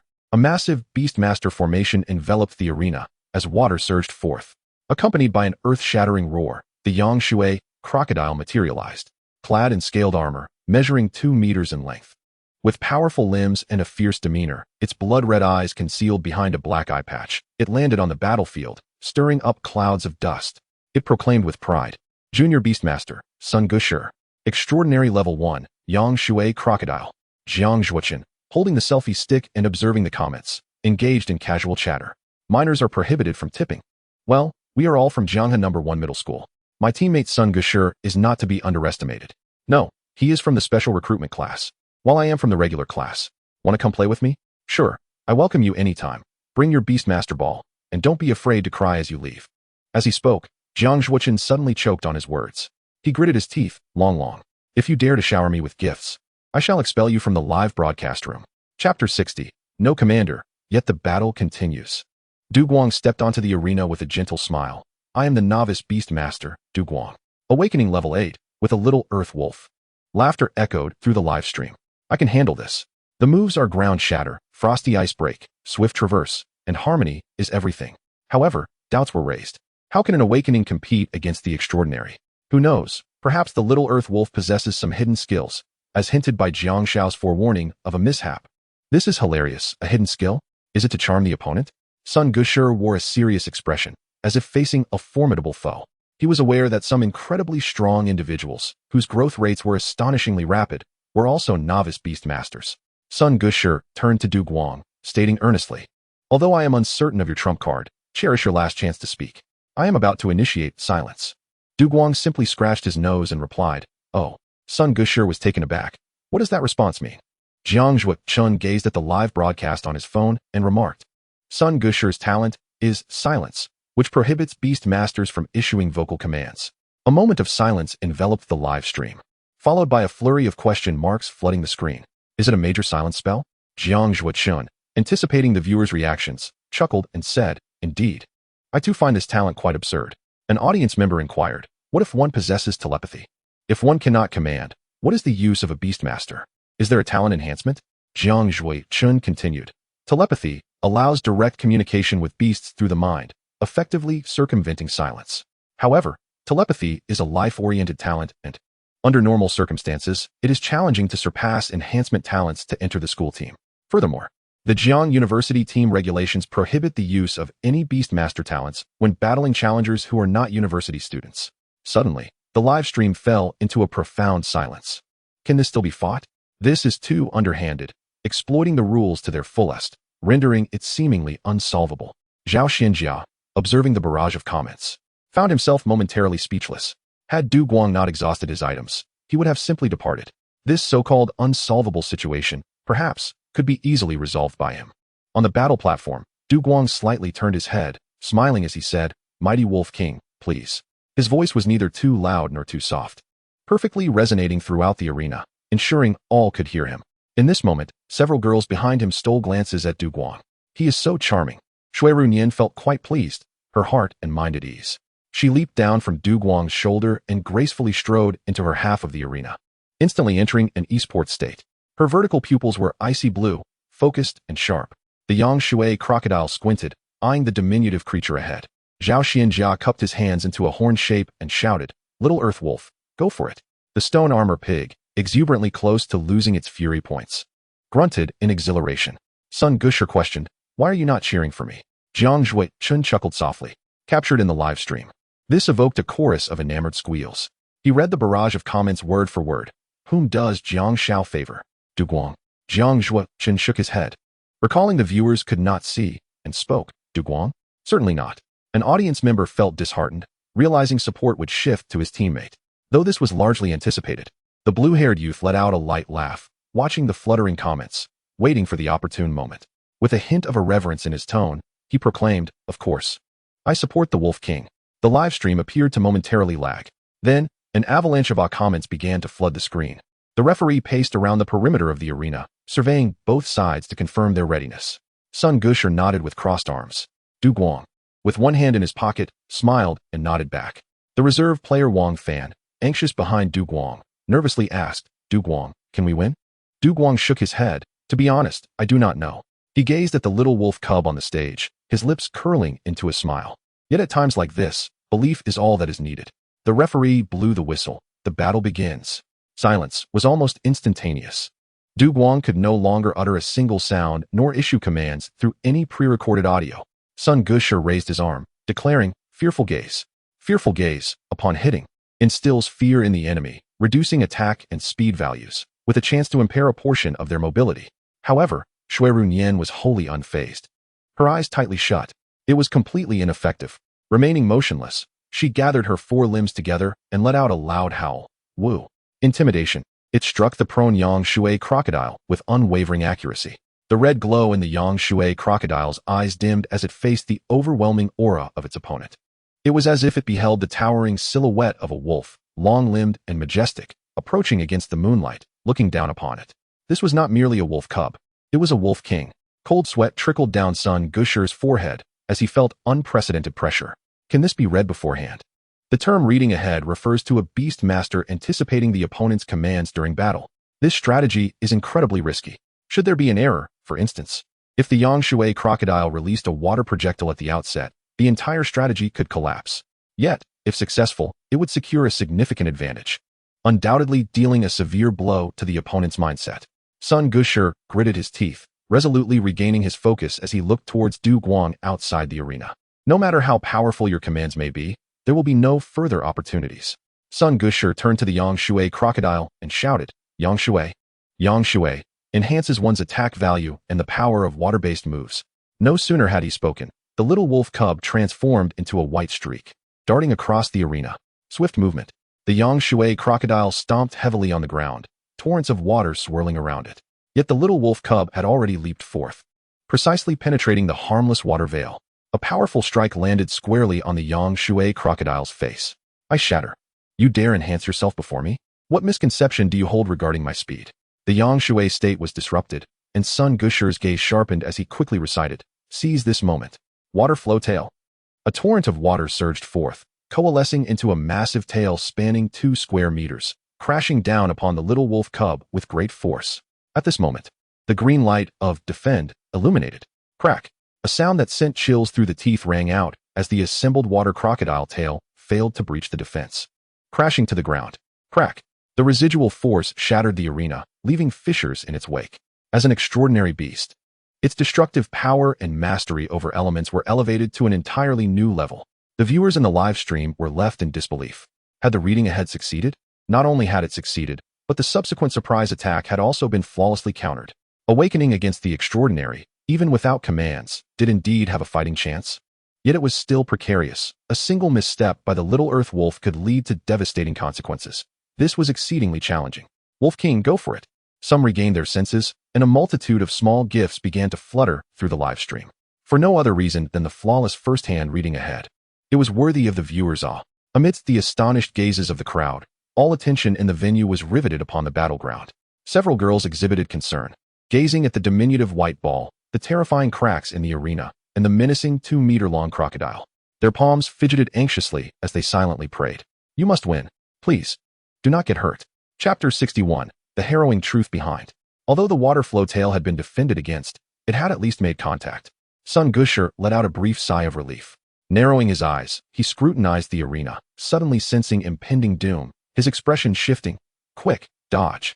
The little wolf cub did not leap up. Instead, it merely raised its front paw high, having already gathered the earth attribute during the defensive interval. The fourth round. A surge of earthy elements erupted in multiple waves. Xue Ruyan seemed to struggle with her control, as endless dust swirled and dissipated, enveloping the arena in a cloud of yellow sand. However, the residual energy still possessed an incredibly terrifying destructive power. Do you think I rely solely on speed? Those countless genetic potions were not consumed in vain. In a moment of crisis, Yangshui did not hesitate to obey the Beast Master's command. Twisting its body fiercely, boom, the arena groaned under the strain, reverberating with a heavy roar, its surface cracking. The members of the school team wore grave expressions. The oppressive atmosphere loomed over everyone like dark clouds, making it difficult to breathe. Did it dodge? A sigh escaped from the live stream. One could not deny that the little soil wolf, in terms of tactics and breeding level, was nearly perfect. Yet, facing a transcendent opponent was still a formidable challenge. Zhao Xuanjia fixed his gaze upon the battlefield. The Shijia Zhu paced anxiously, its anger surging, nearly wishing to take the stage in place of the little soil wolf. Li Jun exclaimed, no, that is not right. Hiss. Yangshui let out a piercing cry of pain. The shockwave traveled along the cracks, even without a direct hit. The quadruple effectiveness of the earth attribute struck Yangshui hard. The audience in the live stream was electrified, suddenly stirred with excitement. It could still fight. The little soil wolf had not lost. Xue, adorned with a single black eye patch, revealed a glowing red eye, seemingly filled with a murderous intent. A column of water appeared out of thin air, wrapping around Xue's body. Despite having lost most of its stamina, its momentum surged instead of waned. The school team members stood speechless, gazing at the water-covered Xue, as if it had activated a special effect. It unveiled a previously unseen technique. Had it held back during their earlier confrontation?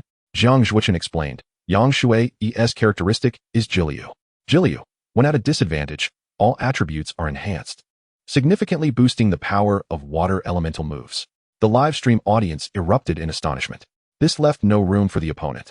In escalated battles, having the opponent trigger a boost, is that a win? The good news was that the opponent was severely weakened. The bad news was that the opponent was severely weakened. Trouble arose. The little soil wolf had already finished its attack, while Xue had yet to make a move. Sun Gusher clenched his fist and shouted, "Bite down." He looked toward Du Guang, his eyes ablaze with confidence. The aftershock of the earth-cracked claw was prolonged, after use. It could not be chained with other moves. How could you evade this? Du Guang's expression turned odd, unable to speak, pointing at the arena before him. Shouldn't you take a look at the battlefield first? Sun Gusher was taken aback, his attention snapping back. Xue opened its massive jaws, missing its target as the little wolf cub tumbled through the air, emerging from the dust in a somewhat disheveled manner. It landed awkwardly, quickly scrambling to its feet, proudly lifting its head as it fixed its gaze on the opposing beast master. Are you convinced? Sun Gusher. How could this be possible? Zhao Xuanjia stood dumbfounded, nudging Zhang Zhuochen beside him. Brother Jiang, did you understand that? Although I did not comprehend, Zhang Zhuochen adjusted his monocle, and the data flowed. Yet the glasses seemed to grasp it. Another combination technique. Earth-cracked claw explosion. Effortlessly, it came and went like the wind. A missed strike, yet it retreated far away. Sun Gusher felt immense pressure, clumsily uttering, "Water bomb." Xue howled towards the heavens. Roar. Within the Beastmaster's contract, the emotions of the pet were conveyed clearly. I cannot see. Sun Gusher appeared bewildered, his limbs growing cold. Dust swirled, and on the arena, Xue was completely shrouded, making it impossible for the Beastmaster to discern the situation inside. The uncovered eye began with shattered ice, striking the three-layer protective membrane of the crocodile's eye. Now encountering the water elemental of Jiliu, frost emerged, forming a white film. It turned out that from the very beginning, it was all a setup. The live stream fell into silence. Mom asked why I had been kneeling since the last live broadcast. Could it be that I did not see correctly? The awakened little soil wolf is overpowering the transcendent Xue. Am I the only one who finds Du Guang standing there superfluous? If the tactics were all prearranged, does that not imply that every step taken by Sun Gusher was anticipated? Various small gifts flooded the screen. The excitement of the escalated challenge and the unique pet, combined with the special silence talent and textbook-like first read, accumulated factors, causing the live stream's popularity to surge. Once again ranking on the homepage of the live broadcast platform, Sun Gusher clenched his fists. There was no choice but to fight. Xue, dare you enhance? Is there enough time? All eyes in the arena were fixed on the little wolf cub charging through the dust. Xue Ruyan's vertical pupils widened. Her gaze locked firmly on Xue beneath the clouds of dust. Sun Gusher shouted now. Stop Xue, fearful gaze. He directed his head toward the arena. The little wolf cub was caught off guard. Its pupils instantly narrowed into a vertical line. Sun Gusher envisioned the triumphant chime of success. The little wolf cub abruptly halted, frozen in place, unable to move. It appeared to have seen something terrifying, trembling, its limbs weak, standing in the vast arena. A snow-white ball, pitiful and isolated. Everyone felt a pang of anxiety, as if their emotions were being tugged. Sun Gusher gritted his teeth. It must have used charm to attack the Beastmaster. This cannot end in defeat. Sun Gusher closed his eyes, casting aside distractions, and shouted his final command. Stop. At the current position, unleash a full-force water bomb. Zhao Xuanjia, unable to bear it, covered his eyes. It's over. Zhang Zhuochen's expression turned peculiar. He pulled Zhao Xuanjia's hand away and handed him the monocle. Indeed, it's over. Zhao Xuanjia. He took the analyzing glasses and donned them. Within the flowing blue data, Xue used fearful gaze. The courage badge provides resistance. Major failure in move judgment. By the way, have you ever considered washing your face? The grand water cannon shot towards an empty spot nearby. Boom. With the final explosion, the dust cleared. The little wolf cub dashed behind Xue, executing a swift leap, its claws bursting forth like small plum blossoms, revealing pink pads.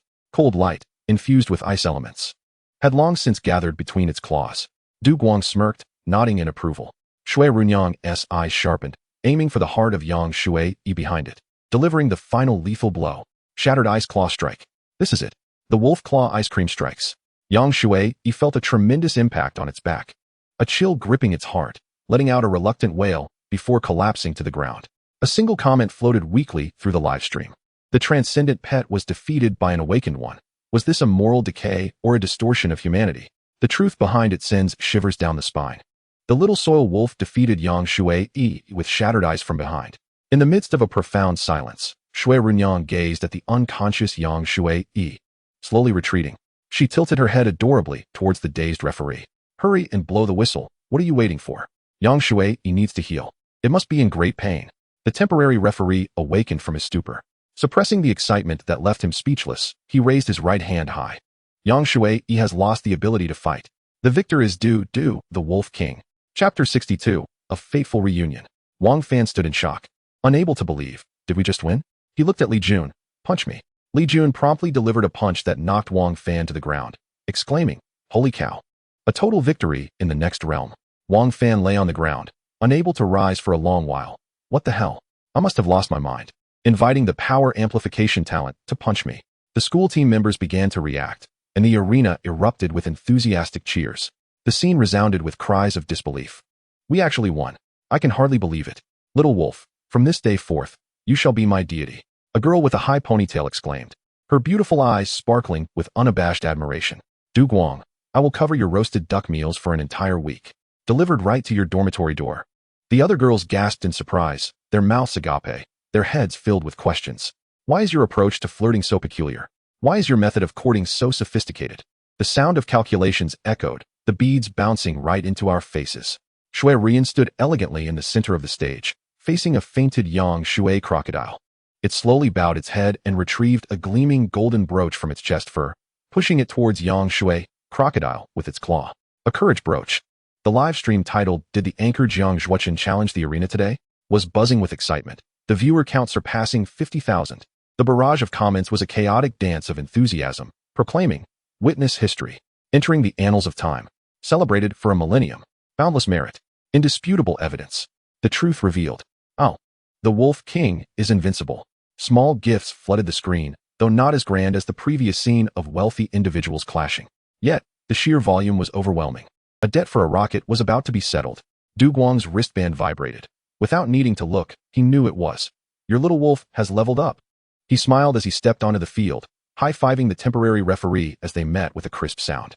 The boys were ecstatic, barely containing themselves. Awesome. Du Guang. As a student of a prestigious university, is that really the language you should be using? It sounds rather uncouth. The referee hurried off the stage to share the joy with his teammates. Jiang Zhuochen quickly announced, That's all for today's live stream. He ended the broadcast, leaving a group of viewers lamenting. Jiang Zhuochen approached Yang Xue crocodile, carefully removing the black eye mask. This tool meant for cuteness ultimately did not fulfill its purpose. The heartless eye mask. Of course, heartless did not imply a complete absence of emotion, merely a slight dampening of emotional fluctuations. Jiang Zhuochen extended his hand, and after a slight ripple in space, a high-grade healing spray materialized in his grasp. He vigorously shook it a few times, opened the nozzle, and sprayed it liberally on Yang Xue crocodile without a hint of remorse. After healing Yang Xue crocodile, he turned to look at the little wolf cub. A girl had already stepped onto the stage. Upon seeing the expensive healing spray in Jiang Zhuochen's hand, she felt somewhat embarrassed. She timidly asked the little wolf cub, I am from the medical department. Do you need healing? The little wolf cub paused for a moment and nodded its small head. The ground-splitting claws had caused some recoil damage. Jiang Zhuochen stopped in his tracks. Whistling, he casually walked away. The girl extended her hand, summoning a pet beast formation, and a pet appeared in her hand. A small wood-type seedling, with round, expressive eyes, bounced around, using rapid healing on the little wolf cub. Xue Ruyan observed the pet carefully. No matter how many times she looked, it still seemed quite miraculous. Why does a fruit have eyes? What did its ancestors do? Suddenly, a radiant light of evolution enveloped Yang Xue crocodile. Before the astonished crowd and against Sun Ge's expectations, it completed a sacred racial transcendence, stepping into transcendent intermediate. Its vitality was fully restored, surpassing its previous state. Yang Xue crocodile gazed gratefully at the little wolf cub. After being healed, Xue Ruyan huffed softly and turned her head away. No need to thank me. A promising child indeed. Sun Ge was taken aback, his expression complex. He said to Du Guang, "You are the strongest commander I have ever faced. The potential of the little wolf cub might indeed be remarkable. However, without commands, Yang Shui crocodile could easily overpower it." Du Guang shook his head with a smile. "You might be misunderstanding something. Throughout the entire match, I merely borrowed a tool from Jiang Zhuochen. The one you battled was solely the little wolf cub." Sun Ge was stunned. "Are you joking?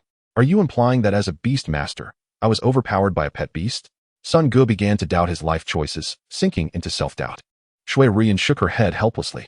Is he really so fragile that he can't handle this? Besides, what is there to be disheartened about? The one who defeated you is a legend in the esports industry, although that legend remains forever in the past and cannot return. Zhao Xuanjia, accompanied by his stone-armored pig, looked at the little wolf cub. The chubby boy's eyes brimmed with hope. "Little wolf, do you remember me?" The stone-armored pig, oink. The stone-armored pig. Xue Ruyan glanced at Zhao Xuanjia, hesitated for a moment, then gently nodded her little head. "Of course, I remember you. You changed my perspective on beast taming. Moreover, I still owe you over 10,000. Du Guang inquired curiously, "You know the little wolf cub?"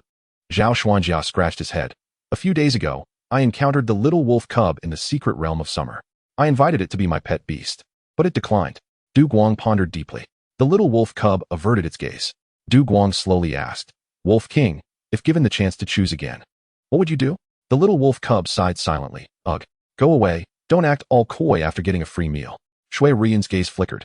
Initially, she had no intention of taming anyone's pet. If it weren't for Du Guang taking her out of the secret realm and for refusing the offer of 80 million, she might not have considered it. "It's fine.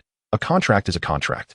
Jiang Zhuochen patted Zhao Xuanjia on the shoulder, mysteriously saying, "No worries. You should have mentioned knowing the little wolf cub sooner. I will invite you into a group later." Xue Ruyan, is it really appropriate to discuss the Wolf King's support group in front of me? The little wolf cub silently thought. Please don't let him find out who the group leader is. Du Guang chuckled gently, explaining, "The little wolf cub detests being constrained, so it dislikes contracts.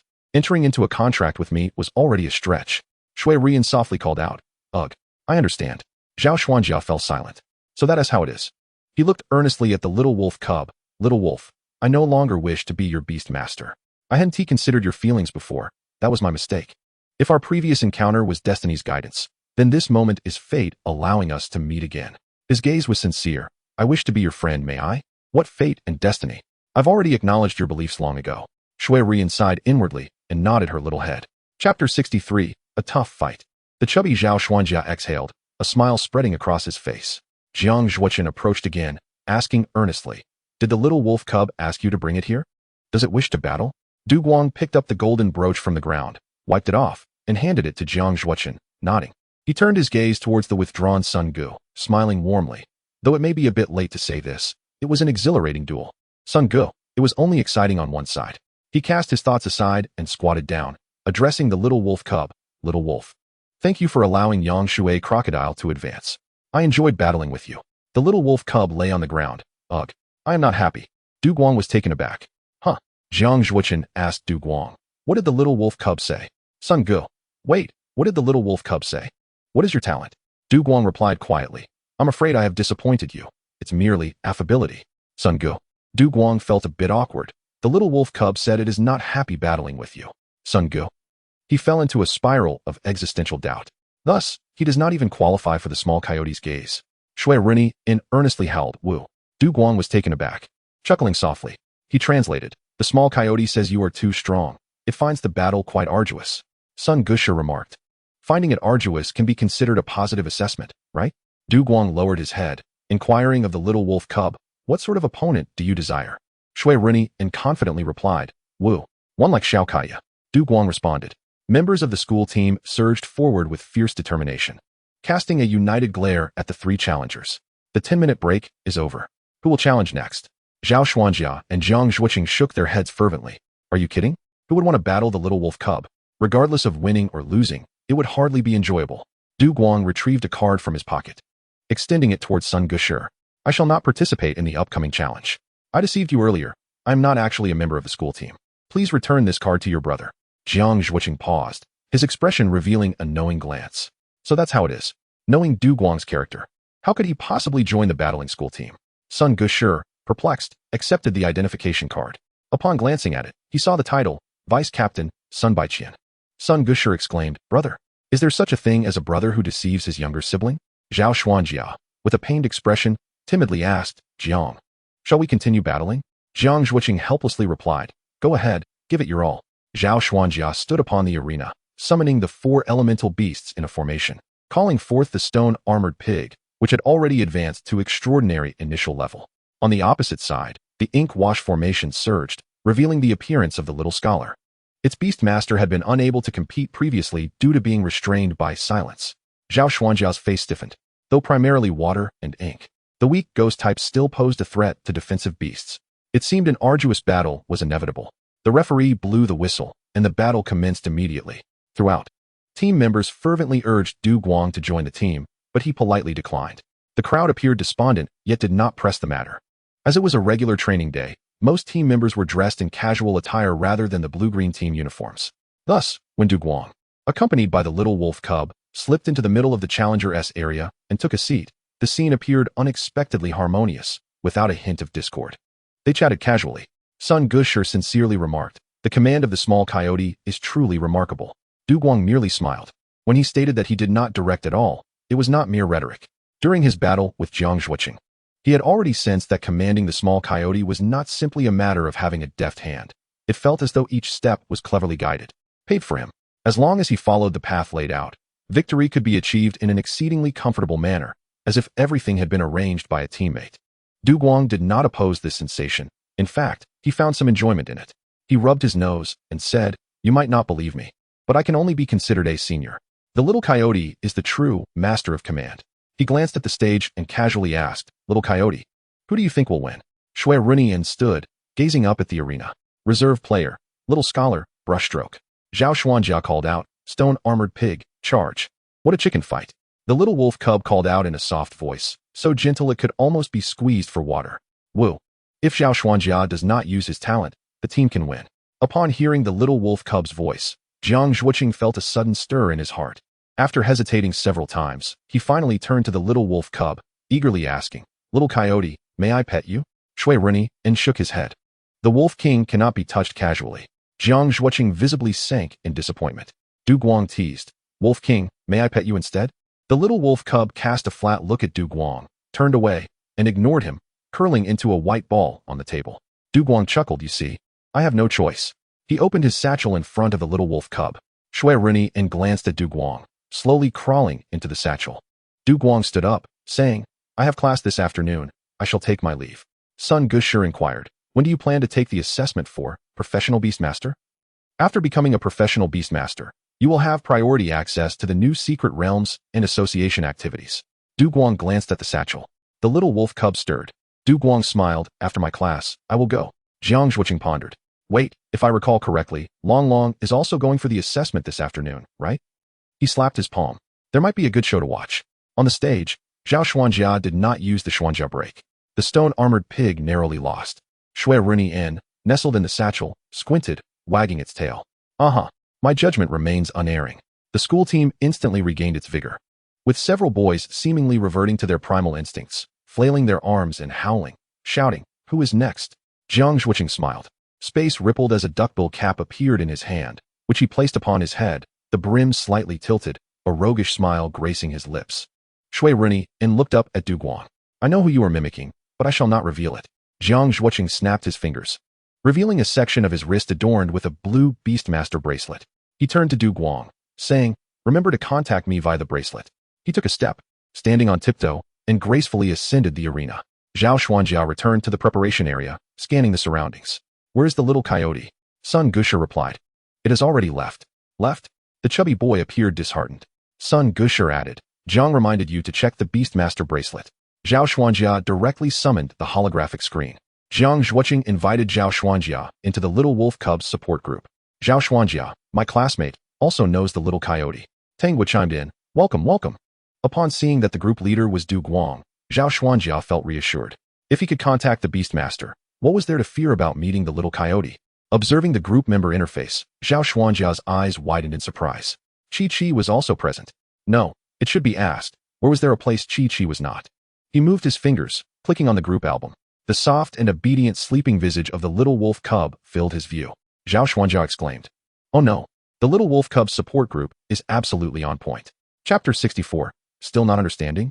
At noon, in the Jiang University student dormitory, room 208, Lin Mu, carrying a roast duck meal, knocked on the dormitory door. After waiting for a while, Sun Baiqian slowly opened the door, gazing at the figure before him. Sima City. Lin family, Lin Mu. Lin Mu raised the lunchbox in his hand, saying, Brother Qian, this is your roast duck meal, sent by Du Guang. Sun Baiqian slowly accepted it, noticing a fresh red mark on Lin Mu's face, and asked, Who hit you? Lin Mu awkwardly touched the bruise. Is it really that obvious? Sun Baiqian nodded slowly yet firmly, not obvious at all. Lin Mu responded, When you lie, could you at least try to conceal your body language? It's nothing much. Just got whipped by Suzuki Xue. Sun Baiqian pondered for a moment. What did you do? Lin Mu replied somewhat uncomfortably. I just touched Suzuki Xue, that's all. Sun Baiqian halted momentarily. Just that. He murmured. The fact that Suzuki Xue didn't directly smash you into the ground is already a sign of its good temper. Lin Mu opened his mouth slightly. Is it that serious? I thought it was just being tsundere, so I gave it a try. Sun Baiqian shook his head. Suzuki Xue's temperament is different. Some felines and canines may have conflicting hearts, but Suzuki Xue certainly does not. If you are not a beastmaster, never attempt such things on your own. It could lead to trouble. He pondered and asked, Are you Suzuki Xue's beastmaster? Lin Mu nodded. Sun Baiqian murmured, I see. If it weren't for its genuine affection towards you, I wouldn't be able to meet you today. Lin Mu wiped away his sweat, eager to conclude this awkward conversation. Qian Gu, didn't you have training today? Sun Baiqian replied slowly. Well, I was just playing a game. Come inside and rest a bit. Lin Mu curiously entered the room. Upon observing the standard two-person setup, he was momentarily taken aback, clutching his chest as a sharp pain gripped him, leaving him breathless. Why should a junior in college be in such a lavish space? Sun Baiqian's desk was immaculately tidy, featuring only a high-end desktop computer and a mechanical keyboard adorned with running lights. Lin Mu glanced at the screen and suddenly felt an ominous premonition. A rhythm game? Sun Baiqian said slowly, just wait a moment. He pulled out a chair, clicked the continue game button, and placed his hands on the keyboard. As the countdown concluded with 3, 2, 1, an intense rhythm erupted. Sun Baiqian's expression became blank, his fingers dancing across the keyboard, striking keys in rapid succession. Instantly, a cacophony of sounds filled the air. Lin Mu stood there, dumbfounded. It became evident that no matter how expensive the keyboard or how superior the silent switch, it would still produce sound in the presence of a rhythm gamer. Moments later, the final segment concluded. Dazzling special effects appeared, and a large message flashed on the screen. Master level 8. Perfect clear on normal mode. Lin Mu exclaimed, Is this what you call resting playing games? I can't compete with you. Sun Baiqian calmly stated, Alright, it's time for me to eat. Would you like to give it a try? Lin Mu shook his head vigorously. No, thank you. I'll take my leave now. He was joking. After being tricked by Du Guang once, he had vowed never to engage with such things again. Moreover, was Du Guang back at this time? In dormitory 517, Du Guang stood before a closed door, his bag containing a little wolf cub, staring at the tightly shut dormitory door. After a few moments of silence, he raised his wrist, calling out, Lin Mu, come help. Lin Mu's voice echoed back, filled with exasperation. I'm on my way. Just reached the ground floor after delivering your roast duck meal. With hurried footsteps, Lin Mu ascended to the 5th floor, fumbled for his keys, ran a hand through his light green hair, and pushed the door open. Du Guang looked at Lin Mu's face and asked, Who hit you? Lin Mu was at a loss for words. Don't ask. He threw out a beast ball. Hua Futi, come play with Lu Ying for a while. Lu Ying and Hua Futi flew out of the dormitory door together. The little wolf cub leaped from the bag onto Lin Mu's bed, finding a comfortable position to lie down. Du Guang approached the table, picked up his water cup, and peered inside. No phosphor powder. Lin Mu glanced at Du Guang, then turned to look at the little wolf cub. Taking a deep breath, he sighed, This is nice, truly wonderful. He secretly confided in the little wolf cub, You know, yesterday at noon, Du Guang was particularly upset. He thought you didn't want to sign a contract with him, and even considered giving up his own acupoints.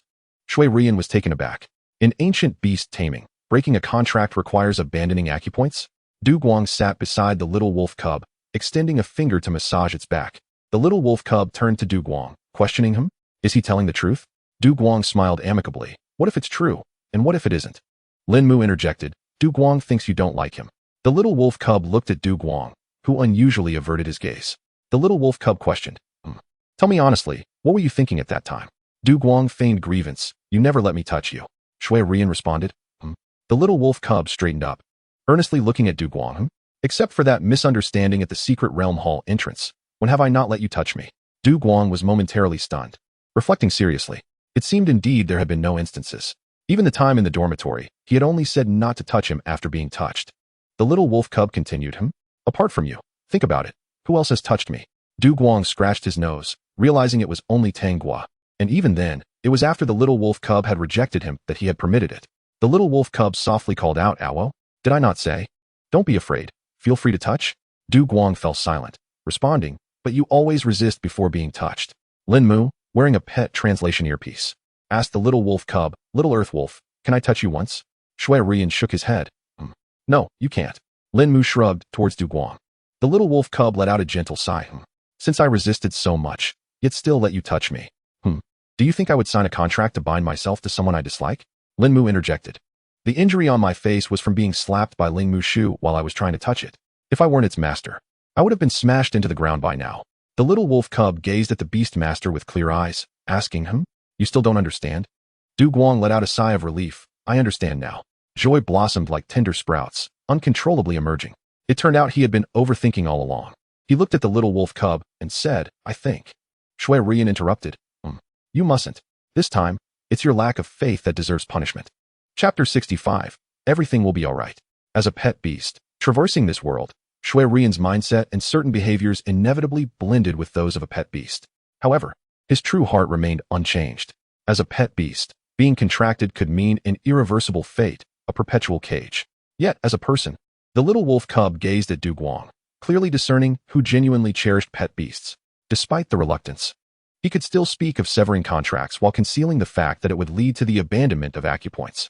Xue Ruyan understood that there was much helplessness and disappointment in this world. Nevertheless, when others treated him with kindness, he remained willing to reciprocate with sincerity.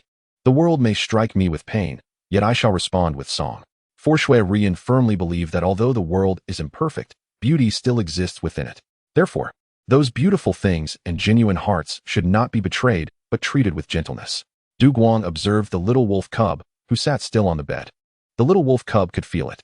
An overwhelming joy enveloped Du Guang like a tidal wave, as if a hurricane engulfed him, drowning him in bliss. It felt akin to a small boat drifting in the ocean, capsized and submerged, or like discovering a star in the vast cosmos that drew closer to him.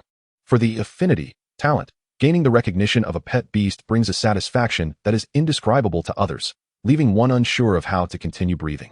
At Jiang University's garden, Lu Ying, fluttering alongside Hua Fudy, suddenly radiated an exquisite brilliance, the light of evolution. The tail lights shimmered, transitioning from yellow to emerald green, finally transforming into icy blue. It illuminated Hua Fudy, and even the beautiful wings of the latter glimmered with several bright spots, converging into a crescent moon that radiated a cool moonlight. The two beams of evolution light complemented each other beautifully. Hua Fudy flapped its newly formed wings, dancing gracefully. Its form elegant. The cool light cascaded like phosphor powder. It echoed, as the bright moon rises, I am illuminated by frost and snow, traversing the vast rivers. Having yet to drink from the sea, the sword's energy already cuts through autumn. Your Lu Ying has evolved to the second stage. Your Hua Fudy has evolved. The little wolf cub curled up on the bed, a fluffy white ball. It squinted its eyes, gently wagging its tail while savoring the emotions of the beast master. Du Guang took a deep breath, only to cough violently afterward, unsure of where to place his hands, instinctively gripping the blanket tightly. Lin Mu silently removed the cumbersome headphones and walked to the balcony, gazing skyward at a 45-degree angle, lest tears cascade down. He gently brushed his eyelids with his hand. How wonderful, how wonderful. Did you see that? Lin Mu tugged at the corners of his mouth with 2 fingers, pulling them slightly upward. Nonchalantly, he returned indoors, patting Du Guang on the shoulder, and remarked, Hey, now that the misunderstanding is resolved, why the somber mood?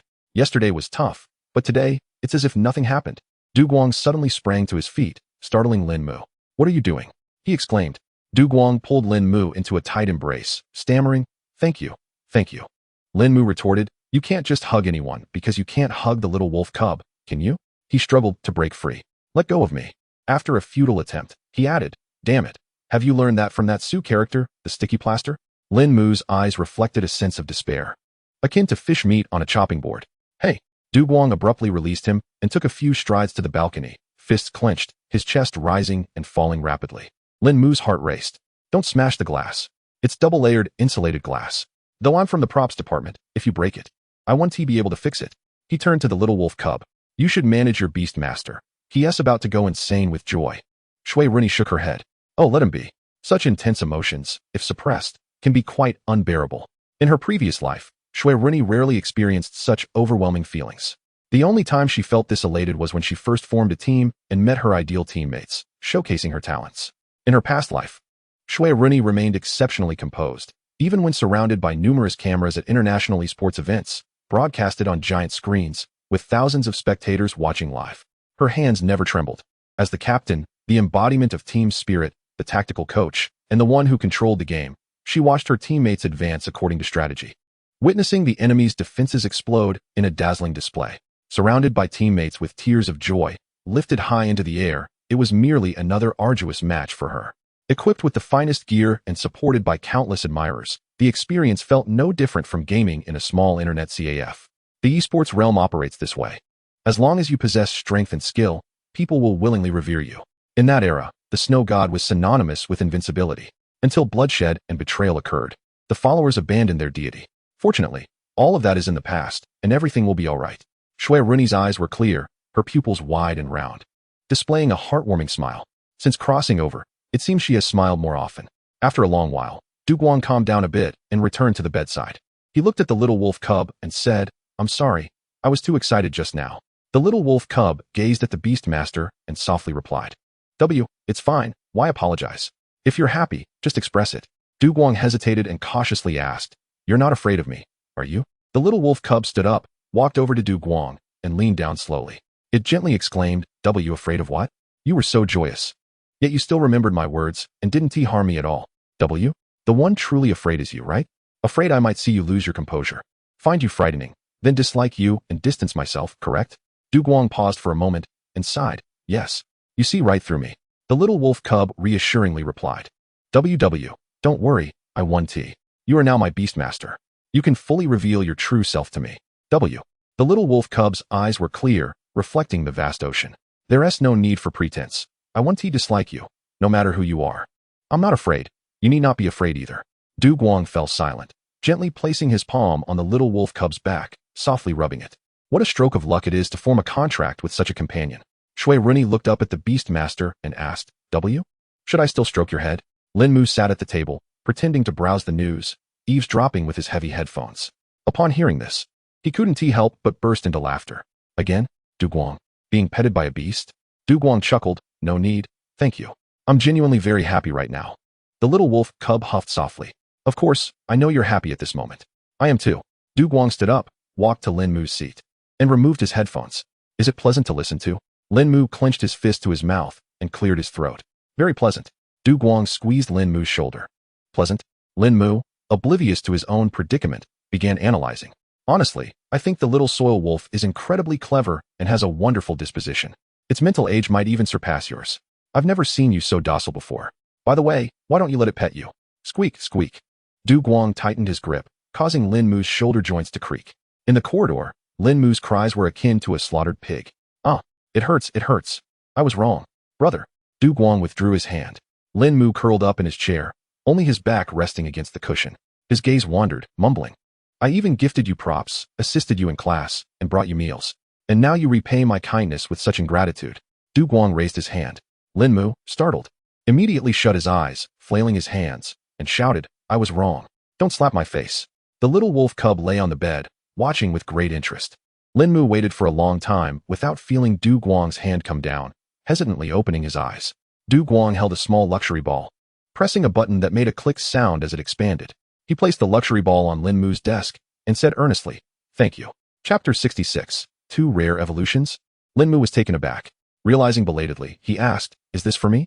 Duguang replied, Of course. You're researching props. Don't you need a beast ball? Lin Mu sat up, staring at the luxury ball. It was entirely black, with smooth lines, a red stripe embedded at the top, and the button felt comfortable to press. The opening for releasing and retrieving beasts was surrounded by golden accents, symbolizing nobility. Lin Mu reached out, poking the luxury ball with his nail. Picking it up, he noted its weight. It was heavier than an ordinary beast ball, likely made from special materials. Lin Mu looked at Duguang. You truly gave me a luxury ball worth 6 figures? Duguang responded leisurely, If you don't want it, just return it to me. I'll trade it for high-grade food. Lin Mu immediately clutched the luxury ball to his chest. You wish. Feeling it was too precious, he carefully placed it in his pocket. How could something so invaluable be exchanged for ordinary resources? Du Guang laughed. Rest assured, just keep it. Liuying and the little soil wolf don't like beast balls. It's of no use to me. Lin Mu pouted. All right, fine. Just by chatting, I've earned a luxury ball. This is quite the stroke of luck. Du Guang rubbed his nose and asked, by the way, do you still have the Suzuki incense I gave you yesterday? Lin Mu opened the drawer, tugging at the blue string to retrieve it. What do you think? Du Guang reached out, but Lin Mu quickly dodged, placing the wooden block beside the little wolf cub. Here, for you. Du Guang responded with a silent expression. The little wolf cub leaned in, sniffing gently. It immediately felt a bit dizzy, slightly euphoric. It truly smelled wonderful, but that was all. Du Guang approached the bedside, and Xue Ruyan nudged the incense towards him. You should wear it. Du Guang chuckled as he picked up the incense with a small hole, adorning it around his neck. The blue thread hung outside while the wooden piece slipped beneath his shirt. He extended his hand, gently reaching for the head of the little wolf cub. Xue Ruyan blinked his eyes twice, neither speaking nor flinching, allowing the palm to rest upon his small head. Although the gesture might have seemed a tad excessive, this time it was a reward for your trust. Cherish this opportunity. Once I assess your profession Beast Tamer, the Wolf King, shall revert to Xue Ruyan and report to Jianghe No. 1 High School. Du Guang caressed the soft white head, relishing an unprecedented sense of ease. His fingers grazed the outer contour of the cub's ear, which instinctively recoiled slightly, feeling completely at ease. He did not press further, but instead gently rubbed the back of the cub's head a few times. He tilted his head towards the little wolf cub and smiled, saying, This is Lin Mu, whom I have mentioned several times before. He is my roommate. His major is in the props department, and he is a senior Beast Tamer, specializing in the wood attribute. Lin Mu replied, Oh, I truly appreciate your remembering to introduce me. Xue Ruyan shook his head, his pupils widening into large circles. His fur smooth, ears rounded and perked. He glanced at Lin Mu and let out a soft sound, Wu, as a greeting. Lin Mu looked at Du Guang and inquired, What did he say? Du Guang replied, The little wolf said, Wu. Lin Mu questioned, Is that so perfunctory? Du Guang continued, I have 4 other roommates, but they went to watch the beast taming competition and have yet to return. They are not particularly important, so I will introduce them to you when you meet. You are currently resting on Lin Mu's bed. Mine is on the upper bunk. As Du Guang spoke, the flower butterfly fluttered back through the open dormitory door, closely followed by Liuying. The firefly flew in front of the little wolf cub, emitting a soft blue light with a gentle ding. The color matched Xue Ruyan's eyes. The little wolf cub, intrigued, extended his paw. The firefly landed on his paw, creating a harmonious scene. Xue Ruyan observed intently, thinking to himself that indeed, blue was the most beautiful. Du Guang turned to the firefly, astonished, and asked, Liuying, have you leveled up? The firefly flapped its wings vigorously, producing a soothing hum. Buzz. Level up happy sleepy. A smile graced Du Guang's face as he softly suggested, If you wish to sleep, then return to the nest. Liuying flew to Du Guang's forehead, colliding gently, its body transforming into elemental light, infused with a hint of ice energy, melding into Du Guang's forehead. Lin Mu exclaimed, Du Guang, come look at the flower butterfly. He cautiously cradled the butterfly and placed it on the bed. The flower butterfly unfurled its wings, which had grown larger and more beautiful, with 2 symmetrical crescent shapes appearing on them. The wings shimmered, radiating a cool light that flickered in a breathing rhythm. Lin Mu turned to Du Guang, panic evident on his face. Is there going to be a problem with the flower butterfly like this? Hasn't he already evolved? Du Guang calmly replied, Do not rush. Let me think for a moment. His mind raced, sifting through vast knowledge in the nurturing field, linking data related to the flower butterfly and searching for information about evolution. After a brief moment, Du Guang looked at Lin Mu, stating, Your flower butterfly may have undergone coevolution with Liuying. Lin Mu, taken aback by the unfamiliar term, gasped, Coevolution? Du Guang nodded and explained, The initial form of the flower butterfly, being one of the weakest insect-type beasts, possesses immense plasticity. This means it can evolve into different forms and master various attributes depending on its growth environment and food types. Besides natural evolution, there are several special types of beast evolution, such as beautiful evolution, bond evolution, and intimacy evolution. Coevolution is one of those types, requiring the guiding light of another pet's evolution for sublimation. Du Guang asserted, In essence, your flower butterfly has evolved in additional time. You often let it bask in the moonlight. This time, it likely acquired a new rare attribute. Lin Mu exclaimed. He hurriedly pointed his Beast Tamer wristband at the flower butterfly and scanned it. His entire hand trembled as he stammered, Du Guang, can you believe the flower butterfly species level has risen to low-level commander?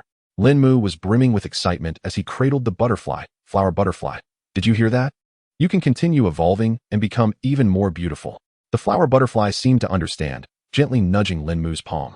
Lin Mu, filled with joy, looked up at Du Guang, utterly at a loss for words. The flower butterfly had never behaved this way with him before. Du Guang sincerely said, "Congratulations." The little wolf cub appeared contemplative. In the light of another pet's evolution moonlight, light attribute, he turned to Du Guang and softly inquired, "Wu, is the flower butterfly's evolution due to Luying?" Du Guang inadvertently averted his gaze and slowly replied, "It is not solely due to Luying." Xue Ruyan imperceptibly sensed something amiss with Du Guang and called out, "Wu, look at me and speak. What is the reason?" Du Guang obediently shifted his gaze back to meet the little wolf cub's eyes. Luying's evolution is indeed a rare evolution. He whispered, "Luying possesses special abilities. It can connect with the beast tamer's mind and sense their thoughts." Du Guang's gaze briefly flickered with an unusual shyness as he added, "It felt my emotions towards you, which prompted its evolution."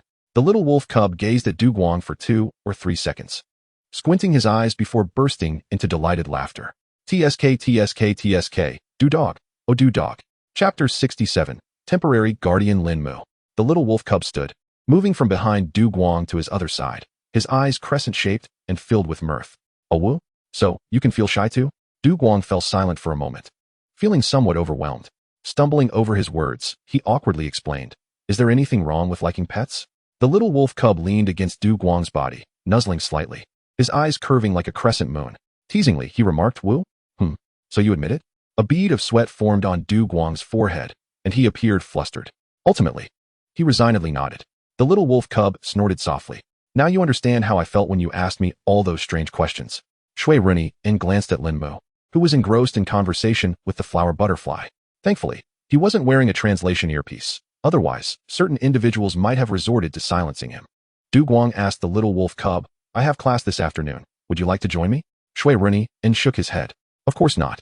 As a little wolf cub king, what use is there in attending class? I would rather roam the university. Perhaps I could even transform back home." Du Guang nodded and walked to his desk, opening the drawer to retrieve 3 colored paper bands adorned with the Jiang University Breeding House logo, green, yellow, and red. He shook the 3 bands and explained, "Wearing this allows you to roam freely at Jiang University. Green indicates friendly pets that can be touched without worry. Yellow signifies neutral pets, which should not be interacted with unless they consent. Red denotes danger, and any disturbance or touch is strictly forbidden, or you will bear the consequences." Du Guang looked into the little wolf cub's eyes, asking, "Which one do you choose?" Xue Ruyan met Du Guang's gaze, his icy blue pupils seemingly piercing through his true intentions. He snorted softly, "Wu, I choose yellow." Du Guang smiled as he retrieved the yellow band. "I will put this on you." Xue Ruyan slowly extended a paw.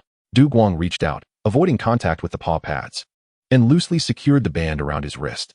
The little wolf cub glanced at Du Guang with a twinkle in his eye, letting out a joyful "Awo." Du Guang glanced at the Beastmaster wristband. The time was almost right. "Lin Mu," Du Guang began, "you don't have any classes this afternoon, do you? Could you take a look at the little soil wolf for me? You can also entrust your Hua Fu dye to me, and I will consult the professor." Lin Mu returned to his senses and promptly stored the Hua Fu dye in a luxury ball, handing it over to Du Guang with care. "Sure.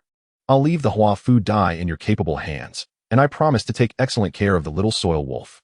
Xue Ruyan observed Lin Mu's actions, acknowledging his thoughtfulness. Since Du Guang had specifically requested it, she decided to trust him, albeit reluctantly. Lin Mu approached the little wolf cub.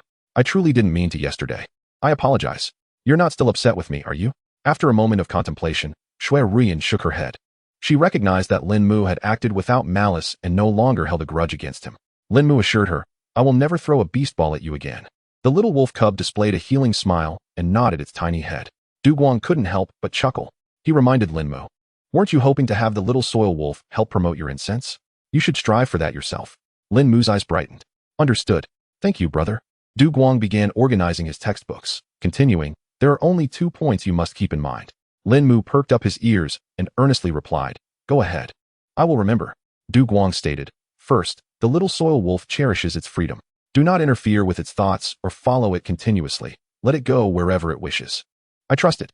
Lin Mu nodded, confident that this clever little wolf would manage just fine. Du Guang raised 2 fingers. "Second, if you wish to touch it, you must first obtain its consent." Lin Mu scratched his cheek. "Since the little soil wolf doesn't want me to touch it, I won't." Du Guang retorted, "Do you truly believe your own words?" Have you forgotten how you got that bruise on your face? Lin Mu found himself utterly speechless. After gathering his belongings, Du Guang announced, "All right, I'm off to class. Farewell, Wolf King." Xue Ruyan wagged her tail. "Goodbye, Du Dog." As Du Guang exited the dormitory, Lin Mu donned the cumbersome translation headset and connected it to his computer. One could hardly blame the translator for its bulkiness. The intricacies of beast language were exceedingly complex. Who could have imagined that a mere change in the tone of a single sound could convey countless different meanings? Lin Mu inquired eagerly, "Little soil wolf, are you hungry or tired?" Xue Ruyan shook its head. Lin Mu patted his chest. "Then would you like to be petted? Since Du Guang is not here, you can speak the truth. I promise to make you feel comfortable." Xue Ruyan replied, "Is this a matter of comfort? This is a matter of wolf dignity." The little wolf cub shook its head again. Lin Mu pondered for a moment before initiating a new topic. "Little soil wolf, would you like to play a game?" He opened his laptop and clicked on one of the few games on his desktop, the rhythm game he had seen Sun Baiqian playing at noon. Since Du Guang had invited him to play once, Lin Mu had not touched it again. Today, it surprisingly proved to be useful. He retrieved a tablet from his drawer, placed it before Xue Ruyan, and unlocked it with a password. The little wolf cub tilted its head, looking at Lin Mu. The latter asked, "The rules are quite simple. Just follow the rhythm and press accordingly. Shall we compete to see who does better?" The little wolf cub gazed at the game interface. A rhythm game? Xue Ruyan suddenly recalled Du Guang's earlier remark about how well the little soil wolf played. Its eyes sparkled. As a former professional esports player, it recognized that this game trained hand speed effectively. Xue Ruyan looked at Lin Mu and exclaimed, "Woo, let's go?" Half an hour later, the door to room 517 swung open. Nearby dormitory residents, drawn by the familiar music, gathered curiously to watch. Before long, a small crowd had formed. However, no one paid attention to Lin Mu. A dozen people encircled the little white fluff in the center, carefully maintaining a distance from the pet, lest they disturb it. Occasional gasps of awe could be heard. "Wow, impressive. Is that even possible?" Other boys merely found the performance smooth and stylish. But only a few rhythm game enthusiasts displayed expressions of shock. It was only by experiencing it firsthand that one could appreciate the game's difficulty. Such skill could be achieved by a normal pet? The little wolf cub remained on the bed, its paws tapping rhythmically on the screen. The sound of its soft pads against the tablet was barely audible, yet its speed was astonishing, fluid and graceful, a sight to behold. Meanwhile, Lin Mu was drenched in sweat, frantically clicking the buttons. The cacophony of keyboard sounds was a jarring noise that failed to maintain any rhythm. As the score flashed on the screen, Lin Mu let out a sigh of relief. Senior level 1, lenient mode, score. Though it was the lowest rating, at least he had completed it. The crowd around the bed erupted into cheers. "Wow, incredible. You." Lin Mu sensed trouble brewing. He stood up and called out, "Make way. I want to see how many points the little soil wolf scored." The crowd parted, allowing Lin Mu to gaze at the tablet. Gigantic letters filled the screen. Senior level 6, perfect clearance in strict mode. Lin Mu was left dumbfounded. He extended his hand, examining his 10 fingers, then glanced at the little wolf cub's 2 paws. Lin Mu muttered, "Am I perhaps using a pair of fake hands?" A boy murmured, "With that speed and precision. Even if I had a second pair of hands, I couldn't achieve that." Xue Ruyan remained unfazed, contemplating silently. Using its paws, it had already reached its limit. It wondered if, in human form, it could return to the peak level it had reached during the World Championship. Ever since its hands had been injured in a past life, it had not experienced such fluidity and dexterity. Not too shabby. Chapter 68. Your skill in rhythm games cannot compare to a pet. While the little wolf cub took a break, the crowd's attention shifted to Lin Mu. "Lin Gu, is this peculiar pet of yours? Speak the truth. Did you contract it at the cost of your roommate's 20 years of life? You sly fellow, normally so quiet. And now you suddenly make such a scene. Do you not consider us brothers?" Some also noticed the yellow mark on Xue Ruyan's wristband. They contemplated reaching out to touch it, but thought better of it and refrained from interrupting. Lin Mu shook his head. "No, the little soil wolf is not mine. It belongs to Du Guang. He has gone to class and asked me to look after it for a while." The onlookers nodded in understanding, murmuring a series of "I see. So it's that guy Du Guang. Terrifying indeed. Truly the esteemed student council member." Lin Mu looked at the crowd and remarked, "Neither too loud nor too soft. While the little soil wolf is contracted by Du Guang, as a member of the item department, my developed secondary resource, Suzuki Incense, has played an indispensable role." A classmate from the same department was taken aback. "Wait a minute. Is that the affection-boosting item?" Lin Mu stated emphatically. "This item can enhance the initial affection of wild pets and can be worn long-term." The little soil wolf was attracted to it initially. The crowd erupted in astonishment. "Is that true?" Lin Mu turned to the little wolf cub, his gaze filled with anticipation. "Little soil wolf, is that true?" Xue Ruyan glanced at Lin Mu, surveyed the crowd, and slowly nodded its head. Thankfully, they remained unaware of the true process. Otherwise, it would have become an embarrassing history. The crowd instantly erupted with excitement. The student from the props department exclaimed in astonishment, "Linmu, are you about to take off?" Someone produced a Beast Master ball and inquired, "Does it really work? Can I try it on my pet?" "Lingu, are you planning to sell your props?" A few individuals who had previously purchased Linmu's items appeared skeptical. Linmu's props often had some effect, albeit not very significant. They were usually quite tasty. Those deemed ineffective were mixed into meals for the pets, so they weren't entirely wasted. But could this time be truly effective? Linmu took out his phone and said, "Everyone, please don't rush. If you are interested in R&T already, my friend, please add me." Upon logging into his account, a flurry of unread message notifications chimed in.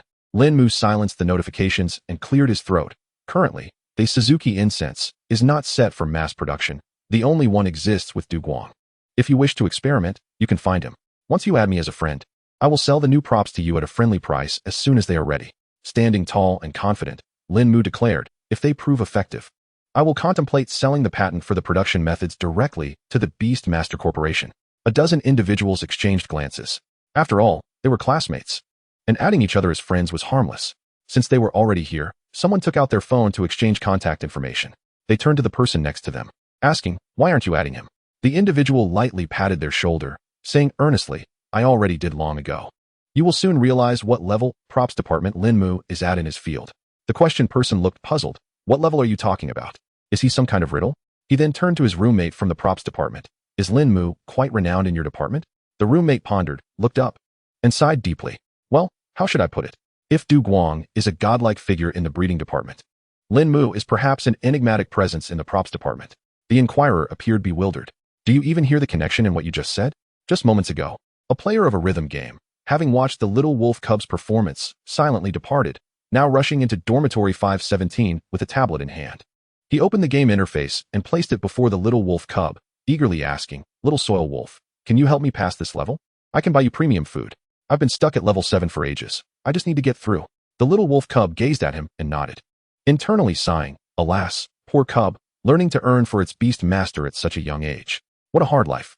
Lost in thought, he smiled unconsciously, revealing a hint of a healing smile, and pawed the tablet closer. Someone raised their phone and asked, "Little Soil Wolf, may I record this?"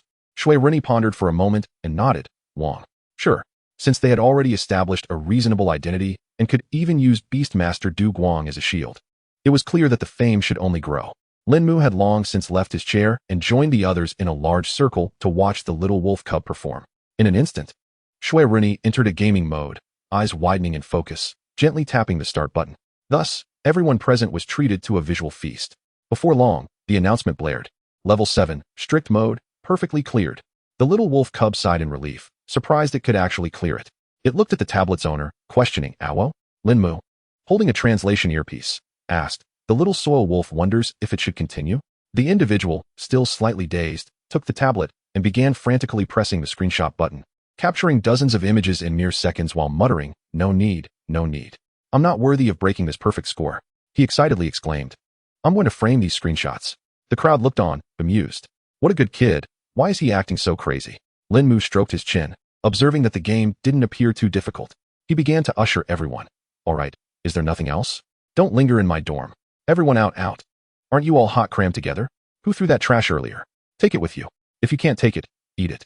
After sending everyone away, Linmu closed the dormitory door, ran his fingers through his hair, and sat confidently at his desk. He launched the game, with Xue Ruyan jumping onto the table to watch beside him. Moments later, Linmu stared at the computer screen, lost in thought. His mind said, "I've got this." His hands, however, responded, "Ah, yes. Level 1, lenient mode, failed." Linmu exclaimed, "What? How can it be worse than before?" That afternoon, a topic and video on Jiang University's forum went viral. "You play rhythm games, not as good as a Beastmaster." The topic garnered thousands of comments within mere hours, and the video was reposted and liked to an incalculable extent. In the comments section, Jiang University team member Li Jun remarked, "Wow, the Wolf King." Prepping student Wang Fan chimed in, "Incredible, the Wolf King." Chi, the Demon King, added, "I'm first." The user was penalized for violating rules, and the message was retracted. When topics like rare beasts, cuteness, rhythm games, and skill intersected, many had watched the video and remembered the striking Little Wolf Cub. With such thick paw pads, how could it click so accurately? Its Beastmaster must be a hidden coordination master. Meanwhile, loyal fans of Jiang Zhuochen, wondering if he would challenge today, stumbled upon this topic. Hey, isn't that the Wolf King we just saw this morning? They were elated. In Jiang University's lecture hall for foreign language class, seated by the window in the back, Du Guang rested his chin on his hand, elbow on his textbook, watching the teacher outline a large section of commonly used words. His phone buzzed repeatedly, as if suddenly many were trying to reach him. Du Guang pulled out his phone and opened the post. Oh, Chapter 69. What great winds and waves haven't I seen? In the student dormitory, Lin Mu remarked, I'm done. I'm not playing anymore. You win. If I keep playing, my mentality will collapse. Fortunately, he had the foresight to send everyone away early. Wiping his brow, he turned to the little wolf cub with hopeful eyes, asking, Is there anything else you want to do? Xue Ruyan thought, actually. I feel Lin Mu is a bit too enthusiastic. He resembles a child who has just gotten a pet, constantly wanting to play and worrying if it's hungry, tired, or cold, checking in every moment, practically circling around it all day. Though he himself doesn't know what he is busy with, he manages to find things to do, which only ends up irritating the pet, an excessive effort that isn't really necessary. The little wolf cub directly howled, Owo, can I use your tablet? Lin Mu replied, of course. The fluffy white ball leaped from the table, tracing an arc in the air, landing directly on Lin Mu's bed, using its paws to swipe the tablet. With practice skill, it unlocked the screen by entering the 8-digit password. Lin Mu was taken aback. Wait, the password. When did you memorize that? Xue Ruyan glanced at Lin Mu and asked, Owo, there shouldn't be anything strange or shameful on your tablet, right? Should I have you delete something first? Lin Mu replied. The little wolf cub mumbled, Owo, forget it, it doesn't matter. Having seen so much already, Xue Ruyan thought. Besides, I want to be looking. In front of Lin Mu, it opened the browser, prompting Lin Mu to exclaim, What on earth has Du Guang been teaching? The little wolf cub sat on the bed, propping up the tablet directly in front of himself, deliberately excluding Lin Mu from view. He exclaimed, W. You can take off the translation headphones now. Just do your own thing. I'll entertain myself for a while. Lin Mu, momentarily dazed, removed the cumbersome headphones and unplugged several data cables to avoid consuming computer processing power. He rubbed his neck, which had grown sore from the pressure, and glanced at the little wolf cub on the bed. The cub was indeed sitting obediently, his eyes intently focused on the tablet. Lin Mu, feeling somewhat dazed, adjusted his posture and ran a hand through his light green hair before sitting at the desk. He moved the mouse to close the rhythm game he had no intention of playing again and opened the long-neglected project proposal. After feigning to study it for a while, his hands hovered over the keyboard, not having typed a single word in ages. Suddenly, he turned his head sharply. He couldn't help but feel uneasy. Xue Ruyan and opened the search interface. Though he hadn't been paying close attention, he still caught sight of the search history. Advanced thesis, the feasibility of tree fruit materials for beast taming balls.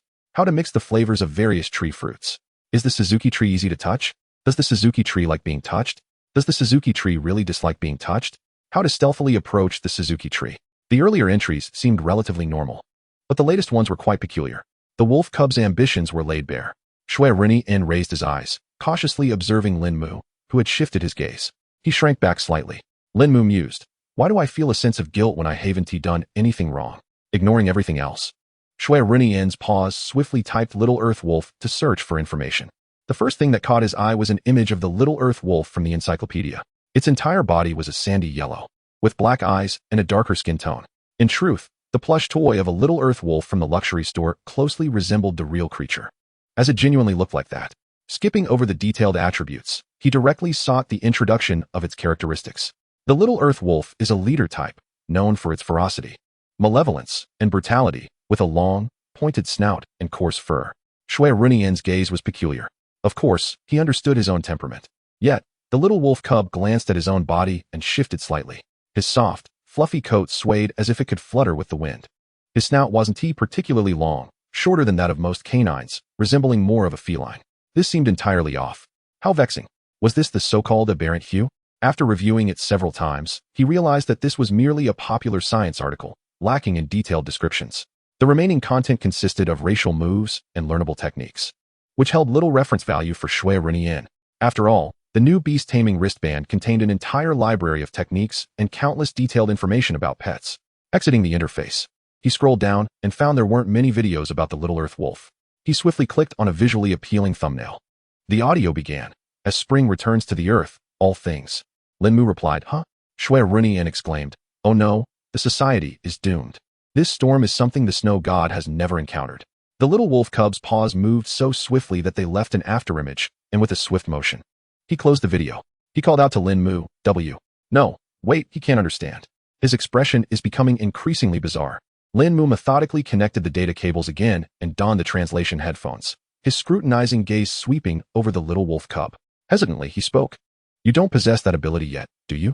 The little wolf cub's ears instantly turned red as he exclaimed, W, I didn't watch. I clicked the wrong thing. It's already closed. Lin Mu suddenly understood. Xue Ruyan remarked, you could at least pretend a little better. The little wolf cub slapped the tablet down, causing it to topple onto the bed, howling, W, come look, there's truly nothing. Lin Mu pushed his chair aside and approached. The little wolf cub boldly displayed his browsing history. W, I just wanted to check the racial moves. ISNT that right? So it was like this? Lin Mu looked at the little wolf cub and asked, so, are you continuing? Continuing?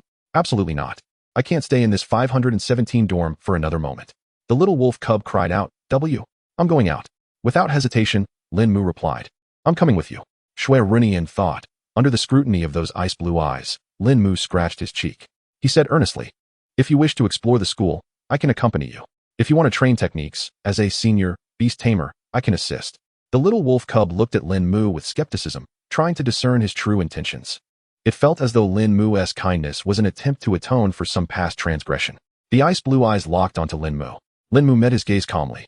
Well, since you have the time, the little wolf cub remarked, W, can you take me to the Assessment Association to help Du Guang assess his profession as a beast tamer? Xue Ruyan silently contemplated. Once he assisted Du Guang, he wouldn't have to wait for him to finish class anymore. The little wolf cub would revert back to Xue Ruyan. Lin Mu inquired, huh? He sat back down on his bed, closer to the little wolf cub. He attempted to explain to Xue Ruyan. The assessment for professional beast tamers is different from testing the aptitude of pets. It requires practical combat to evaluate the overall capability of both the pet and the beast tamer. The opponents are of the extraordinary realm, and it would be too difficult for you now. It's easy to sustain injuries and face failure. Moreover, Du Guang was not present. Professional assessments only allow the beast tamer to command their own pets personally. Had he meant to imply it was easy to get hurt? Xue Ruyan looked up at the ceiling, his gaze profound. W, what if I said I don't need a beast tamer's command to breach the extraordinary realm? Lin Mu asked, huh? Chapter 70. Behind every absurd regulation. Rather than words, it's better to prove with facts. The little wolf cub reopened the tablet. With agile paws, he typed Jiangzuok in, quickly selecting a livestream recording. The little wolf cub looked up at Lin Mu and said, W, look. Lin Mu took the tablet. This was a complete battle recording, the combat location being the Jiang University Competition Center. He watched the entire footage from start to finish. Then Lin Mu was left dumbfounded. This. He turned to gaze at the little wolf cub, a white fluffball standing on his bed, earnestly watching him. He turned his head back to the tablet, feeling a bit of a headache. This had just occurred this morning. Initially, he had thought that Du Guang, as a novice beast tamer, would be able to outmaneuver him, a senior beast tamer, tactically, which was already outrageous enough. Now it seemed he had underestimated the situation. A master-level pet? The battle danced upon the blade. A single misstep could lead to total defeat, yet he still managed to find a leisurely air amidst the chaos. Lin Mu felt as though his worldview might shatter, at least for the time being. He stood up, moved to the balcony, nearly tripping over the headphone wire. He stretched out his hand to open the window for fresh air and wiped the sweat from his forehead. My heavens! How did Du Guang even contract with him? After regaining his composure, with the strength displayed by the little earth wolf, he could undoubtedly pass the assessment on his own. Furthermore, there had been precedents for pets undergoing separate assessments. Lin Mu uncertainly asked, are you really going? Xue Ruyan replied, W. If that is not enough, I can use overload. It's the technique I used the day before yesterday in the dormitory. Is that acceptable? Lin Mu suddenly recalled the terrifying pressure, the bone-chilling cold, the imminent threat of death he had felt in an instant. This type of forceful enhancement across great stages certainly bore significant side effects. To achieve such a feat, Lin Mu once again inquired, are you truly certain?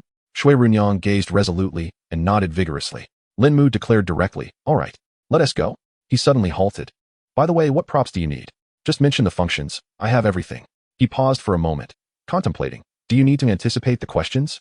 The little wolf cub pondered for a while and then exclaimed, ow. Lin Mu stood up, opened his drawer, paused upon seeing something, and then retrieved a certain prop. He took out a large bunch of keys, deftly opened the drawer near the balcony, and found Du Guang's identification documents. He looked at the little wolf cub and cautiously inquired, am I taking you with me? Xue Ruyan cast a few more glances at Lin Mu before leaping onto his shoulder. Linmu quickly extended his arm to support her, momentarily taken aback. She was surprisingly light, just enough to feel her weight without being burdensome. Linmu's hand instinctively rested on the little wolf cub's back, feeling her warmth. Xue Ruyan turned her head and silently observed Linmu. With a hint of regret on his face, Linmu withdrew his hand and placed it behind his back, still sensing the residual warmth, savoring the sensation from moments prior. Her soft fur felt exquisite to the touch, truly delightful. It made one yearn to gently squeeze her little body. He truly wondered how Du Guang managed to restrain himself. He asked once more, "Little Earth Wolf, may I pet you?" The little wolf cub buried her head into her body and replied, "No. Take me there first, then we'll see how you perform."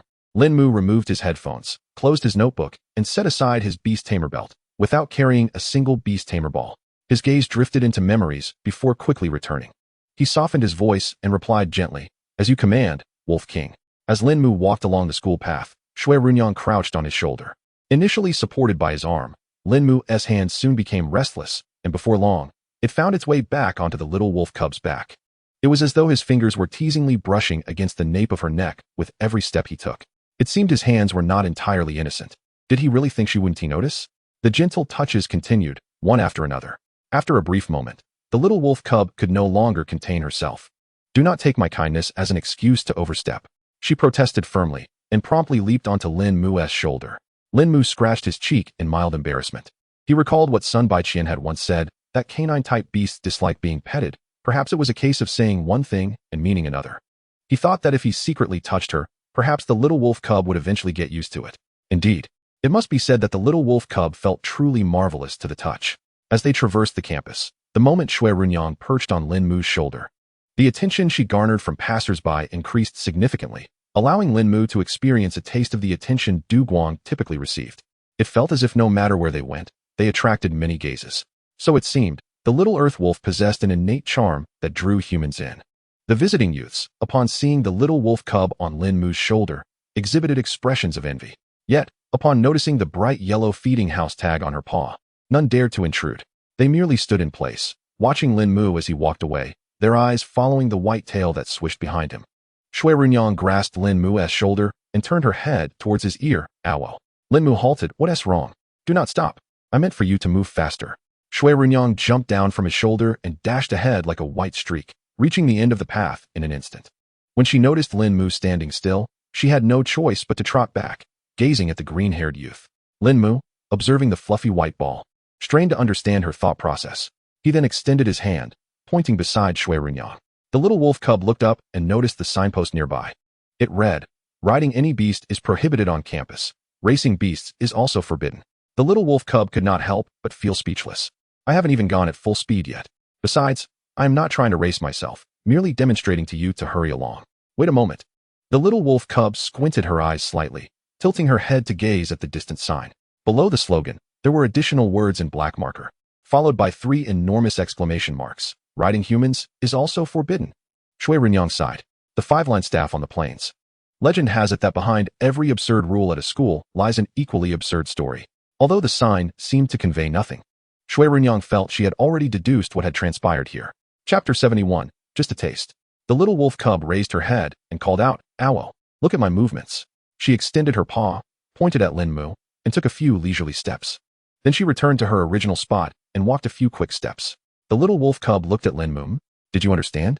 Linmu suddenly realized, "Oh, you want me to walk faster?" Xue Ruyan nodded, feeling exhausted. It was indeed tiring to be a beast. Linmu replied helplessly, "I am not Du Guang. I am already moving as quickly as I can. This is the shortest route." Xue Ruyan leaped back onto Linmu's shoulder. Fine, let's go." Linmu tentatively asked, "By the way, do you truly dislike being petted?" The wolf claw landed directly on Linmu's shoulder. Linmu assured her, "Really? Just tell me secretly what you like, and I can have Du Guang do it." The element of ice enveloped Linmu's shoulder, imbuing him with a chilling sensation. Linmu conceded, "I was wrong. The mastery of this ice was likely nearing perfection," he mused.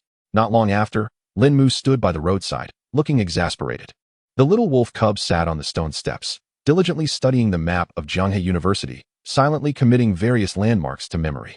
Jianghe University is divided into 4 campuses based on direction. The most renowned building in the West Campus is the Competitive Center.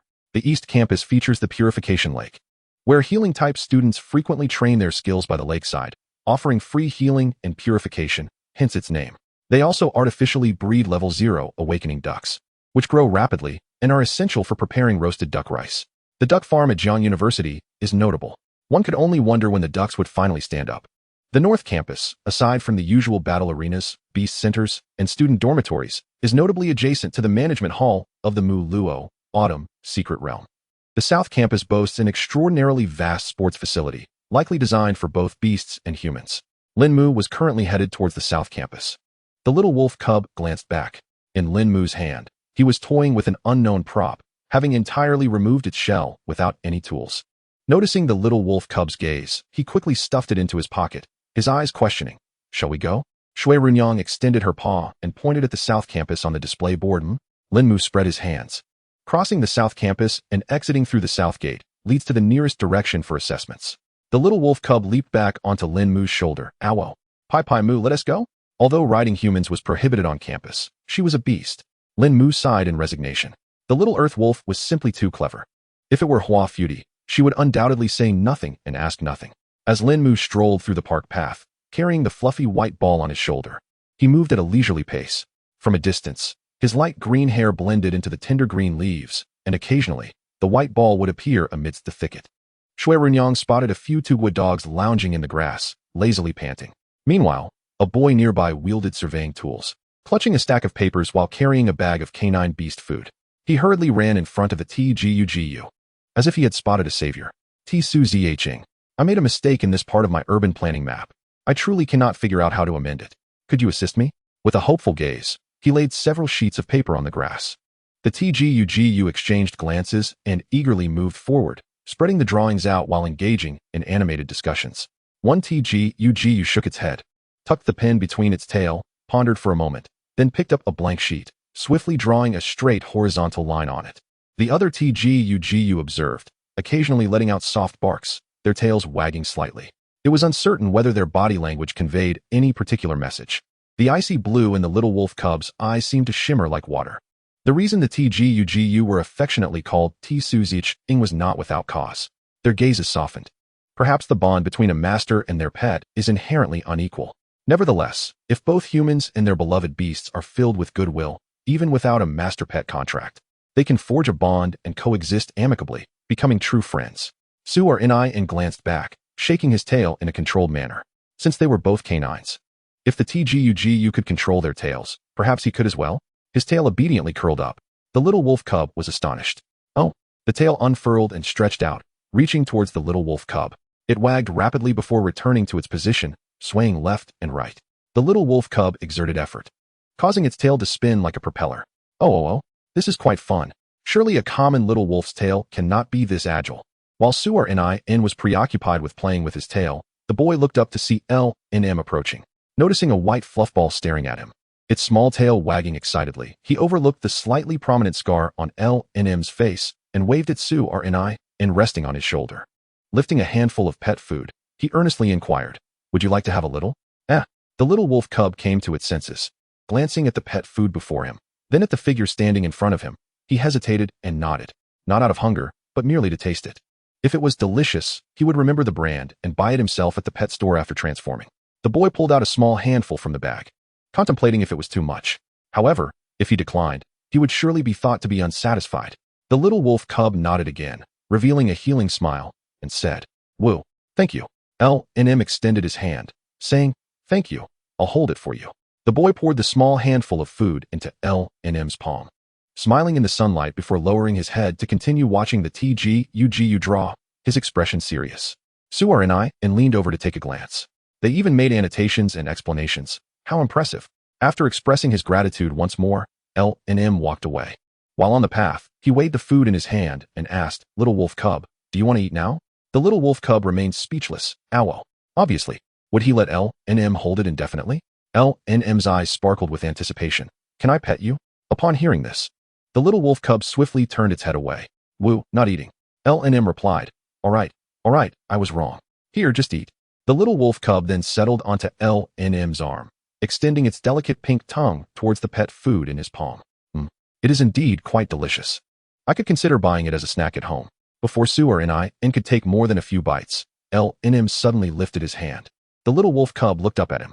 L&M brought the pet food to his own mouth, taking a large bite, his cheeks slightly puffed, chewing slowly, seemingly savoring something. The little wolf cub thought, although I may not finish it, are you eating pet food too? And taking it for yourself?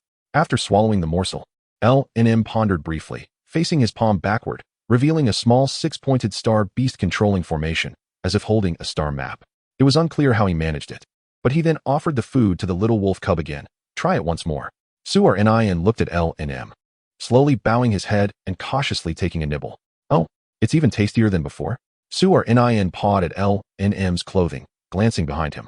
Finding nothing, the little wolf cub was thoroughly puzzled. Where did he pull that from? An interdimensional bag? What kind of person carries seasoning with them? Chapter 72. Inviting pets to be coaches. Just then, another person passing by L&M was taken aback upon seeing the sight of the Wolf King engrossed in eating. Lord Wolf King. Xue Ruyan lifted his head. Oh, it was someone called Wing he had seen earlier that morning. L&M asked, who are you? Wing took a moment to gather himself, replying, I am from the battle school team. His tone still carried excitement. This morning, Lord Wolf King helped us defeat the challengers at the competition center. L&M nodded. Indeed, after watching that video, my worldview collapsed. Wing then looked at Xue Ruyan, hesitatingly asking, but isn't Lord Wolf King's Beastmaster Duguing? The little wolf cub softly replied, Woo. It is indeed Duguing. L&M explained, Duguing has gone to class. I'm his roommate. And he asked me to take care of the little wolf cub. I brought it out for a walk. After finishing the pet food, Xue Ruyan squinted his eyes, curling up into a white fluff ball. They indeed came out for a stroll, merely to assist the Beastmaster in testing for the professional Beastmaster qualification. Wing looked at Xue Ruyan and said, is that so? Lord Wolf King? The little wolf cub nodded. That's good. Observing the innocent appearance of the little wolf cub, Wing was genuinely concerned it might be deceived by others. Wing scrutinized L&M again, asking, don't you need to tend to that injury on your face? L&M gently touched it, replying, it's fine. I intend to keep the scar. It's a requirement from Suzuki M. He also wants me to visit him in a few days for a checkup. L&M had readily agreed at the time. After all, one must care for their own pet. Are you heading to training? L&M inquired of Wing. The little wolf cub asked, Woo? What happened after Jing Zhu took the stage? Did they summon any beasts, and did they win? No, we didn't have training this afternoon. Wing shook his head. Even though Lord Wolf King helped us win the most challenging match, we had actually lost long before. As a reserve team member from a prestigious university's battle department, we should possess the ability to handle matters independently. However, we have only been in school for half a year, and our strategies are still in the early stages of development. Moreover, the challengers were quite formidable. Aside from Xue and Ji, most had been training and nurturing their beasts since childhood. Although they may be young, their actual training time surpasses ours by far. Especially their beast mastery talent is extraordinarily exceptional. Under comparable nurturing conditions, they outperform us by a significant margin. Ultimately, they faced the embarrassment of failing to defend their title, which made them realize their imbalanced mindset. Fortunately, they could still correct it. They were all diligent students, who would concede to whom, had it not been for the formal members' training for an extra year or two. Wing was absolutely confident he could secure a place in the official school team with his elemental resistance talent. Wing vowed in his heart that in the next battle assessment, he would cultivate his little rhinoceros's racial skills to mastery level, commonly referred to as the pinnacle of achievement. The skills of a beast are categorized by tiers: low, medium, and high. According to mastery proficiency, they are classified as novice, intermediate, proficient, masterful, and peak level.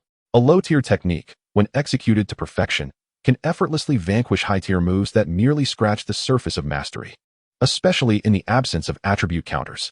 With further refinement, one can attain the legendary realm of unparalleled mastery, accessible only to those aspiring, master-level beast tamers or exceptionally gifted companion beasts.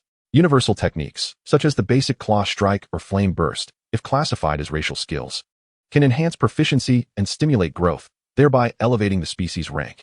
Once a certain threshold is reached, targeted training can yield advanced techniques with greater energy and power. For instance, a flame burst can evolve into a mid-tier fireball. Continuing this progression, it may transform into Fire Dragon Ball, where intense flames coalesce into a dragon shape, creating a formidable spectacle. The claw strike can advance to the mid-tier earth-shattering claw, and further development may lead to high-tier techniques, such as shockwave or heavy rock claw. Depending on the training direction, Naturally, certain rare techniques are exceedingly difficult to advance through conventional means or may remain stagnant, like word spirit and fury. If two companion beasts are nurtured under similar conditions but exhibit disparate skill proficiencies, their combat capabilities can diverge significantly. An exceptional trainer, in the realm of companion beast training, will increasingly distinguish themselves from other ordinary tamers. The educational resources and practical opportunities available to the Jiang University team, along with trial quotas in secret realms, are unfathomable to smaller cities. Linmu stood quietly, listening intently. Wang Fan, feeling slightly awkward, continued, after Jiang Zhuochen and the others finished their challenge. Captain Sun Baiqian came to the competition center and took Sun Gusher away. There was indeed no training this afternoon, but the team coach directly doubled the training content for our companion beasts next week. One can only say that this generation of beast tamers is teeming with monsters. Wang Fan could envision the forthcoming storm of bloodshed at the Southeast Division's Rookie King tournament. Without extraordinary levels of skill, one might not even have a chance to pass the preliminary rounds. Xue Ruyan pondered silently. Doubling the training, while seemingly illogical, could indeed serve as a solution. Especially if the prior training of the companion beasts had been too leisurely, this method might rekindle their fighting spirit. That said, the little wolf cub's eyes sparkled. Shouldn't I also learn some new techniques? I'm heading to the sports field, how about you? Wang Fan inquired. Linmu replied, it's on the way. Let us go together. Wang Fan turned to Xue Ruyan and sincerely expressed his gratitude. Thank you once again, Wolf King. The little wolf cub responded with a howl. No need for thanks. Wang Fan added. Furthermore, our teaching assistants, instructors, and captain have all viewed your battle videos. They asked us to convey a message to you and your beast tamer. He looked serious, his gaze earnest. If you and your beast tamer are willing to serve as the tactical coach for the school team, it would only require guidance once a week. We will offer 2 salaries and provide you with 2 coaching certificates, one for you and one for Du Guang. Linmu gaped in astonishment. Inviting a companion beast to be a coach? And there's a coaching certificate for beasts? With a coaching certificate, he could access the majority of Jiang University's training facilities for free. Wang Fan glanced at Xue Ruyan. Wolf King, I know you are a rare beast from the summer secret realm, and that Du Guang hasn't contracted you for long. However, everyone on the team genuinely appreciates you and hopes you will stay. It's unprecedented for the entire team to welcome someone so enthusiastically. Linmu instinctively placed his hand on the little wolf cub's back, staring blankly at Wang Fan for a moment. What you said makes perfect sense. But, is this really feasible? Chapter 73, Overinterpretation. Linmu turned to glance at the little wolf cub on his arm. Just a single battle. And the Wolf King's reputation within the team has already soared, far surpassing that of beast tamer Du Guang. He reasonably suspected that Du Guang's invitation to become a coach was merely due to the team's need for a translator or simply to please the little wolf cub. Possessing both strength and charm, coupled with a pleasant demeanor, Linmu's hand moved subconsciously. The little wolf cub turned its head, silently observing Linmu's hand resting on its back. Linmu swiftly withdrew his hand, awkwardly addressing the little wolf cub. I'm sorry. Xue Ruyan climbed back onto Linmu's shoulder and called out to Wang Fan. Ow. The little wolf cub indicated that it would convey Wang Fan's proposal to Du Guang and consider it seriously. Linmu stated, Xue Ruyan said that. Xue Ruyan asked, huh? Wang Fan was taken aback. You can understand what the little wolf cub is saying? Linmu scratched his cheek. No, I'm just guessing. I think that's roughly what it means. Wang Fan looked at the little wolf cub, and Xue Ruyan nodded slightly. Although, Linmu, your guess is quite accurate. Are you also heading to the South Campus? I'm going to the sports venue. It's on the way. Would you like to join? Wang Fan invited. Linmu nodded. Sure, let us go. A moment later, Wang Fan tentatively asked, could you walk a bit faster? Linmu replied, I'm just a little sprout. Sorry. If you're tired, would you like me to carry you for a while? Wang Fan offered before the little wolf cub could respond. Before Linmu could think, he reflexively exclaimed, no way. I haven't even had the chance to pet you yet. Wang Fan questioned, huh? Xue Ruyan was silent. Linmu bit his lips slightly and quickened his pace. It's just walking faster. Consider it a workout. At Jianghe University, in the students' dormitory, Sun Gusher sat nearby with his head down. Sun Baiqian held a book in one hand and a mouse in the other. Scrubbing through the livestream replay of Jiang Zhuochen, Sun Baiqian had already inquired about the entire experience of the challenge, including the previous encounters with reserve team members. Sun Gusher did not conceal any details and recounted the entire process of his loss to the little wolf cub. Although Sun Baiqian did not criticize him, Sun Gusher still felt quite unsettled. He held himself to high standards and had previously boasted to his brother about sweeping through the reserve team. Although the little wolf cub was an unexpected twist in the challenge, the outcome ultimately did not meet his expectations. Sun Baiqian closed the webpage. resembling an unremarkable individual who had just finished watching an impressive video, only to forget it in an instant. He picked up an ancient tome and began to read leisurely. Unable to contain himself, Sun Gushur exclaimed, "Bro, just say what you want to say. There's no need to be so slow." Sun Baiqian's eyes remained glued to the book.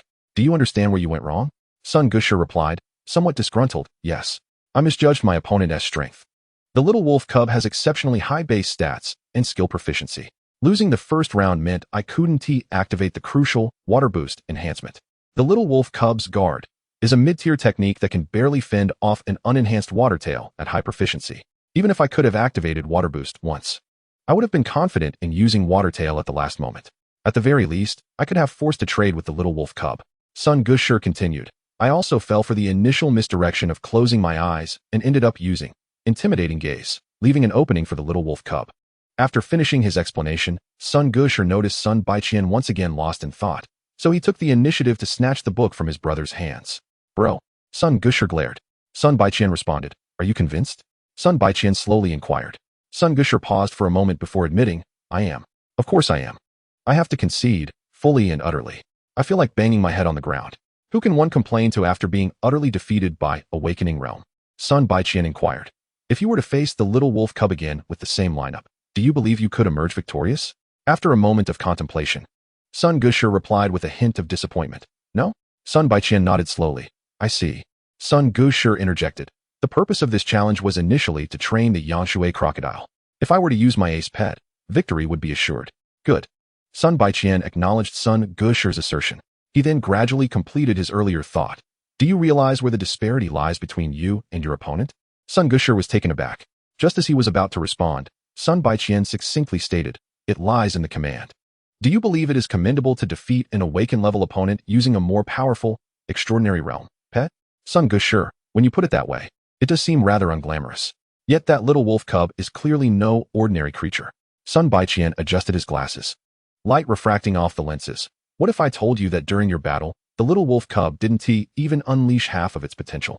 Sun Gushur's expression froze. How could that be possible? The little wolf cub had reached such a level. How could it not have exerted its full strength?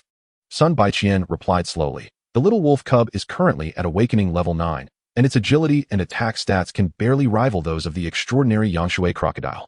It possesses an explosive technique similar to Raging Stream, that it can utilize at will, and it is significantly stronger than you. If the little wolf cub wished, it could easily eliminate you in the first round." Sun Gushur's face displayed confusion.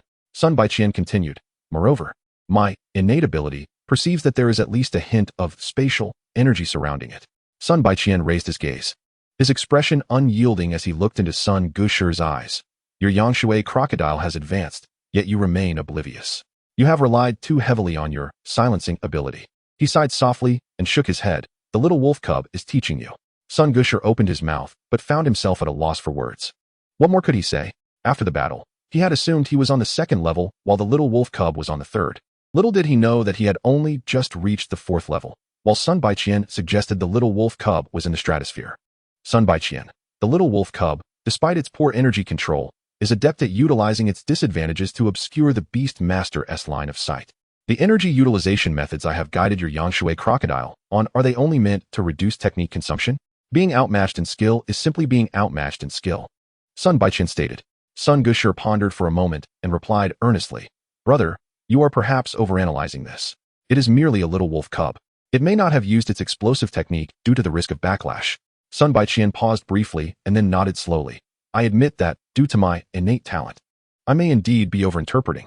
However, the Jiang University team has extended an invitation for the little wolf cub to serve as a coach." Sun Baiqian gazed into Sun Gushur's eyes. "Do you believe that the captain, the instructor, and everyone on the team is captivated by its fluffiness? That they are all enchanted by its cuteness score exceeding 80? Or do they all think it is invincible, treating it like a deity? As a pet, the little wolf cub's stats are merely below average within the team." Sun Baiqian continued, "However, as a tactician, the little wolf cub is at least my equal." Sun Gushur fell silent. "Sun Baiqian, there are many intelligent pets in this world, not just the little wolf cub. In terms of artistry, 10 of you could not match a single artistic dog. We ought to accord them equal respect." Sun Baiqian articulated slowly. "In this world, pets and humans should be equal. Despite the existence of pet enslavement, pets are not meant to live solely to be dominated. As the two among the team who are quasi-master level, The bond between Sun Baiqian and Sun Gushi resembles that of both brothers and mentors. The principle of equality between pets and humans is a sentiment frequently expressed, yet its realization remains profoundly challenging. When Sun Baiqian spoke again, Sun Gushi knew that his brother was about to impart his own beliefs. However, this time, Sun Gushi chose not to interrupt. He suddenly recalled a line of poetry: "Do not go gentle into that good night. Yet there are always those willing to bear the light of countless stars." Chapter 74. Was the little wolf cub ambushed? Sun Baiqian inquired slowly. "Can you return my book to me now?" "Oh." Sun Gushi snapped back to reality and handed the ancient text to Sun Baiqian. After his brother's guidance, Sun Gushi now wished to befriend the little wolf cub like Zhao Xuanjia. He couldn't help but reflect on how he had once considered himself clever, only to find that even a simple, chubby friend saw things more clearly. Perhaps only those who genuinely love pets can truly become friends with little wolf cubs. Sun Gushi suddenly realized something amiss. Furrowing his brow, he asked, "But you just mentioned that the little wolf cub has at least a hint of spatial energy?" Sun Baiqian stood up, retrieving a stack of papers and extracting a single sheet. Sun Gushi looked over, noticing the little wolf cub in his bag, its eyes bright and ears perked. Yet, an imperceptible black aura seemed to swirl around it, like an intangible shadow following closely. Sun Baiqian spoke slowly. "My innate talent enables me to detect attributes, energy, techniques, and item fluctuations. Typically, I refrain from voicing such observations as they may infringe on others' privacy." He adjusted his glasses, light reflecting off the lenses. Sun Baiqian stated, "I cannot be certain about the spatial aspect, but the little wolf cub certainly does not possess ghost attributes. Therefore, if no ghost-type pets are playing pranks on it, the little wolf cub now requires a purifying move." Sun Gushi was stunned. The little wolf cub had been ambushed by another pet. Sun Baiqian added slowly, "Do not worry, it is nothing serious. Although the precise cause is unclear, this energy is not strong, it merely stands out in my drawing. This is why I referred to it as a prank. This amount of energy would only result in a nightmare at most." Sun Gushi felt slightly reassured. It was hard to imagine such a pure white little wolf, fierce yet adorable, would exhibit a particular demeanor after a nightmare. Nevertheless, he would strive to prevent such an occurrence. As a student from Jianghe No. 1 High School, he could easily reach out to Jiang Zhuqian and Zhao Xuanjia. Jiang Xiao seemed to have a good rapport with Du Guang, so perhaps he could relay the message through the Beast Master wristband. Sun Baiqian held a book in one hand, flipping back to the previous page. Adjusting his glasses, "If there is nothing else, kindly leave my vice captain card here and head down. If I do not seek you out, you would likely pocket my card and spend the entire afternoon at the competition center." Sun Gushi displayed a sheepish expression. He had been discovered. Sun Baiqian continued slowly, emphasizing the importance of pet training levels and the cultivation of Beast Master space. Otherwise, one's body would be overwhelmed. Sun Gushi could only nod in agreement. Curiously, he leaned forward and inquired, "What book are you reading?" Sun Baiqian's gaze lingered on the pages, remaining silent. His brother patiently awaited his response. After finishing the page, Sun Baiqian finally spoke. "It is an ancient historical legend transcribed from a stone tablet." Sun Baiqian shook his head slightly. "However, the passage of time has rendered it impossible to discern truth from fiction, so it is best regarded as a story." Sun Gushi asked again, "What legend?" The ancient text turned a page. The unremarkable young man with glasses spoke slowly. "Yin Jing, Huai Su, Mu Luo, Xianing. The four seasonal deities who governed the rotation of the elements during the totemic era, along with the founder of ancient beast mastery, the Green Emperor." In the southern campus, accompanied by Xue Ruyan, Lin Mu arrived at the sports field, wiping the sweat from his forehead. "My heavens, it seems I am nearly finished. Despite having fled from Senmu City to Jianghe City, I still cannot escape the fate of performing laborious tasks. However, the journey is quite enjoyable with the little wolf cub by my side, far better than being with my older sister." The little wolf cub squints against the warm sunlight. Gazing ahead, what greets my eyes is a colossal structure. The circular sports arena, constructed from reinforced concrete, is encircled by large advertising billboards. At the pinnacle of the grand arena, the logo of Li Wen Company stands out prominently. Such expansive venues are generally not open to the public. Only during significant events or when the Master Beast Tamer holds exhibition matches at Jianghe University can students and spectators gain access to witness the splendor within. Surrounding the arena are various shops, restaurants, lounges, and a media center. Naturally, there are also essential beginner and intermediate battle arenas, accompanied by a pet medical center. Various basketball and tennis courts are scattered around. Wang Fan waved goodbye to the little wolf cub and called out to Lin Mu, "I'll take my leave now." Xue Ruyan nodded slightly. Wang Fan purchased a bottle of water from a nearby shop before naturally making his way to the spectator seats. "The football field is at least twice the size of those before my journey, where two teams are currently engaged in a match, likely the reason for Wang Fan's visit. It appears to be a routine training match, with players and their pets dressed in casual attire, and the referee seemingly a student from Jianghe University.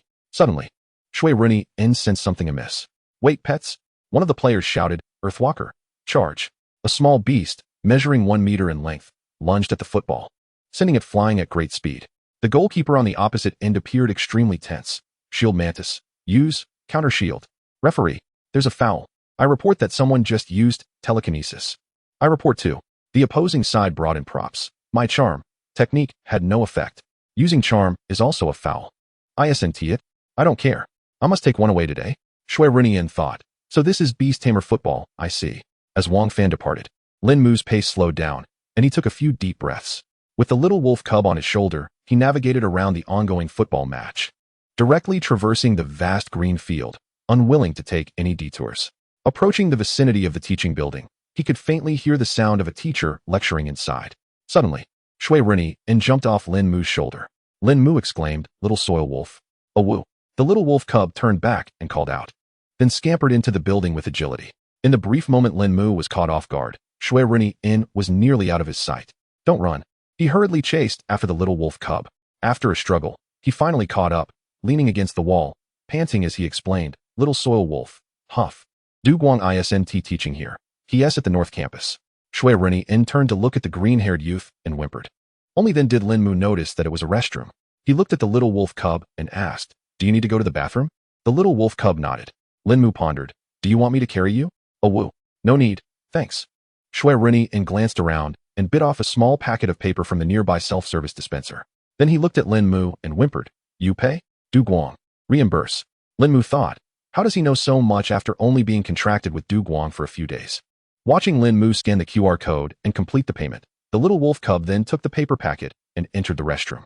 Lin Mu waited outside. Xue Ruyan entered a stall, confirming there were no other people around, his ice blue eyes flickering uncertainly. Then, he bit down on the ring on his wrist. A fair arm extended out, and with a click, he locked the stall door. Chapter 75, Learning New Techniques. Lin Mu stood inside the teaching building, watching the little wolf cub enter the restroom. Unconsciously, he reached out to touch the scars on his face. Suzuki Moku particularly detests the sensation of touch echoing in his ears. Suddenly, he recalled the alert gaze of the little wolf cub when he had placed his hand on its back. He shook his hand in frustration, feeling regretful. He had clearly told Duguang that he would ask for permission in advance. The little wolf cub had not consented. Why couldn't he control his hand? Inside the stall, Xue Ruyan shook his white short hair, holding the bright yellow Jiang University pet care paper. Extending his left arm, he glanced at the Beast Tamer bracelet on his wrist. Before transformation, although he could sense the bracelet's presence, he could not utilize it. The bracelet gleamed like obsidian, crafted from rare resource space stones, possessing a storage capacity of 2 cubic meters. However, this time, the purpose of transformation was not for storage. The young boy's gaze remained calm. He activated the bracelet's light screen, and pale blue text appeared, with various accomplishments flooding the information panel. Achievement. Interruption. Successfully interrupted a strengthening technique. Achievement. I brought props, carried props, and made them effective in battle. Achievement. You are quite weak. The opponent's judgment technique resulted in a major failure. Achievement. Overcoming levels. Achieved victory in a higher stage battle. Achievement. Read the master first. Xue Ruyan swiped his finger, clearing the useless achievements. The little wolf cub support group was flashing with small red dots, though he had no interest in knowing whether Duguang had taken any more photos. Time was of the essence, so the young boy stood on tiptoe and opened the technique interface. His gaze wandered across the light screen, finally settling on 2 technique machines. One was the advanced version of Ice Shard, a mid-level technique called Ice Spike. The other was also mid-level, Frost Spread, which, upon hitting, could inflict damage and reduce the opponent's speed, and could also be combined with other techniques for a combo. Xue Ruyan pondered for a moment before decisively selecting Ice Spike, placing his palm over it. Instantly, the methods for learning and training the technique, as well as various usage strategies, flooded the entire light screen in a sea of dense and specialized terminology. If it is said that a pet comprehending a technique on its own is akin to exploring a novice village in a game, then learning from a technique machine is like suddenly receiving a foolproof guide from a strategy group expert, in Xue Ruyan's view. There are varying levels among technique machines, and those that came with the forbidden gene agents should be considered among the top tier. They contain various advanced applications of techniques, detailing everything meticulously. even more so than some academic papers. Xue Ruyan glanced back. Some of the experiential theories within seemed quite insightful, as if they were penned using the scientific research methods of a certain king. They are even carefully annotated with sources, and if studied diligently, they would undoubtedly be beneficial for future training. But now, time is short. First, I must learn the technique. The fluffy tail behind him swayed slowly, and Xue Ruyan's expression was natural as his ice-blue gaze swept through the complex text. He read 3 lines at a glance. It is merely a mid-level technique. 10 minutes should suffice. The melodious school bell rang. University students packed their books and exited the classroom, some naturally walking into the restroom to relieve themselves. A sound of flushing emerged from one of the stalls. With a soft sound, the little wolf cub emerged, clutching the Jiang University pet care paper. A boy waiting in front of the stall entered, only to find it empty. He peered out again, watching the little wolf cub heading towards the exit. A look of confusion on his face. It even knows how to flush and lock the door? Amidst the astonished gazes of the crowd, the little wolf cub swiftly exited the restroom. One boy nudged his companion and whispered mysteriously, "Look, it's the Wolf King." As my brother reminisced about the white-haired cub, he softly remarked, "It must be the young wolf, right? Wait a moment, I'll show you a video." The boy promptly retrieved his phone. Xue Ruyan noticed Lin Mu waiting nearby, resembling a villager from a pixelated game, with both hands tucked into his sleeves, as if ready to emit a peculiar nasal sound at any moment, which added a touch of endearing clumsiness to his demeanor. The little wolf cub approached Lin Mu, tilted its head, and inquired, "What is this look?" Lin Mu asked, "Shall we go?" The cub released the paper strip from its mouth and nudged it towards Lin Mu. Woof. After a moment of contemplation, Lin Mu offered, "Shall I help you tie it?" The cub nodded earnestly, extending a paw. Lin Mu, with some effort, withdrew his hand from his sleeve and knelt down. Just as he was about to act, he glanced at the cub and confirmed, "May I touch your paw?" The cub visibly stiffened, suddenly recalling something, and lowered its paw. Meeting Lin Mu's sincere gaze, it hesitated for a moment, then pressed its paw forward onto the ground. "All right, let's do it this way." Mimicking Du Guang, Lin Mu, under the watchful eyes of the surrounding students, gently tied the paper strip around the cub's paw, taking care not to touch its body. The little wolf stood upright, shook itself, and the strip fell to the ground, looking at the green-haired youth. "Too loose." Lin Mu picked it up and, without losing his temper, retied the strip, this time a bit tighter. Xue Ruyan gave her paw a gentle shake. It fell again. With icy blue eyes, she scrutinized Lin Mu, filled with doubt and examination. "Can you really do this? Are you not just teasing me?" Lin Mu remained silent. The onlookers regarded him with expressions of agreement, feeling that such an adorable little wolf cub deserved gentle treatment rather than being constrained by a strip. The cub stretched its paw forward again, calling out to Lin Mu, "Woof. It's fine. I've defeated the extraordinary Yen Shui crocodile before. I'm not delicate. You can tie it securely." Only then did Lin Mu take the strip again and fasten it around the cub's paw, feeling the soft white fur brush against his hand. During this time, the cub remained perfectly still. A senior from the combat department passed by, astonished. What a well-behaved wolf, truly a rarity. My Bingfeng wolf usually stays in its beast space and is reluctant to come out. To make it fight, I have to plead for quite a while, let alone adorn it with anything. The senior sighed and shook his head, clutching his books as he departed the classroom.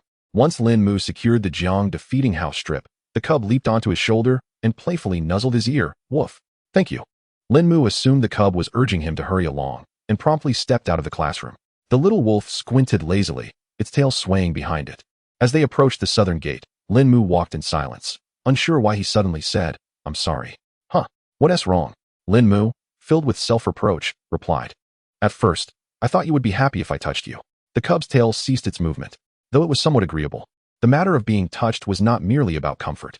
It lamented, "You originally didn't allow me to be touched. But sometimes I might not be able to control my hands." Lin Mu halted, slightly turned his head, and looked at the cub with a serious expression, articulating each word. "So, if I forget and you truly feel angry, you can hit me directly like Suzuki Mo." No sooner had he finished speaking than the white wolf's tail gently swatted Lin Mu's nape. "Woof," the little wolf called softly. "All right, I've already hit you." Chapter 76, Long. Xue Ruyan certainly understood Lin Mu's sentiments. Just as the treasure-seeking mouse utilized its charm, the little wolf was unable to resist reaching out a paw. Some of these actions were purely instinctive, and at times, one might genuinely be unable to restrain themselves. However, acknowledging one's mistakes and genuinely repenting demonstrates that a person still possesses a degree of trustworthiness. Furthermore, the cub licked its paw. If I had used earth-shattering claw, Lin Mu would already be lying on the ground, unable to rise. Lin Mu hesitated. "Do you forgive me?" The cub stood up, stretched its body, leaped down from Lin Mu's shoulder, and landed on him. Lin Mu, caught off guard, flailed and quickly raised his arms defensively. Looking down, he saw the cub staring at him, its eyes clear and silent, gently wagging its tail. Lin Mu asked, "You're not angry with me?" The cub shifted, finding a comfortable position to lean against, giving its tail a couple of shakes while observing Lin Mu. "What do you think?" Lin Mu sighed in relief and asked again. "When I touched you, you didn't feel uncomfortable, did you?" The cub let out a soft sigh and shook its head. Lin Mu's eyes brightened. "So I can." Meeting the cub's transparent gaze, his voice grew fainter until it vanished. The cub called out, "Woof. I've said it. It depends on your behavior. Pai Pai Mu, let us go." Lin Mu roughly grasped the cub's meaning, his gaze softening as he replied gently, "As you command, my Lord Wolf King." He tucked his hands into his sleeves, quickening his pace as they exited the campus, making their way to the Assessment Association. In the arms of the green-haired youth, the little wolf curled into a snowy ball, its tail gently swaying as its eyes closed, silently recalling the newly learned skill, Ice Spike. The Assessment Association awaited them with new opponents. Jianghe Yizhong, one of the finest high schools in Jianghe City. In the student dormitory, due to the unique backgrounds of the special recruits, each special recruit shared a twin room. Each suite even had a single bedroom, equipped with a luxurious, comfortable bed. At this moment, a flower squirrel with a fluffy tail scurried across the dormitory floor. Chirp! It climbed onto a clothes rack and leaped high to the chandelier, calling out to the person beneath the covers. Chirp! Some squirrels had barks similar to dogs, but the flower squirrel did not. Its voice was too faint to awaken the sleeping individual. A petite parrot had a pure white chest, vibrant green wings, and an eye-catching orange-red crown. Its legs, neck, and face were a bright yellow, with colors from different areas blending harmoniously together, creating a stunning appearance. A ground spirit Pokemon, flying type. The Xue parrot was a beautiful species measuring just over 10 centimeters, living in the same area as the Xue Bai. Its rarity and unique mimicry ability granted it a place among the ground spirits. Therefore, is it so unreasonable that I'm expensive and a bit dim-witted? The little parrot, wings pressed against its body, bounced on the bulging blanket as if it had springs. Bouncing, it was quite lively. With wings unused, it was simply playing. The Xue parrot raised its voice, proclaiming, "Long Long, you're late. Get up." The blanket stirred, and a young boy's voice emerged. "Ugh, Xue, don't bother me.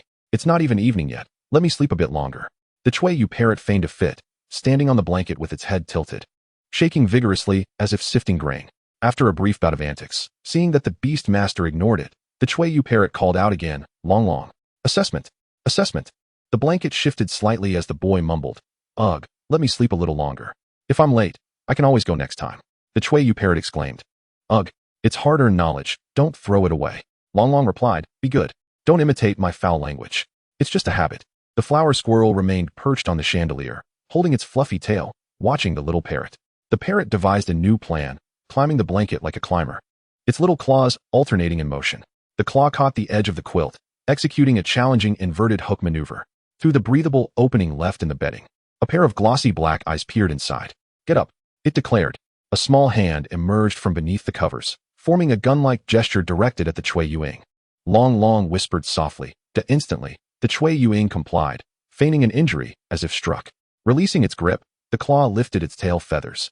The body stiffened and straightened, and the little head tilted to the side. The small hand retreated back into the warmth of the quilt, finally granting some peace. However, Long Long's tranquility was short-lived. Soon, the Xue Yuing began to speak in a measured, serious tone. "Jiang Chun has arrived." The quilt stirred, and Long Long mumbled indistinctly, "Xue Yu, it's wrong to lie. Young Master Jiang is so busy, he rarely even comes to school. How could he be here?" The blue-haired youth swiftly lifted a corner of the quilt.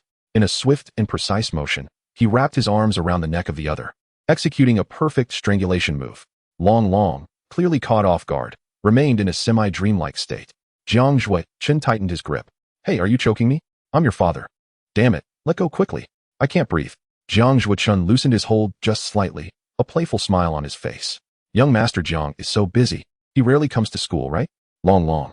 "Damn, if you keep cursing, Sun Gusher will mute you again." The struggle immediately diminished in intensity, revealing that the boy had likely faced such silencing before. Moments later, with great effort, Long Long pried Jiang Chun's hand away, poking his head out, his hair slightly disheveled, nervously surveying his surroundings. He then glared at Jiang Chun. "Hey, where's Sun Gusher? If Xue Yu learns to lie from you, I swear I'll fight you." The Xue Yuing flew to Jiang Chun's shoulder, turning its back to Long Long, pretending to know nothing. Jiang Chun asked leisurely, Did you not say you were going for the assessment of a senior Beastmaster this afternoon? Why aren't you leaving? Long Long replied tersely. Jiang Zhuochen pressed. Are you getting up or not? Long Long exclaimed. Yes, yes, yes. Just get off me already. He scrambled out of bed, standing up and fixing his hair. He stood just over 1.60 meters tall. The Xue Ruyan took flight to perch atop Long Long's head, perfectly aligned with Jiang Zhuochen's height. The young boy glanced behind Jiang Zhuochen. Where's Zhao Xinjia? Jiang Zhuochen snapped his fingers casually. Of course, he's off training. Do you think everyone is like you? Long Long retorted. What is wrong with being like me? He pointed at the Xue Ruyan. Xue Yu, scold him. The Xue Ruyan called out, big fool. Jiang Zhuochen remained unfazed. As Long Long tidied his bed, Jiang Zhuochen naturally inquired, why didn't you train again? Why did you sleep so long? Long Long pointed at Jiang Zhuochen. And you, haven't you also skipped out on Jiang Heizhong? Jiang Zhuochen shrugged helplessly. I didn't come, but I've been cultivating and training my beast. Long Long replied defiantly, I haven't cultivated, but my dragon is stronger than yours. Jiang Zhuochen felt a slight headache. How on earth did the Dragon Palace choose this child? Moreover, he was in a completely unregulated state, with no oversight at home. It couldn't possibly be just because there were many dragons in his name. Long Long energetically flipped the quilt, continuing, dragon-type beasts, once they reach maturity, possess monarch-level combat power. Their daily training is no match for the progress they make while sleeping in their beast-taming space. As a descendant of the Dragon Tamer family, the former dragon god of the East Sea Dragon Palace once signed a pact with the human dragon tamers during the Golden Emperor era. Whenever the Dragon Palace gave birth to a new generation, they would select promising young dragons to sign an ancient contract with the excellent descendants of the dragon family. Growing together, such individuals are known as dragon tamers. Pure-blooded dragons belong to the dominant level, ranking above monarchs, with extraordinarily long lifespans, formidable defenses, and immense damage output. The entire race once served as a totemic guardian during a bygone era of Dong Huang, revered as the most perfect beast. Consequently, the dragon system is an independent category, separate from the 9 fundamental attributes, embodying noble lineage. The classification of beast levels includes awakened, extraordinary, commander, monarch, and dominant. When a beast reaches monarch level, its intelligence typically increases significantly, rendering it impossible to categorize by the rarity of heavenly treasures and earth spirits. An old saying goes, one sees the dragon's head but not its tail. If we were to judge by rarity, sub-dragon races are not uncommon. However, true dragons, as a dominant race, are infinitely rarer than exotic beasts. Young dragons represent the stage of dragon-type beasts with the fastest growth. Even if the dragon tamer does not exert effort, their beast taming space will benefit from the beast's nurturing influence, leading to a natural rise in capabilities. It is a state of being unconfined yet unrestrained. One can cultivate while lying down and can easily surpass peers. If Long Long had wished, he could have unleashed a dragon might to send Jiang Zhuochen flying. It's definitely because of the little dragon that I overslept. Long Long declared emphatically. Jiang Zhuochen, of course, did not believe him and directly asked, what time did you go to sleep last night? Long Long replied, for in the morning. I knew it. Jiang Zhuochen face-bombed. No wonder you're tired. Long Long shot him a glare. I had my reasons. Have you not noticed that the rumors about nightmares in Jianghe City are increasing? The Xue Ruyan flapped its wings and flew up to the chandelier, joining a line with the squirrels. Long Long straightened his back, though he still fell short compared to Jiang Zhuochen, but as a new generation of dragon tamers. I only revere science. No matter how absurd the situation, I firmly believe it is the result of some prop or a prank by beasts. Jiang Zhuochen couldn't help but chuckle. So you spent the whole night scared? Isn't your dragon type beast a purification type? What are you afraid of? So what? Are you not afraid of nightmares? Even dragons fear them. Last night, my little dragon activated purification over a dozen times. Jiang Zhuochen remarked, your dragon has indeed worked hard. Fortunately, the dragon race has great stamina. To be honest, Jiang Zhuochen had rarely experienced nightmares himself. All right. Enough about nightmares. Long Long rolled his shiny black eyes, grinning. Young Master Jiang, you're usually so busy, just finished a live stream this morning. How come you have time to come to Jiang Heizhong? Because Jiang Zhuochen was passionate about exploring various secret realms whenever a new one opened. He could not resist the urge to explore. Thus, when he arrived at school, he was always inviting teammates to venture into these realms, akin to playing a game. Although accompanying young Master Jiang on these adventures was indeed enjoyable, with his rare talent for spatial control, coupled with a well-off background and a plethora of rare items and healing medicines, he effectively served as a mobile supply station for the entire team. Zhao Xinjia could only be considered wealthy, whereas Jiang Zhuochen was genuinely affluent. Furthermore, the headquarters of the Jiang Corporation was situated within the ancient tower, and news of new secret realms emerging in that area was no longer a secret among the masses. Long Long, grinning, looked at the blue-haired youth. So, is there news of a new secret realm? Jiang Zhuochun replied nonchalantly. You think too much. This afternoon, I intended to seek out my father, but he was called away due to matters regarding the ancient tower and cannot spare any time. Just moments ago, Long Long referred to him as young Master Jiang, and now he had shifted to calling him young Master Jiang in a more familiar tone. Long Long pondered for a moment, scrutinizing Jiang Zhuochun. So you came specifically to see me? Do you enjoy being scolded, or do you prefer younger boys? Long Long scrutinized him. Young man, your thoughts are quite dangerous. Jiang Zhuochun gave Long Long a firm knock on the head. Long Long, with tears welling in his eyes, covered his head. What was that for? Do you believe I can summon the little dragon and bring us both to ruin?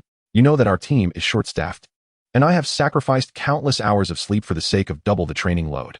Long Long feigned indignation, saying, apart from you, who among the special recruits would ever miss school? The blue-haired youth reached out and playfully ruffled Long Long's hair. If I didn't know you would oversleep, do you think I would have come? Perhaps it was due to the nurturing nature of dragon-type companion beasts that Long Long's hair felt wonderfully soft to the touch, and many in the special recruitment class enjoyed tousling it. Long Long retorted, how dare you? Meeting the gaze of the blue-haired youth, he swallowed the curse that was about to escape his lips and argued instead, if you hadn't come, would I have overslept?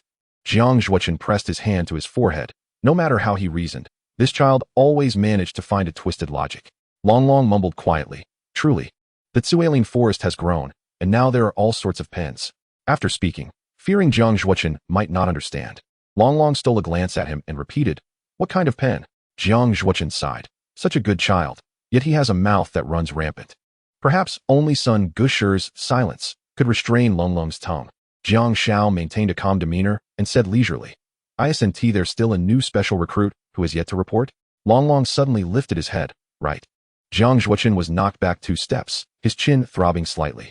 Long Long said mysteriously, I heard the new student has a mutated fusion talent.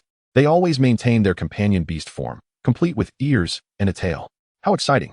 Jiang Zhuochun adjusted his cuffs. It is impolite to discuss another's talent behind their back. Long Long was momentarily speechless, quickly covering his mouth. I didn't mean to. I was just curious. Jiang Zhuochun elegantly turned to gaze at the square outside. No need to rush. In 6 days, the special recruit assessment will take place. Regardless, the newcomer will certainly arrive. Chapter 78. The most simple and direct method. Jiang Zhuochun turned back. So, shouldn't you be preparing for your assessment? Long Long pondered for a moment, then extended his hand. A colossal beast control array, 5 meters in diameter, instantly unfolded within the room, nearly filling the entire space, while the pressure of dragon energy surged forth. The foundational array seemed to reveal the ancient dragon totem, vast and archaic. Jiang Zhuochun reacted almost instantly, raising his hand in defense. The small beast control array in his hand flickered past, and under the impact, he was forced to stagger back a few steps, rubbing his slightly sore wrist. The young master of the Jiang family wore a complex expression. Such a level of array was typically the standard for senior beast masters. Yet, in the hands of a dragon tamer, it appeared so ordinary. The ancient contract comes in various forms, and Long Long's contract clearly accelerated the growth speed of the beast control space, with little enhancement of physical attributes. Otherwise, Long Long wouldn't have been so easily subdued by Jiang Zhuochun. The stronger the beast control space, the greater the assistance it provides to the companion beasts residing within, improving their comfort and speeding up the recovery of injuries. Dragon-type companion beasts that have signed a dedicated, ancient contract will utilize the contract to assist the beast master in cultivating the beast control space. The cost, however, is that the modified beast control space will gradually align more with the dragon system, becoming increasingly suitable for dragon-type companion beasts. For the vast majority, this cost seems more like a benefit. Jiang Zhuochun wiped the sweat from his forehead.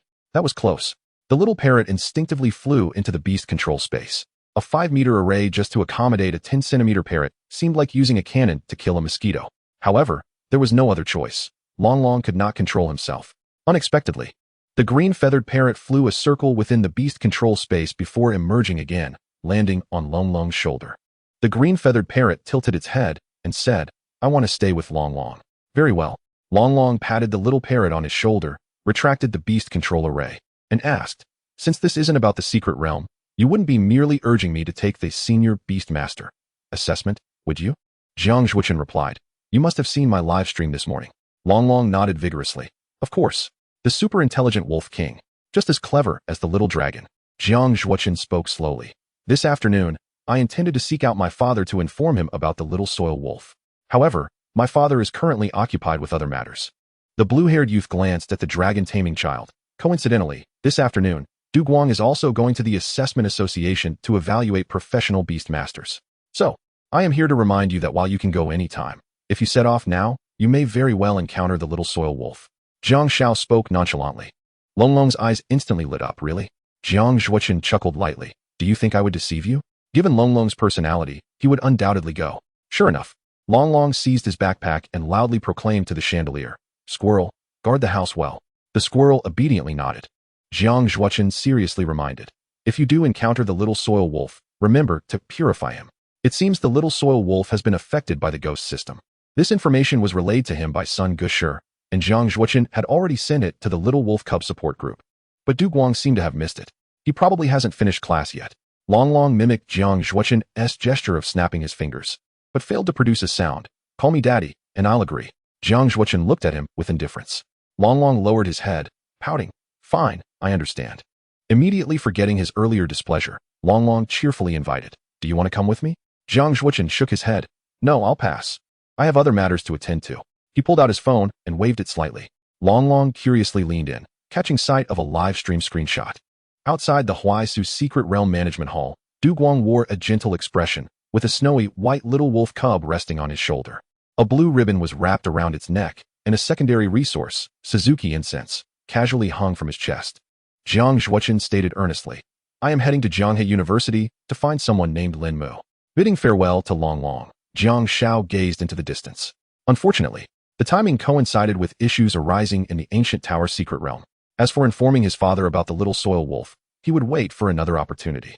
At this moment, atop the ancient tower, at the pinnacle of the desolate city, a figure draped in a coat stood on the roof, gazing at the hastily constructed secret realm management base below.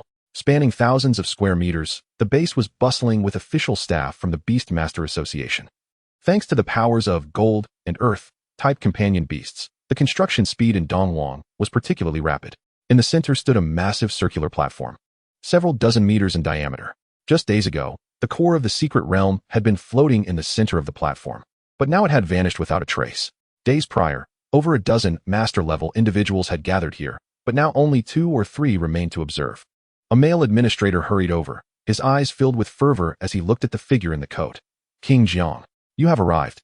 He knew that at such a time, the president of the Jiang group would undoubtedly appear. Jiang Quan, the King Jiang, nodded solemnly. The male administrator understood that the king had little time to spare and got straight to the point. The current state of the secret realm is extremely unstable. The Secret Realm Management Bureau has also noticed that the ancient tower secret realm is quite unique. It is not merely rare, it is absurdly so. It has maintained a state of being half-emerged and has been fluctuating back and forth. The latest relic detector from 11 Bureau has indicated that all recent readings point to this one secret realm. When it first opened, a massive rift appeared in the sky, and only 2 novices, one a low-level beast master, were sucked into it. The male administrator added, one individual nearly faced life-threatening danger within the secret realm. In addition to the other 2 individuals, who have exhibited symptoms of recurring nightmares within a week, it remains uncertain whether there is a connection with the mysterious realm. The operational principles of this realm have yet to be deciphered. Any forced intervention could potentially lead to the collapse of the spatial integrity of the realm. The male administrator stated earnestly that if the space were to collapse, the resources and relics that may exist within the realm would be forever lost to exploration. Jiang Tianwang surveyed the circular platform of the realm, contemplating for a moment. This realm appears akin to a newly awakened child, naive and oblivious, peeking out every few days, seemingly waiting for something. However, such an inability to unlock the realm is not uncommon within the 11th Bureau. The 11th Bureau, known as Guitu Eg Zanel Ediok Yhun Biazing J, is one of the official organizations of Dongwang, just as the 7th Bureau, responsible for the management of realm resources, is commonly referred to as the Realm Management Bureau. The 11th Bureau is colloquially known as the Relic Bureau. It specializes in the archaeology and development of ancient relics, and is tasked with exploring the history from the Q in DSHDI onward. Its members are required to be at least of master level, representing a rare talent that is generally inaccessible to the average person. Throughout the extensive history of Dongwang, although there are no definitive breaks in its timeline, there are many gaps, omissions, and disconnections. Faced with a realm containing relics re-emerging into the world, it often reveals lost histories to the outside. If relic-type realms are not open to the public, it indicates a lack of prerequisite conditions, which could either be the key to unlocking the realm or the presence of individuals who meet certain criteria. In any case, the simplest and most straightforward solution is for Jiang Tianwang to propose sealing the realm temporarily until the conditions become evident or until the requisite individual is found. Chapter 79. How could one encounter a special talent so casually? In confronting a realm that appears out of thin air, the completion of exploration inevitably demands decades of preparation. Given that this realm has manifested at the center of the archaic tower, successfully deciphering it would constitute a significant achievement for the entire Dongwang Alliance. Should the realm be preserved, its abundant extra-dimensional spiritual power could nurture a wealth of resources and potentially excellent companion beasts, potentially elevating the archaic tower to the status of a quasi-first-tier city like Jianghe City, which also possesses a realm. As Jiang Tianwang descended the steps of the realm management base and boarded the nearby mechanical warplane, he settled into his seat, contemplating slowly. Confronted by a realm that is impervious and seems ready to retaliate if approached, the Beastmaster Association finds itself at a loss. It is said that in the Imperial Capital region, a young man clad in red has recently caused the collapse of a super-large trial realm. And not just any collapse, an absolute one. Although the young man in red did indeed acquire the core inheritance of the realm, the Imperial Capital realm was established by predecessors and was meant solely for trials. With the realm now dismantled, not even remnants remain for future challengers. Once a realm has been deciphered, its existing state is generally stable, possessing adaptive, self-organizing, and self-regulating capabilities. The method employed by the young man in red, which led to such thorough destruction, is utterly astonishing and represents a tremendous waste of the realm's resources. It is unclear how he achieved this feat. When the news first circulated, it astonished the myriad of sovereigns for a century. The final scene depicted that individual scratching his head, looking perplexed, as he was forcibly taken away by the president, whose face had turned as dark as a pot's bottom. No, this line of thought is straying too far. Jiang Tianwang furrowed his brow in contemplation. The correct approach is to discern the genuine requirements of the realm and to unlock it using appropriate methods. If there are guardian beasts within the realm, it is crucial to assess whether they harbor malice towards humanity and whether they can be enticed into joining Dongwang, thus deciding whether to take aggressive action or pursue cautious dialogue. This is also the reason why the 7th Bureau's Realm Management Bureau finds it difficult to gain entry. Only through significant contributions in breaching realms, gaining recognition from realms and relics, can the Beastmaster Association consider bestowing the title of Realm Master. It is not that Jiang Tianwang does not wish to decipher the realm. Rather, such relics must be entrusted to professionals. Relics do not manifest from thin air. They are imbued with the beliefs, faiths, wills, and emotions of numerous life forms, and through the passage of time, they may give rise to a form of consciousness. This consciousness is not akin to spectral apparitions, but rather an ethereal concept that does not pertain to life, spirit, mind, or soul. In archaeology, this is referred to as the traces of history. Such traces can only be perceived by a select few who possess special Beastmaster talents, such as those with the spirit communication mutation that allows them to touch the spirits of history, or those with the telepathy mutation capable of listening to the echoes of history. For these uniquely gifted members of the 11th Bureau, the most effective method of deciphering is to rely on chance, hoping to awaken the relevant spirits. However, the members of the 11th Bureau are too few, each occupied with their tasks, and with the reserves, there are only 11 in total. Thus, the exploration of the archaic tower realm must be temporarily set aside. If only there were one who could communicate freely with mountains, rivers, flora, ancient stone tablets, and the altars of relics. How splendid that would be. Jiang Tianwang gazed out the window. The sleek lines of the mechanical warplane sliced through the air at such speed that it created a sonic boom, cleaving the azure sky in two. Soon, the aircraft landed at the headquarters of the Jiang Corporation. Awaiting him was a secretary, already informed of the news, standing respectfully. The man, clad in an overcoat and exuding a composed demeanor, descended from the aircraft and entered the Jiang Corporation building. President Jiang. Greetings, President Jiang. Jiang Tianwang nodded slightly as he made his way into the president's office. Leaning back in his chair, he accepted the coffee handed to him by the secretary, offering a brief thanks before exhaling the steam and sinking into his thoughts. Even a sovereign has many limitations. In the vast expanse of Dongwang, the 11th Bureau consists of merely 11 individuals. To find one capable of communicating freely with mountains, rivers, flora, ancient stone tablets, and the altars of relics. Ideally someone who can also converse with beasts and companion creatures, Jiang Tianwang felt a sense of resignation as he shook his head.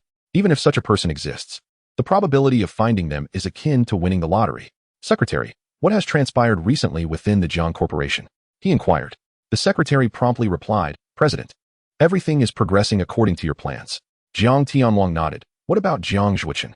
Young Master Jiang is currently quite focused on a rookie beastmaster named Du Guang. The secretary responded. Du Guang. That name sounds somewhat familiar. Young Master Jiang is particularly fond of his uniquely colored little wild wolf and holds it in high regard. The secretary respectfully added, retrieving information on Du Guang and the little wolf, including 2 recorded broadcasts of Jiang Zhuqian's live streams, as well as a recently circulated video on Jiang University's forum. Jiang Tianwang meticulously reviewed the first live stream recording in its entirety. He was reminded of the impressive rocket battle. After a moment of silence, he picked up Du Guang's Beastmaster profile, scanning its contents. Du Guang, a wood-type Beastmaster, possesses an ordinary affinity talent known as affinity. His beast summoning method is described as threading the brow. The man in the overcoat could not help but shake his head. He had never heard of such a summoning method. Without a prestigious family background, the benefits and drawbacks of this incomplete ancient method would essentially balance each other out.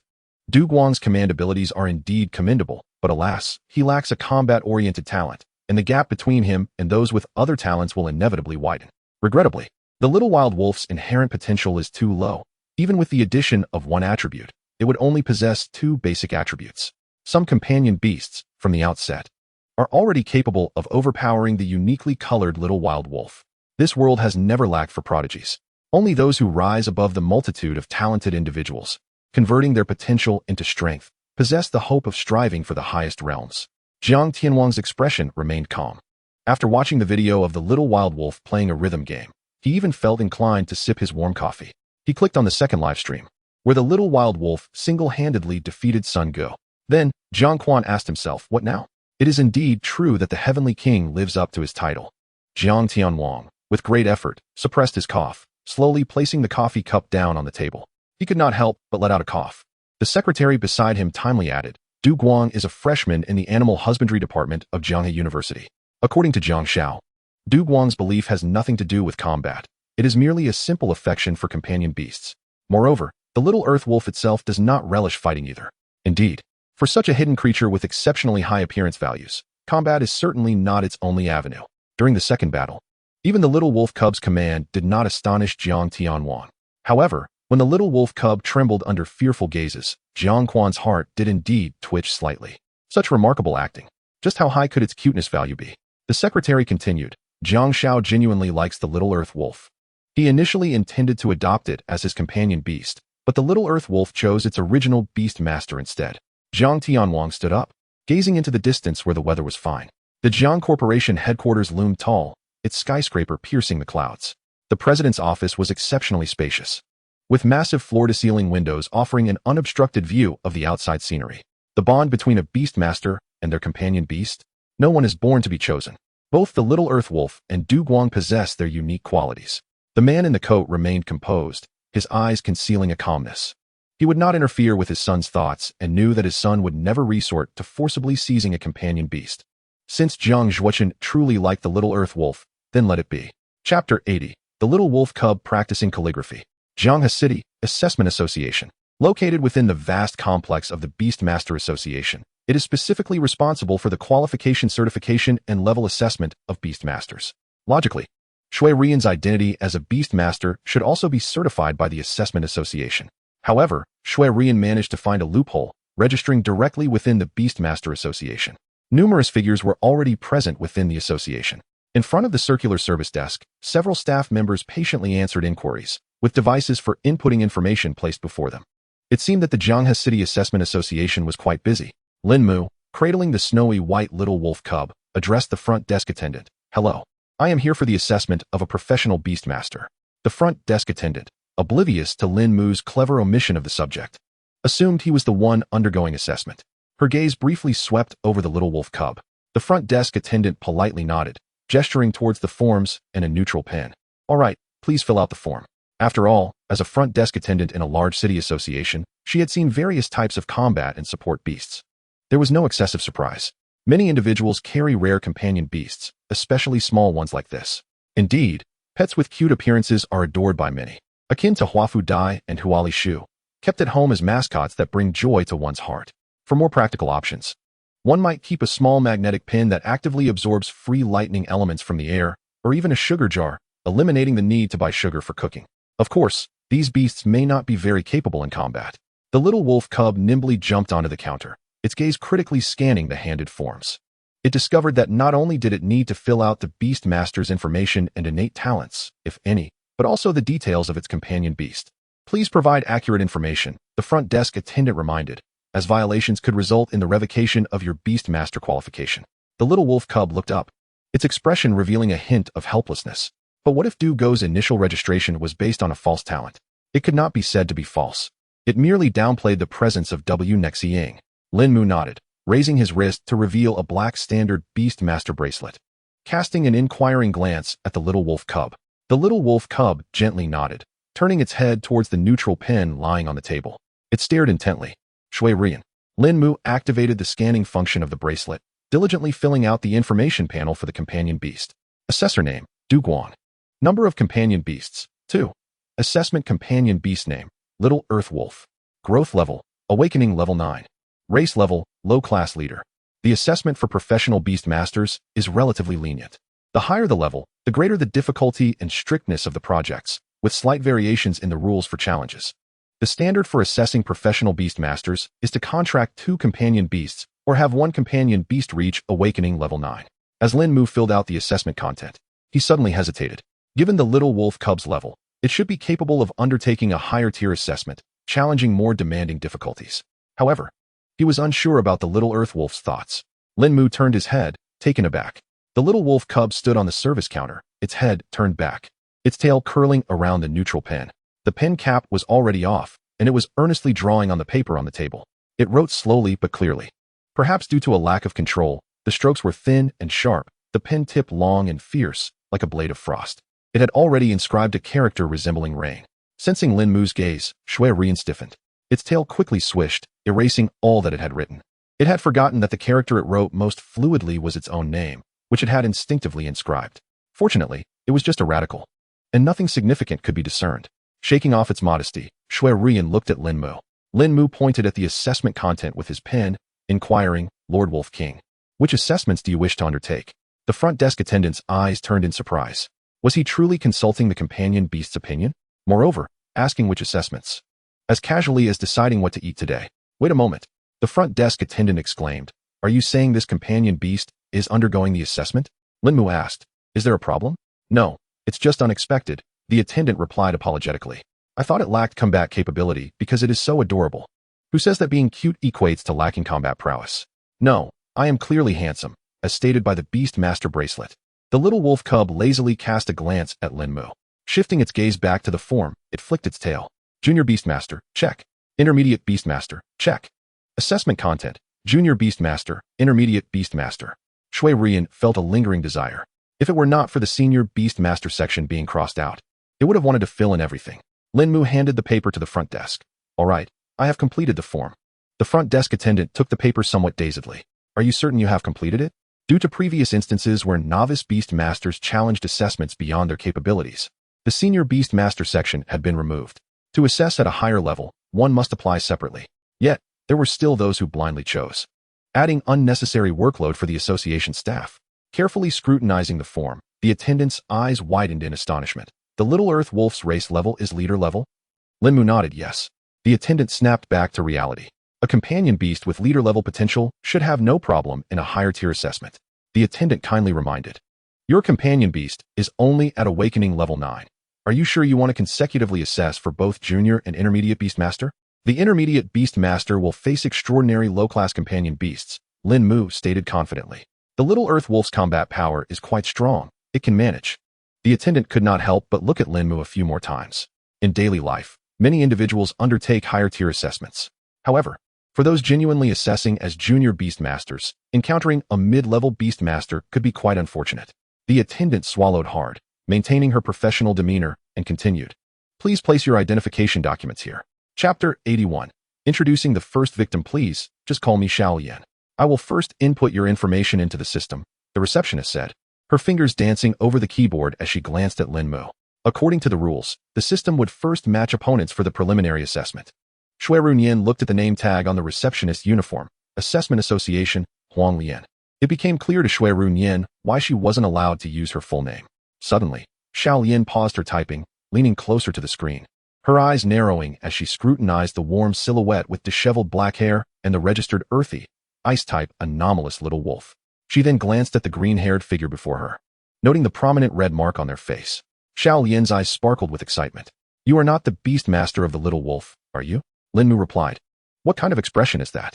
I am merely the guardian of the little wolf, not the one directing the battle." Xiaolian's initial surprise quickly morphed into visible disappointment as she realized that the assessment neglected to acknowledge the fact that the pet was undergoing the evaluation independently. The association indeed had such a rule, one that had not been employed for quite some time. The opportunity for achievement slipped through her fingers, leaving her heart heavy. However, Xiaolian quickly regained her composure. After all, witnessing a rare anomalous pet was quite delightful. Clearing her throat, Xiaolian turned her attention to the little wolf. Smiling as she said, "Let me introduce the assessment items to you." The little wolf nodded seriously. "Thank you," Linmu added. "The preliminary assessment is straightforward. In a one-on-one battle, strive to defeat your opponent. Standard battles do not allow for attacks on the opposing Beastmaster, and the level of items carried cannot exceed level 1. A sudden intake of breath escaped Linmu as the little wolf noticed and gazed at him intently. "You don't mean?" Linmu awkwardly admitted. "I forgot the rules of being a Beastmaster. It has been so long since I took the assessment." The green-haired youth turned to the receptionist. "Can I use the level 2 items I brought for the intermediate assessment?" Xiaolian nodded. "Yes, you can." Linmu sighed in relief. "That's good." Xue Runyan's tail flicked slowly. The preliminary assessment was inconsequential. After all, he had fought against extraordinary beings before. Following a victory, the system would continue to match opponents for the intermediate assessment. Failure would not matter either, as long as the judge deemed the pet's strength sufficient. The certification for Junior Beastmaster would still be completed, with the possibility of reassessment on another day. Nevertheless, the anomalous little wolf, endowed with exceptional potential, would surely emerge victorious in the preliminary assessment, he thought. As the receptionist efficiently entered the information, her fingers flew over the keyboard. With the data input complete, the system began the matching process. Since the little wolf was awakened at level 9, the system would automatically match it with challengers at level 6 or higher. Suddenly, Xiaolian's words tumbled out. "Recently, there have been many newly awakened beast masters in Zhenghe City. After a wait of around 15 minutes, you should find your opponent." "Really?" the receptionist exclaimed in surprise. "It succeeded so quickly?" The little wolf stood up straight. Xiaolian turned to Linmu. "However, I must remind you that due to the high rank of its species, it has significantly increased hidden points. The system has matched you with a challenger at level 10, one level higher than the little wolf. Moreover, this opponent's assessment request has been pending for 5 days. No one is willing to battle them. As a pet's level increases, the gap between each small stage grows wider. If the level is intentionally suppressed, it may have honed its species skills, creating a vast disparity in combat strength with lower-tier pets. As the saying goes, some pets reach level 10 awakening solely because their awakening realm is capped at 10. The little wolf may indeed be at a disadvantage. Should we decline? The system will continue to match you," Xiaolian suggested. "I'll inform you immediately when I have news." Linmu glanced at the little wolf. Xue Ruyan pondered the notion of hidden points. If they were to rematch, the opponent might be similarly formidable. The little wolf exclaimed woo-woo. "We accept this assessment." Linmu feigned translation. Xiaolian nodded. "All right. I will contact this beast master right away." Moments later, a youth clad in dark clothing arrived at the assessment association. Both parties' information was public, and during the wait, the little wolf had already learned about its opponent's pet. Challenger S name, Lu Xiukai. Pet name, Yujue. Growth level, awakening level 10. Species level, extraordinary mid-tier. Yujue's primary attribute is gold, but can also learn moves from other attributes. Its body is a striking blue, with vibrant red tail feathers and sharp claws, representing the Yin Jing, spring, secret realm. Despite its seemingly adorable name, its combat prowess should not be underestimated. The name of its evolved form, Iron Feather Eagle, hints at its formidable capabilities. Once its feathers transform into iron, a mere brush could inflict deep wounds. Lu Xiukai, a senior at Zhenghe No. 2 High School, is a representative figure of the academy and had briefly studied in a special recruitment class. He had reviewed his opponent's information. Due to its personality, the little wolf had few contract holders, yet its potential was not insignificant, making it comparable to Yujue. The dual-type little wolf, with its earth and ice attributes, was indeed a worthy adversary. Nonetheless, Lu Xiukai remained confident. as on the surface, the little wolf did not appear to be a creature of combat, distinguished only by its appearance and statistics. Lu Xiaokai shook his head, bemused. He wondered what the Beast Master was thinking, allowing such a juvenile to participate in battle. It was adorable, yet not battle-ready. Its growth level was not fully realized, and its move proficiency likely lacked depth. After a rational analysis, he found no reason for defeat. Lu Xiaokai raised his eyes, surveying Lin Mu, who bore the snow-white little wolf on his shoulder. Hesitantly, he inquired, "Are you my opponent for the assessment?" He recalled that the individual in the photograph had black hair. Lin Mu shook his head. "No, I am merely the guide. The little wolf is here for the assessment." Lu Xiaokai was taken aback, his expression one of astonishment. A pet undergoing an independent assessment? Was that Beast Master so carefree? Lu Xiaokai regarded Lin Mu, regardless. "Thank you for accepting this battle. I initially believed I would have to wait a week to face the association personnel." Lu Xiaokai asserted seriously, "Thus, I will give it my all." Pet battles, as one of the most thrilling events in the world, deserve utmost respect. Lin Mu nodded. "Indeed, it should." At that moment, Xiao Lian's voice rang out. "The preliminary battle arena is ready." The outdoor arena for the initial battle was set. Upon their arrival, more than half of the 10 assessment arenas were occupied, with command voices echoing throughout. Xue Ruyan observed quietly. The professional battle arena measured 10 by 10 square meters, surrounded by isolation nets to prevent the leakage of elemental energy from the pets. Upon reaching Arena 5, Lin Mu gazed at the expansive battlefield, pausing in silence before turning to say deliberately, "I brought plenty of healing potions. The medical room is right next door. You must take care of yourself." The little wolf abruptly halted. "Could you not say such things before the battle?" It whimpered softly, leaping down from Lin Mu's shoulder. "I understand. It's just a competition." Lin Mu settled into a seat in the audience, quietly focusing his gaze on the little wolf. Lu Xiaokai ascended the battlefield, taking his position at the command area on his side. His expression was somewhat complex, although he had anticipated this moment. However, gazing at the empty command seat, an unsettling feeling washed over.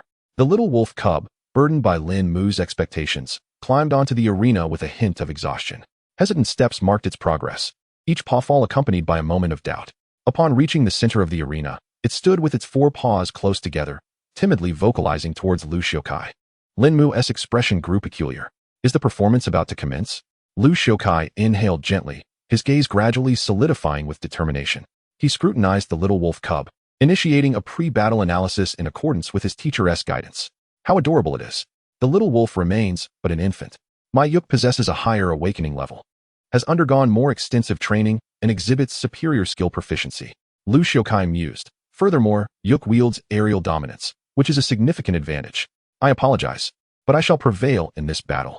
The male, adorned with professional credentials, ascended to the referee's platform at the midpoint of the battleground. Without unnecessary elaboration, he raised the flag. Competitors, please prepare yourselves. Lu Xiaokai nodded, while Xue Ruyan slightly bowed her body. The duel commenced. In Beastmaster battles, there are standard confrontations and unrestricted duels. In unrestricted duels, pets may directly assail their Beastmasters, and vice versa.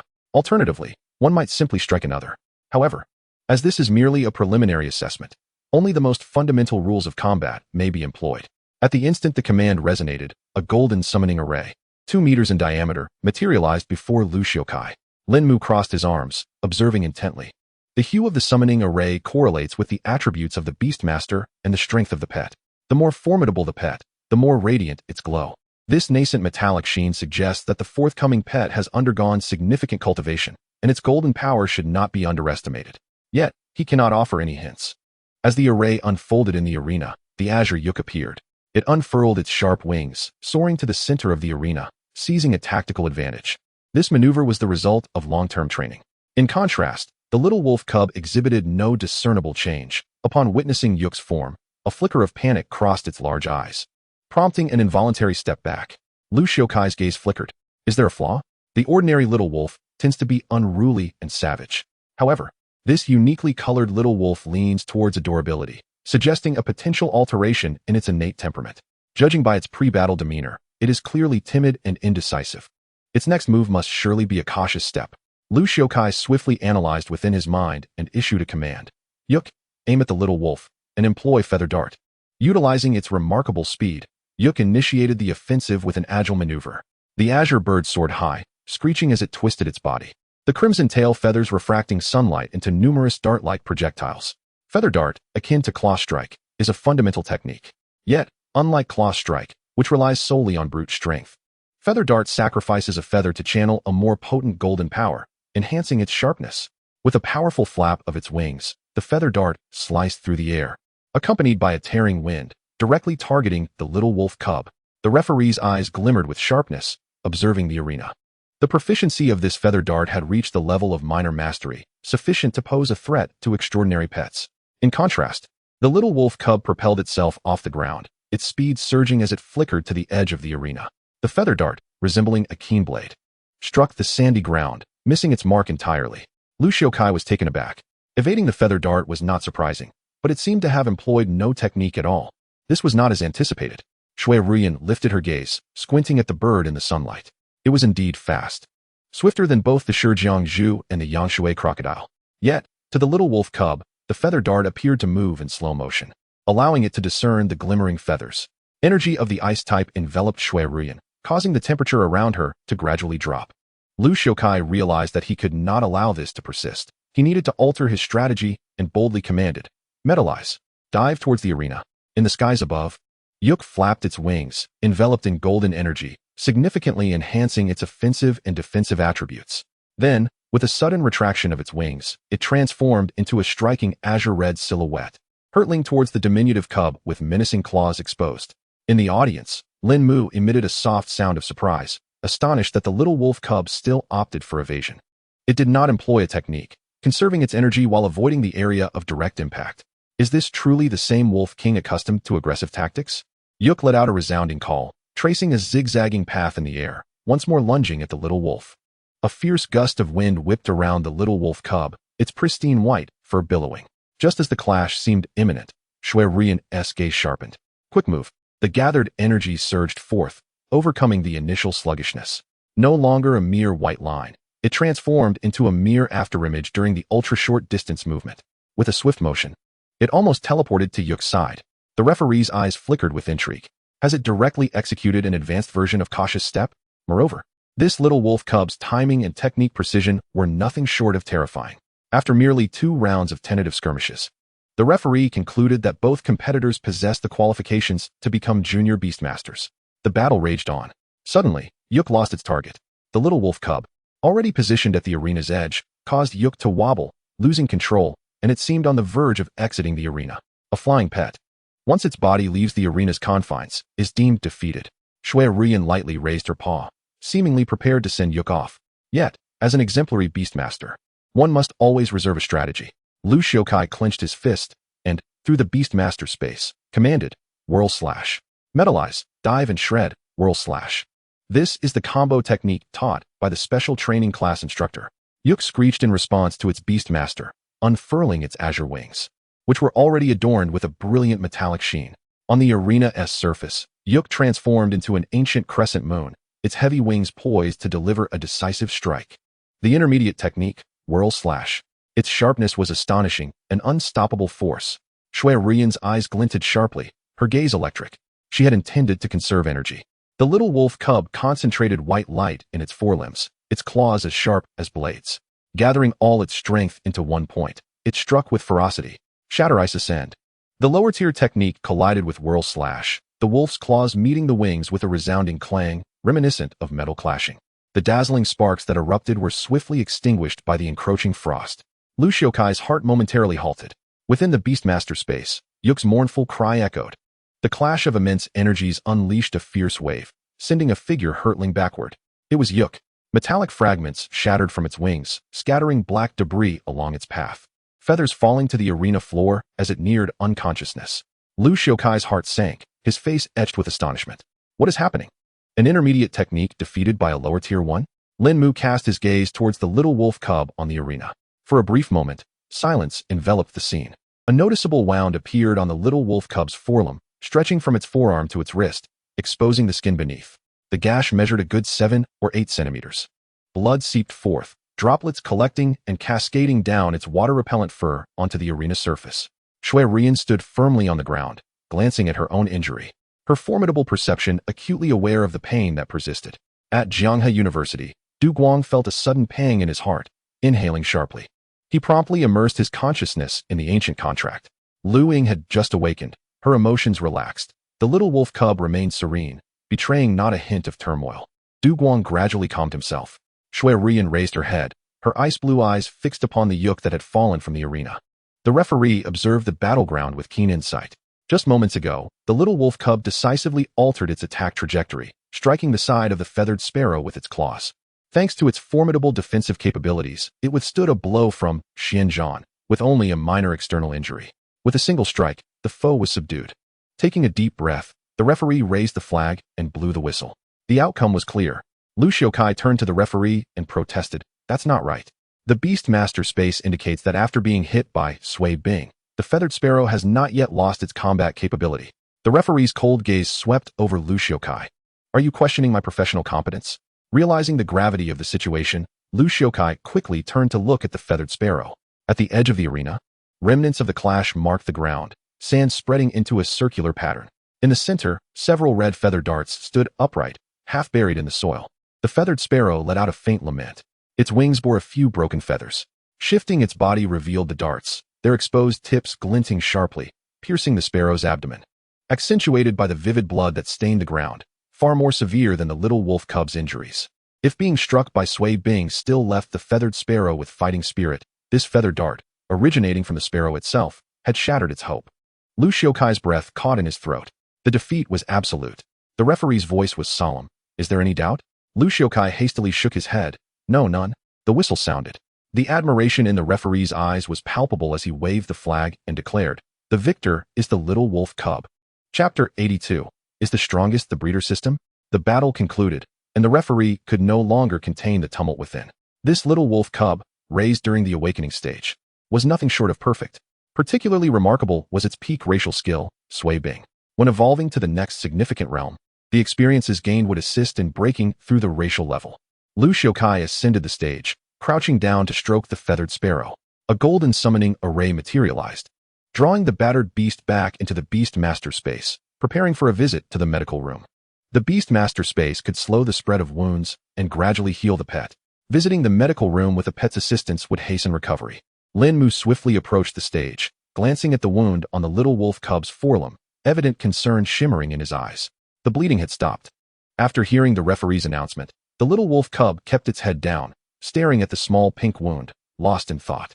In the game, certain animals' saliva possessed disinfecting properties, alleviating pain and accelerating healing.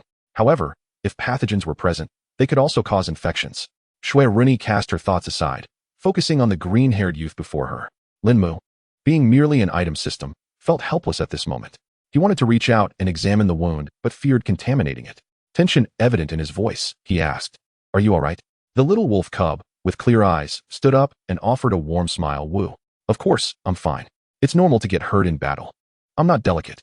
Look how nervous you are, more than I am." The little wolf cub wished to prove its well-being and was about to take a few steps when Lin Mu exclaimed, "Don't move."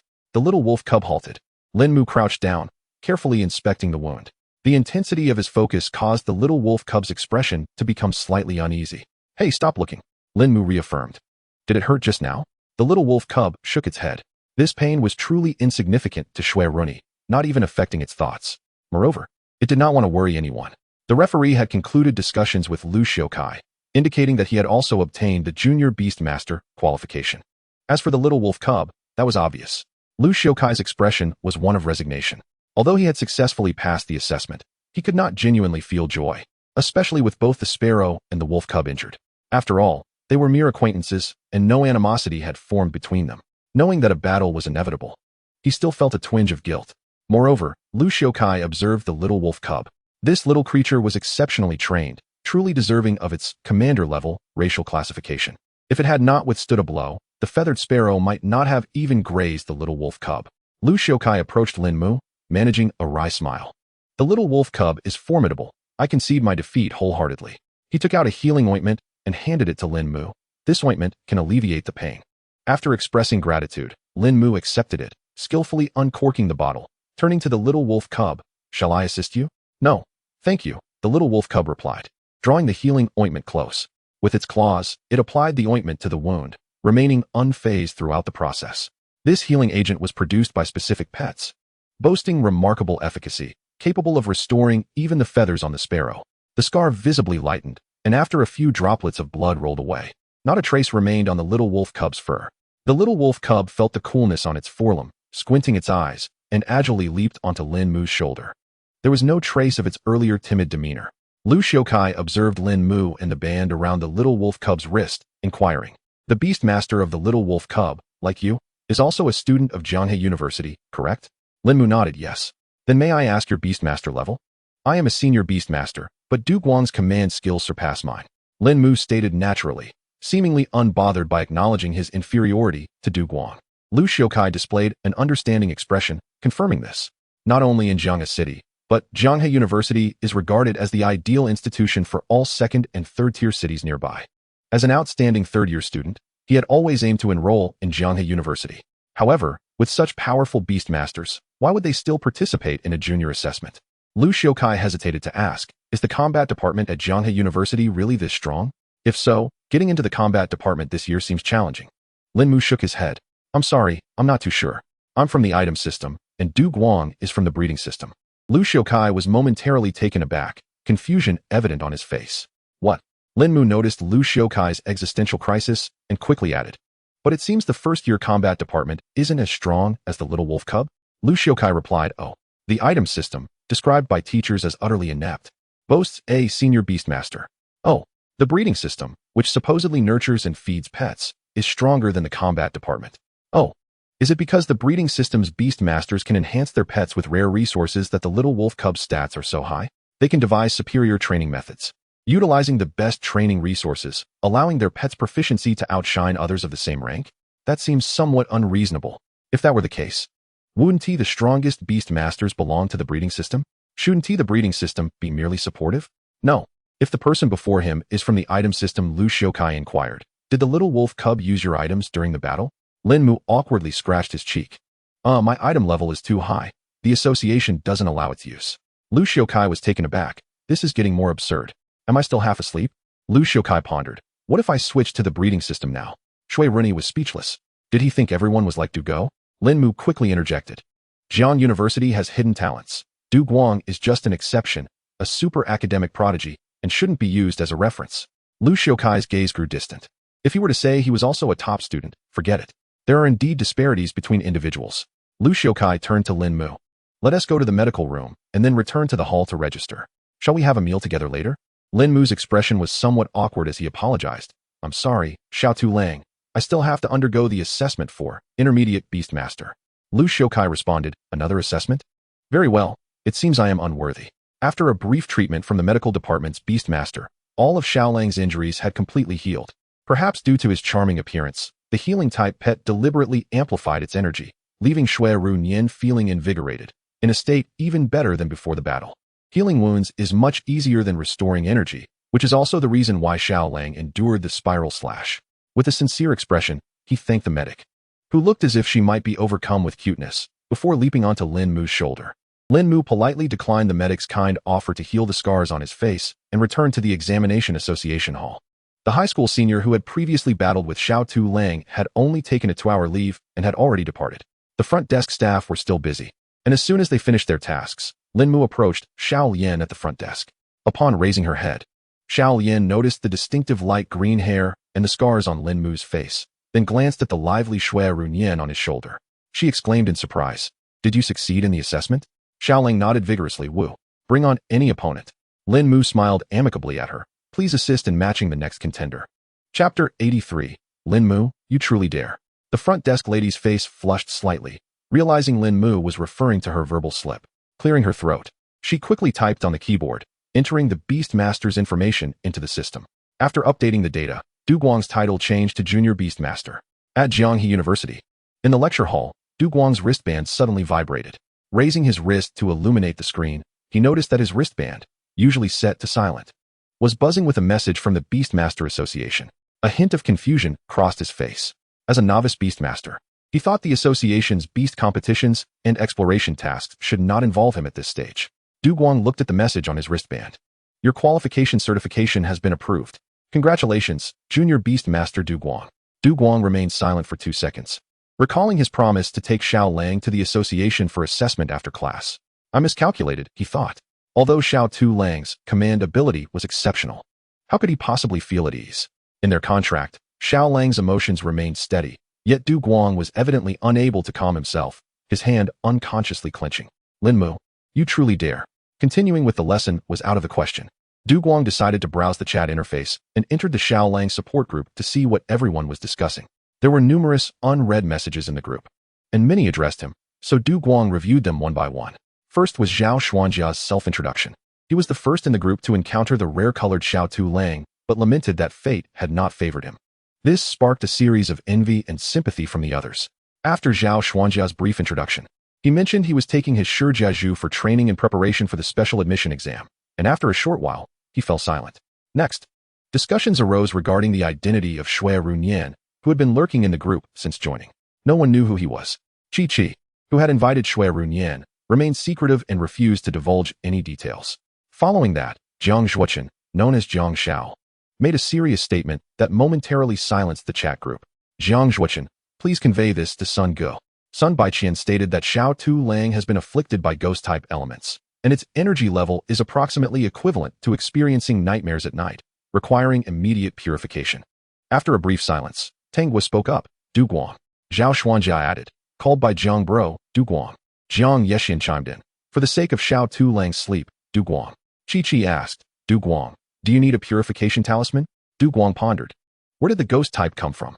Could it have been attracted from the neighboring room during last night's affinity? He decisively opened a private chat with Chi. Du Guang, are you there? Chi. Here, at your service. At the Assessment Association, the matching process was much simpler this time, as it only required re-importing the previously entered information. While waiting for the match, Xiao Yin at the front desk reintroduced the rules to Linmu. Assessments for beast masters who exceed their rank will be recorded by the association, with real-time monitoring and recording. In reality, Du Guang's pet level had not yet reached the qualification for intermediate assessments. If this attempt to exceed ranks failed, he would have to wait until he met the assessment conditions again. Xiao Lang nodded, indicating his understanding. Xiao Yin's gaze flickered with surprise. Can it understand what I'm saying? Linmu affirmed. Yes, it can understand everything. How impressive. Xiao Yin could not help but admire. Xiao Tu Lang, you really are adorable. Xue Ruyan's tail stopped wagging, looking slightly speechless. All right, I admit I'm not quite there yet. Another front desk staff member gently nudged Xiao Yin. Xiao Yin snapped back to reality and glanced at the equipment. The matching had been completed. The next opponent was of normal caliber for the intermediate Beastmaster assessment. Since there were typically few participants in the advanced Beastmaster assessment, I can assist in applying for an advanced venue. Xiao Yin smiled at Xiao Lang. Is that all right? Xiao Lang nodded eagerly. Whoa. Thank you. Observing the healed Xiao Lang, Xiao Yin could not help but smile warmly. Let me lead the way. With Xiao Lang perched on his shoulder, Linmu endeavored to provide a stable position for him and nodded. Thank you for your assistance. Traversing the long corridor, they arrived at the advanced battle venue, brightly lit and spacious, with large LCD screens mounted on the walls quietly displaying pet battles. The audience seating was comfortable, and referees wearing professional credentials were resting in the audience seats, watching the battles on the big screen. Upon seeing Xiao Lian leading them in, they nodded in acknowledgement. Hello, I am the referee for your upcoming match. The referee said amicably. Your opponent has not yet arrived, so feel free to sit anywhere here. You can discuss tactics or take a rest, and if you feel bored, you may step outside for a stroll. Just be mindful not to disturb the ongoing assessment in the adjacent room. Otherwise, everything else is fine. If needed, I can project your opponent's information on the big screen. Xiao Lang could not help but glance at the friendly referee several times. What an approachable referee. Linmu was somewhat surprised. Is it really appropriate for an advanced referee to be so unpretentious? The referee feigned helplessness. Referees are human too. Who is truly superior? We are all here to do our jobs. Of course, you can trust in my professional capabilities. If you need anything, just call for me. Xiao Lang leaped to the ground, surveying the arena. The advanced venue did not differ significantly in appearance from the junior venue. Perhaps the advanced venue had additional protective features, allowing beast masters to minimize energy impacts during command. When Xiao Lang executed the Earth Split Claw, it had shattered the advanced venue not due to poor quality, but rather to closely simulate real-world environments. Otherwise, when a Dihong beast used Dig, what would it mean if it dove into a hard metal arena? Linmu walked directly to the audience seats, sitting beside the referee. After such a long walk, he was utterly exhausted. Xiao Ruyan approached the entrance to the battle arena, observing the external arrangements. With keen hearing, he detected that a battle was taking place in the adjacent high-level arena, presumably between two high-level beast masters undergoing assessment. Ears perked up, he listened intently, and his expression turned a bit strange. In the battle room, the cheerful voice of a girl rang out. Little scholar, dispel the curse. Could it be? Is Chi-Chi there? First, it was the Secret Realm Management Center, then the Beastmaster Association, and now the Assessment Association. However, this time, Chi-Chi seemed to be there just for the assessment. Xue Ruyan retreated into the battle room. Linmu had been conversing with the referee, but now he raised his wrist, engaged in a video call with someone, his expression slightly awkward. Upon witnessing the return of the young wolf cub, I eagerly waved at it, attempting to curry favor by saying, "Wolf King, Du Guang wishes to speak with you." Xue Ruyan cast a quiet glance at Linmu, pondering why he now chose to address the wolf cub as the Wolf King. The little wolf cub let out a gentle sigh, having anticipated this moment long ago. Chapter 84. The next victim, please. Linmu activated the hand ring's light screen. The little wolf cub leaped onto the chair, locking eyes with Du Guang. The little soil wolf, adept at manipulating earth elements, could easily ensure its claws remained untainted with a slight adjustment. There was no need for concern about getting dirty. The claw strike that automatically triggered during regular walking served merely this purpose. The two, a human and a pet, exchanged glances.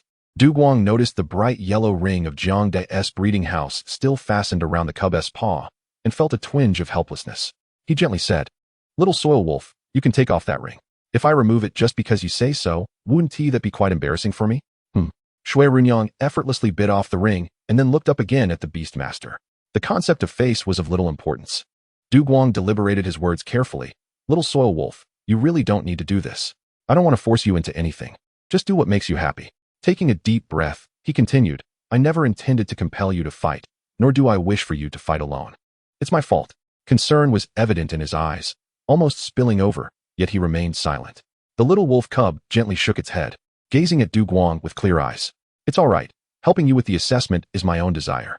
Within the light screen, Du Guang rubbed his nose, awkwardly saying, "Little soil wolf, I can't understand you through the screen."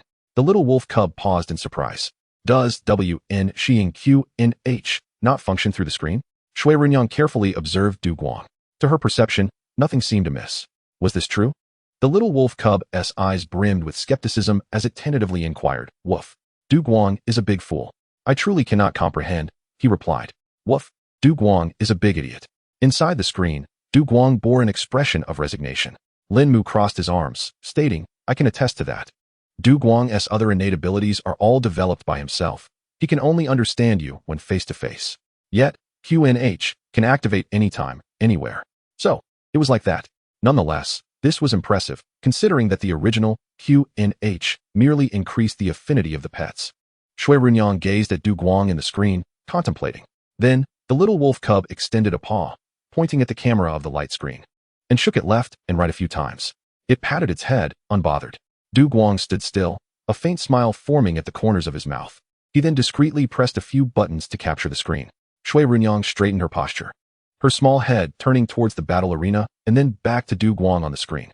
The little wolf cub, with a serious expression, called out, "Woof." Although Du Guang could not understand the words, the sincerity in its gaze spoke volumes. Du Guang had already learned from Linmu that the little wolf cub intended to assist him in the assessment for Intermediate Beastmaster. At this moment, he said solemnly, "Little soil wolf, the rank of Beastmaster truly holds little significance for me." Linmu, standing nearby, agreed. Du Guang ought to aim for the professional breeding master instead. Xue Ruyan's eyes dimmed. How could it be without merit? Just the monthly subsidies for Beastmasters were already of great value. Given Du Guang's nature, he would surely want to seize such opportunities. Yet, like the previous sum of 80 million, there were matters of greater importance to him, such as concerns over his pet's safety. Du Guang looked at the little wolf cub again, confirming, "Little soil wolf, do you truly wish to continue battling?" "Woof." The little wolf cub nodded, softly affirming, "I am willing." Du Guang displayed a faint smile, his voice gentle. "Very well, I will help you analyze your opponent." His gaze shifted toward the referee. "Could you kindly present the information regarding the opponent?" The referee nodded in acknowledgement. Without any tools, he extended a hand, emitting an invisible wave of electromagnetic energy. The large screen displaying the Beastmaster competition flipped, revealing the names and information of the combatants. Xue Ruyan narrowed her eyes. The Beastmaster talent was electromagnetic manipulation. The previous referee likely possessed enhanced vision, while this one could perceive and detect effects through electromagnetic waves. Beginning from Advanced Beastmaster, the impact of Beastmaster talents would progressively grow. Du Guang smiled. "Thank you." "Duty calls," the referee reminded. Challenger's name, Chunlei. Pet name, DNHXing. Growth level, extraordinary low tier. Rarity level, extraordinary high tier. DNHX-ing was originally a rare pet of the Earth spirit level, possessing high potential. However, due to its excessive speed and uncontrollable nature, coupled with its sturdy body, it became prone to causing chaos and was expelled from the Earth spirit ranks due to numerous incidents. Yet, this does not diminish the undeniable strength of DNHX-ing. To be honest, Du Guang was uncertain how the little wolf cub could win. Nevertheless, he understood that his role was to impart all known information to the little wolf cub and continue to place his trust in it. DNHX-ing possesses an extremely high speed, exceeding that of most pets by more than double. It is best not to engage in a speed contest. The little wolf cub nodded earnestly. Woof. Indeed, the Wolf King is the most magnificent. DNHX-ing awakened a new racial skill in the extraordinary realm. Besides its hard shell, it is also guarded by 2 small stars. The little wolf cub nodded repeatedly. Woof. Indeed, Du Dog is a big fool. The Wolf King is the most adorable. Xue Ruyan was about to nod in agreement when she suddenly realized something was amiss. The little wolf cub gazed at the beast master with a blank expression, teetering on the edge of a potential outburst.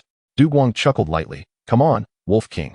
In the assessment secret realm hall, the receptionist Xiao Lian skillfully tapped on the keyboard, uploading the updated information of the beast masters to the system.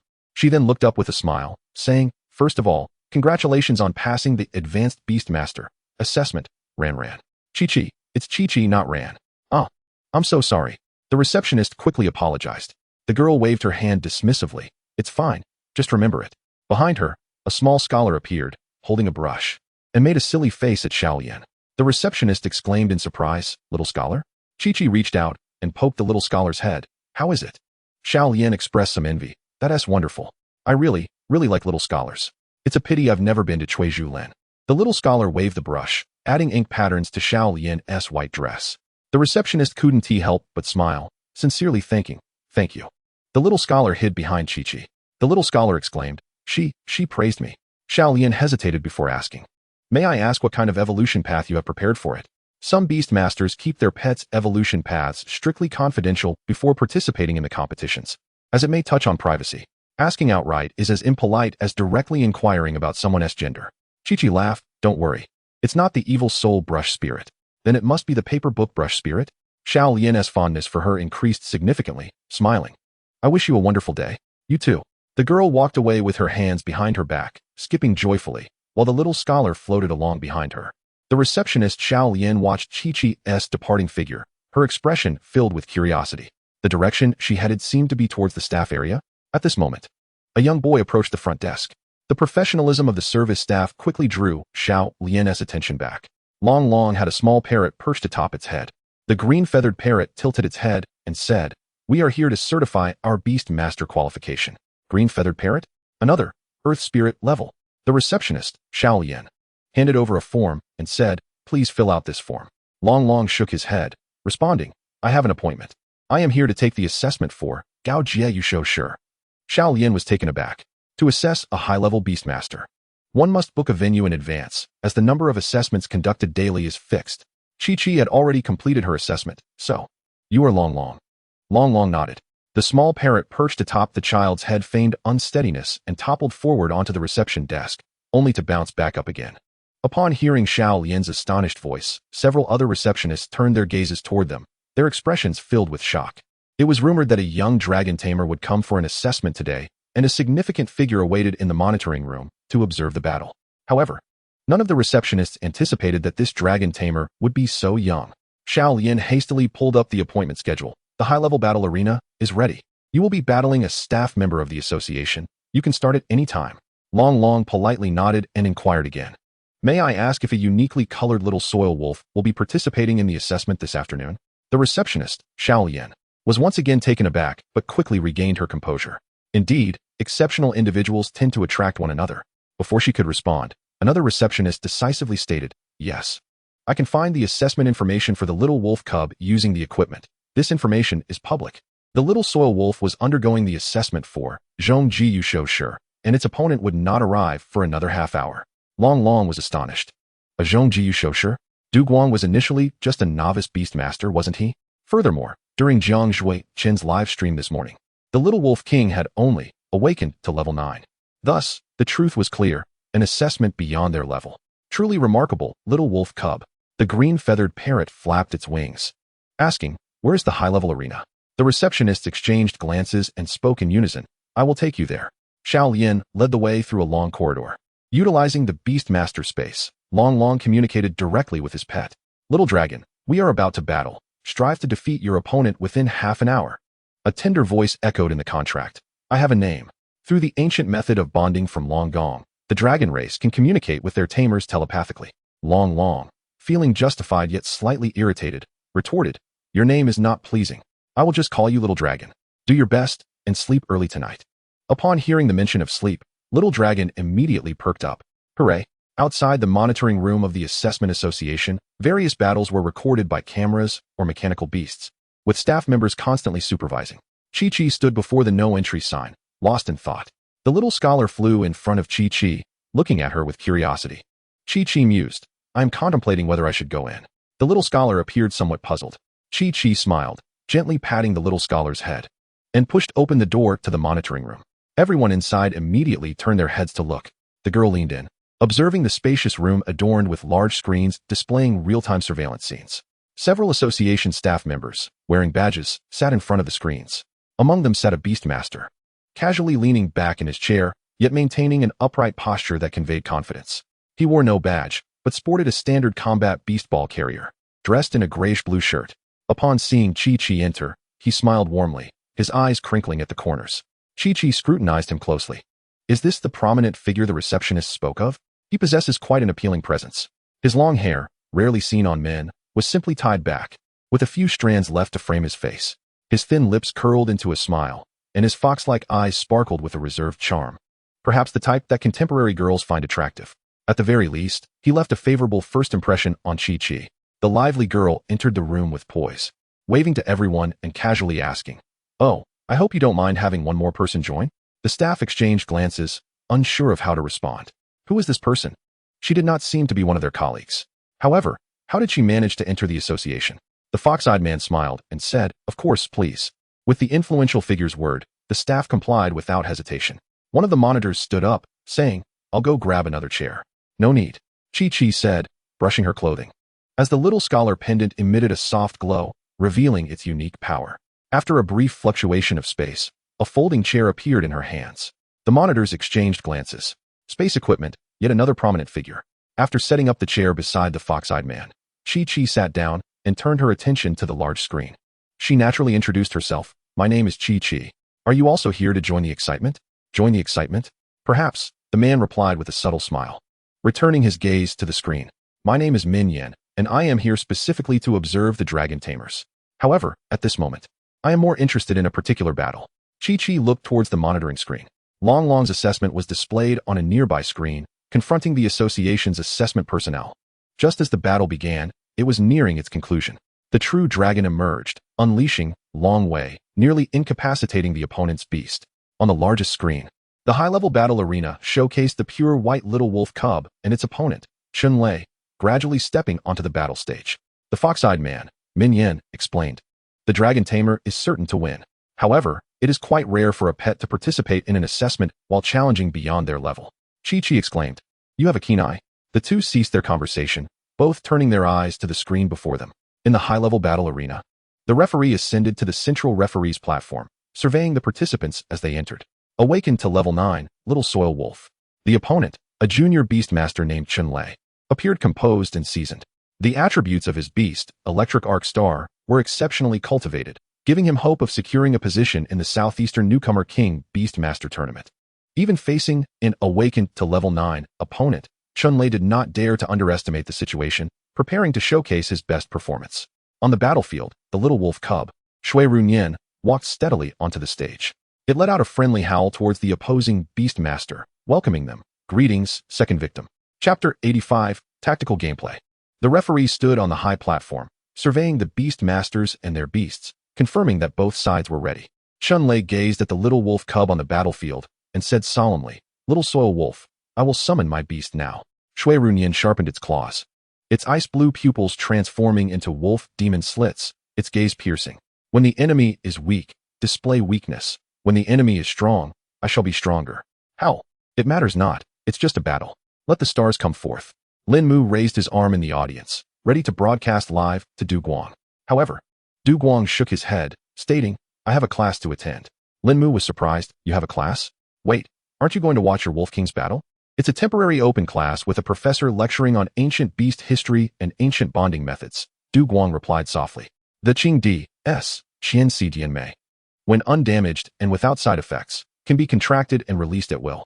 Lin Mu opened his mouth, momentarily stunned, and quickly deduced Du Guang's thoughts. Let's not even discuss whether it can be done or not. You rascal, are you still thinking about this? How can you push your own pet away? Lin Mu directly asked. Have you considered what the little soil wolf thinks about it? Du Guang replied, no. But the little soil wolf surely dislikes being contracted. Lin Mu gently gritted his teeth. Have you thought about what will happen to the little soil wolf after the release? Lin Mu fixed his gaze on Du Guang. Du Guang smiled. Of course, I have thought about it. If the little soil wolf truly wishes to stay, aside from the dissolution of the contract, nothing else will change. Lin Mu remained silent. Du Guang gazed into the eyes of the green-haired youth and said, Sun Baiqian. Qian Gu once mentioned that the genuine bond between a person and their beast does not require a contract to sustain. I believe he is correct. Lin Mu's fingertips tapped against the chair as he pondered for a moment before nodding resolutely. All right. Du Guang gently remarked, Dianhu Xing. I have completed the analysis for the little soil wolf. Whether I am present or not, the outcome will remain the same. However, after class, I will watch the combat footage of the little soil wolf from beginning to end. Du Guang turned to Lin Mu. After the battle concludes, head straight to the medical room. I will cover the expenses. We are brothers. Let us not worry about money. Lin Mu raised his hand in a vow, stating, just so you know, I have never shortchanged your little soil wolf. Du Guang nodded, I trust you. In the high-level combat arena, the referee, shaking off his lethargy, raised his flag high and swiftly brought it down. The battle commenced. Almost the instant the command resounded, a summoning array with a diameter of 2 meters erupted before Chunlei.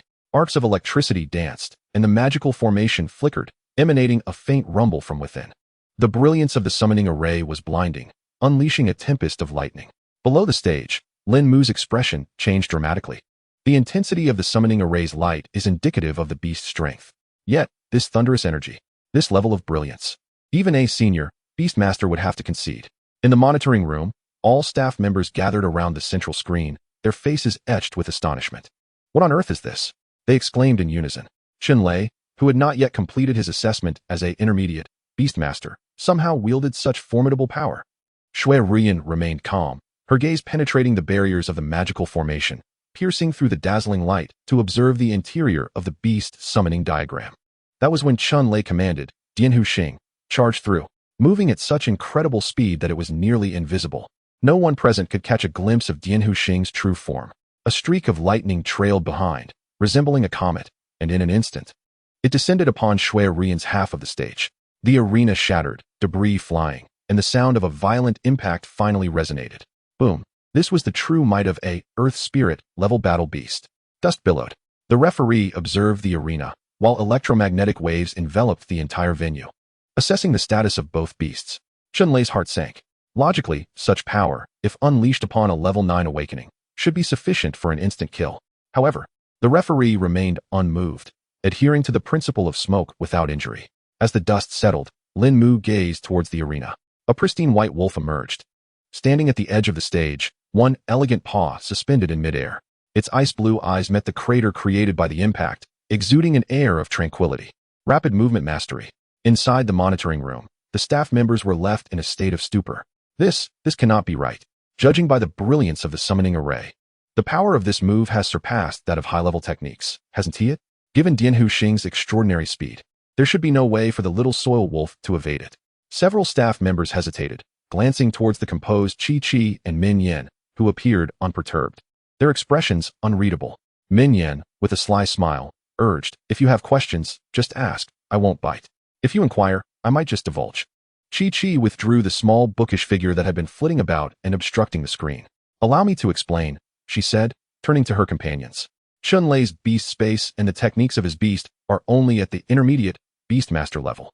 The initial brilliance and lightning were merely a ruse to mislead and apply psychological pressure on the opponent. A staff member inquired, what caused that brilliance? Qi placed her hands on her hips. It's because Dianhu Xing has been darting about chaotically in the beast space. The crowd reacted in disbelief.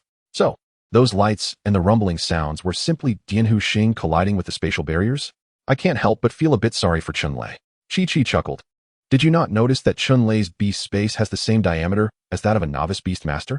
The staff members gradually registered this. Min Yin chimed in.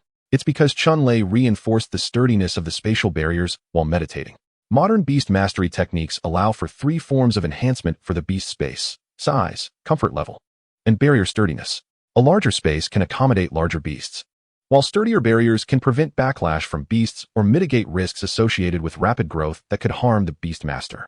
Min Yin smiled wryly. However, for Dianhu Xing, comfort level and barrier sturdiness are essentially the same. Just allowing it to crash around brings it immense joy. Moreover, Min Yin explained, Dianhu Xing's prior crashing in the space enables it to accumulate greater kinetic energy, amplifying the damage of charge through.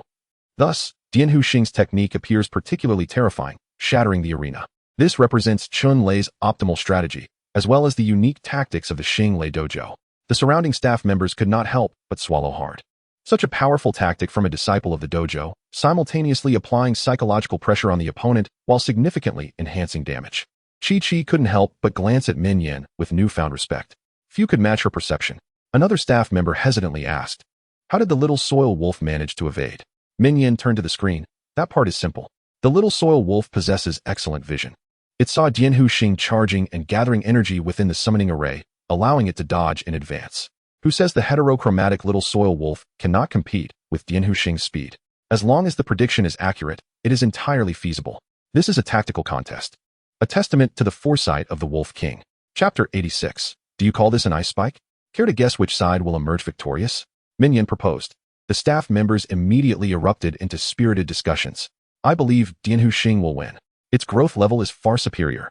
The little soil wolf's technique proficiency is also commendable. Putting everything aside, judging by looks alone, I support the little soil wolf."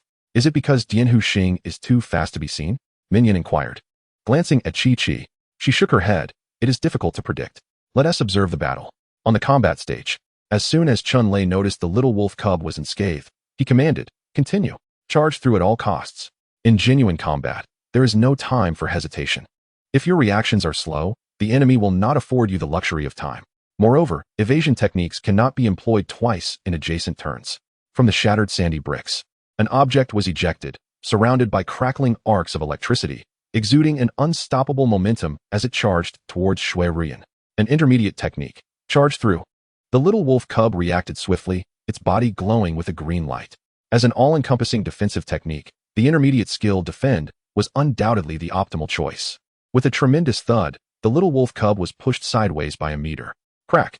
The defensive barrier resembled glass, covered in cracks, on the verge of shattering. Only then did the onlookers catch a glimpse of Dianhu Xing's true form. A uniformly textured yellow star, faceless, moving by sensing its surroundings. With arcs of electricity dancing across its body, Dianhu Xing collided with the cyan defensive barrier, spinning rapidly, but its rotation gradually slowed, approaching a standstill. Lin Mu had already risen from his seat, his gaze fixed sternly on the impending collapse of the defensive barrier. "This is impossible." In the monitoring room, Min Yin turned back to the staff members, who were staring in disbelief. She felt compelled to clarify. Charge through is not a racial skill of Dianhu Xing. It is a learned technique. The drawbacks of this move are quite evident. When the pet beast unleashes its abilities, it too suffers damage.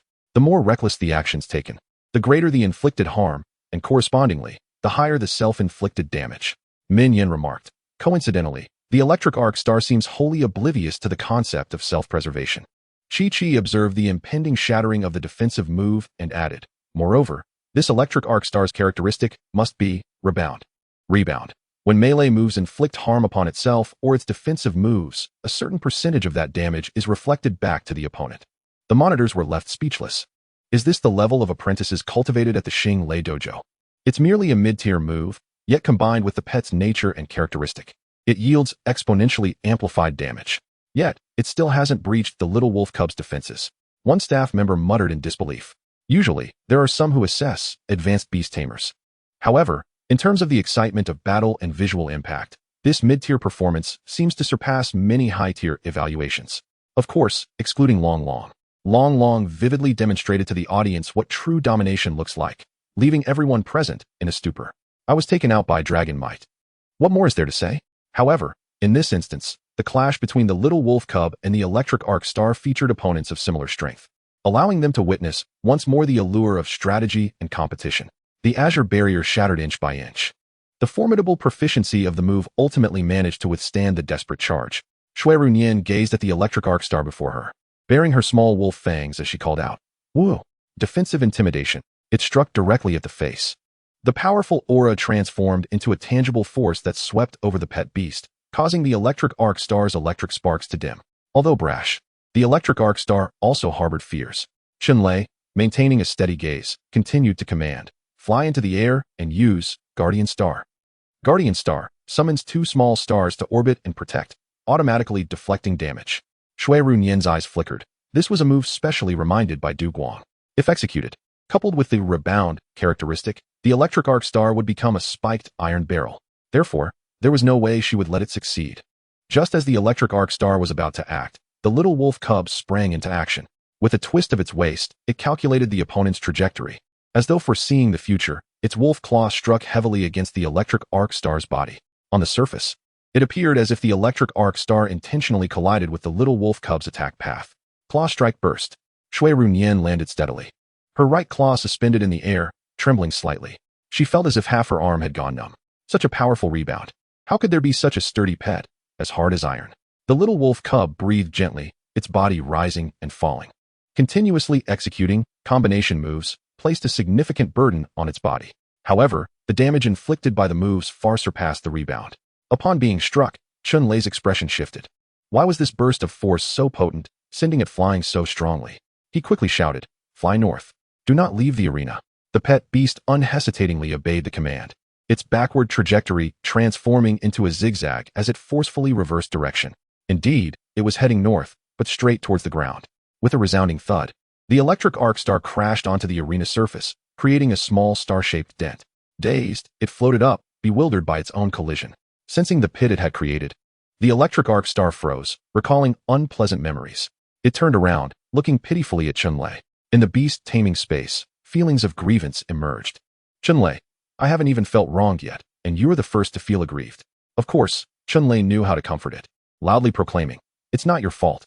I'll compensate for the damage. Fly into the air." The electric arc star perked up, immediately invigorated, soaring into the skies.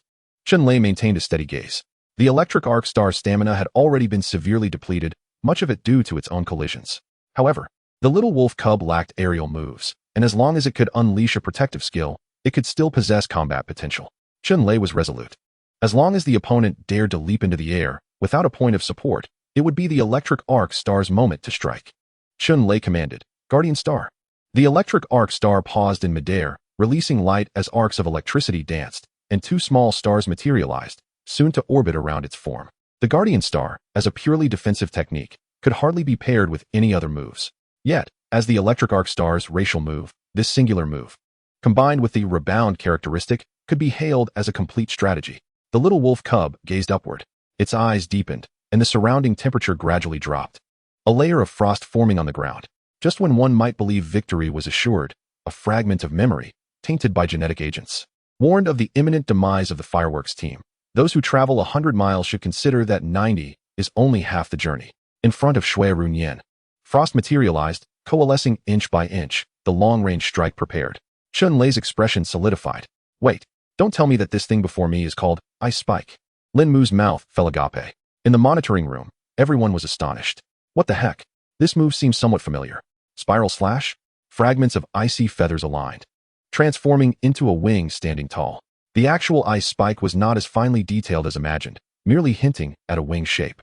However, its tip successfully mimicked the sharpness of iron feathers, combined with substantial weight. It seemed to hang overhead like the sword of Damocles. Owl. The little wolf cub let out a muffled cry as the ice spike descended upon it. Chunlei exclaimed in alarm, "Electric arc star, no? Quickly defend." The yellow star, undeterred, mustered its courage and charged headlong into the oncoming ice pillar. "Buzz, although I might be foolish, I want to win." The 2 protective stars bore the brunt. Directly shattered, the icy wing's tip fractured. The remaining portion of the ice spike sent the electric arc star crashing into the ground. A sharp whistle pierced the air. The referee waved the flag. The outcome has been determined. Chapter 87. Only through trial can one know. The electric arc star has lost its fighting capability. The victor is the little wolf cub. The little wolf cub breathed gently, its body rising and falling slightly. The continuous execution of moves, along with the overexertion of its mind, left it highly tense. Especially the forced mimicry of the spiral slash, which was poorly controlled in energy, expending excessive stamina. After the battle concluded, fatigue set in. Its right paw fell to the ground. The numbness had not yet dissipated, and the lingering pain rendered it powerless. The little wolf cub, with its snow-white fur, saw the surrounding temperature normalize. Xue Ruyan dissipated the ice spike. In the damaged pit of the arena, a small yellow star lay on the ground. In the monitoring room, what the heck? This marks the third time they uttered that phrase. Even Minyan, present, could not suppress the excitement among the staff. The room was momentarily chaotic. The little wolf cub won. I guessed correctly. So what if I did? It was merely a lucky guess. That ice spike was nothing short of miraculous. Its level of cultivation was exceptionally high, its skill proficiency unmatched at this tier, and its command and timing were simply unparalleled. A singular feeling surged in their hearts. The individual who formed a contract with this little wolf cub must be incredibly fortunate. Min Yin turned to observe the discussing monitors with keen interest. The staff members suddenly felt somewhat embarrassed. The big shot was right there, and they inadvertently caused a spectacle. Min Yin reassured, "It's fine. Please continue." One monitor, sensing Min Yan's approachable demeanor, tentatively inquired, "Sir, did you guess correctly?" Min Yan shook his head. "I guessed the outcome right, but the process wrong." Such a high level of adorability without even needing to act cute. The crowd, to predict the victorious process, one must be a deity. Chi-Chi stood up, brushing off her clothing, and summoned a watering formation, releasing the little book boy. The young attendant leaned closer to the screen, their curious face illuminated by the glow. Chi-Chi placed her hands on her hips and succinctly declared, "The little earth wolf has triumphed." Instantly, the young attendant darted about the room in excitement. Although the reason was unclear, the joy of their master was contagious. And so they reveled in it. The large brush cradled in their arms painted delicate ink strokes in the air, only to vanish moments later. Chi-Chi folded her chair and retracted her spatial gear. Min Yan, with a glint in his fox-like eyes, inquired, "Are you leaving?" To which Chi-Chi replied, "Indeed. The commotion has concluded. Don't you wish to meet the little earth wolf?" A simple greeting would suffice. While the desire to meet was certainly there, had he not already been introduced in the Hall of Summer's Secrets? Min Yin narrowed his eyes, his hand brushing against the standard battle beast ball pouch. Yet he smiled and urged her to stay. "No need to rush. Look, the dragon tamer is still waiting outside the little earth wolf's arena. It would be better to wait until their conversation is complete. This way, you can meet two individuals simultaneously." Chi-Chi turned back, casting a discerning glance at Min Yin, her gaze naturally shifting to the surveillance screen. On the large display, a young boy stood beneath a green-feathered parrot, peering curiously at Xue Ruyan's battlefield. The room fell into an unexpected silence as all the monitors turned toward the girl, uncertain of her choice. Feigning contemplation for a few seconds, Chi-Chi clapped her hands. "Oh, that makes sense." She resumed her seat. "Then I shall watch a little longer."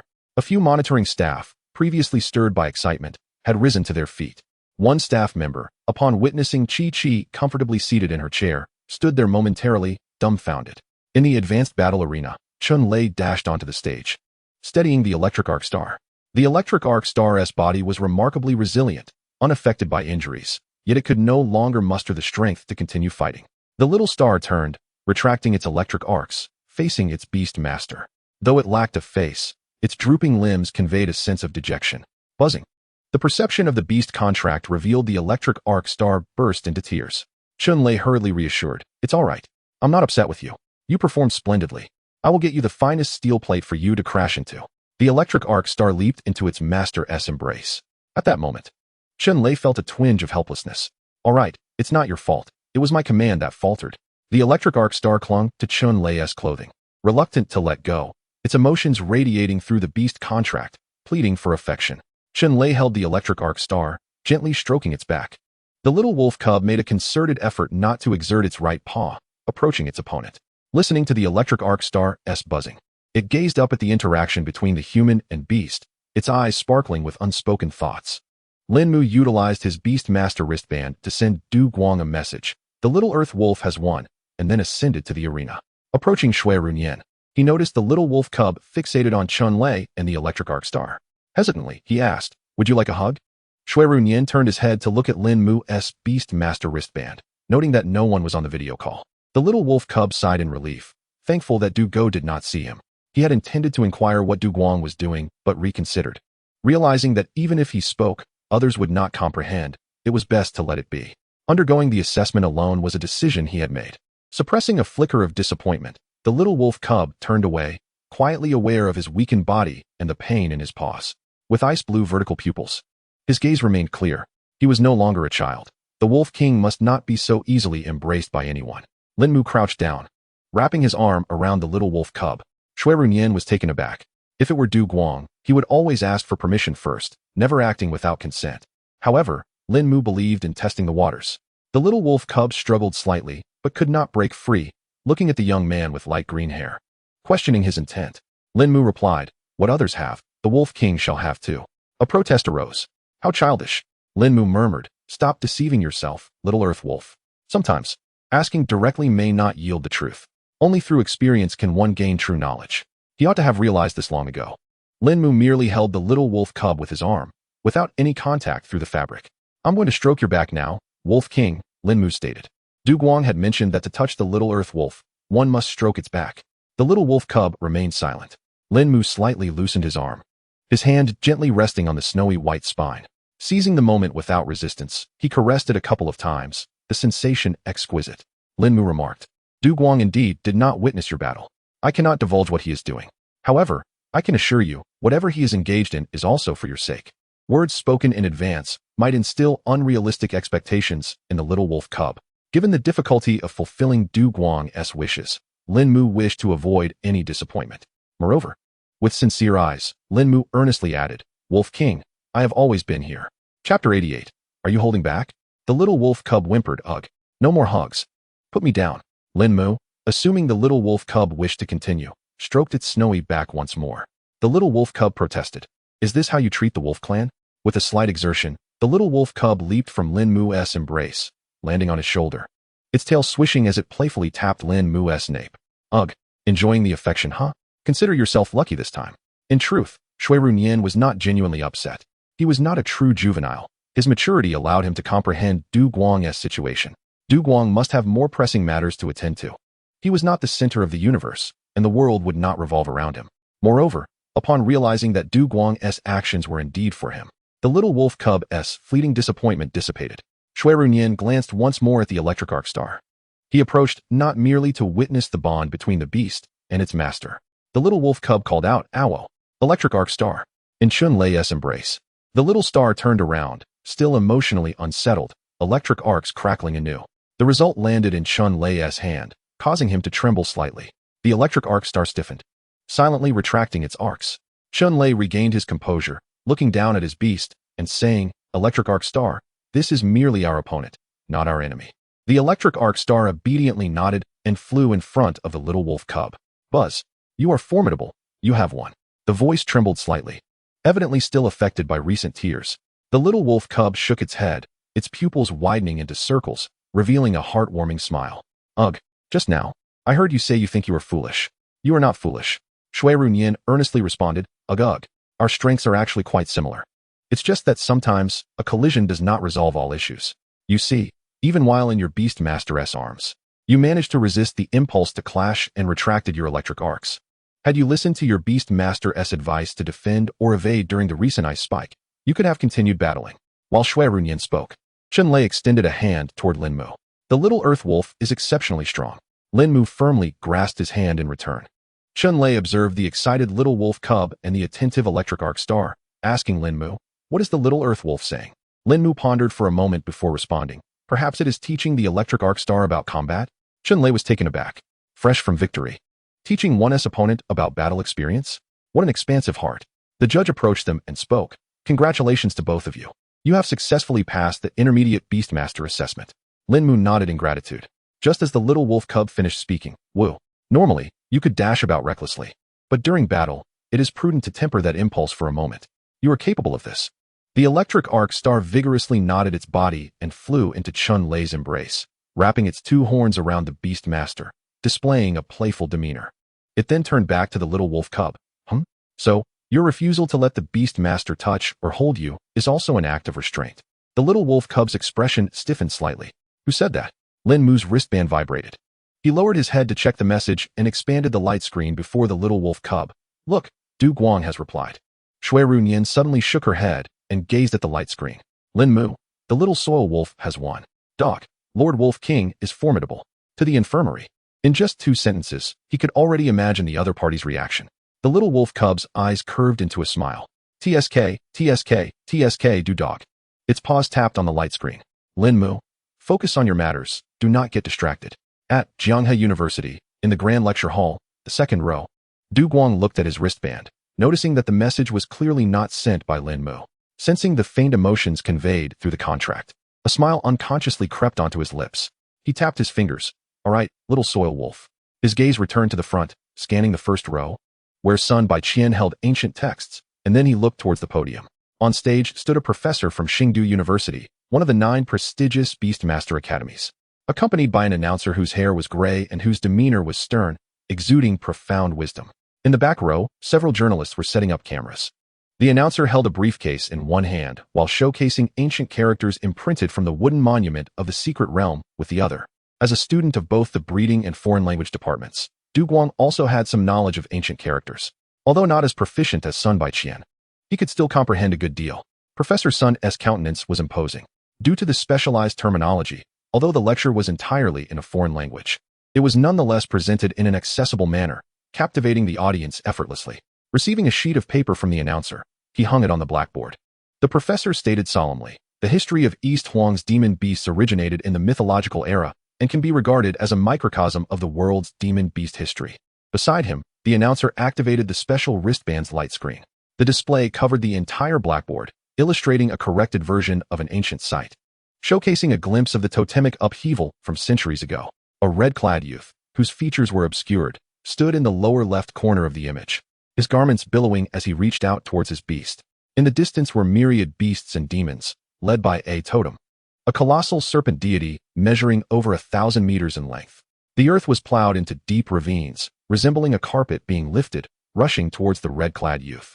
Behind the boy, a guardian-level beast, equally indistinct, spread its wings, blocking out the sun, roaring upwards as the ground collapsed and celestial flames rained down, even tearing apart space itself.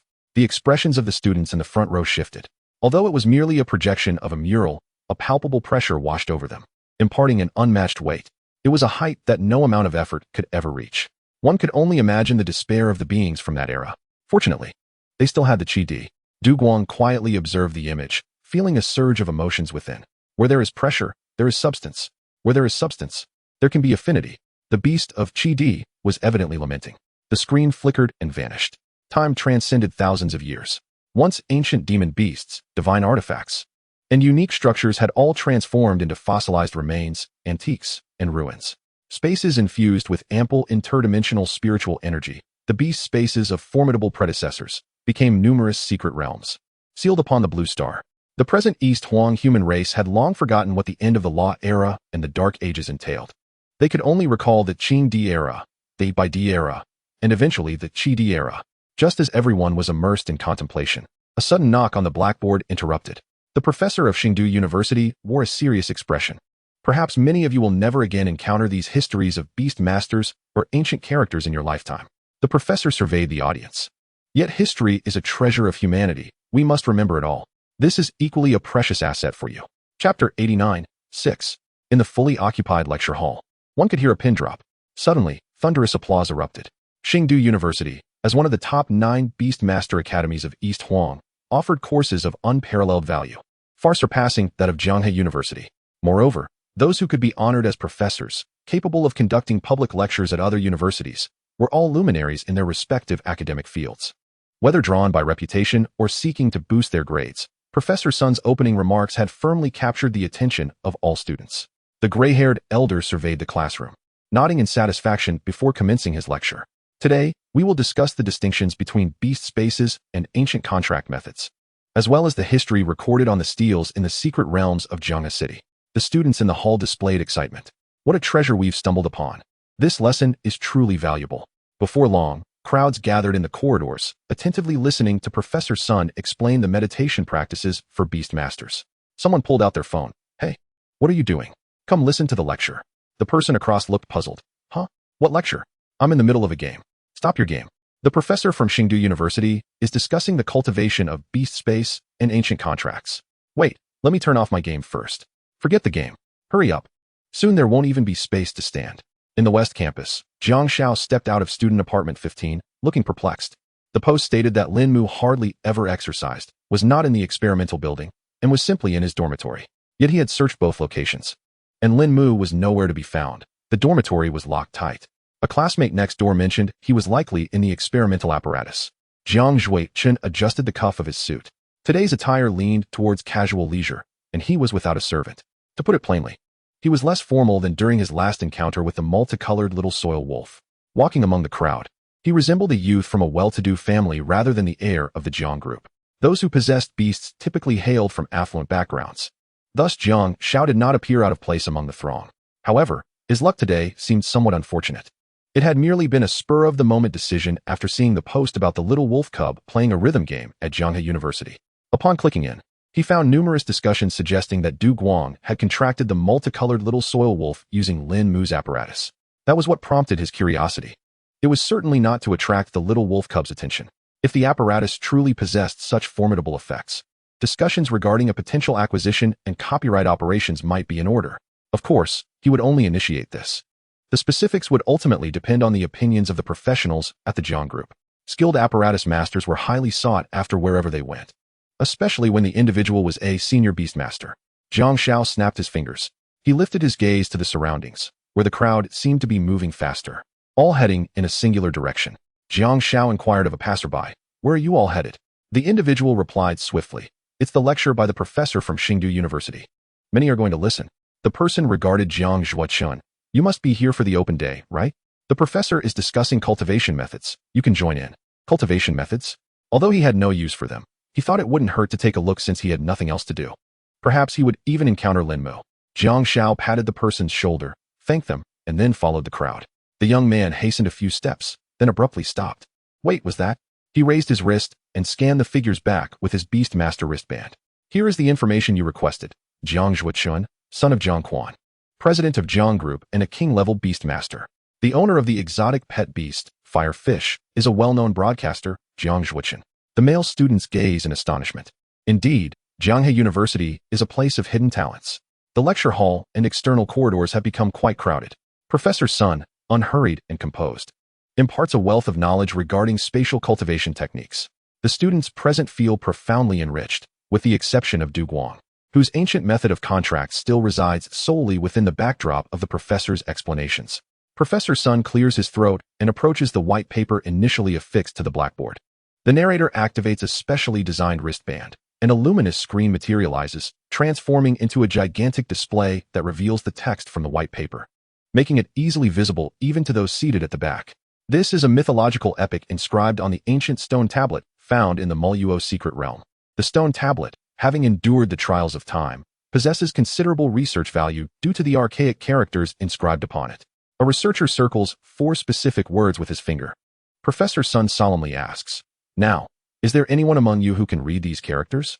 The hall falls silent, and the atmosphere turns slightly tense. Such obscure characters, even if studied by someone, are not often boldly presented in public.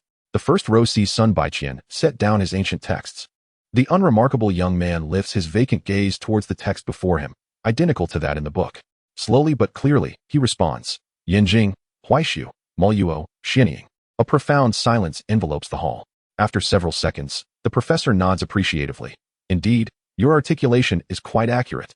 The sound of cameras clicking fills the air, followed by thunderous applause. Sun Baiqian calmly takes his seat once more. The professor continues. The legend inscribed on the stone tablet recounts how the god of seasons governs the authority of meteorological changes. It entered into a covenant with the imperial-level beastmasters, safeguarding the realm and benefiting all living beings. These names should be familiar to you. The secret realm hall in Jianghe City likely witnesses them daily. Such a secret realm, if not the spatial remnants of ancient beastmasters posthumously transformed, is likely the result of spatial folding from the blue star. Professor Sun states gravely, what the stone tablet conveys is that these 4 secret realms are manifestations of the god of seasons' authority. If the inscription is truthful, Yanjing, Huaishu, Moluo, Xianying are indeed the original names of these realms. Du Guang's expression subtly shifts. The passive ability of Wanxiang Qinhua activates. In his perception, the original form of the paper that was imprinted, as well as the ancient texts in Sun Baiqian's possession, resonate with one another. Meanwhile, a young wolf cub leaps up, shutting off the luminous screen of Lin Mu's wristband. Chun-Lei's usually calm demeanor shows signs of fluctuation, and his mindset shifts. This little wolf cub exhibits intelligence that seems almost beyond that of a mere pet. Chun-Lei looks to Lin Mu and inquires, "May I ask how the Beast Master contracted this little wolf?" Lin Mu ponders for a moment before replying, "I'm not entirely sure, but I believe it requires sincerity." Chun-Lei appears contemplative, then hands a business card to the little wolf cub. Xue Ruyan gazes at Lin Mu. Lin Mu, surprised, accepts the card and notices the bold inscription, Xing Lei Daoguan, with Chun-Lei's phone number on the back. "I am a student of the dojo." Chun-Lei pauses, hesitating to reveal his identity as the senior brother, and continues, "Xing Lei Daoguan's signature strategy revolves around the Arc Star, but we also train many wolf-type pets regularly." Chun-Lei chuckles wryly. "As for invitations, I shall refrain. The little wolf doesn't require training. However, if you wish for routine training or lack equipment, or if you desire a sparring match, please consider our Xing Lei Daoguan. Just give me a call when you come, and the dojo will always welcome you." Lin Mu pockets the business card, replying, "Thank you." Chapter 90. Who says we can't battle? As a beast master, Lin Mu deeply understands the significance of a dojo. A dojo serves as a venue for teaching and training pets, akin to a private official institution. It possesses a certification from the Beastmaster Association, aimed at cultivating and training Dong Huang's beastmasters. Only professional beastmasters of senior rank or above are qualified to establish a dojo. Chun-Lei gestures repeatedly. "I should be thanking the little wolf instead. This battle profoundly impacted the Arc Star. Let's quickly take them to the medical room," Lin Mu suggests. Chun-Lei nods steadily, conjuring a half-meter summoning array that retrieves the Arc Star back into the Beastmaster space. The referee assists in opening the doors to the battle arena, only to be momentarily taken aback by the figure before him. Long Long greets the referee. Lin Mu and Chun-Lei exchange glances, communicating through their eyes. "Do you know this person?" "I don't know either. However, a Dillingrade pet, Xue Ruyan." Long Long waves at them, saying, "I hope I'm not disturbing you. I'm here to see the little wolf." Xue Ruyan regards the youth with slight confusion. The little parrot flutters its wings, flying next to the little wolf cub, cheerfully exclaiming, "Lord Wolf Cub." Xue Ruyan, "What on earth is Lord Wolf Cub?" The little wolf cub corrects, "No, it's Lord Wolf King." Xue Ruyan stands at attention, performing a salute while calling out, "Yes. At your command, Lord Wolf King. Are you mimicking me?" The little wolf cub raises a paw in a show of dominance towards the little parrot. Xue Ruyan immediately takes flight, returning to the youth's side, covering its eyes with its wings. The little parrot cries, "Help! Spare me! There's a cat that kills birds." Long Long enters the hall, gently patting the parrot's little head, and introduces, "This is my Pokemon, Xue Ruyan. I call it Xue Yu." Lin Mu inquires, "Pokemon?" Translated, it means pocket monsters or pet spirits. Any pet that can be stored in space can be referred to as Pokemon. I find this name more endearing, so I use it, Long Long explains. Long Long then turns to Xue Ruyan, saying, "The little wolf cub and Xue Yu enjoy joking around. If you feel offended, I can help educate it." Long Long shakes his small fist. The little parrot rests on Long Long's shoulder, appearing listless and dejected. The little wolf cub whines, "It's fine." Xue Ruyan immediately perks up and whispers into Long Long's ear, "The little wolf said it's fine." Huh. The little wolf cub suddenly realizes, if I have Xue Ruyan, can they understand what I say? Lin Mu and Chun-Lei share a quick glance, their eyes exchanging thoughts. Lin Mu asks, "Who are you?" Long Long looks around at the two beast masters and introduces himself. "I am Long Long, a special recruit from Jianghe No. 1 High School, in the same class as Jiang Zhuochen." Chun-Lei's expression turns incredulous. "Jiang Zhuochen? Jiang Xiao?" Long Long nods. "Do you know him? If you do, this will be easier." "Yes, he's the one they call Jiang Xiao." Chun-Lei's expression stiffens, his mouth twitching uncontrollably. He indeed recognized Jiang Zhuochen from television, but the young master Jiang does not know him. The special recruit class of No. 1 High School is well known, famed as the super elite class of Jiang University. What background does this kid have? Xue Ruyan ponders silently. Being in the same class as Jiang Zhuochen, the special recruit class, isn't that the same class as her? The little wolf cub looks up, assessing his future classmate, only to realize that the other is taller than him even in his transformed state. Xue Ruyan, "It's okay. Counting my ears, I'm still taller than him." Long Long continues, "Although you may not know me, I recognize the little wolf. I just watched the live battle of Lord Wolf King this morning." Chun-Lei asks, "Live battle?" Lin Mu explains, "This morning, the little wolf defeated Sun Gushi at Jiang University's competitive center without a beast master's command. The opponent's pet was a transcendent-level Yang Shui crocodile." Chun-Lei's gaze erupts with astonishment as he looks at the little wolf cub with newfound respect. Long Long nods. Yes. Sun Gushi is also part of the special recruitment class, and he often silences me." Chun-Lei exclaimed, "Damn, It's evident that you possess a unique talent. You are indeed extraordinary. Long Long volunteered. Let us set everything else aside. Did you just finish a battle? I am a healing type. Do you require treatment? Chun-Lei summoned the electric arc star and calmly stated, then I entrust this task to you. Long Long extended a small hand to touch the electric arc star and softly uttered, rapid healing. The skill, rapid healing, is an advanced version of high-speed recovery. Powerful energy swiftly enveloped the electric arc star, causing Chun-Lei's expression to change dramatically. In the Beastmaster's spatial perception, the condition of the electric arc star was recovering at a terrifying speed. In less than a dozen seconds, it had returned to its original state. Xue Ruyan observed the boy's hands. The ability to utilize beast skills without any tools signifies the Beastmaster talent. Long Long turned to Lin Mu and inquired, where is Du Guang? Who are you?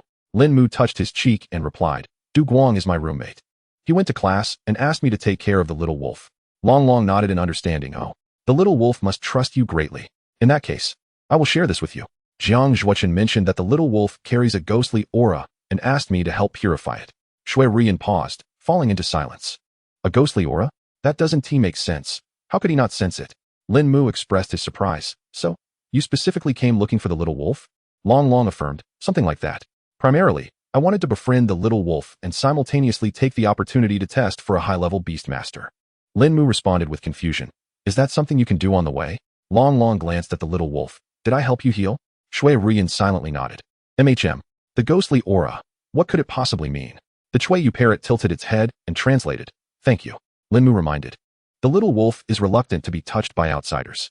Long Long understood and halted his palm in front of the little wolf, stating, Holy light healing. This was an unfamiliar technique. A gentle light enveloped Xue Ruyan. After being bathed in the light, the little wolf felt an immense sense of comfort, slightly squinting its eyes. Its injuries healed instantly, and its spirit was restored to an optimal state, radiating vitality. Quite powerful. After the healing was complete, Long Long looked at the little wolf and asked, Little wolf, may I befriend you? The Xue parrot chirped, Long Long likes you, Lord Wolf Cub. Once again, it referred to him as Lord Wolf Cub. Xue Ruyan turned to Long Long, calling out, Of course. Long Long joyfully exclaimed, Wonderful. Little wolf, I look forward to our future interactions. Xue Ruyan contemplated, waiting for the moment he transforms and arrives at Jiang. He Zhong to look out for Long Long. The child turned to Lin Mu and suggested, Shall we add each other as friends in the Beastmaster system? Also, please share Du Guang's friend request with me. Lin Mu nodded. Then, upon seeing Lin Mu's name in the friend request, Long Long's mouth slightly opened. Wasn't this the person Jiang Zhuochen was searching for? Long Long shook his head, quickly dismissing that thought, feeling somewhat disappointed. What a pity. The Xue parrot has only awakened to level 6. Its rank is too low. I genuinely wanted to battle with Lord Wolf King. Chun-Lei inquired curiously, What about your other pet? Long Long shook his head. I am a dragon tamer. A member of the ancient contract dragon clan. Chun-Lei and Lin Mu were both taken aback. The mightiest species, a perfect being, a dragon? Long Long elaborated. The East Sea Dragon clan, true dragons. The others were left speechless. Xue Ruyan was momentarily stunned, but his expression management was commendable, and he did not reveal his surprise. Long Long continued. Although I am only at the intermediate level of the extraordinary realm, when it comes to high-level assessments, my little dragon did not encounter any hindrance. Battling with the little wolf would be utterly unfair. Lin Mu mused. Do you not hear what others say? Long Long's expression fell. I can only wait for a future opportunity to experience the majesty of Lord Wolf King. Xue Ruyan regained his composure, stood up, and looked at Long Long. The Xue parrot interjected. Who says we cannot battle? Everyone present was taken aback. Lin Mu asked in disbelief. Are you saying you can even defeat a true dragon? Xue Ruyan shook his head, his gaze profound. As a pet, he certainly could not win. However, the little wolf stood still, raising its head and closing its eyes. Letting out a high-pitched call, The Xue parrot flapped its wings, its resounding voice echoing throughout the venue. Chi-Chi. Chapter 91, Rental Battle. A girl's voice came from afar. Who is calling my name? There she appeared, the ubiquitous Chi-Chi. In the monitoring room, after calling out. Chi-Chi stood up and smiled. It seems I have no choice but to leave now. She waved at everyone in the room and hopped out. The monitors exchanged glances and then looked at Minyan. Minyan squinted his fox-like eyes, redirecting his gaze back to the monitoring screen. Chi-Chi swiftly arrived at the advanced arena. Looking at everyone, she smiled and said, I'm not late, am I? Xue Ruyan called out, The Xue parrot replied, no. Chi-Chi graciously waved at the group and introduced herself. I am Chi-Chi, a staff member of the Beastmaster Association and a friend of the Little Wolf. A little scholar floated behind her. Lin Mu touched his cheek, pondering how the little wolf seems to have quite a number of friends. The little wolf looked at Chi-Chi. MHM? I would like to borrow your little scholar for a battle with Long Long. Is that all right? The Xue parrot diligently translated. The rental battle was indeed Xue Ruyan's idea. As a pet, he could not win, but he was still a beast master. He could command his pet to engage in a genuine beast master battle. During the summer secret realm, Xue Ruyan had already sensed that Chi-Chi's identity was far from ordinary. Moreover, Chi-Chi's little scholar was certainly not an average little scholar, leaving a profound impression on Xue Ruyan. Additionally, the little wolf turned towards Chi-Chi. Chi-Chi pretended to ponder for a moment, clapped her hands, and cheerfully declared, "Of course you can." She turned to the little scholar and asked, "Are you willing to be commanded by the little wolf for a pet battle?" The little scholar immediately began to flutter around Xue Ruyan, clearly showing an enthusiastic attitude. The little wolf looked back at Long Long. "MHM?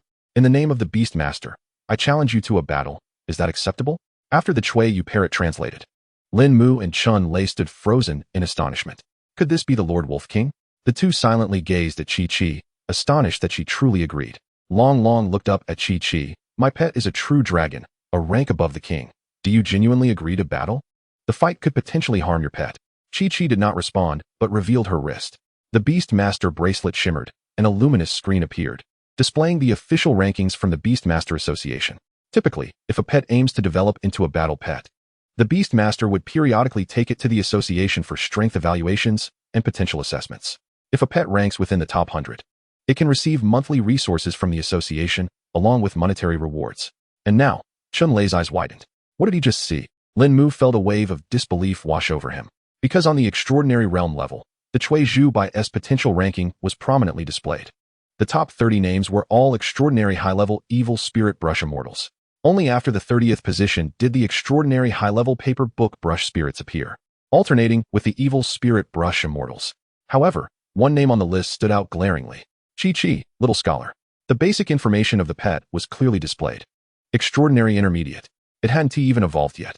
Based solely on potential, it ranked an impressive 77th on the entire Dong Huang leaderboard.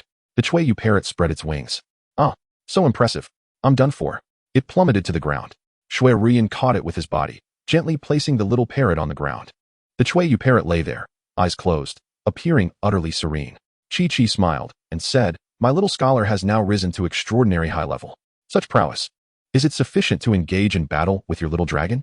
Long Long nodded vigorously. The little dragon expressed its fervent desire to duel against the Xiao Shutong and the Wolf King. Chun Lei inquired, "May I observe the contest? If I miss such a spectacle, I would surely regret it deeply." Xue Ruyan exclaimed, "Of course." The group returned to the elevated arena. Chi-Chi looked towards the referee from earlier and asked, "Could you officiate for us once more?" The referee gazed at the cratered arena, struck by the arc star, and replied with reluctance, "I can do so, but we must change the venue. Follow me." The crowd proceeded towards the alternate elevated arena. Lin Mu raised his hand ring to scan Xiao Shutong. Name, Xiao Shutong. Attribute, Water Ink. Growth level, High Transcendent. Race level, Moves. Lin Mu couldn't help but wipe the sweat from his brow. Nothing was revealed in the scan. Upon reaching the battlefield, Chi-Chi cautioned the pet beast, Xiao Shutong, in front of Long Long. "For this duel, you must refrain from using Sanguan and Kuang Yin." Then, she turned to Long Long. During typical training matches, beast tamers sometimes restrict the use of powerful moves to prevent excessive or irreversible harm to opponents. This is the most fundamental courtesy. Long Long pondered for a moment and declared, "In this battle, the little dragon shall not utilize the ancestral dragon body nor high-speed healing. As a member of the dragon clan, its physique is already robust, and incorporating simultaneous healing would indeed be somewhat unfair to the wolf." Chi-Chi reiterated, "Xiao Shutong's Sanguan encompasses 4 moves." She then awaited Long Long's response. Long Long. Chi-Chi glanced at the little wolf cub and subtly winked. Xue Ruyan leaped onto the girl's shoulder, nodding in agreement. "It suits me perfectly." Long Long had no choice but to concede. The little dragon will not employ the light wall, holy light healing, or dragon claw. The little wolf cub looked at him with a peculiar expression. Even dragon claw is off the table. Perhaps there truly are no other moves left. Upon arriving at the new battlefield, the referee turned to Long Long and the little wolf cub for a standard beast tamer duel. "Do you need to use any items?" Long Long shook his head. "I have no items." Xue Ruyan raised her head and exclaimed, "No worries, we won't need any items either." The little wolf cub looked at Long Long again. "I need half an hour for preparation time. Borrowing the Xue parrot to familiarize myself with Xiao Shutong's skills and devise a strategy alongside Chi-Chi." Chi-Chi will introduce the effects of the moves, and I will command during the duel. When the time comes, can the Xue parrot serve as a translator? Once the Xue parrot had finished translating this, it flew directly onto the little wolf cub's back, exclaiming, Xue wants to be the translator. Longlong's expression tightened. Xue, come down. Xue Ruyan turned her head to look at the obedient little parrot perched on her back, revealing a slight smile. It's fine, you can stay. She then looked at Longlong. Can I also see the video of your advanced assessment? Longlong, pleased to see that Xue Ruyan was not angry, replied, certainly. That is quite reasonable.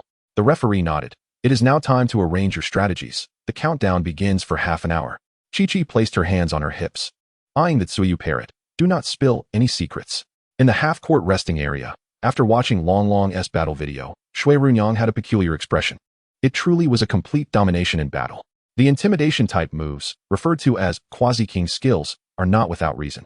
The dragons might envelop the arena, rendering the opponent's beasts incapable of exerting even half of their strength. The grand moves inflicted upon the opponent left no trace on their dragon scales, as they were ruthlessly overwhelmed by the dragon clan's formidable physique. Though this young dragon measured 3 meters in length, its presence was awe-inspiring. Merely extending its wings would evoke a palpable sense of pressure. Specializing in the light attribute, its healing moves exhibited astonishing effects. Thankfully, 2 of them were prohibited. Xiao Shutong, carefree, floated about with a brush in its embrace, playfully hovering over Xue Ruyan's head. Chi-Chi, quick-witted, snatched the brush from the little Shutong's hands. Xiao Shutong. Xue Ruyan gazed at the move panel displayed by Chi-Chi, inquiring, are there any particularly powerful moves among these? Indeed, the ghost-type immobilization technique. Chi-Chi asserted confidently. Xue Ruyan paused, then earnestly asked, how powerful is it? If struck by Xiao Shutong's immobilization technique, the girl placed her hands on her hips, her eyes shimmering with a peculiar light, and proclaimed imperiously, even a deity must obediently remain immobilized for 5 seconds.